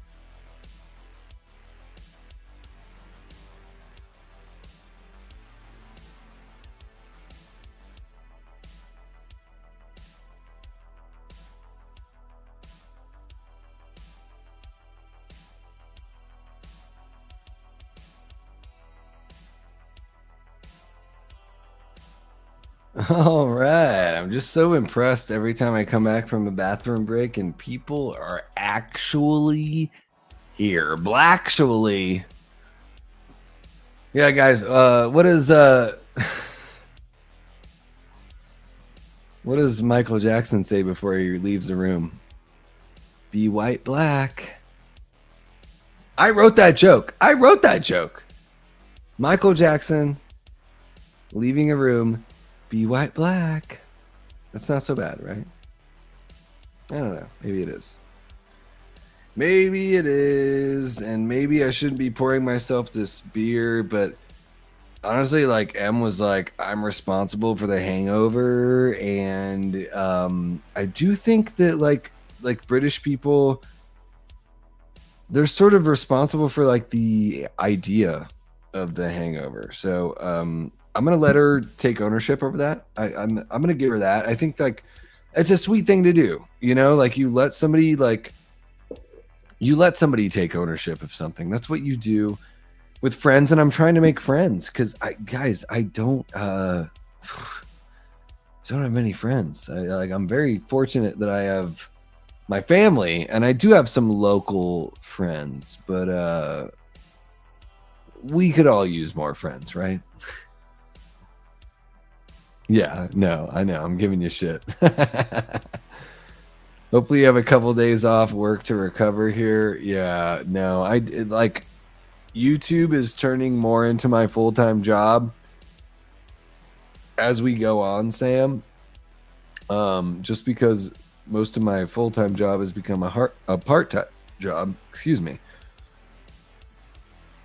So I've just been pouring myself into this. And Sam,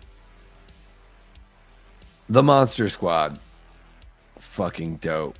Like, give it another shot this fall. Just open your heart to me, darling. All that kind of stuff. Like give yourself up to the Monster Squad. It's fucking dope. You're gonna love it. Don't get me wrong. It's gonna be awesome. That's the way to go. Trust your guy.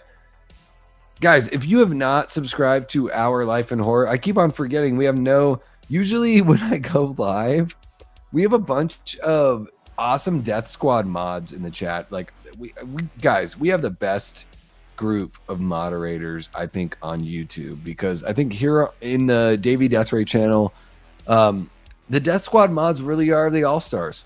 Like all I do is kind of bullshit and all that stuff. And you know, the great thing that the Death Squad mods do is they share the channels of the people that jump on in, and they really they want to promote the community. It's such a big thing to me here. Like I don't know. Maybe it seems like I'm being silly about it because I've had a handful of beers, but I'm not being silly about it. I do believe in supporting one another and being there for one another and lifting each other up as a community. It's one of the reasons why I do this, guys. Like I played punk rock for so long. I loved that life. And, that part of show business, the music side of show business can get pretty ugly, unfortunately. And I'm sure the YouTube side can get pretty ugly too. I'm very fortunate that the people that I've interacted with, and I'm not even going to say the people I've chosen to interact with, I really haven't dealt with anyone that's been weird or been an asshole or been creepy. And who would want to be creepy with me? But anyways, regardless of whether or not it's the same kind of channel, whether it's somebody like Frank's Media and Reviews, which is mostly physical media, or Garrett from Born to Be Rad, which is mostly physical media. But we also had folks like Sam and Brendan from Our Life in Horror on there. Cody Leach, Nick from the Lost River Drive-In, Matt Facci, KB from KB Loves Movies. I mean, we've had a really awesome mix here on the channel.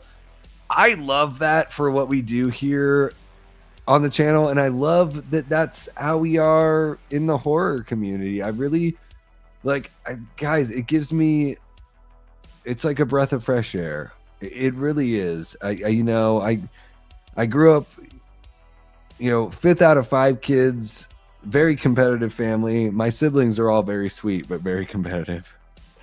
And, you know, growing up in Southeast Alaska and, you know, competing in like baseball and football and soccer and all that kind of stuff. And then, you know, once I jumped on over to music and everything in my teens, and I was like doing punk rock and all that, and then started touring in my late teens, early 20s. And you see all this, there's this like inherent competition. And I get it. Sure. If you want to break it down, yeah, I guess we're all competing with one another. One of the beautiful things I think about YouTube, especially, I'm as a YouTube audience member, and I've been a YouTube audience member since 2006. I can't get enough. So I think the competition, even though there's great, you know, super impressive, super slick productions out there, I can't get enough of people on YouTube. And I want some real fucking people. And I think that's the coolest thing about the community that we have, is we've got some real fucking people. And there's a slice of pie for every single one of us. It's beautiful. It is amazing. And I'll get off my soapbox for a second. Yes, I've been streaming for God knows how long. It's just over 8 hours now. But yeah, I just want you guys to know, support one another locally, regionally, globally. If someone's doing something that you love, share it, you know, share it. If you've got a sibling, a cousin, a parent that's doing something, share it. If you like what we're doing here, talking about horror, share it. You know, it's the biggest thing you could do.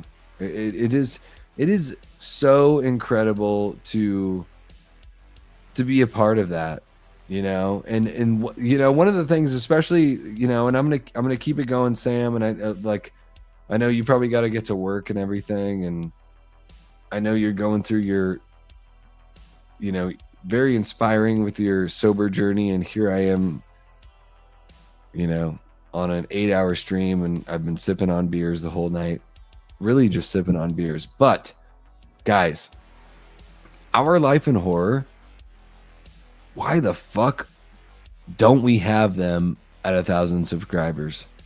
This is heartbreaking. Let's get it going, guys. 749 on subscribers. I think we can get Our Life in Horror past 1,000 before the end of August.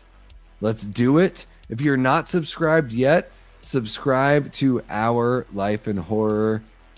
I love what they do. Brendan and Sam are beautiful in their, like, not, it's the interaction is really what does it for me. Like, I love the interaction. I love the honesty. Like, you know, Sam, how much shit do you get for not having the same opinion as most people in the comments? Like, how many people are like, "Oh, Sam, why don't you like this movie that I really love?" I'm sure you get a bunch of shit like that. But that's what I go to YouTube for. Is I go to YouTube for the diversity in opinion. I love that shit. And honestly, to me, it helps me get to know somebody better. And I'm like, oh, I know that Sam doesn't like the slow burn fucking alien Jaws kind of shit. Like she's kind of lukewarm on that. Like, she wants a little something more that like will grab you right away. Like, and I think getting to know people and their pop culture sensibilities, whether it's music or movies, it's just something that like connects us a little bit better. So I really love that about their channel.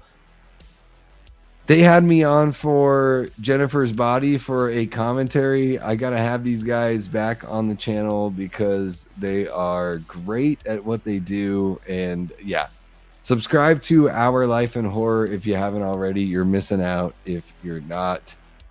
And that'll be the end of my commercial here. And like, I don't even know. I just went on a whole fucking tangent. That's just how I am. Competition is great, but it's also amazing to see seeing people reach. Yeah. Here's the thing, guys. I always say this. I compete with myself. That's the competition. The competition is, did my last video do better than the one before it? Did my live stream do better than the one before it? Did I put together a better performance than I did on the previous video? Like I only compete with myself. I want the best. Like I truly am that way. Like I came from DIY, do it yourself. Like in Juneau, Alaska, we're putting together punk rock shows in a VFW hall, and we were raising, it was 3 cans of food or $3. And the $3 and the 3 cans of food went to a shelter for battered women and children. And that's what that went to. It was just like, we just got to cover our rent, and then here's a fucking punk show. And that's how we did it in Alaska. And I feel the same way about like what we do here on YouTube is like let's just support one another, you know? Like it is, fuck, dude, competition's bullshit. It really is. Like who gains benefit from that? Like no one really. Like the best benefit we could gain is to like lift each other up. And like I truly believe that we have to lift each other up spiritually, mentally, whether or not you agree with an opinion, we can still have an amazing conversation about our disagreements on those opinions. Like it is, the way we feel about art it's super powerful, and it can cause waves, guys. I love you guys too. Yes, Pat, we're still going. Like 8 hours. I'm 8 hours in, bro. I'm 8 hours in. I'm Tyler Adams, 8 hours in. What's happening, bro? How you doing? Yes, go sub, please. Sub to our Life in Horror. You know what? Hot takes, it's great. I love the hot takes. No, like, bring them on, Sam. Bring them on. Like, I mean that. Like, I really don't mean my inflection to sound condescending. Like I really do mean, like, bring them on. Like let's get those hot takes going. Maybe we need to just bring you guys on for a hot take stream. There's a hot take stream. Yeah. And I grab some Taco Bell and I put the hottest sauce I can get on them shits. And every time I think you've said a hot take that is just too hot for me, I got to take a bite out of that hot take. Because, you know, you do have some hot takes. And Brendan and I, maybe it's a dude thing. Maybe it's the fact that he wears a fucking Evil Dead hat. I mean, how can I not love the guy? Evil Dead. How about Evil Daddy? Yes. Hot takes. Bring it fucking on, girl. Yes. Dude, I don't know the next time I'm gonna post a video of me singing, because I've shared videos of me singing with people that I've known, and when you don't get a response, you know that you should not be singing anymore. Look at that. M wants you guys to come on for a hot take stream. Evil Daddy. Ooh. What's happening, Evil Daddy? Best line of the stream. Well, M, it's been going on for 8 hours and you've been here for like 1.5. So is it hotter than me saying Pedro Pascal's a piece of shit? I don't know. But, guys, not to say this, I would love to have, yes, Sam, you and Brendan, let's do a hot take stream. I know you're taking August off. Okay, I get it. You got to take August off. It's totally fine. Tuesday, July 29th, Thursday, July 31st. I don't know. Let me know. You guys reach out to me. I'm available Tuesday and Thursday. Let me know. Love to have you on.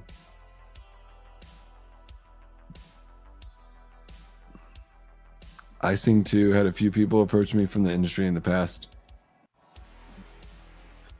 Don't make me bust out my guitar and sing a song for you bitches.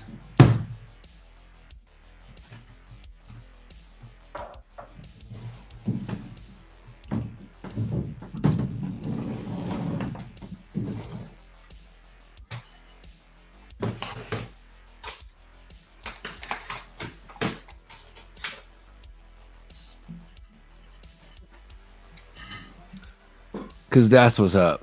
Cause that's what's up. If you're gonna fucking play around with some shit.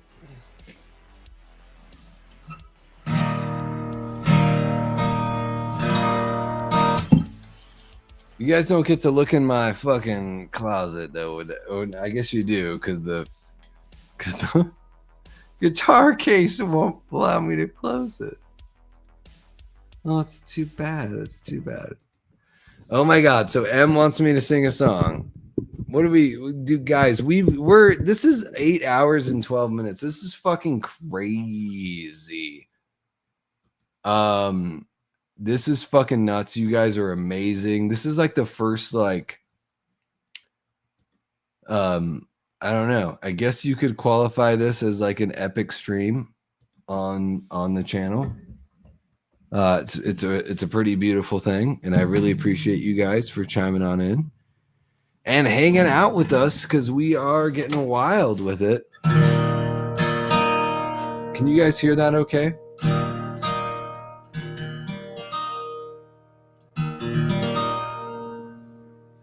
And so for the UK folk out here, I'm probably going to sing a UK song.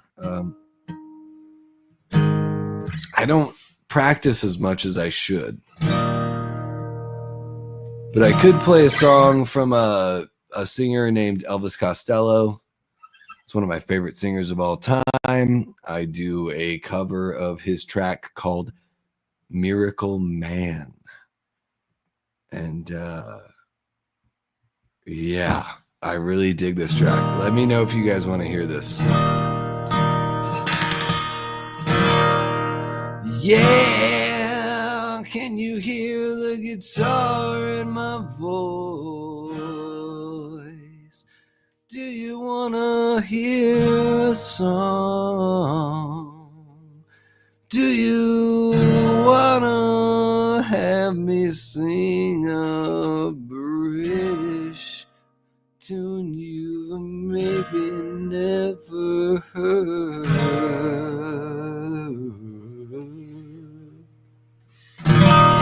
Yeah, I'm a super cheesy motherfucker. Guys, I played punk rock and like folk and all that kind of stuff for years and years and years. Music is where I feel most comfortable. I've always been a huge movie fan, but it's a lot easier to talk about music on the internet than it is to talk about music.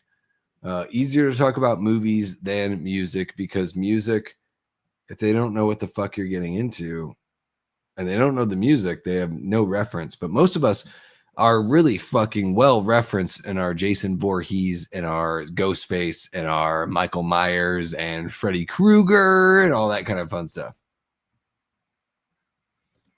Danger, Death Ray, and Concert Free Admission. Yeah, First Love. Okay, are you guys cool with the cover to start things off? Let me just tune up.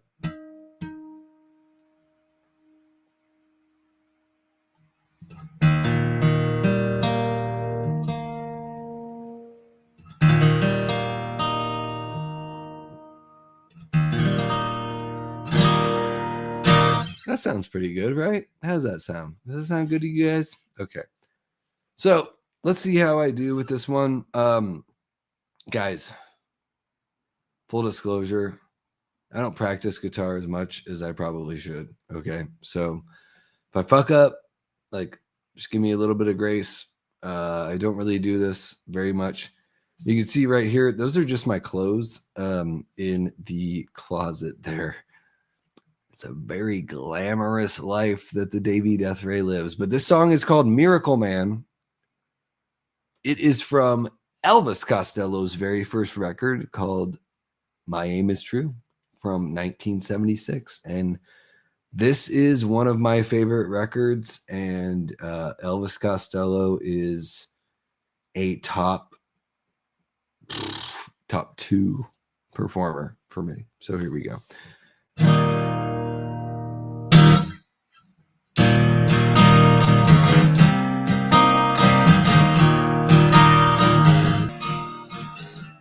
Lord knows I ain't no miracle man.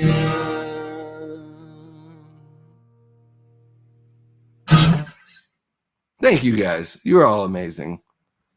I appreciate you guys for putting up with that.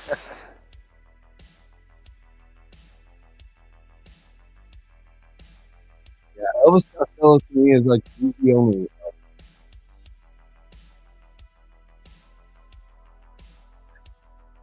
No skeletons in the closet.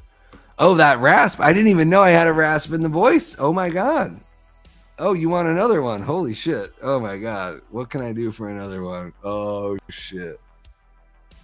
Oh my God. If I do an encore, can I get you on camera? Can I get you on camera? I'm convinced that M won't go on camera because her boyfriend is probably like, dude, you can't go on camera. Your voice is too nice and you're too beautiful. You cannot do this. Don't do this. It will be the worst thing. And it would be the coolest thing. Like that's what it would be. Oh, Tyler wants saves the day.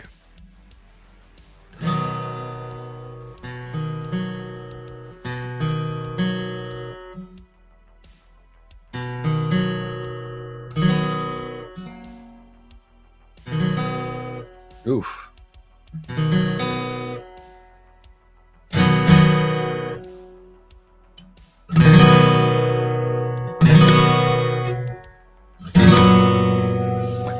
Tyler, I might be able to do a little saves the day song. Oh, so I am totally corrected here because Em says I have a girlfriend, but she thinks I should go on. Well, there you go. My apologies, Em, and congratulations to you because tongues are far more impressive than dongs. I will say that. Tyler, I don't know if I know. Gosh.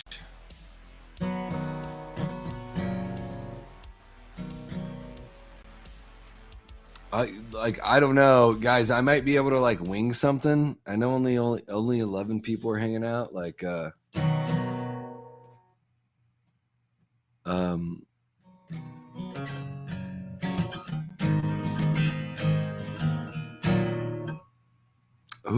I don't know. Tyler, I got to think about that for a second. Encore after 8.5 hours, and guys, I don't perform. So outside of songs that I've written, it's a little tougher for me to just bust out a song, you know? Let me see. I'm going to put the music back on for a second. Let me see if I can find a little something because I might be able to do that for you, Tyler. Oh my God. Jesus Christ. Yeah, I have a big, my acoustic guitar has a big old booty, which is like the way that's the way I want it, you know? A good old dreadnought guitar. I like a thick bootied woman. And I guess we think of our instruments as ladies, right? I don't know what that is. Like we get something out of them. We get some sort of pleasure out of them. Saves the day. Tyler, what are you thinking? I'm thinking something, you know, even from Can't Slow Down. I'm thinking like their acoustic track from Can't Slow Down.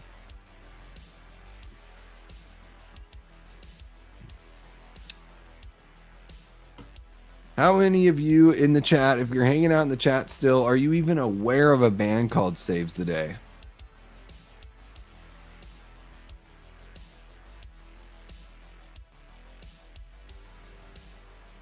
Let me know. I'm curious to know.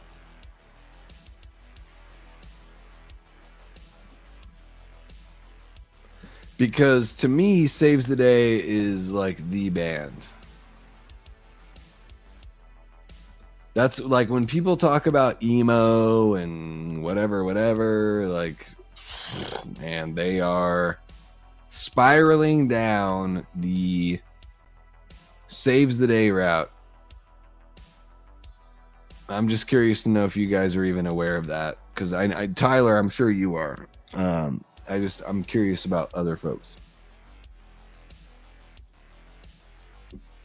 Yeah, no, laugh at me. I'm assuming that M's got a boyfriend, and I guess you know what, M. Here's the thing: is I guess in the end, it's sort of a compliment to your lady friend, because I just figured that a dude would be far more overbearing.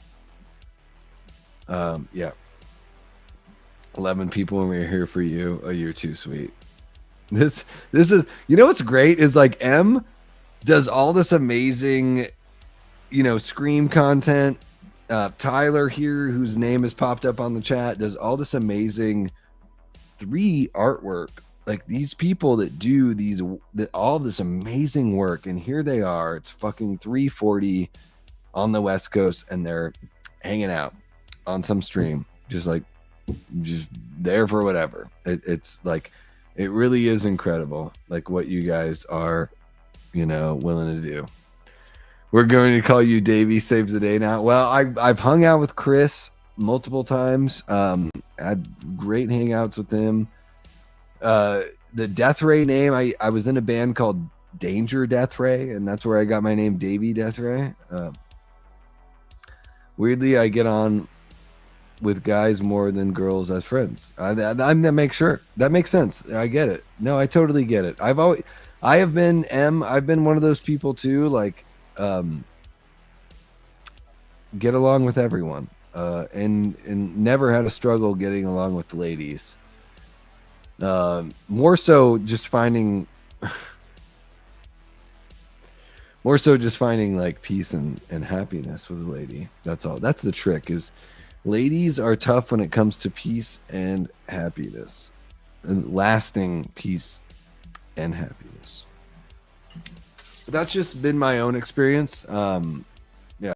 So who the fuck knows?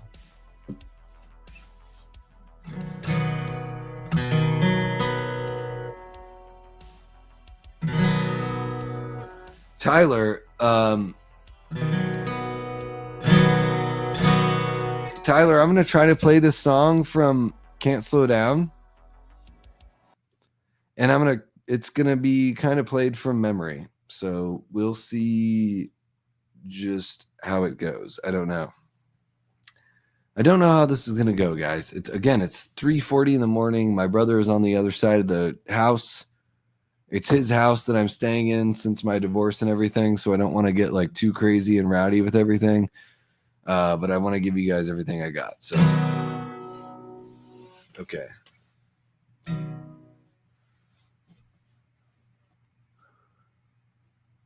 How do I even start this? Oh, great. Okay, here we go.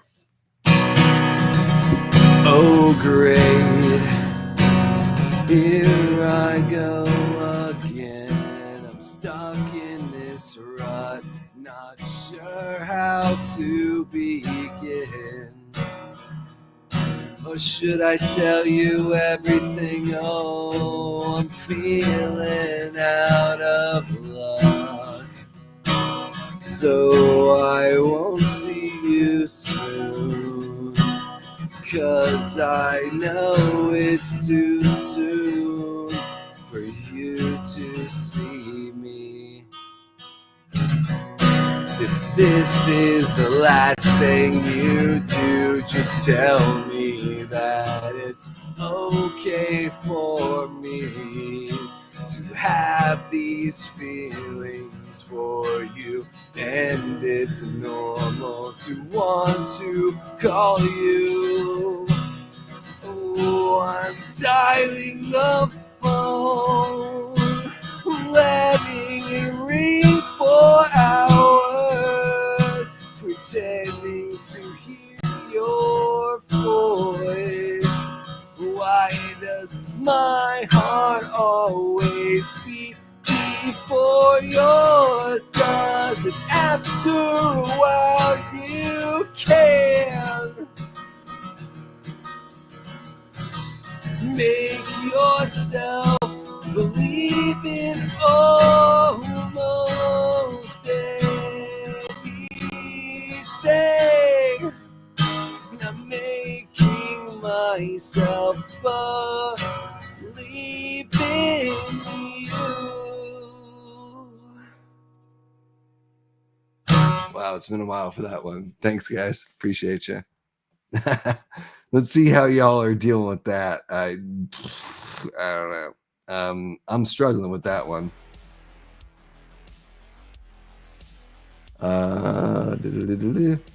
Yeah, entertaining Pat on his drive to work. That's great. That's great.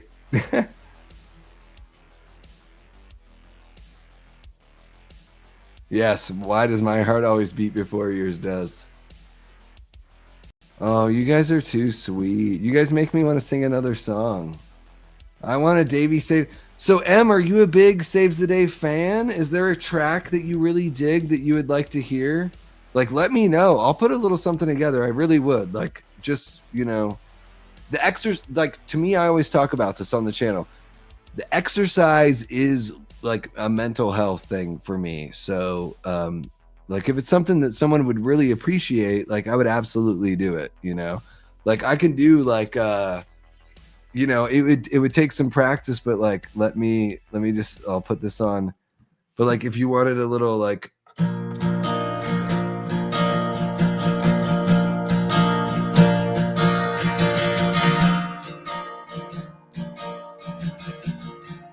Like a little, I'm sorry I'm leaving.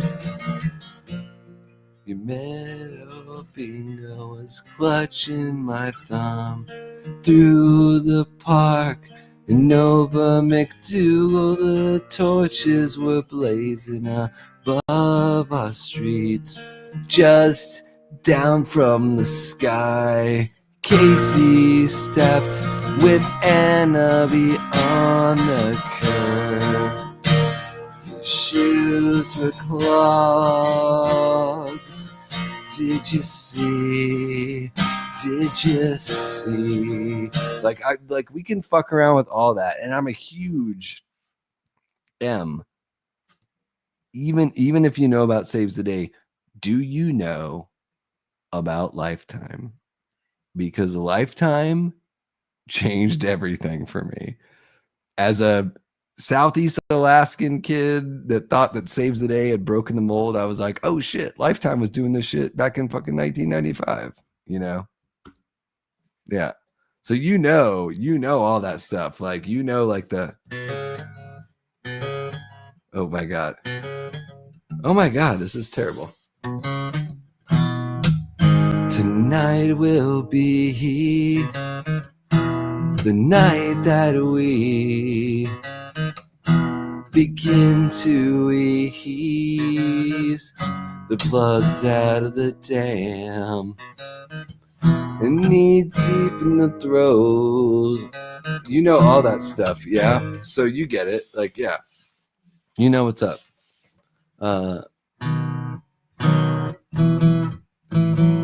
You know all that. Like, that's the cool thing about that acoustic record, is it really is just like, it's like these bar chords, and then you just, you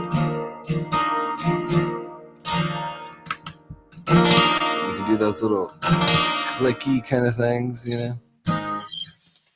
Yeah. Do some dashboard confessional. I wish I knew some dashboard. I don't really know. I'd have to jump in, but people used to always compare. So I used to do solo stuff, and I would do like open E songs. So I tuned my guitar to open E, and I wrote my own songs.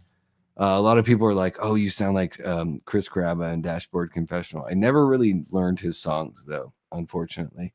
I was always more of a like Chris Conley, like Saves the Day, like that's more like, I love a lot of the Chris Caraba stuff, but Chris Conley was more of my kind of jam.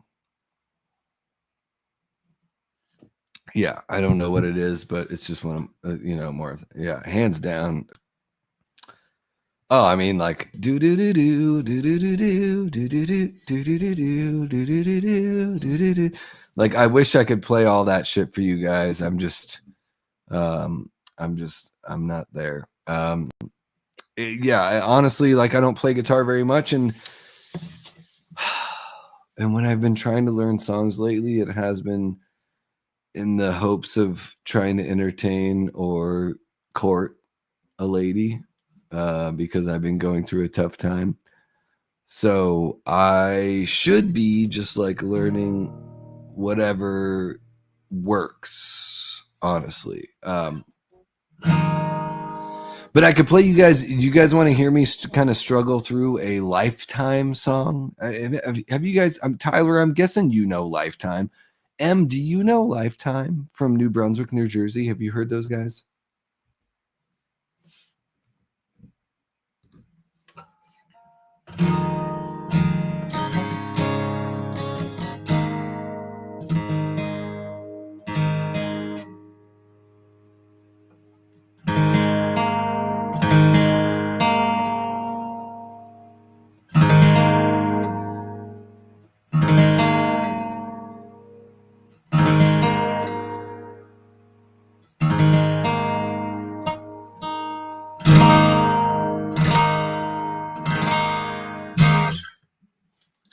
Davey coming in smooth with the ladies. Yeah, right. No, they realize, they're like, oh, you're 43 and somebody just divorced you. Oh, so yeah, you're a total fucking loser. That's how it actually goes, Em. That's how it actually goes. Okay, here, I don't know if you guys have ever heard this song.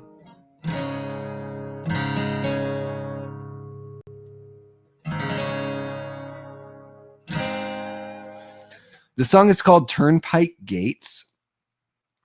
If you haven't heard the band Lifetime, they had a record that came out they've had multiple records, but in 1997, they put out a record called Jersey's Best Dancers that is a fucking great record. It's their second full length. Their first full length was called Hello Bastards in 1995.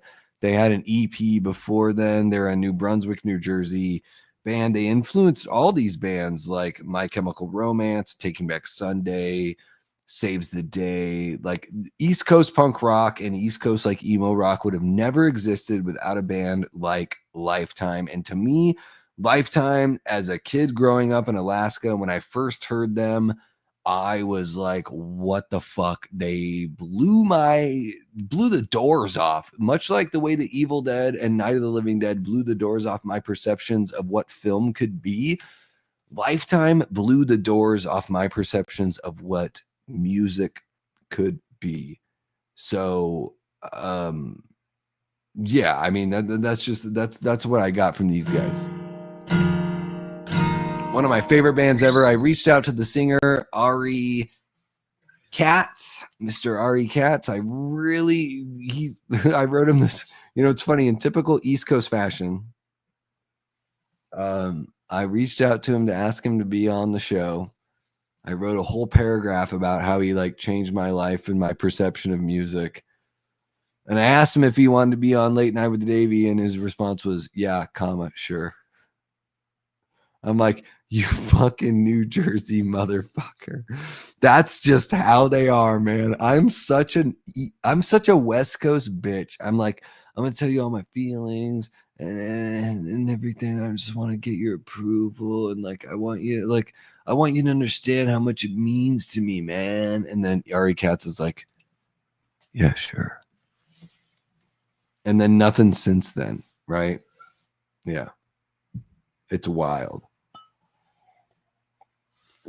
Oh, Gina, I'm not trying to put myself down, but also I am trying to put myself down because I'm no performer. But if you guys want to hear a song by Lifetime, I could sing a song from Lifetime. I'll try to do my best. I really, again, guys, I appreciate you letting me do this because I don't do this very much. So I really do appreciate it at 8 hours and 38.5 minutes through a stream. that I get to sing something like Turnpike Gates from Lifetime off the album. So wait, what is it called? Jersey's Best Dancers from 1997 is when this record came out. And this is the very first track. And this inspired most of the bands I've listened to in my whole life. So here we go.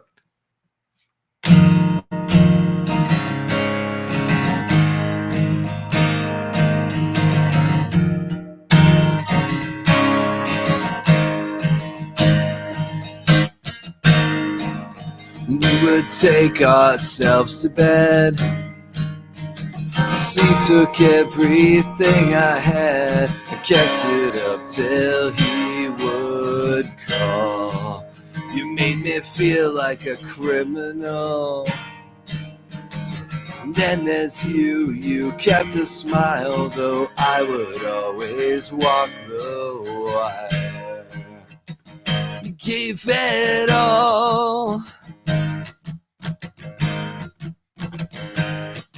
I gave you reason to have doubt. I had to get out there and I took the stairs. I don't wanna fight with you if I can't be the one to have you. You found the chair like a queen. In the kitchen, I memorized the lines your eyes made. With every squint, you shot my way.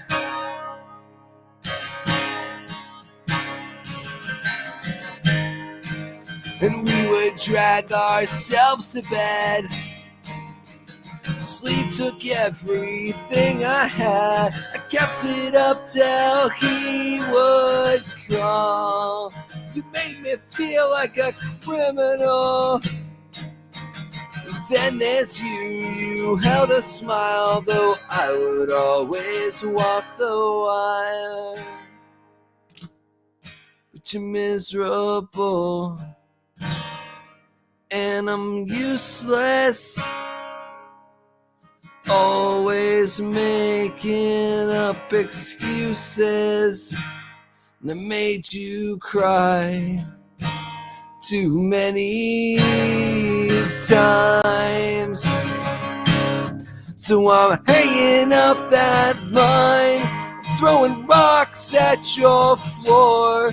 I'm knocking down your front door. I'm desperate tonight, and I just wanna fight.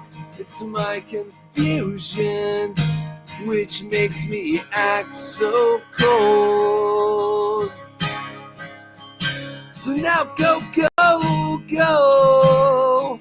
If you wanna be just left alone, put down that phone. But if you want me, then just call out, hey boy.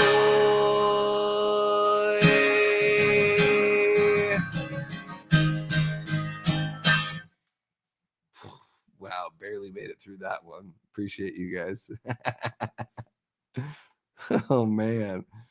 Oh, that was rough. That for me, that was rough. I don't know. You guys let me know. I don't know how many people know that song, but I'm a huge Lifetime fan. Big sucker for that kind of shit. Oh my god. Like, wow. M is actually liking this. This is amazing. Tyler says this is my music taste ended basically in 2010. Yeah, and this is from like 97. Wow. No, you guys are so sweet. Oh my god, you guys you're beautiful. I don't know if I have any Get Up Kids up in me. I might be able to work up another cover or so. I don't know. Or I could give you guys an original that will like really fuck up your day because you're like, what the fuck is this? This isn't even a song I know. So if it's an original, you'd be like, why am I listening to this?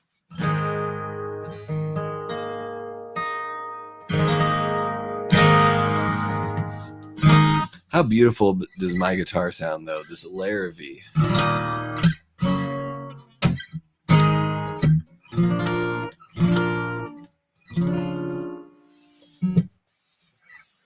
Oh my goodness, it's gorgeous.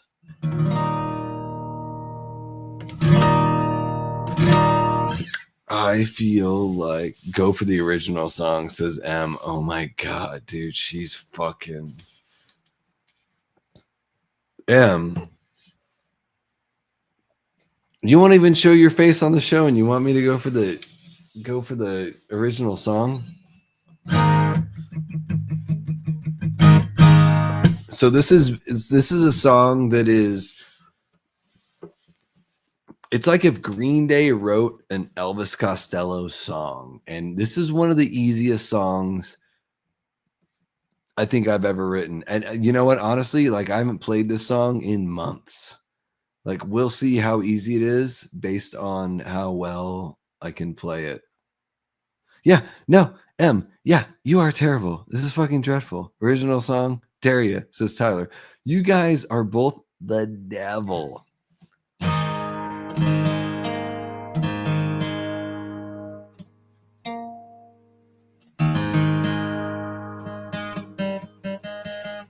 Sorry, I just want to tune it up.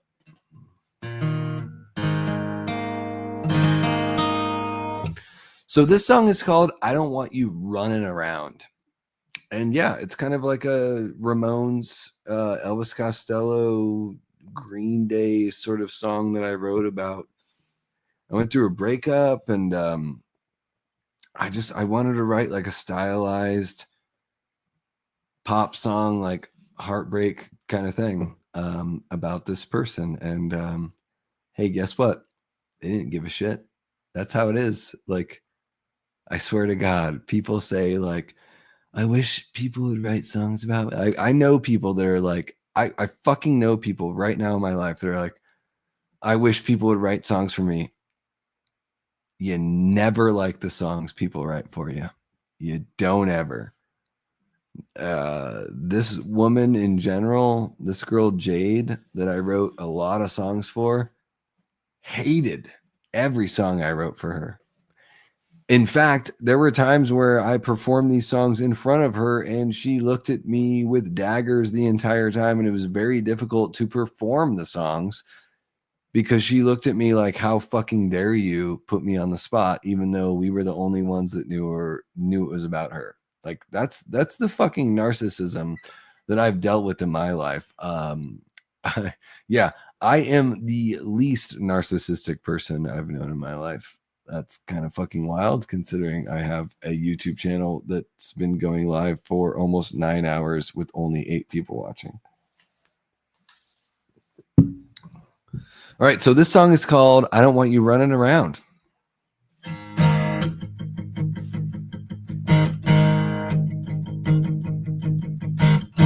Let's see how well I do here. Wait, I'm going to start that over.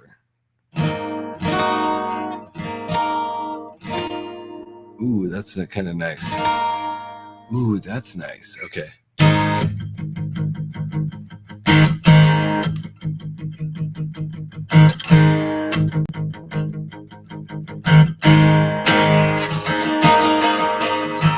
We met 6 years ago, we were happy. You were so young, it was your charm. I should have known that you were trouble, but you wooed me. Oh, how you wooed me.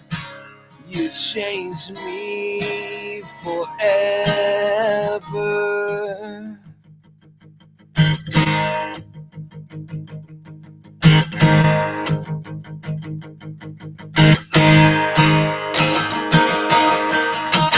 Got caught in the park, but we were lucky. I was so drunk, why did I drive? And in the morning in the car you cried. but I held you. Oh, how I held you. I'll never let you go. And I don't want you running around. And I don't want you running around. And I don't want you running around. And I don't want you running around. And I don't want you running around. And I don't want you running around.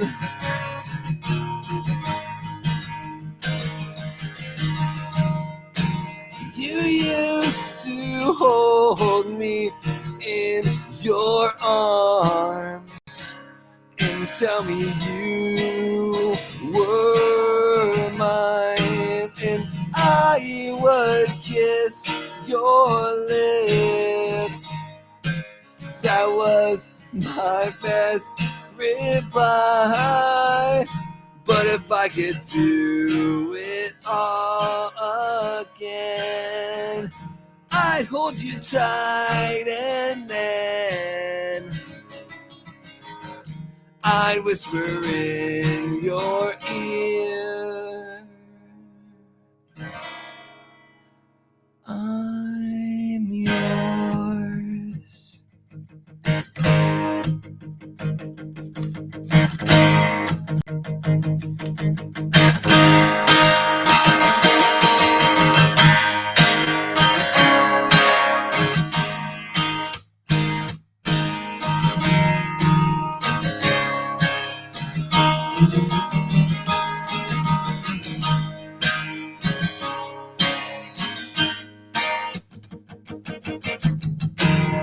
But I held you. Oh, how I held you. And I'll never let you go. And I don't want you running around. And I don't want you running around. And I don't want you running around. And I don't want you running around. And I don't want you running around. And I don't want you running around. And I don't want you running around. And I don't want you running around. And I don't want you running around.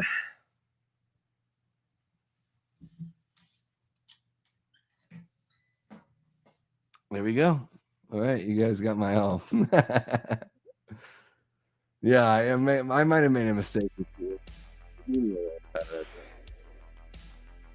That's probably the song that I'm most proud of. And unfortunately, I've never had a full band version of that one, unfortunately.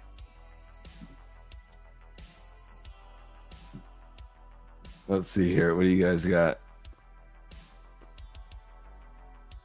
I'm so bad. I've written 3 songs for my wife. Couldn't perform them for her.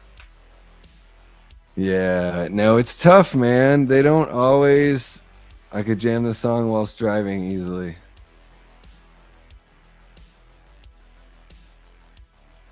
Kind of a banger. All right. All right. Davey, this is good. Holy cow. Maybe. Tyler's like, maybe it is good. This is a jam, bravo. You guys are too sweet. Thank you so much. Yeah. No, it's totally influenced by, you know, Green Day and Elvis Costello. Like, those are my 2 favorite, you know, when it comes to like pop punk kind of artists and everything like that, that's where it all comes from. And yeah, you know, yeah, it's I love that song. I've never played it with a full band live. I have an acoustic version of it recorded. I've never played it with a full band live. And I think it's probably the best song I've ever written. And it was really easy to write. The only song that was easier to write for me is I have a song called Silly Little Smile that I do have a recording of. That was easier. I wrote Silly Little Smile in like an hour. And it was all made up. my girlfriend at the time was so jealous. She was like, who did you write this song about?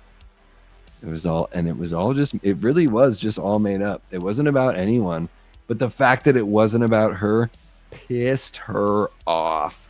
And it's a way more dancey kind of Elvis Costello-y, even more Elvis Costello-y song. Let me see if I can find a link for you guys. I will bandcamp.com/Danger Death Ray. Yeah, I was in a band called Danger Death Ray. That's where I got the name Davey Death Ray. I mean, I created all of that shit. And let's see if these fuckers can give me access. Bandcamp.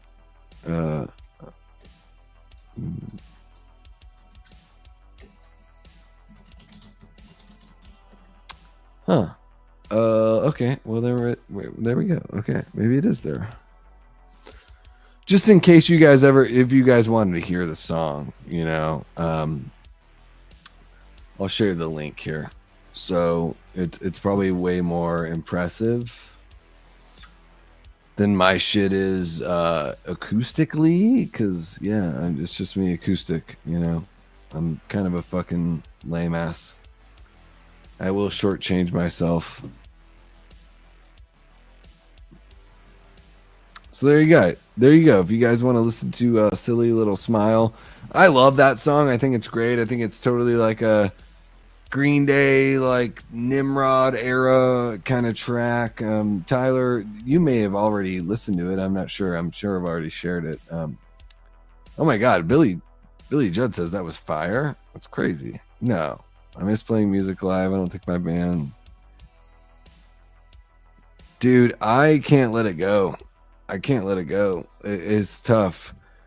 And like, I can't stop singing like Leonard Cohen songs and stuff like that. Like, that's the kind of shit, like Bird on a Wire by Leonard Cohen. That's the shit that like keeps me want to, you know, keep on performing. So yeah. But if you guys haven't checked that out, I wonder if I can share that live.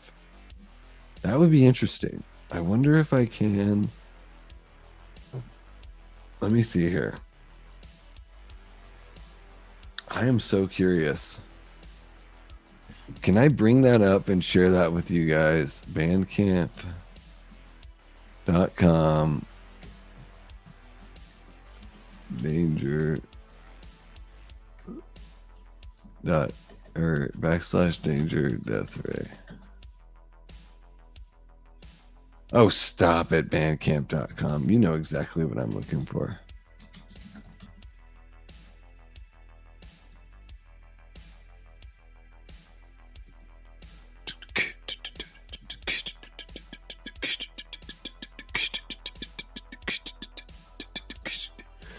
Like right now what's happening with and she's like, oh my God, do I actually like go on camera with this guy because he's exposed so much? Yeah, maybe you should. Maybe you should. Maybe you should.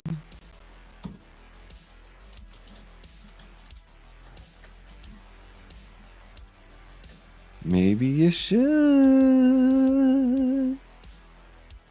Let's see if we can listen to something together, guys. Are you guys all still there? I don't even know because I've been like searching around on fucking. There we go. My bread and butter is metalcore, emo, progressive, post. Yeah. Everyone always told us we sounded like Mineral. Tyler, when I went on our first tour, everyone was like, oh my God, you guys sound like Mineral. And I was like, I don't know that band, but that sounds really cool. Because I love Braid, and it sounds like it's very similar to Braid. And anytime anyone, like, I've never been, like, I swear, Tyler, I've told people, oh, your band sounds like this. Dude, people are so fucking lame at taking that as a compliment. Oh, you guys remind me of NoFX, and then they act like, oh, well, we're the most influential, or we're the most like original fucking band. No, take it as a fucking compliment that you sound like fucking NoFX, which is like the greatest, dude. NoFX is the greatest skate punk band of all time. It's not even fucking close. It's not even fucking close. I don't care what you think about Bad Religion or anything like that. NoFX is the greatest skate punk band of all time. Fucking period. And it is like comparing Tommy Wiseau to comparing fucking Stanley Kubrick. Like, these are two totally different things. But whenever you compare somebody to NoFX, they're like, oh no, you're trying to talk some trash. I always loved when people compared our band to anything. Like, it was like, oh fuck, like, so you actually listened to the band. Like, I thought it was such a beautiful thing, you know. Kind of, Brad. Yeah, we've been up. This is 9 hours now. Silly Little Smile is a banger. Justin, you've already listened to it? You checked it out. All right. I'm curious. Here's what I want to do. This is what I want to do, guys. I want to go like this, and I'm going to go like that, and I want to go like schmow, schmow, and then I am curious to see what happens if we do something like this. Oh, shit. Em, have you listened to Silly Little Smile? Let's see what you got. Let's see what we got here. Yeah, this is going to be fun, guys. Have you guys heard this? So this is like the most Elvis Costello, Green Day kind of song. And so I wrote this song. I was in my early 20s. And this is one of the songs where I really like, I wrote the whole thing, vocals, bass riff. Yeah, I play guitar on the song and I sing vocals, but I wrote like all the bass fills and like all the really fun stuff here. Let me know if you guys can hear it. As far as I know, we should be able to share this. It won't be a big deal. But this is my love letter to Elvis Costello. I'm a huge Elvis Costello fan, and this is my love letter to this year's Model, which is his second record. I believe it came out in 77 or 78. So here we go. The song's called Silly Little Smile.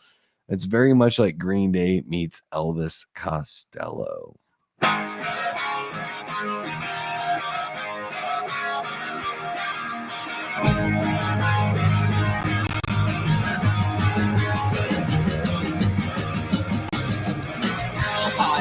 Across the room at you with a silly little smile, and kept on hoping that you would come over and say, hey, what's your name? You trace the rim of your glass with your delicate little fingers, and then we talked for hours about the movies we like and the music that we love, and how we both wish that life didn't have to be so complicated. But we never did say goodbye.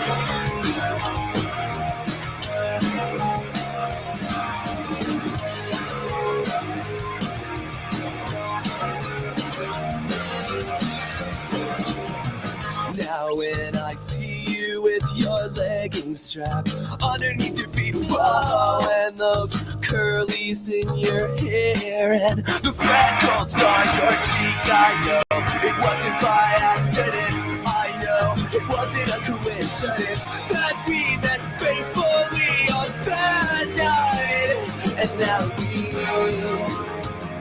And now we talk for hours about the movies we like and the music that we love, and how we both wish that life didn't have to be so complicated.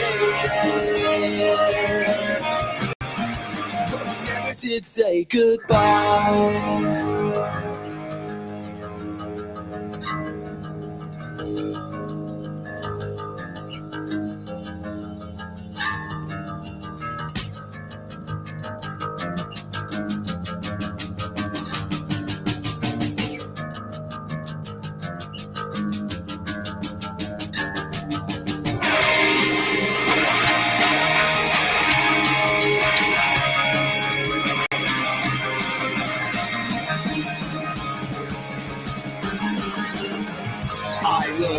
across the room at you with a silly little smile, and kept on hoping that you would come over and say, hey, what's your name?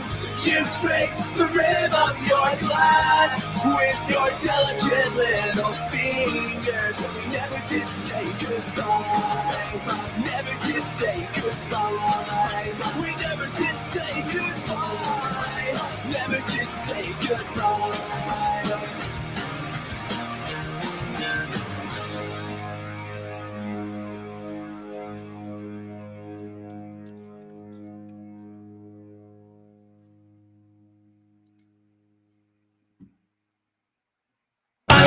Flashing lights are hypnotizing.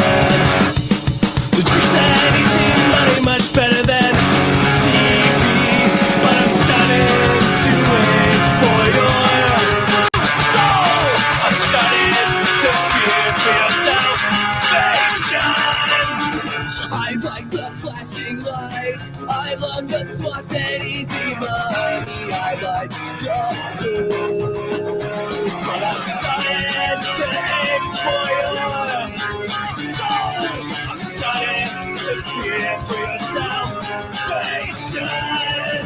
I like the flashing lights. I love the slots and easy money. I like the booze. Don't go to my streets. Brother, don't go to my streets.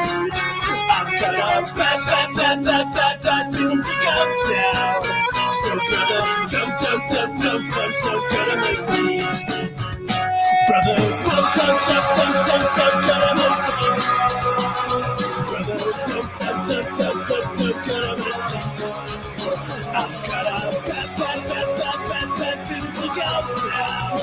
So brother, don't go to my streets. I just got back from the ski this morning with $300 dropped into my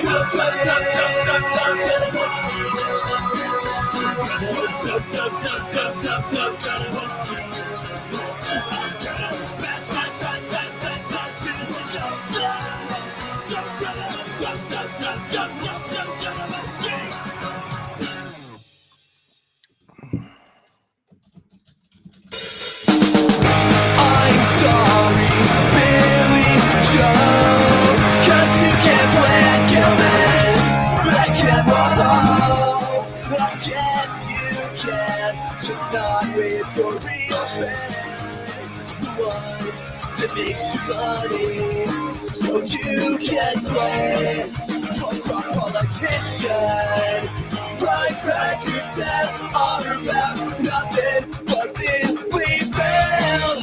Try cement, like it sucks to be an American. So quit your whining, because no one is interested, especially not the kids that kill me.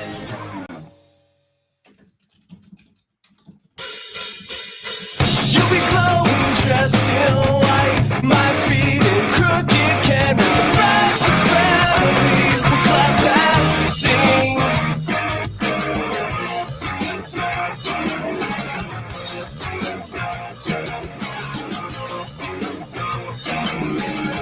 Waiting next August, Ernestine will stand before us. You capture my arms, I'll capture your arms. You capture my lips, I will say I do. I do.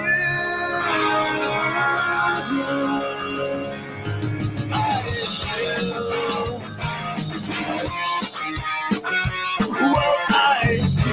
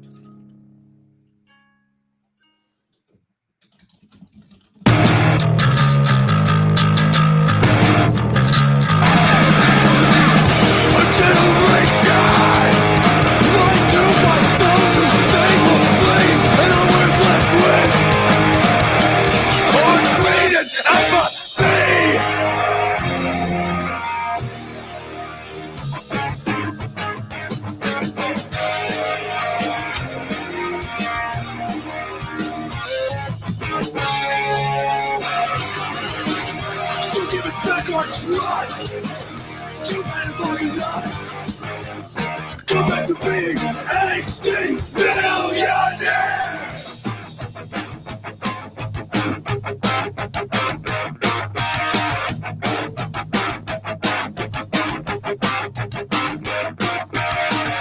They make good advertising space by using the president's face, but whose wallet's growing and who are they helping? No one! The record deals, the sold out shows, the t-shirt sales, where does the money go? And all that time, they say they're looking out for you. It's the biggest fucking joke I ever heard. So you don't like to let say.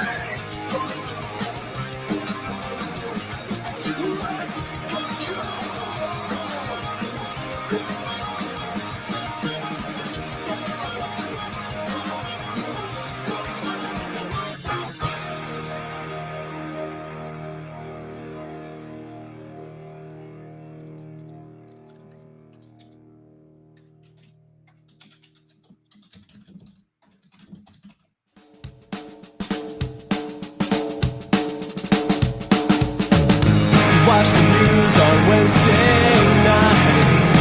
I had hooked the phone, got some snow, lay down on the floor to get the feeling just right.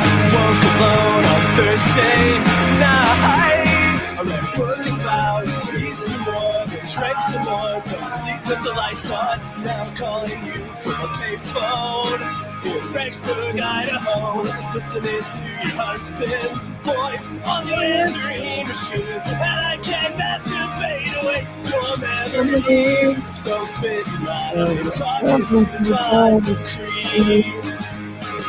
I broke the trees on Friday night about feminism and anarchy, and my heart on for fireman and read a scene on Saturday night about the Black Panther Party, Cope's Help Grow, and now I just want to cry. So calling you from a payphone in Rexburg, Idaho, listening to your daughter's voice on the answering machine, and I still haven't figured out how to say goodbye. So gonna sit on the ground and I'm gonna try. What happened from where you touched my tits? I bit your neck and we threw our Mormon ancestry to the wind. Because you got married and I got wasted, but your scent still lingers on me. I was not experimenting, I was holding on to you too, holding on to you too. I was not experimenting, I was holding on to you too for the rest of my life. And I'm calling you from a payphone in Rexburg, Idaho, listening to your voice sing on the answering machine, and I just can't believe how fucked up this makes me feel.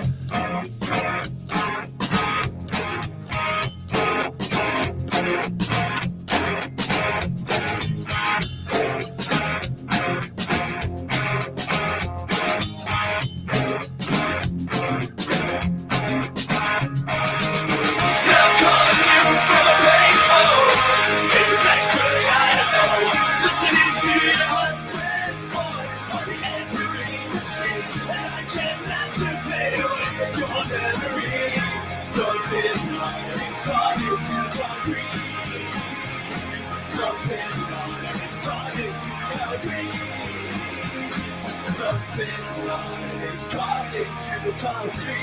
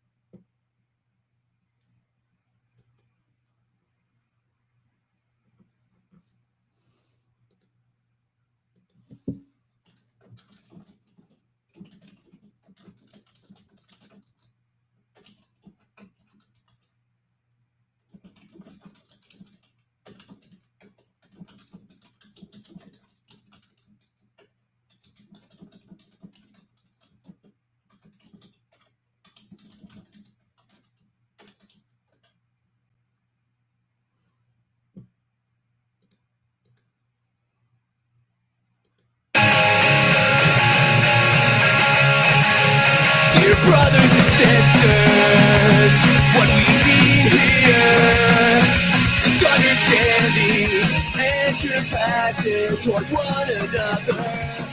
A new way to look at our lives. A brand new way to seek a newer world with all our eyes. Fix on solving every single problem. To hell with our pride. We've got so far to go.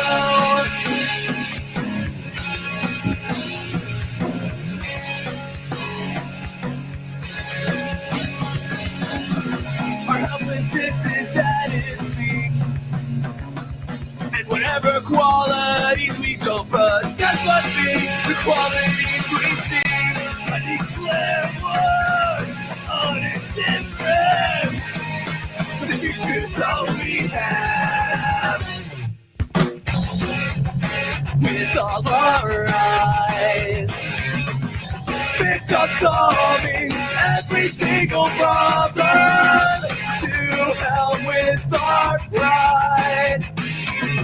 It's held us back for far too long.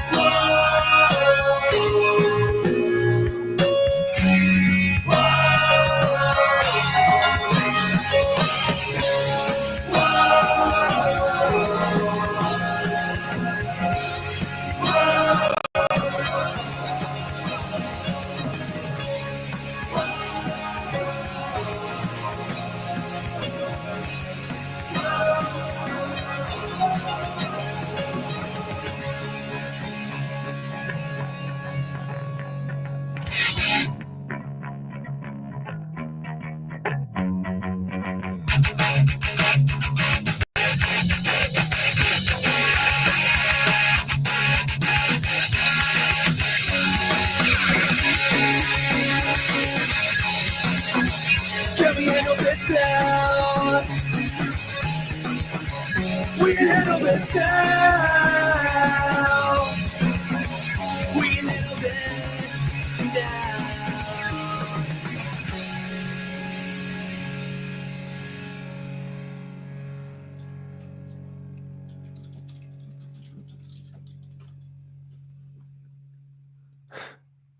You guys are amazing. This is fucking unreal. I can't believe no one, I've not ever shared Danger Death Ray's music or my own music with an audience that's actually been like captivated and interested. Honestly, like for real.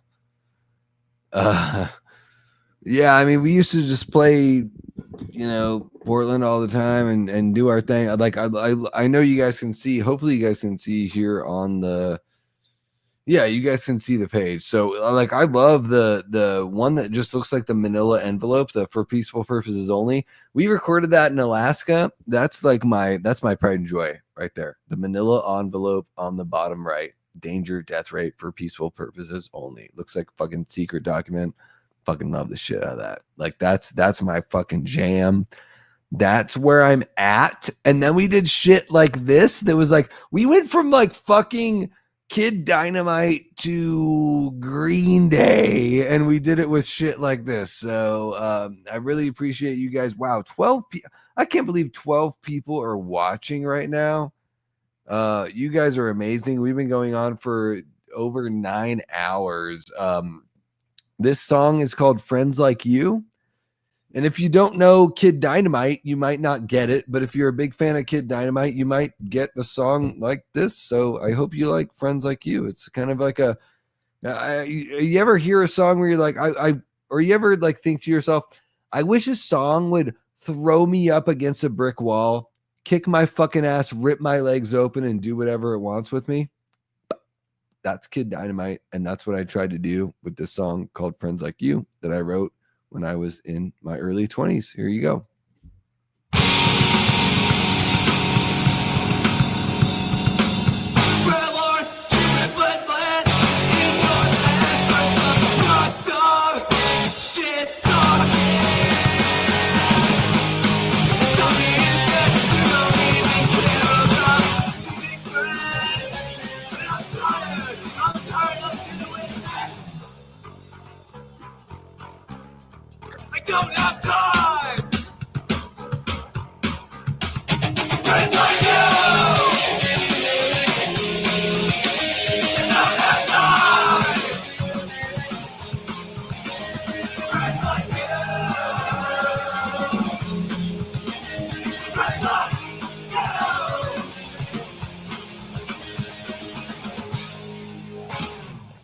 And here we go. He would always pass it back and forth.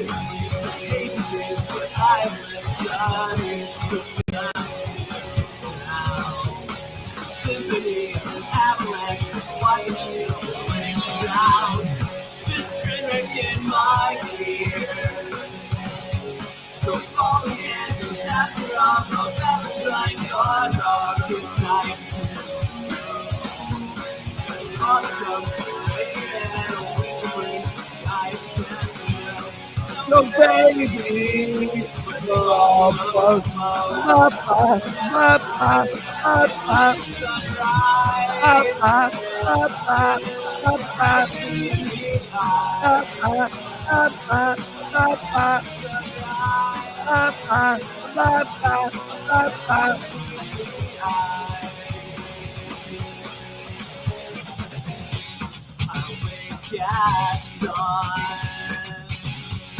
Before the city even turns its lights on, and I'm aware.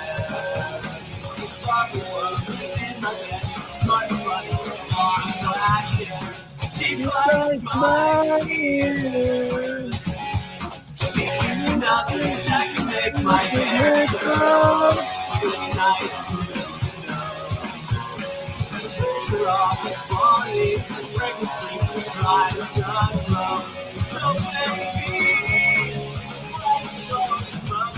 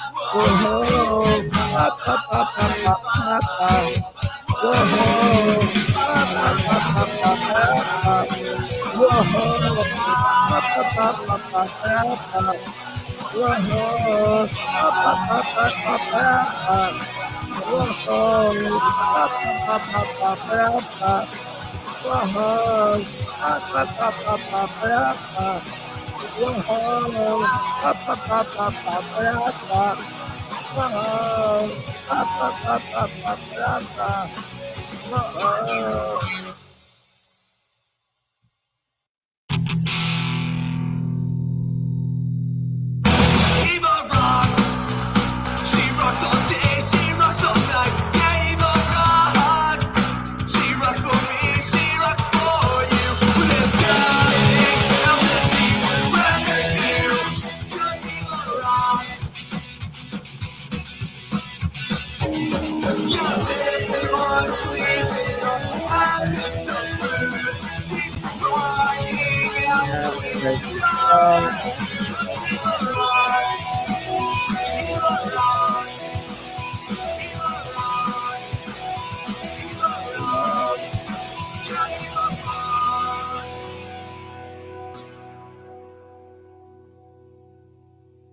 Okay. I'm gonna switch tracks here. I'm gonna go back and let's see if we can find a little something. I think there's something else we can find from the Danger Death Ray pantheon of blue blobblies. It may not be there. Tyler, have you heard all the Absent Mind stuff? I don't know if you've heard the Absent Mind stuff. That's one of the records I'm actually like most proud of, because with the Absent Minds, we made a record called The Misery of Correcting Past Mistakes. We recorded a record. I begged those guys in Absent Minds. I was like, guys, make the record with me. Let me record and produce this record. But before I joined the band, they had already reached a deal with the studio where they're like, we already have time at the studio. We recorded the record in the studio, a studio that did not recommend we used a metronome, a studio that went everything against what a studio really should suggest. It was fucking brutal. It was bad, and they didn't know what the fuck they were doing. And we recorded a whole record, and we were like, "What the fuck just happened?" And I told him, I was like, "You know what the fuck just happened? Is you guys didn't listen to me. That's what happened. Like y'all fucking made a deal with these guys, and the guy that heads the studio is fucking full of shit. He doesn't know what the fuck he's doing. He doesn't know how to record any bands, especially any bands that aren't his own. And he really doesn't know how to record his own bands. And I had to convince the entire band to record the record all over a fucking again. Unfortunately, that's what happened. And I did. At least I did. Because I will say this, like whatever you want to say about the Absent Minds record, The Misery of Correcting Past Mistakes is a fucking good fucking album. Like, this album is fucking top notch. I don't know if you guys are into skate punk or whatever you're into, but like, I'm into skate punk. I really dig it. And honestly, like, no shit, like we recorded this record twice, guys. Like, and I'm gonna give all the credit. Like Joel, I'm gonna say this right now, and I don't know if he'll never tune into this because we're 9.5 hours into a live stream. But these guys don't like me. Joel doesn't like me. I don't agree with all politics that he agrees with, so I guess I'm just a fucking piece of shit, apparently. But what I will say is this: on The Misery of Correcting Past Mistakes, I helped him write half of the songs on the record. I played bass on the record. I helped him write half of the songs. And when we were recording the records, when we recorded this, all of these, the solos we wrote together. Like he played the solos, but he wrote them. Yes. So I'll say he wrote and played the solos. I produced every single solo, and the solos are mixed from one take to another. Really, really fun stuff. Like, we had a lot of fun. Like, I love how playful the record is. And I think, like, honestly, this is not this is not me talking shit about Joel, because Joel is, like, honestly, guys, like, Joel Hickson from Absent Minds is probably, I would say, the most impressive songwriter and guitarist I've ever played with in my life. And I'll love that forever. Like, I'm thankful for that forever. Look at these booties on the Absent Minds record cover there. Those speak for themselves. I really enjoy this record. I think it's great. One of the cool things about this is that we recorded it in our own home. This was tracked all in our own home in Portland, Oregon. We took every single track that we recorded to a studio, and we mixed it and mastered it in a studio. But every single one of these tracks was recorded at home. This is a record that I'm so proud of. I love this Absent Minds record, The Misery of Correcting Past Mistakes. I love that we have instead of having a second guitarist, we have a second cello. Yes. Cello is the fucking lead guitar. And you know what? People, like, there have been people to me that talk shit about Joel's voice. I fucking love Joel's voice. Like, I'm like, oh, so you like Tom from Against Me, but you don't like Joel's voice. Fuck that shit. Like, this record right here, listen to the vocals and hear what he's got to say. I'm going to push play on the record. I'm going to go take a piss, and I'm going to come back and hang out with you guys. And I hope you enjoy what you got here, because I think this is a fucking gem.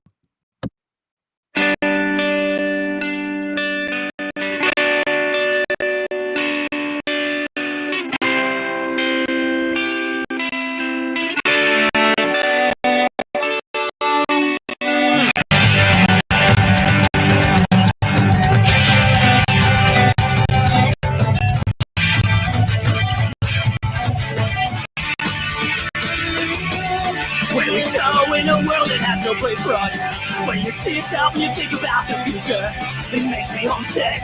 Hope this feeling doesn't stick around long enough to make me lose my mind. And what you see in your dreams and make you question all the things that we know about our enemies and break it feel so hopeless. Time and time to get things right. Time to regain sight.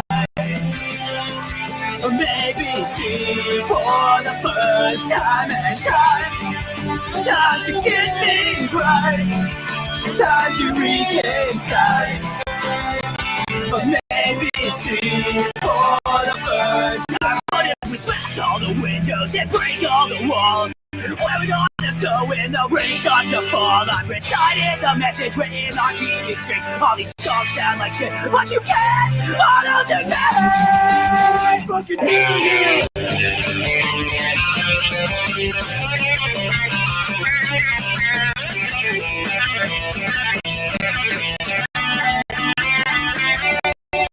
When you turn when all the streets are one way, and you're stuck in the gridlock of the traffic of your mind, just pull the e-brake. When it's all that you can take, pull the car over to the side. And what do you sing when every melody's been sung before? And waking up you say it feels just like a fucking chore. It feels so awful. Just remain a fool.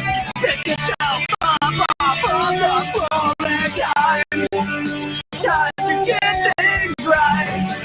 Time to regain sight. Or maybe see for the first time and time to get things right. Time to regain sight. Or maybe see for the first time.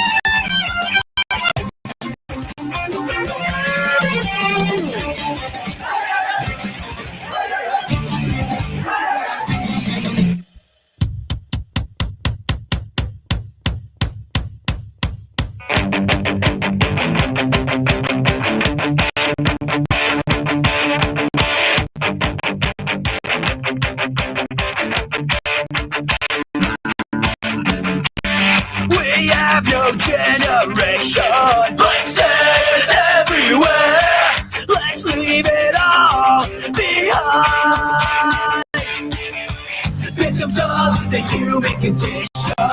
Places everywhere. Let's leave it all behind. Leave it all behind. Let's leave it all behind. Let's leave it all behind. Let's leave it all behind. Let's leave it all behind.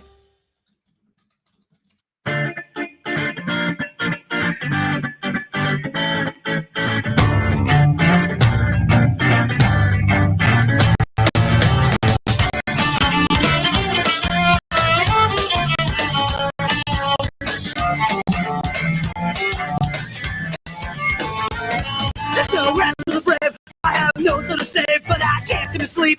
No matter how weak I become, as the clock ticks, my mind's playing tricks, and I just can't seem to wake. No matter how bright the sun.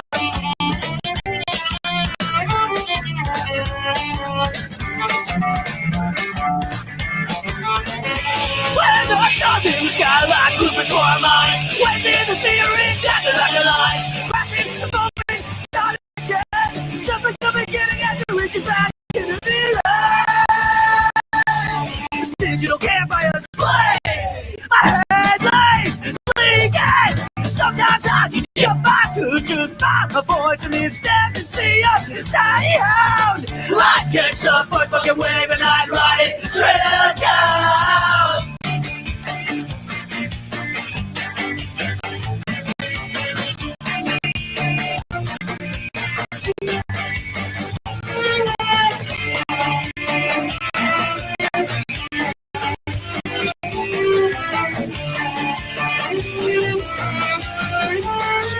When the stars in the sky like blueprints for our minds, waves in the sea are exactly like our lines, crashing and foaming, starting again, just like the beginning as it reaches back into the end.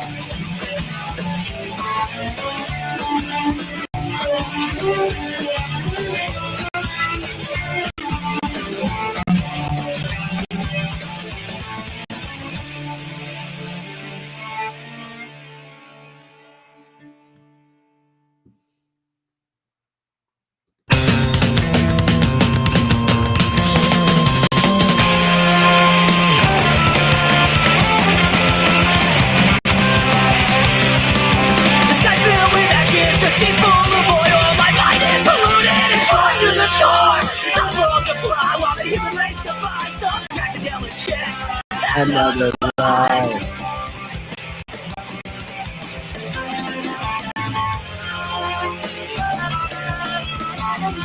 Oh shit. I could never make it out alive. I didn't in my life to survive. Build a world in which we can believe. So toss it, let's find a cure for our disease.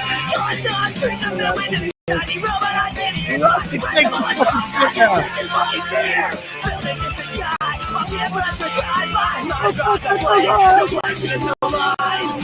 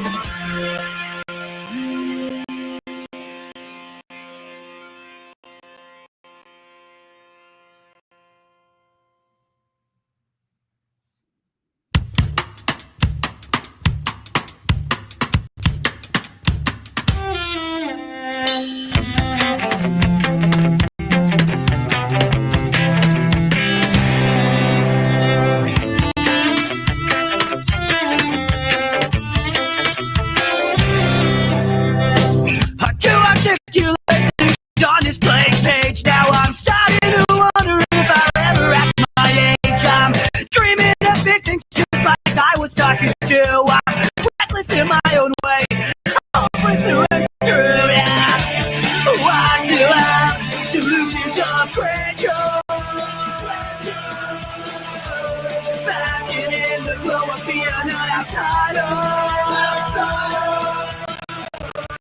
Getting all the names of all those people I never knew. Wishing all the while I could forget about you.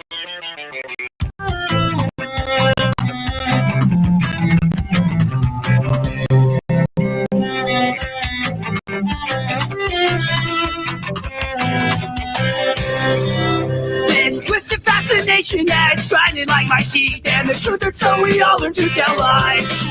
But trees entwined with power lines were all buried underneath. I can't tell who showed their face and who's wearing a disguise. I still have delusions on grandeur,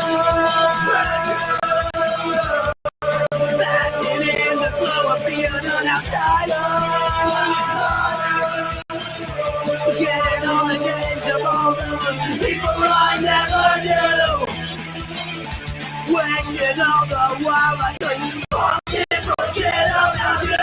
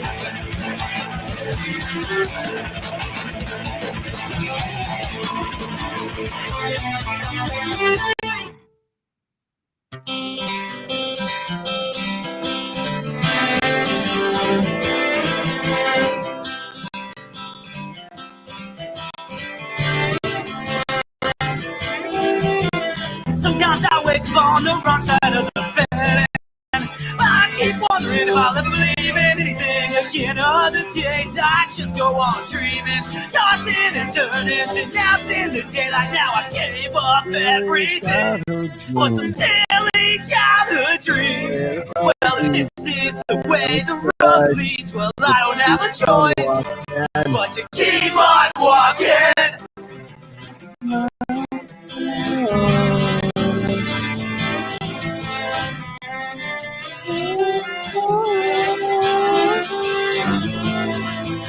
Law clocks and traffic lights, wait for us, stay in the line. I wish there was a God so he could give me a sign. Maybe he would say, fuck if you stay. Oh well, fucked anyway. Now I make this better, which I left with lies and regrets and bills I'll never pay. Now I'm buried in the ground, like my memories I know I'll never be found.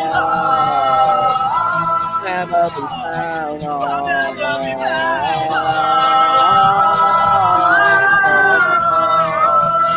Now I gave up everything for some silly childhood dream. Well, if this is the way the road leads, well, I don't have a choice. Crazy Eddie lives on Foster, rides a bike without a seat, pissing up all the neighbors. He rides down the wrong side of the street.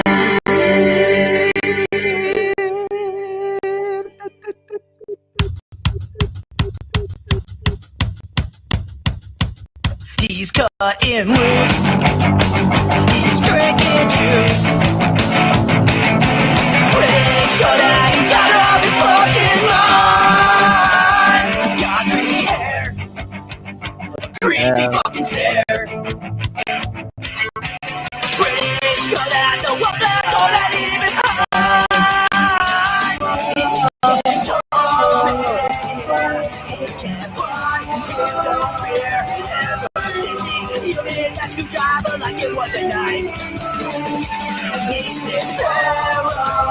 And the people say, well, I don't think that I want to live crazy anytime. What's that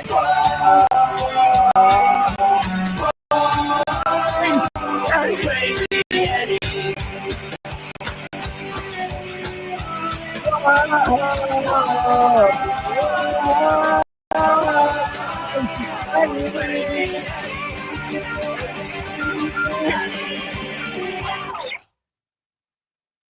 Skinny jeans. Why?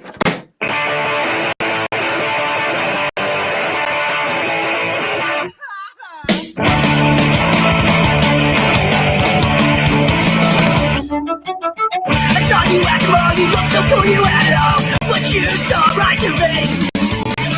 Holding your nose, stuck on your toes. But why you gotta be so goddamn mean? 'Cause I can't wear skinny jeans. Why you gotta be so mean? Now I don't got no big rim glasses, 'cause my eyesight's 20/20. I saw you at the show, I escaped, but you said no. You just bobbed your head real slow. Have you heard this band? They're from Greenland. You don't know that I don't know, 'cause I can't wear skinny jeans. Why you gotta be so mean? No, I don't got a leather jacket, 'cause it's 98 degrees.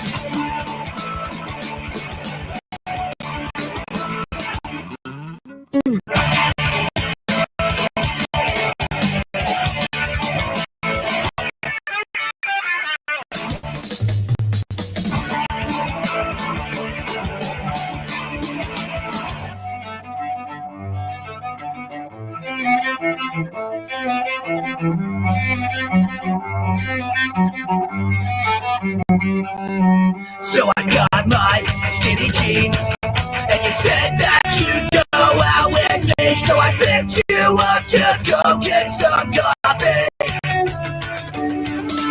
Next thing I know, she's bought some dude playing cello. That's not fair, 'cause that's not fair.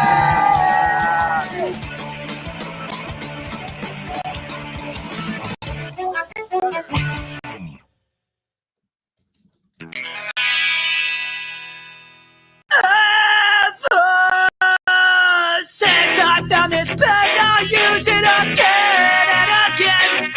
In the meantime, I'm just looking for my voice. And in the end, it's just pretend. This whole life that we live, we're just trying to save ourselves. And now we've outpaced our own minds, and we're surely in decline. Knowing that doesn't make me much more comfortable. We've grown up into life's been so diazepinized. Violent to machines that eat drugs and breathe radio waves. But we all die, but you might as well try. You can get hit by a bus, or struck by lightning. We all die, but it's good to be alive. Our voices will grow stronger from the thoughts that we said.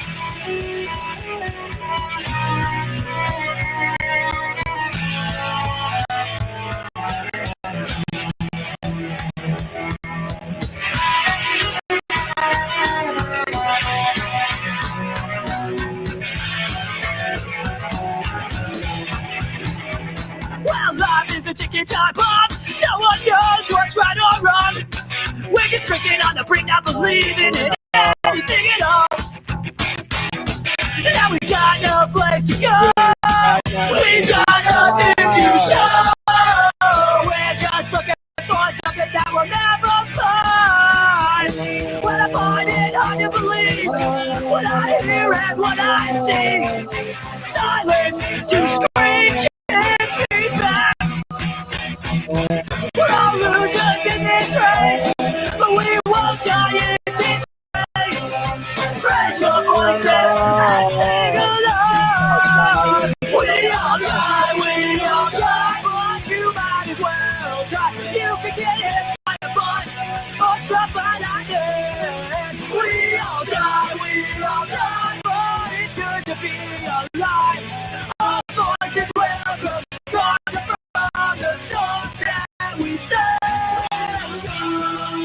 we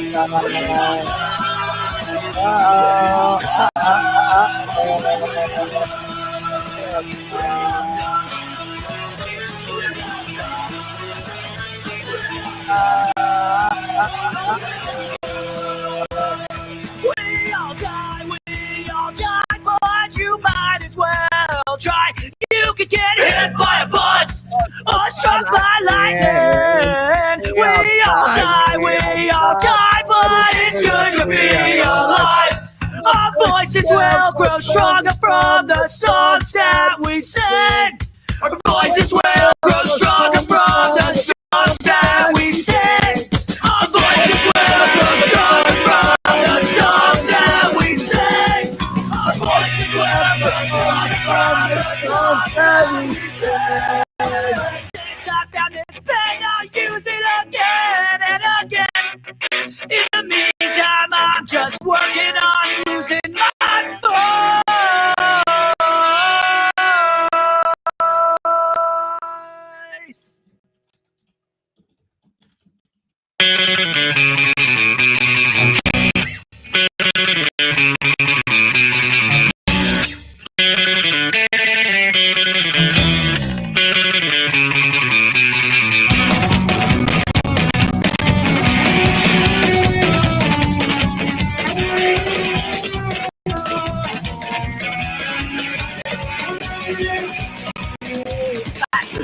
I dream and it takes me away.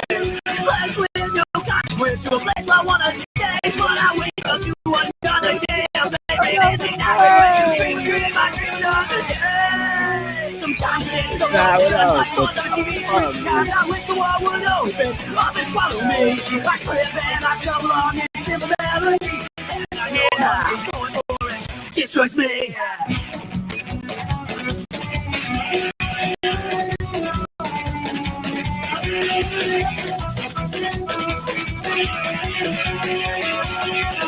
I feel my body shaking.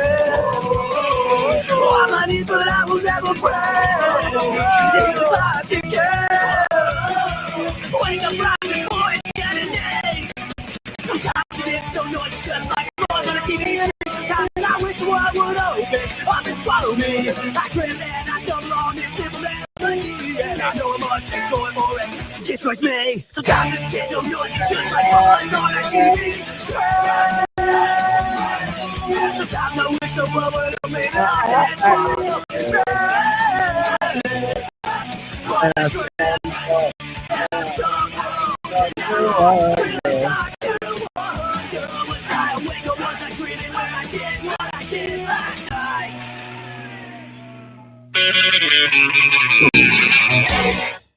Guys, it's just getting started.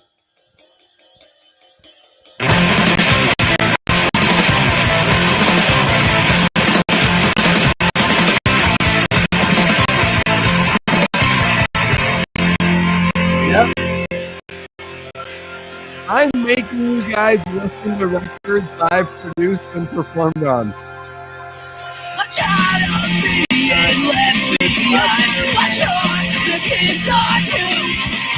I'm tired of standing in this line, only getting scraps out of you.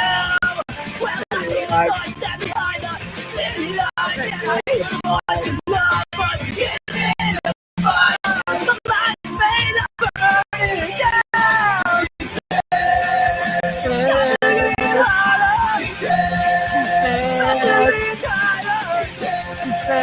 Everything's changing, I'm just stuck in my head. Above the water.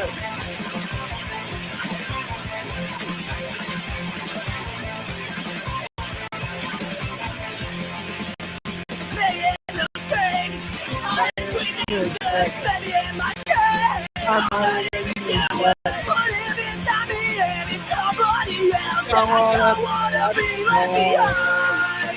I don't wanna be left behind.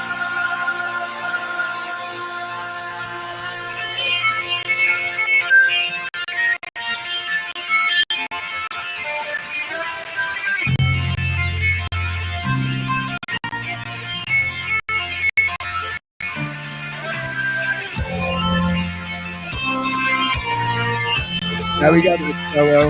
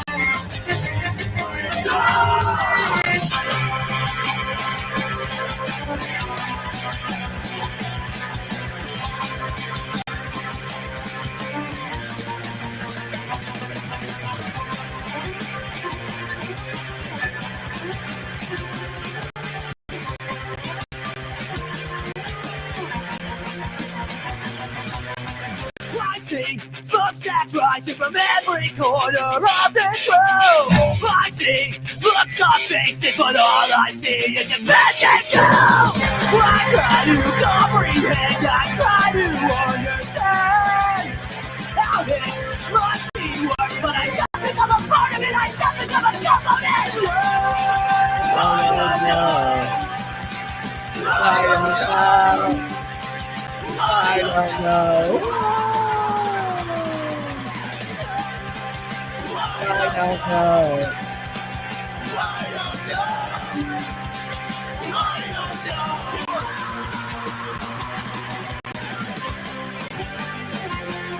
Let me out. Let me out.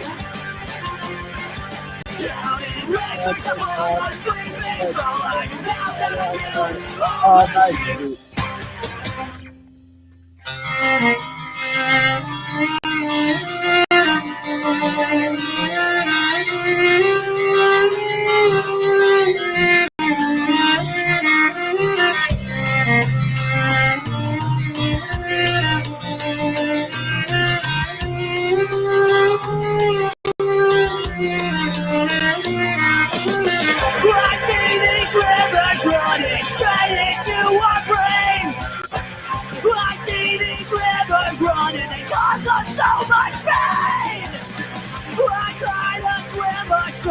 Try to get away, but toxic baptism takes me away.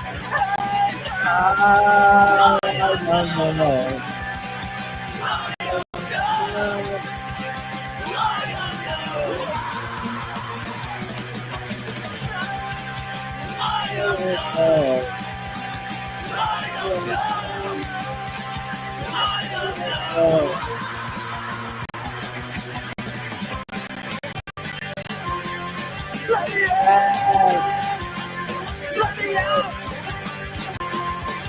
Counting records of all the sleep, it's all I do now that I killed all the sheep.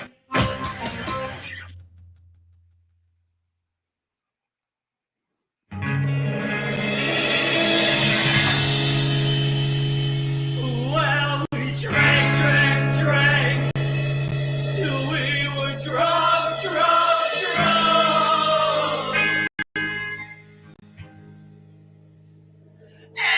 Smoke, smoke, smoke, till we smell like skunk. And today I can't remember a day. Oh, all the bottles we smashed and all the drunken songs we sing.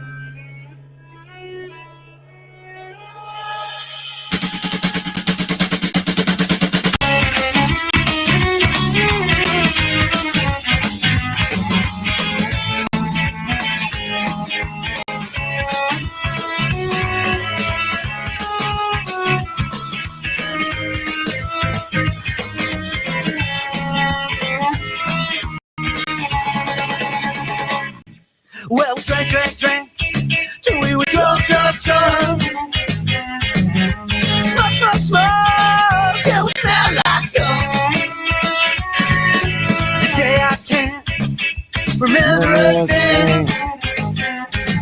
While the bottles we smashed and all the drunken songs we sing.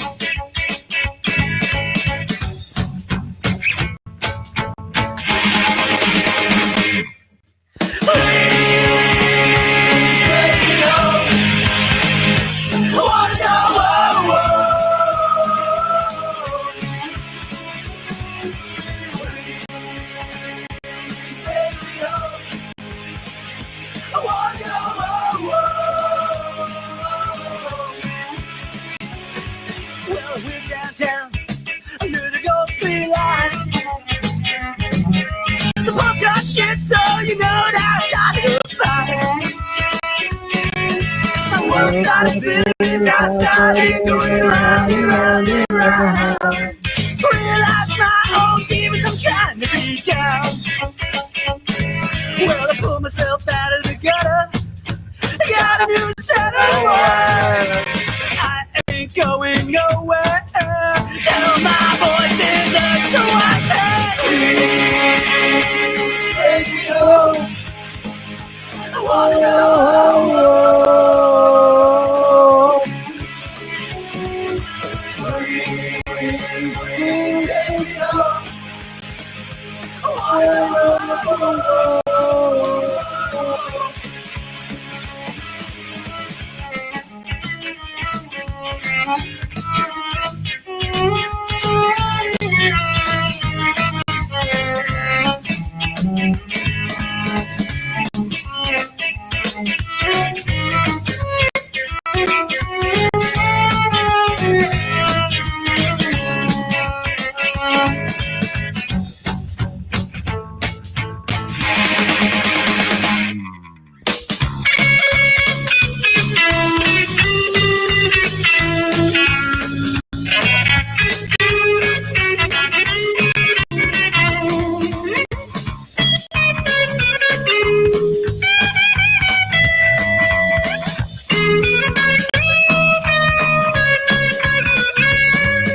Please take me home.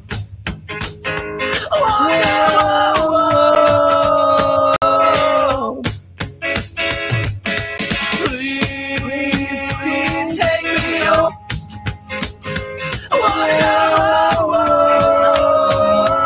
Please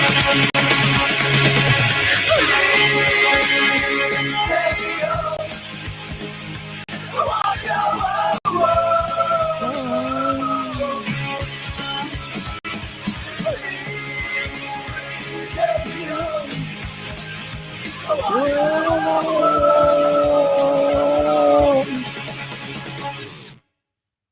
Holy crap. Here you got. You get the full. Yeah. You guys get the Jaws fucking ending. This was, I pushed for this ending. Yes. I had a little drink about an hour ago, where this got right through my head. Wherever I may roam, by land or sea or foam, You will always always hear me singing this song. Yeah, that was a proud moment for me getting that on the fucking record, and we performed that more than once live. Thank you guys so much for rocking out to fucking Absent Minds. The Misery of Correcting Past Mistakes, which is the record that I am most proud of in my whole recording history. I tracked every single track on this record was recorded by myself. I produced and helped write the songs and the solos. We took it into a studio and we finished everything off. And like that record right there that you just heard is the record I'm easily most proud of. I wish I had more to show off to you guys. I mean, I guess I have more to show off to you guys, but it is 5:30 in the morning here on the West Coast. So I feel like you guys have kind of put up with enough, and I've been live for over 10 hours now. It's kind of wild. I still have another beer, so I don't mind kicking it for a little bit. I don't know what you guys want to hear. I guess I could play some fucking really embarrassing shit if you want to hear some Davey Death Ray Bandcamp shit. Well, I could probably play you some shit that's pretty impressive or embarrassing. Not impressive, definitely embarrassing. Let's see what I got here. There you go. Let's see what this is. So here I'll play you guys this is a cover of a song. This band called Man Cub.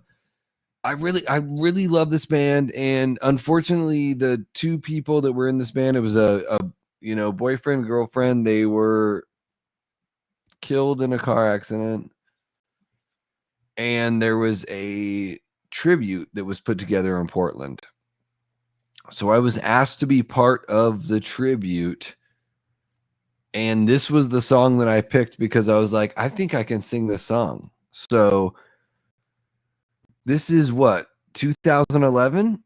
Yeah, wow, 14 years ago. So this is all recorded and performed in my bedroom in Portland, Oregon in 2011. And I love this song. I can't, it's 1 minute and 43 seconds. Guys, I gotta tell you too, like all the emotion and all the feeling, it really is from the original song. Like I grew up loving punk rock and loving emo and all that stuff. But what Man Cub put into the song, like I really tried to do them right, because when people have passed, and I was asked to take part in this tribute. The sister of the woman who passed, of the woman who was in Man Cub, personally asked me to take part in this. It was very, very special. So this is a song called Those Lonely Hours. It's super emo. It's just 1 minute and 43 seconds. I'll share this with you guys. I hope you dig it. I think it's a beautiful song. There's the lyrics are up here on the page, and I think they're really beautiful as well. So here you go.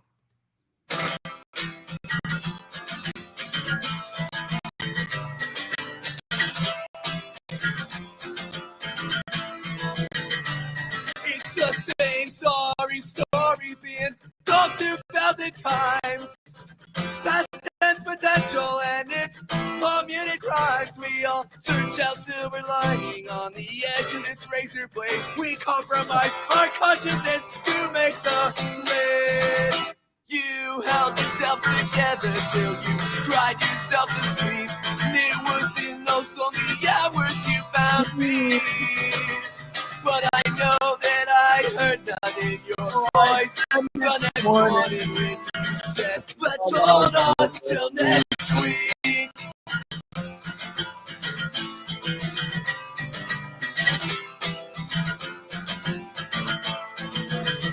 Because there is an escape in those monumental moments.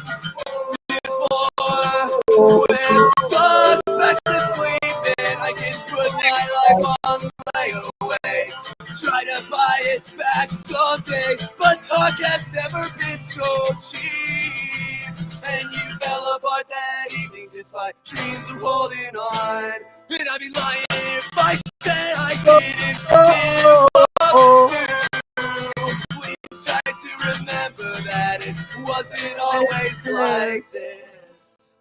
and I'll try to remember too. Oh man. I am such a fan of that song. And again, guys, I didn't write that song. I'm just such a fan of that song. Thank you so much to, Pat and Tyler for hanging out. I really appreciate the kind words. Like, I kind of want to listen to it again. I don't want to make you guys listen to it again. But just for me, like, I would like, I love that song. And again, I didn't write it. I didn't even know about Man Cub until they had passed away. I spent some time. Portland is an interesting town, like you meet some people and you hang out with some people. They like, you meet them at a show or whatever. And like when I met this woman whose sister was in Man Cub, it was her and her boyfriend that passed away in a car accident. They were on tour when they passed away. And, we just met at like a tennis court, like 16th and Hawthorne, like 15th and Hawthorne, wherever it was, just right off that main street. Maybe it was Belmont or something in Portland. And like to me at that time, it was just like she resonated with the community we were a part of. And she was like, I'm looking for people to take part. And I really didn't know the gravity of the situation. I really didn't. And she was like, so this band picked this song, this band picked that song. And when I heard this song here, Those Lonely Hours, like that was one where I was like, oh, fuck yeah. Like I fucking love this song. Like I kind of want to play it for you guys again and then maybe like jump into some other stuff that's here on this page. Is that okay if I just play the song for you guys again? Again, it's not my song. I didn't write it. So maybe I'm being a little self-indulgent as far as the performance goes, but like I really like it really like the songwriting is beautiful. It's like this I don't know if you guys like Mountain Goats or Palace Brothers or anything like that. John Darnielle. I don't know. I feel like I have to listen to the song again. I'm gonna play the song again. Tyler says he's down. It's just 1 minute and 43 seconds. I think it's really beautiful. And like what I want to do here, guys, is you guys are hanging out super late. Like we've been hanging out for fucking hours. And the song's called Those Lonely Hours. So like, let's just look at the lyrics. There's something beautiful about the lyrics to this song. I really think, I don't know, guys. Like, yeah, maybe I'm just being too weird, but let's God, I don't know. It's thinking about the people we love, the people we've lost. Some of us have lost somebody really important within the last day or two. And here we go. The song is called Those Lonely Hours by Man Cub. And I really think within 1 minute and 43 seconds, guys, they really like tell a fucking complete story. So here we go. I'm going to get this playing right now.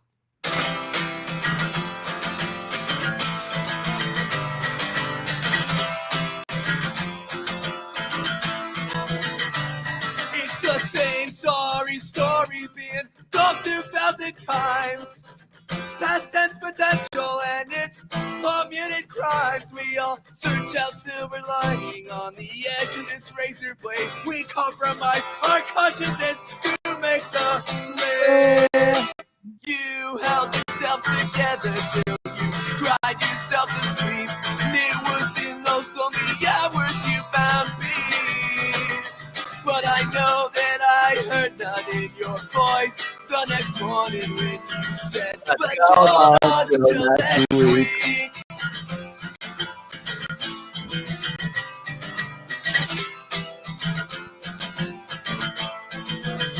Because there is an escape in those monumental moments. Whoa!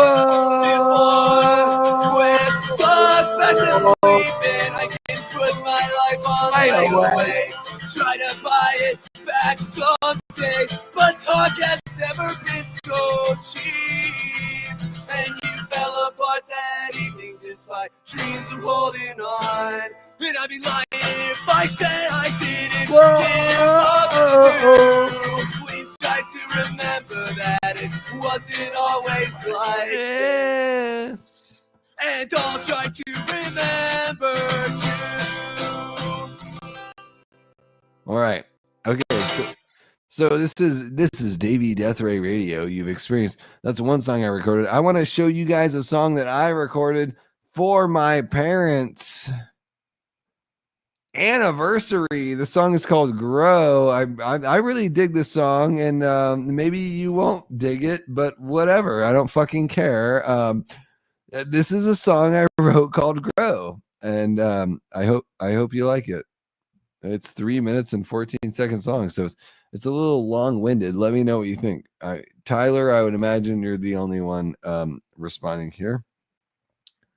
We all search out our silver lining at the edge of this razor blade is a great line, and that melody sings. Yeah, dude. Man Cub is fucking dope. And people,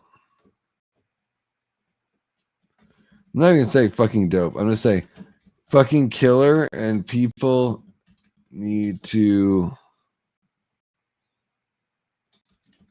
jump into that beautiful catalog, because Man Cub really, there was some good shit, and they really did. It was a car accident, on tour, getting killed kind of thing for Man Cub, unfortunately. Great band, 2-piece, beautiful. Like, I mean, sometimes those things just they don't make sense all the time. You lose people in your community and you don't really realize, but Man Cub was one of those bands where it was like, fuck, dude, they were putting out some high quality shit. Like, I mean, I recorded 2 guitar tracks and 3 vocal tracks just for the shit that they would do with 2 people. Male on vocal and guitar, female on acoustic or on a harmony vocal. And then there I was recording multiple tracks. If you listen to that track for Those Lonely Hours, that's double guitar and 3 vocals on the track. And I could sing the song by myself. It just wouldn't be as cool without the full accompaniment. And that's what Man Cub did. And that's why we wanted to give tribute to them, because it was very fucking impressive. And this is a song, I wrote this song called Grow for my parents. This is a celebration of love. It's really cheesy and really corny.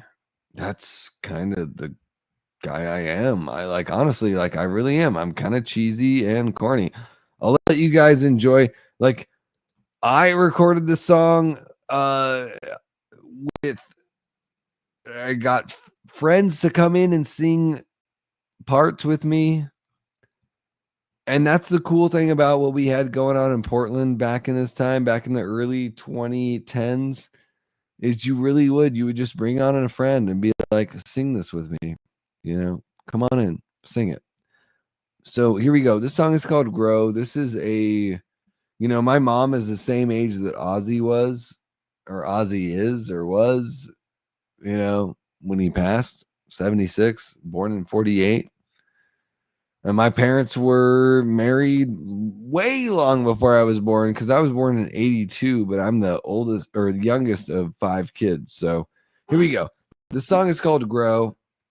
It is written by Davey Death Ray. I hope you dig it. Here we go.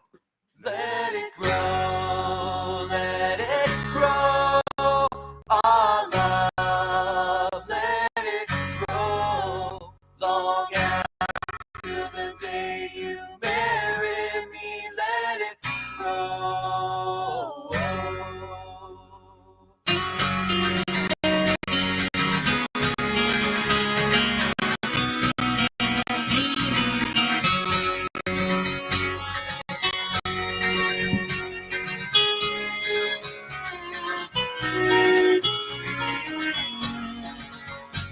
On the day that we first meet, let it grow. And on the night when we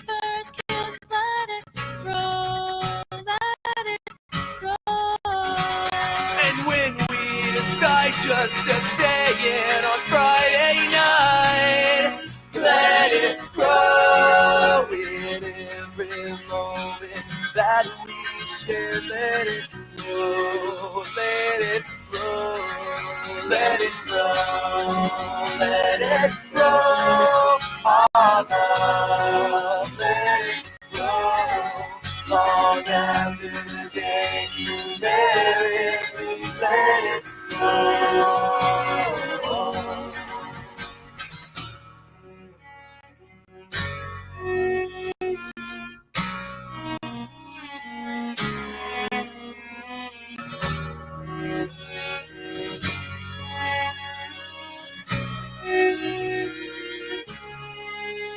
When you're right there alone with me, let it grow.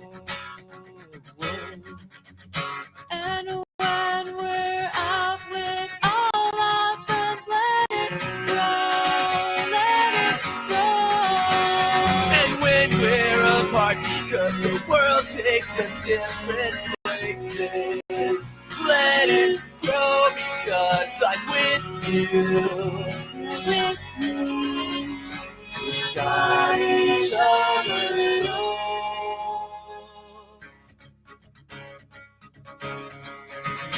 Let it grow, let it grow.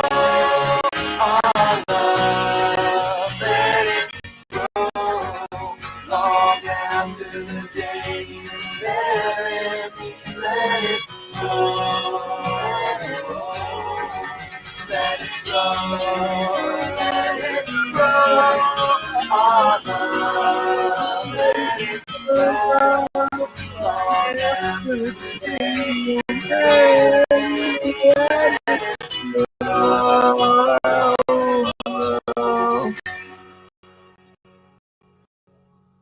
Fuck yeah. You guys are amazing. Thank you so much for letting me share all this weird shit with you. And I can even share weirder shit with you. I mean, if you're here, like, I'll fucking share it because I'm fucking up. It's fucking 6 a.m. in the goddamn morning here. 6 people are watching. We've been going for 10 and a half hours. Even Dave Vanderhoff is like, someone's buzzed. I love it. Like Vanderhoff's ready to go. So let's see. Tyler, are you still in the chat? Where are you at, Tyler? Here is, I know I played this song for you guys, but here you go. This is the actual recorded version, Tyler. So here you are, bud. Hope you dig it.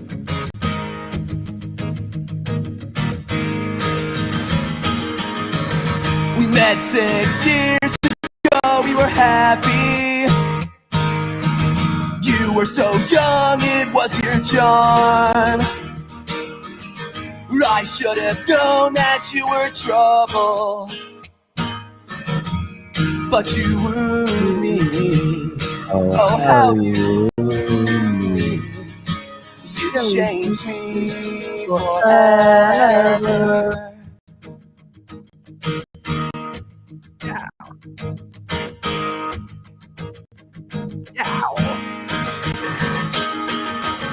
We got caught in the park, but we weren't lucky. I was so drunk, why did I drive? And in the morning in the car you cried, but I held you. Oh, how I held you. No, never let you go. I don't want you running around. I don't want you running around. I don't want you running around. I don't want you running around. I don't want you running around. I don't want you running around.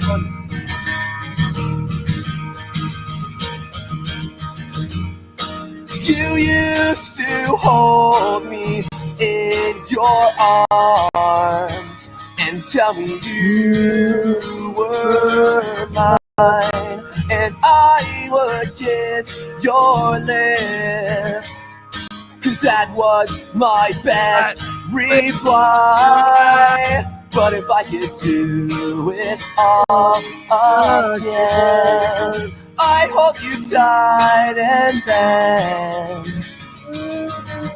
I'd whisper in your ear, I'm yours.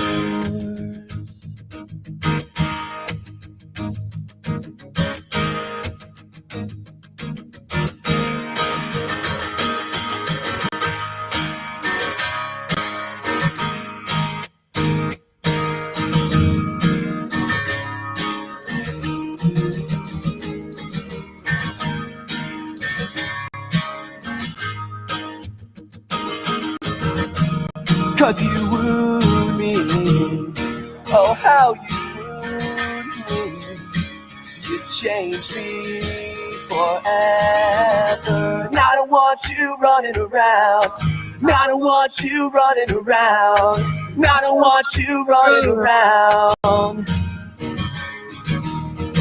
Now I don't want you running around. I don't want you running around. I don't want you running around. Now I don't want you running around. Now I don't want you running around. Now I don't want you running around. And guys, I'll play one more song from my solo record here. This is called When You Call, and this is like my fucking jazz tune. This is my Scott Reynolds, all from Descendants, all kind of song. And I you know, I don't know. This is a song where like I really am. I just want you guys to know I don't have training from school. Like I didn't go to music school. So when I wrote this song, this is all just from my brain. And when I wrote the solo and the melody, that's all just like coming from my mind. But I'm very proud of this song. I do want to have a better recording of this track, but I'm very proud of the song. And so I want to share it to you guys. It's called When You Call. I really dig this one. It's about 4 minutes long. Let me know what you think in the comments or in the live chat. I really do appreciate you. I'll pick the phone up when you call to say that you are happy without me, no, and so you call because I am lonely without you, but I hear that you're happy and I love you for that. You finally becoming a person that you love, and that is truly the best. And I still wanna be your friend, no matter how hard that is to believe. Yeah, I still wanna be your friend.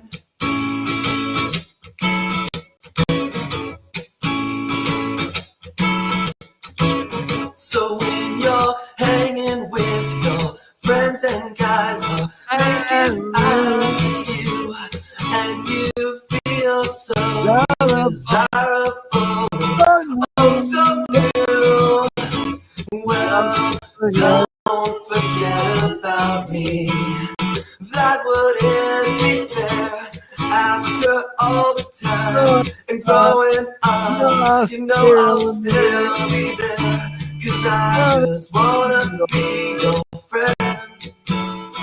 In the meantime, yeah, I still wanna be your friend.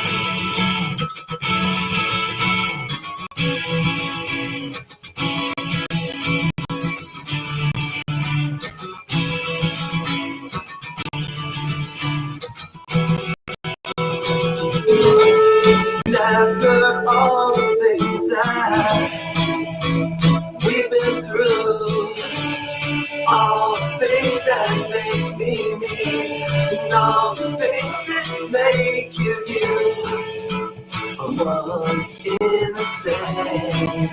There's no one to blame but don't you think we deserve know that Another chance chance at happiness.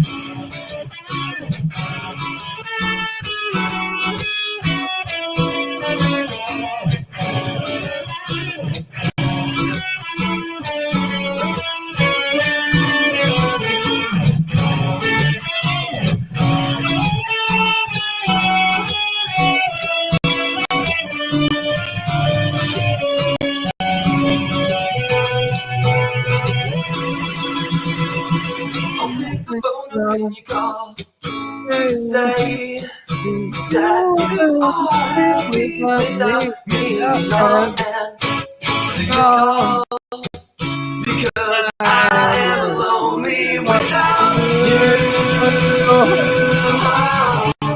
And I still wanna be your friend, no matter how hard that is to believe.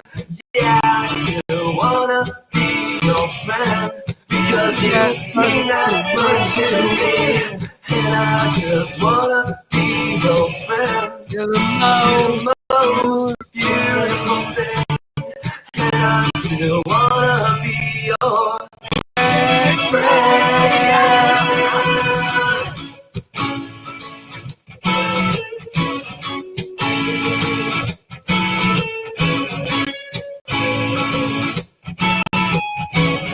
And I still wanna be your friend. Oh my God, you guys are amazing for sharing that moment with me. I recorded that track when I was in my mid to late 20s, and I'm in my early 40s right now. And it's super special to be able to share that with you guys. When I say this solo is my favorite, yeah, like I love that. I love recording that record. And recording that solo. I sent it off to like Scott Reynolds from All gave me some kudos from that. You know, just a personal little like, hey dude, I dig your shit, because I sent it to him and I was really super pumped. Like on all the Absent Mind stuff, guys, like I worked on the solos as far as like helping Joel write them. Joel came up with all the great grooves and everything. And then when I produced the solos. So as we're tracking everything, I was like, well, the first part from this one, the third part from this one, and then the second part from this other one, let's put those all together. It's all Joel. But when I like something like this with When You Call, which is maybe the best song I've ever written ever in my life. I think I'm just gonna play it again. Honestly, like I'm just gonna do that because I've been up with you guys for 10.5 hours. And I'm just gonna play this song again. If you hate it, you can bail. No big deal. I'll pick the phone up when you call to say that you are happy without me, no, and so you call because I am lonely without you. But I hear that you're happy, and I love you for that. You finally becoming a person that you love, and that is truly the best. And I still wanna be your friend, no matter how hard that is to believe. Yeah, I still wanna be your friend. Ow. So when you're hanging with your friends and guys are making eyes with you, and you feel so desirable, oh so new, well, don't forget about me. That wouldn't be fair. After all the time and growing up, you know I'll still be there, 'cause I just wanna be your friend. In the meantime, yeah, I still wanna be your friend.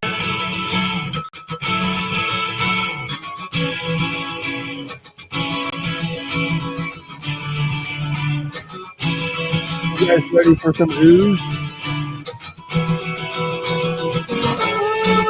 After all the things that we've been through, all the things that make me me, and all the things that make you are one in the same. There's no one to blame but don't you think we deserve another chance at happiness?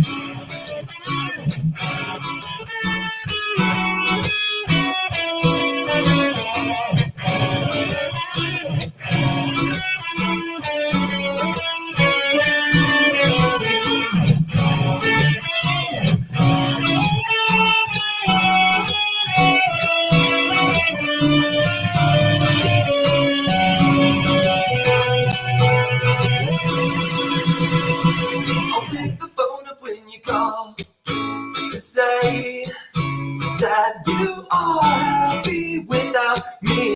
No answer your call because I am lonely without you.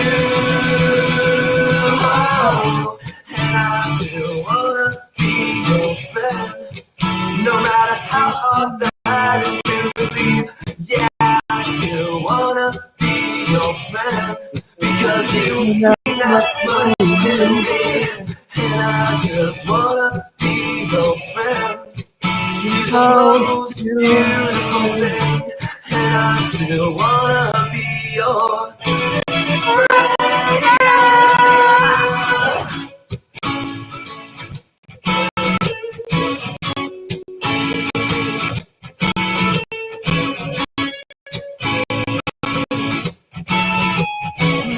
And I still wanna be your friend. Oh my God, you guys are amazing. I could keep on playing songs that I wrote because everyone is fucking hanging out and being fucking killer. You guys are goddamn beautiful. The sun is up here in Phoenix, Arizona. It is officially 5:55 a.m. and I am not going to give up on you if you're not going to give up on me. I will keep on sharing these songs, no matter how pathetic they make me seem. I'm looking, I'm like, which song is the least pathetic? I'm very curious. You know what I want to do is I want to try to see if I can find my brother did this Vimeo. Vimeo, let's see here. I want to try to find this Vimeo song that he put together, because he did this track and I was just a kid. I was like really late 20s, early 30s. For real, like kind of crazy. So let me see if I can find a little something to share with you guys that's a bit more special than just a band camp.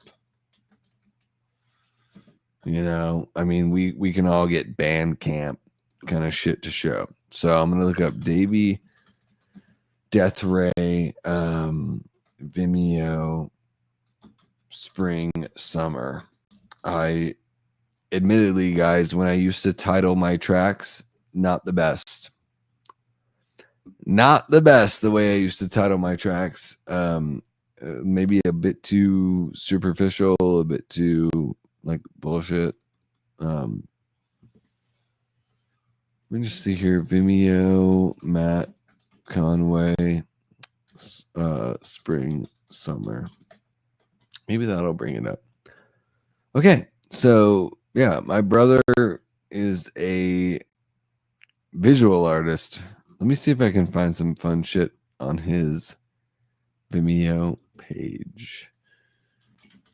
He recorded shit of mine way back in the Disney day. And I'm just curious to see what's going on here. So I see, okay. I see some stuff. Okay. I'm looking through it. Nobody jumped to conclusions yet. If you guys have some fucking snack food, I'll take your snack food. God damn. You know what's a bummer is I was able to find on my phone, if I look up Google and I just go google.com. Okay. Yeah. Why can't I just find google.com? So I wish I could find that. That would be my favorite. Maybe I just need to go back to Vimeo here. Davey Death Ray. I appreciate you guys hanging out with me.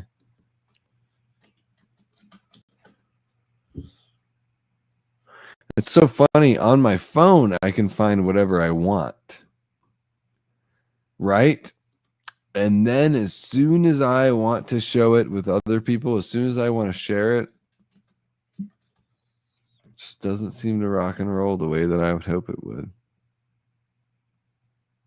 Yeah, it really doesn't. So yeah, maybe I don't have what I need to show you guys right now, but thank you so much for kicking it with me on the massive stream tonight. 10 hours and 43 minutes. Bro, I can't believe you're still streaming. Respect, this KCX. You should make one from Pedro. I'm sorry, Pedro Pascal. No, I'll never do that. Yeah, dear Bandcamp, I'm not deleting you anymore.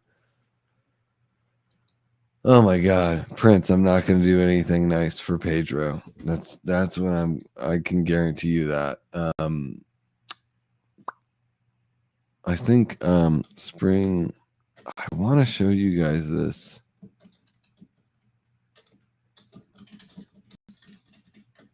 I want to just look this thing up, see if I can find it, because I'd love to share it with you guys.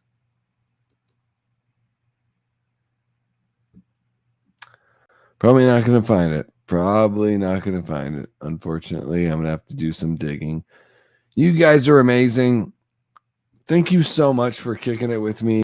I can't believe it. We have gone for 10 hours and 45 minutes. You guys are absolutely beautiful. I don't know what else to say to all of you folks hanging out, but thank you so much to everyone that kicked it with us. Everyone that listened to all these records and dealt with my self-indulgence throughout the latter half of the evening. Thank you so much. Really appreciate you. Until next time, I've been and will continue being Davey Death Ray. Take care.